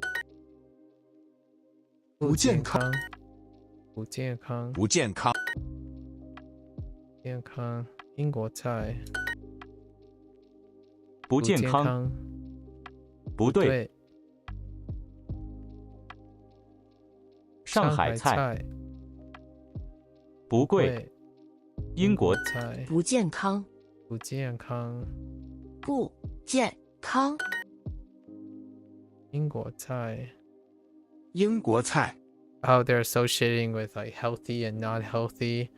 不健康 food. Okay. 不健康，不健康。上海菜，对不对？是不是？不健康，英国菜，英国菜，国英国菜，不行，不，英国菜，日本菜，不健康，不健康，不错，不错，不忙，不忙，不健康，不健康，中国菜，中国菜，英国菜。Get more with Super.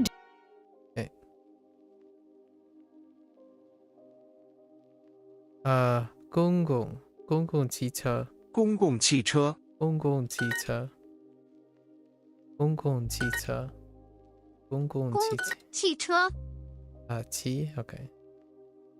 汽车，汽车，汽车，公共汽车，公共汽车，汽车，公共汽车，汽车，公共 ，oops，公共汽车，汽车，汽车，公共，公共汽车，公共汽车，公共汽车，汽车，公共汽车。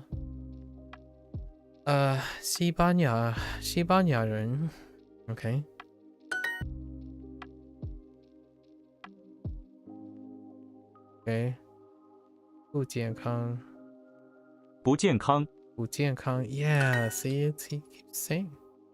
西班牙人，西班牙人，英国人，西班牙人，不健康，有点儿，有点儿，有点儿，有点儿。不健康 ，Yeah, keep sounding like two。不健康，朋友，女，西班牙人，西班牙人，西班牙人，西班牙人，不健康，西班牙人，西班牙人，不客气，欢迎光临。西班牙人，不健康。电视节目。哦，电视节目。不健康。OK。不健康。男朋友。美国人。最喜欢。西班牙人。不健康。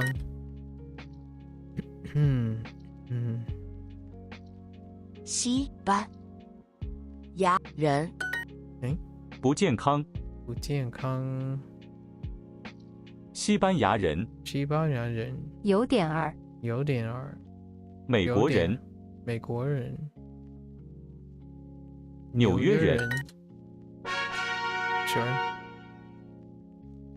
不错。不错。不健康。不错。不健康。不错。不太。是不是？不在。不健康。不健康。健康。不健康。不错。错。Yes。不错。不错。不健康。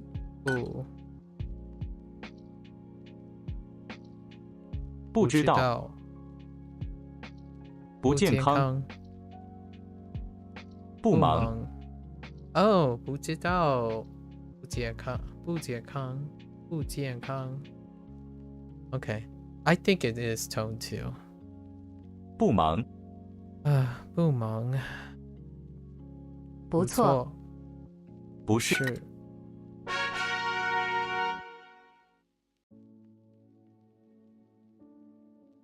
汽车。公共汽车。公共汽车。公共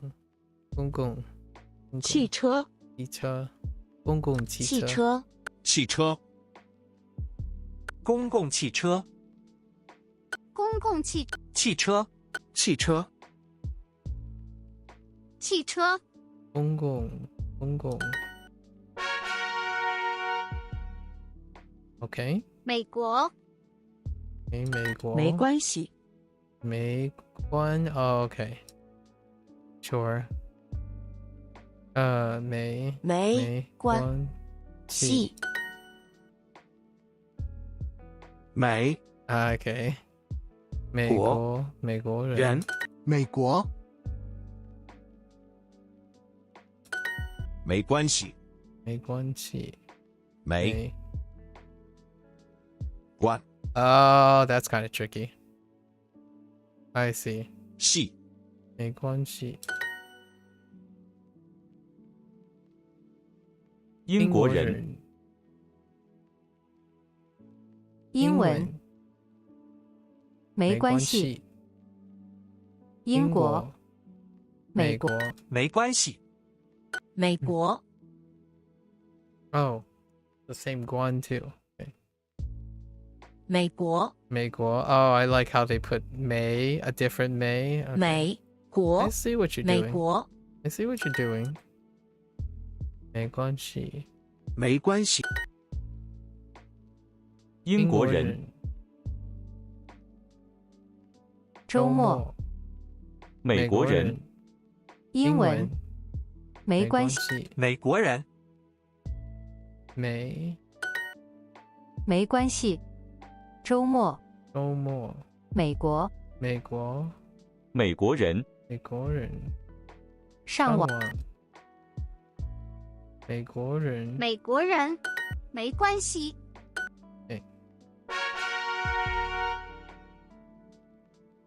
不贵。不贵。不健康。健康。不贵。不太。不健康。是不是？不忙，不贵，不健康，不健康，不贵，贵，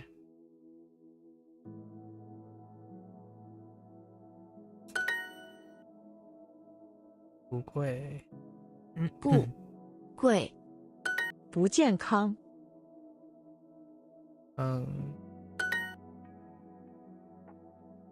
不错，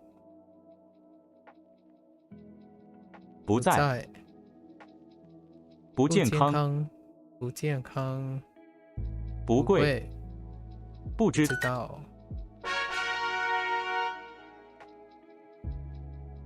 行李，行李哦喂，汽车，公共汽车，公共汽车，公共汽车，公共汽车，公共汽车，公共汽车，汽车，公共汽车，公共汽车，公共公共汽车，汽车，汽车，公共汽车。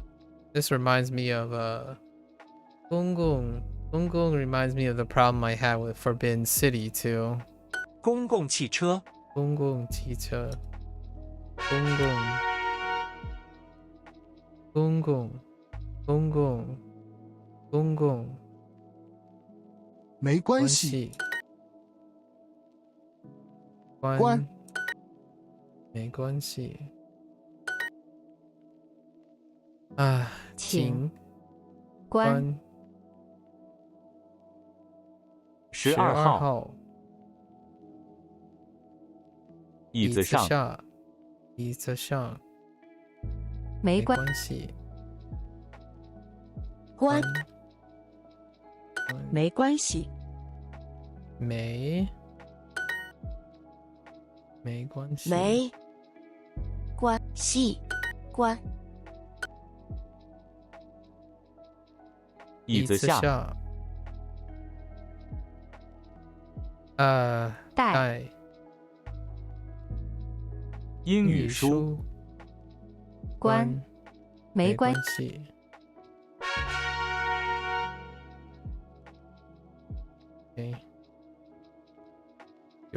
酒店，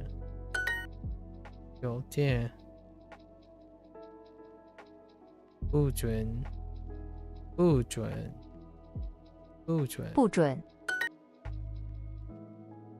酒店，不准，酒店，不准，做了，那儿，在家，酒店，酒店，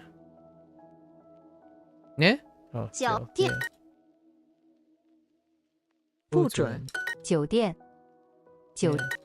对，商店，那里，酒店，不收，不准，不准，不准。医院，不准。印度，想要。酒店，酒店，印度，帮助，酒店，不准，在家。Ooh, okay. We got gold boxes. Very nice. 不准，不健康，不准，不准，不忙，是不是？不健康，不太，不健康。哎，不健康。不准。不准。不准。不健康。健康。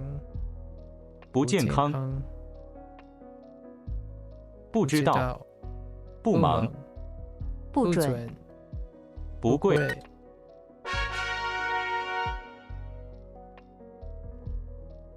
商店。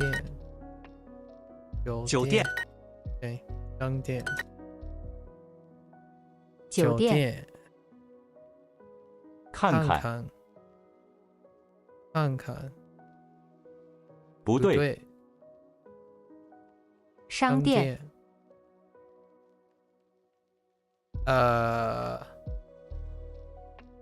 40。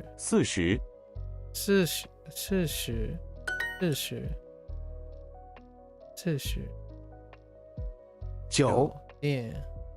店。酒店。商店。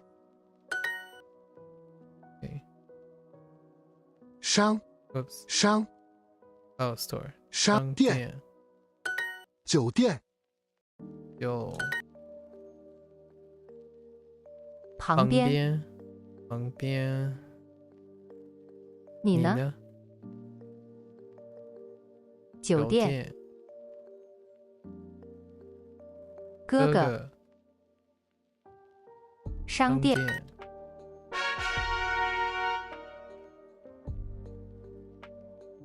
商店。酒店。商店。商店。酒店。3月。新闻。去年。酒店。酒店。商店。商店。酒店。酒店。不准。也是。商店。桌子。书店。书店。 Of course， 书店。酒店。书店。图书馆。图书馆。酒店。每天。 Whoops。书店。酒店。酒店。酒店。书店。书店。书店。酒店。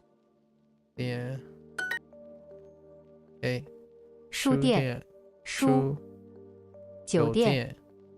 图书馆。医院。医院。OK。火车站。火车站。出租车。出租车。火车站。下个月。出租车。火车站。汉堡包。车票。租车。出租车。火车站。车站。火车站。出租车。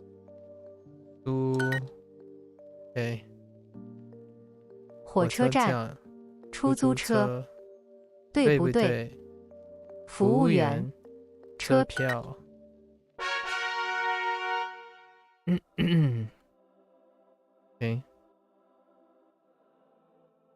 酒。往。走。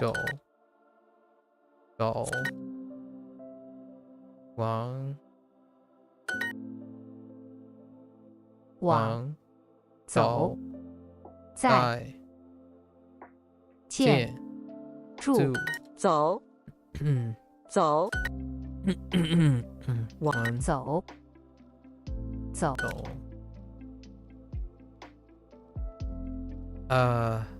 住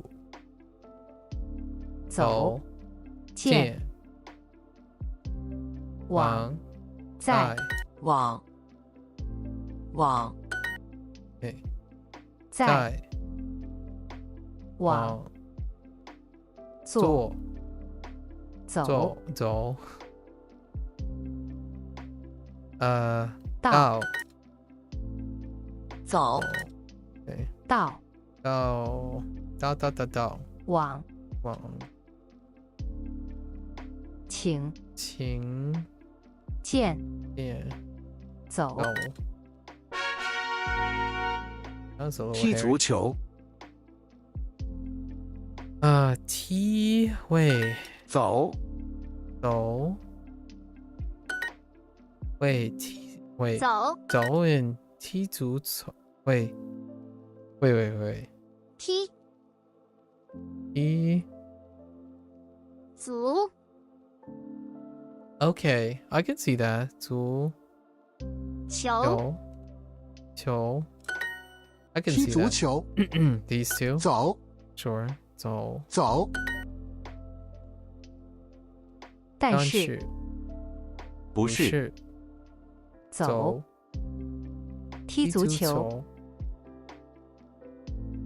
绿茶走OK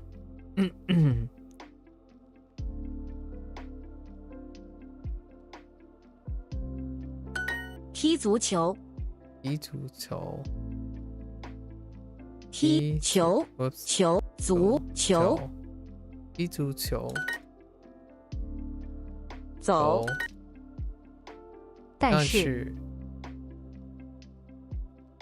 走不是是不是踢足球踢足球 That's one way to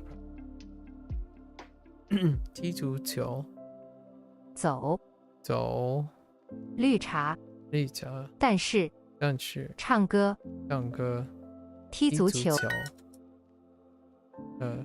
老师踢足球走踢足球走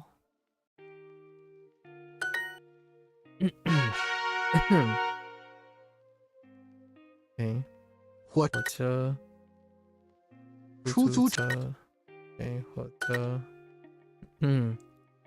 火车站出租车钱包女儿火车出租车火车OK 火车出租车火车站真的吗行李出租车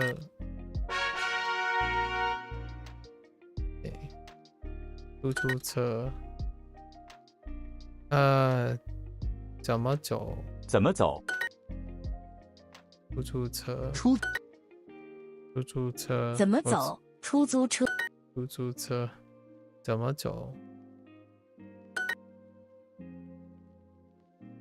火车站地铁站出租车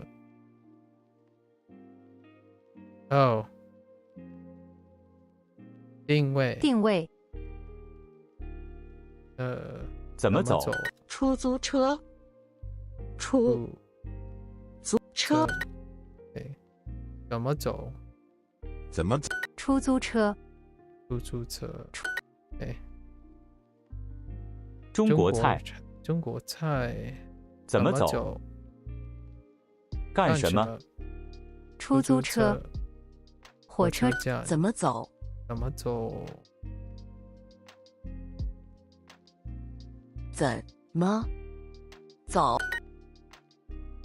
干什么出租车站地铁站怎么走？走？出租车。对，出租车。车。定位。定位。做什么？做什么？出租车。出租车。出租车站。怎么走？ Alright, we need to see. Okay. I want to keep on going. I was going to do this for 30 minutes. We're almost at 30 minutes. 走。怎么走？走。Okay. 干什么？走。谁？太。怎么走？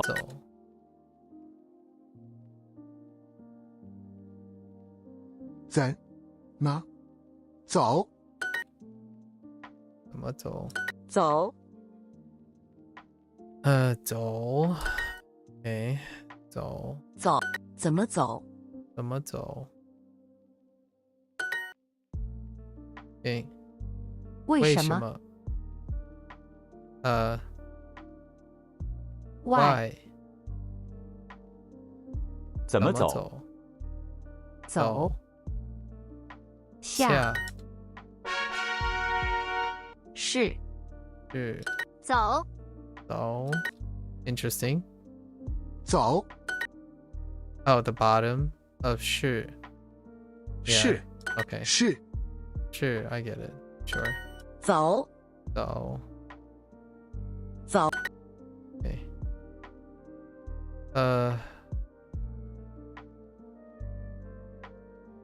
这不是。不是。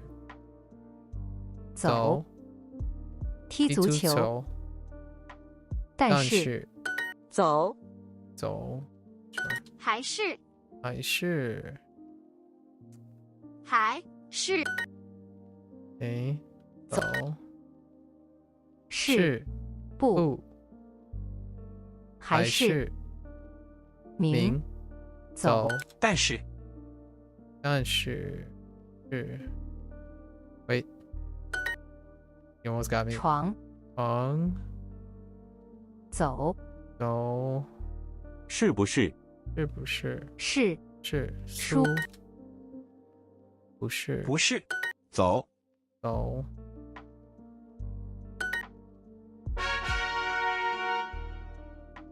哎。只是地铁。地铁。哎，只是地铁。定位。定位。不太。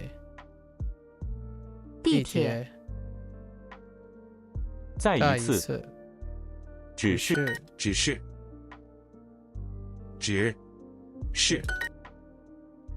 地铁。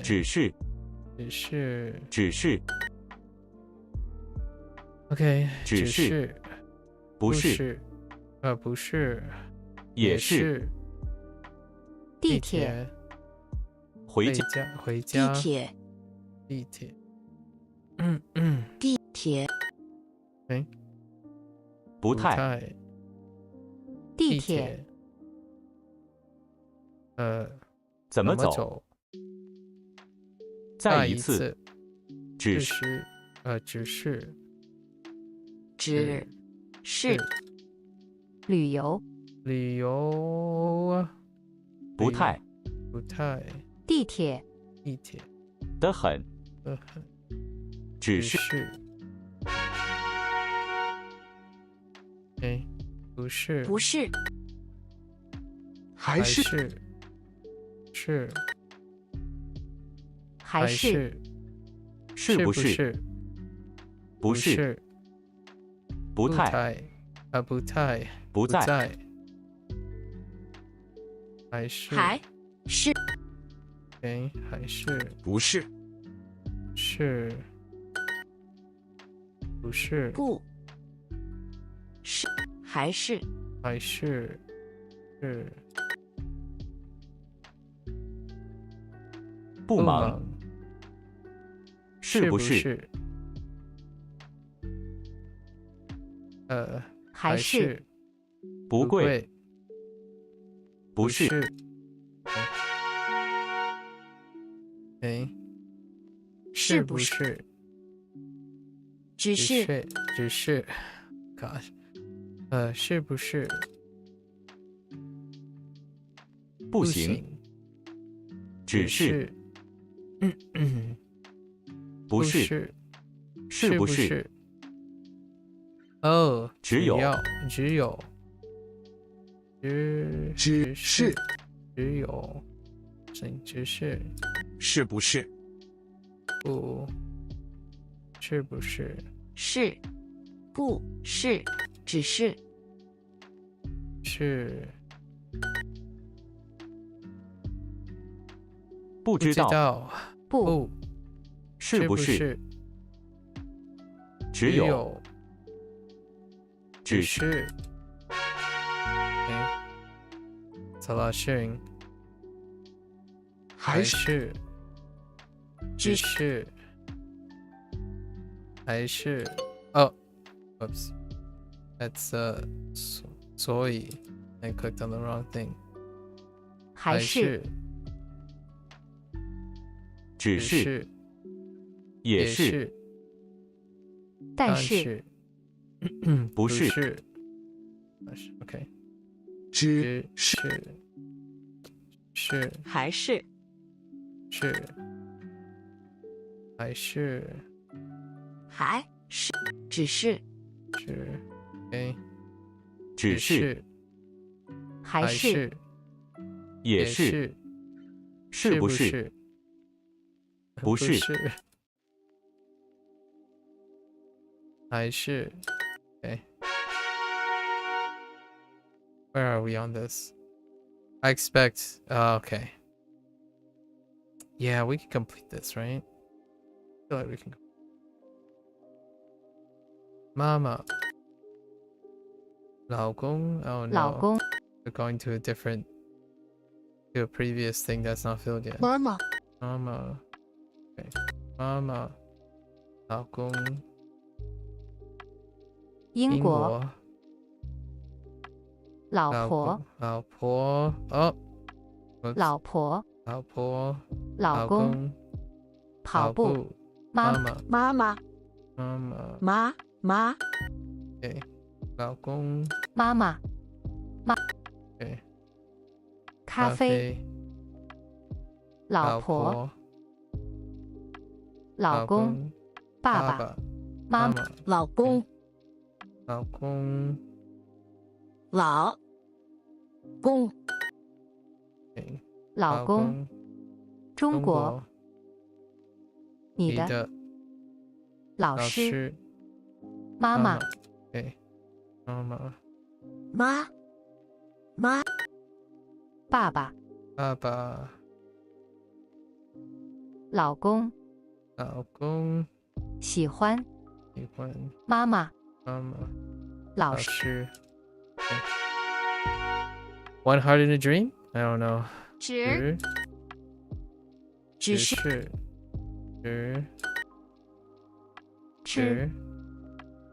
不是关下只是只是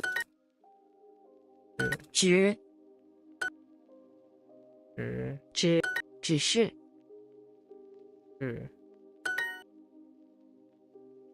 只有，oops，只有面名只是吃 Get more with Okay.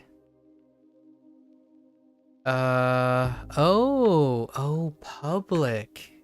Oh, 故宫 right? 故宫可以公共啊 son of a 公共公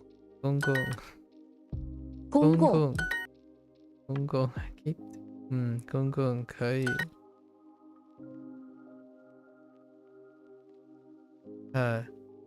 请等可以不错。错。公共。公共。不对。公共。公共。公共。公共。公共。公共。可以。可以。公共。公共。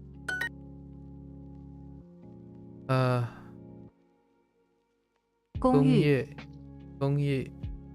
可以。公共。可爱。公园。可以。可以。可以。不是。可以。可爱。公共。不贵。公共。公共。最爱。最爱。这家。这家。请等。请等。可以。可以。公共。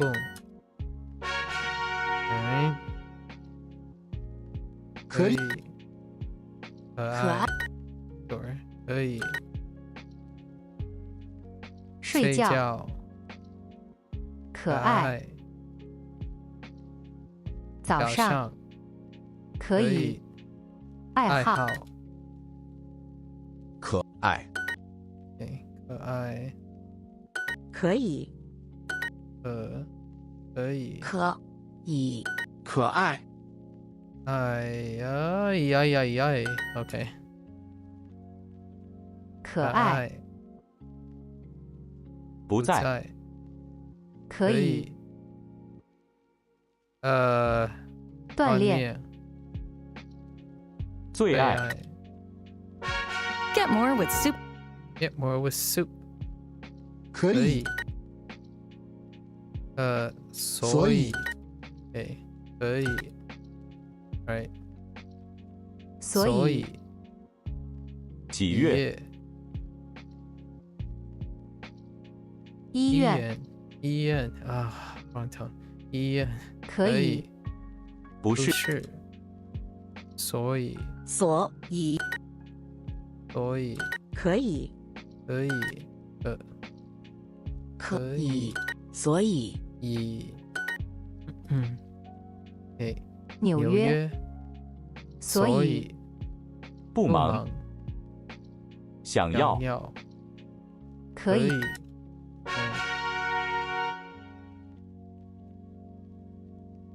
下。车。下。Get it. I get it.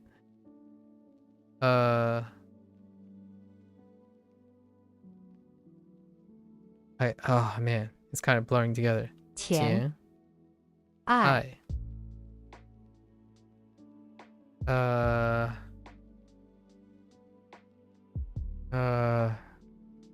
找。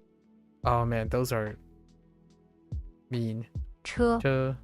下。They could be really mean. Yeah. 下。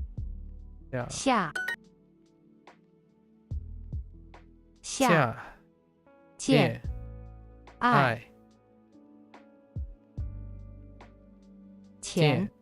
Whoops. 钱。车。Okay.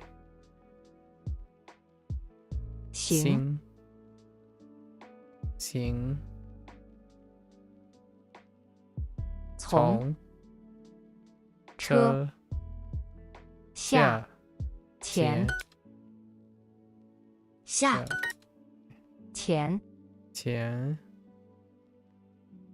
车。往。下。请。Okay. 老公。公园。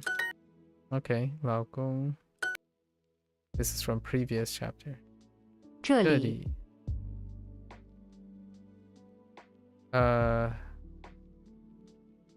下午。不对。老公，公园，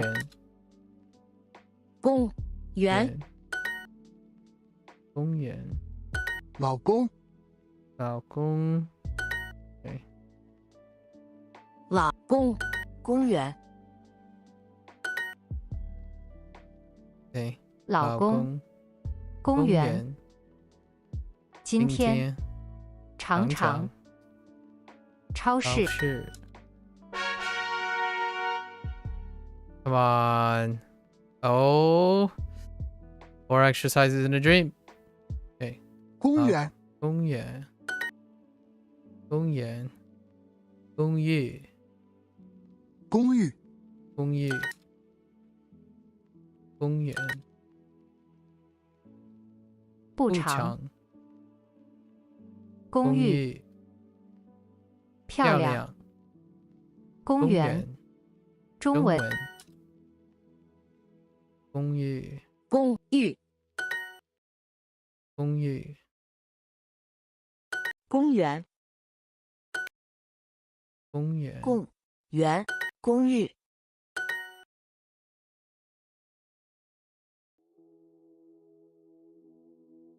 哎呀，公寓，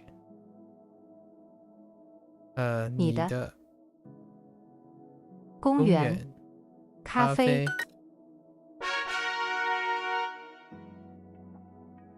Or more maybe? 出租车，出租车，车。No, dang it. I knew I was going to get vehicle and car mixed up. It's close enough. We'll get the rest next time. Wait, does that mean the other ones are getting filled in? No, they're still kind of filled to some extent. But no, we're getting close. We're getting close. There is like one or two. I'd like that one. Oof. Oof. Empty. Soon. Soon. Oh, that one's pretty bad too. I slacked off. Alright folks, that's a wrap. Does that mean new vocab day tomorrow? Oh no, it's gonna be tough tomorrow. Actually, maybe not. Tomorrow, oh, we don't have Shashingo. So that's kind of nice. It lines up. Alright, so tomorrow is new vocab / grammar day. Excited. Alright, folks, that's a wrap. Thanks for hanging out. Keep at it, you know. Be excited to learn language each day, right? Honestly, it does take some discipline sometimes to be consistent. You might be doing things that you may not be in the mood for. That's certainly true. Like establishing a habit, like studying even when you might not want to, is a consistency thing, right? Kind of like working out and whatnot. If you get that consistency, maybe you'll start to like it and stuff. It doesn't have to be that way. Honestly, being creative and being encouraging and being surrounded by encouragement kind of goes a long way to wanting to do. The idea is, oh, so here's a little light deep cut, right? There's a difference between establishing a habit in a window of a time. So there are times when, yeah, you want to start and it's very hard to start, and then it's very hard to be consistent. So there's discipline, right? The discipline thing. That's, I think discipline only goes so far when it comes to something optional.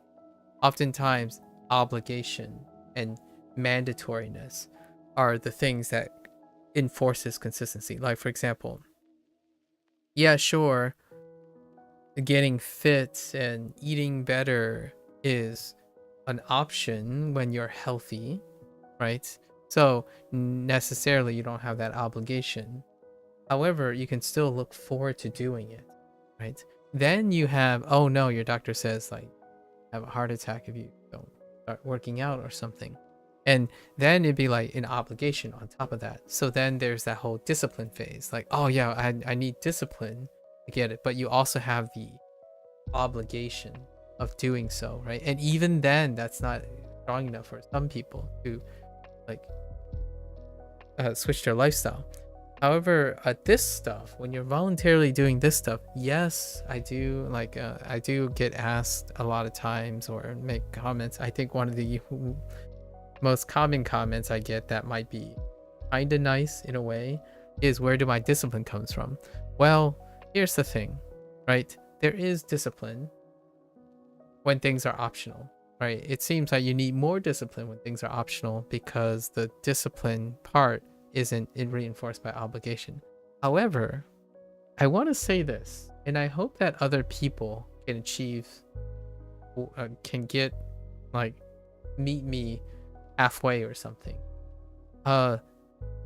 It might seem like I need a lot of discipline to keep doing the things I want to do, but generally speaking, discipline, the part of the discipline that I think I tend to refer to when people say I have a lot of discipline is how regular I am. Like scheduling my methods, right? Constantly pushing my methods and doing the things, getting the things done. That might seem like discipline. However, I think the discipline that is necessary to establish a habit is the idea of wanting to do something. So like as long as you want to do something, the second part, getting like working up a schedule, being consistent, that is far less, in my opinion, in the order of operations. If you cannot motivate yourself to look at the activity as something positive and something that you want to do, concerning yourself with the discipline necessary, honestly, I don't see as a distinction from skill, like training skill and experience. The thing that follows is, yes, certainly you might want to learn about it and practice it and focus on it at some point when you get there. But first, in my opinion, before all of that, establishing a positive relationship, establishing and then maintaining a positive relationship with that activity first. And I feel the discipline comes from experience overall afterwards. So what are these kind of things that tend to need to be established? Establish the idea that you're incompetent. However much you feel when you're learning something, you are in the position of incompetent. Like, certainly you can learn a lot of things and whatnot, but I think if you can become comfortable and look forward to knowing that you're going to always feel like you don't know everything, that goes a long way. How do you do that? I don't know what that looks like for everyone. For me, all the things I know I don't know is another day I can spend knowing them. And that to me is positive. There are things I need to learn. There are things I look forward to. When things are constantly the things I know, it can be very comforting, but it's also, to me, intellectually boring and unexciting. There's a reason why I keep asking people, how's your day? What's new? Did you notice anything new? You did something today. That is new. You lived one day longer. Those are new things. So, I'm not saying it's easy. It's definitely not going to be easy to constantly actively be in the moment and living your life as though it's in, right? I know that the digital age and the regular drone of the grind or what have you may not be eventful from day to day, but even when I'm learning a language like this and bootstrapping through it, every day is very different. I think language is surprisingly dynamic. There are times when, like when you're running, for example, I'm at the point of running where it takes months to years to see or feel something substantial, and yet I still go out and run and take in something every once in a while. Hold on to those little things. When you go into a long journey, in the end, being able to appreciate the little things and the details go a long way. That kind of comes with age. So hold on your hats if you're young and impressionable right now. The longer life becomes, the longer you live, the smaller things become far more precedent than the larger things. Because largely, the things become longer and goals become. So, keep your chin up. Hopefully, all of you find some way of establishing and maintaining that energy, that motivation, that sight on why'd you choose to do something. It's quite a red flag if you wake up and say, oh, I want to do this, but I really don't want. Or, oh, I want to do this, but I'm probably not going to get a lot done. Or, I'm going to do this, and I'm probably still got a lot more to go. That kind of stuff, that will chip away. That will build up, and it will chip away and slowly erode that passion. And honestly, you can do that with your job. You can do that with things you have to do. But certainly, there's got to be more creativity and options to make it so that the thing you want to do and voluntarily do does not end up. All right, with that thought in mind, go out there, be creative, right? Be creative with the things you want to do. Keep it fresh. Gotta inspire each other. All right, that's a wrap for Chinese today. Thanks for listening. Thanks for hanging out. If you're gonna watch this later, 谢谢. Right? ありがとうございます. So until next time, またね, じゃあね, 再见. And I'll catch you guys on the next one. Take care.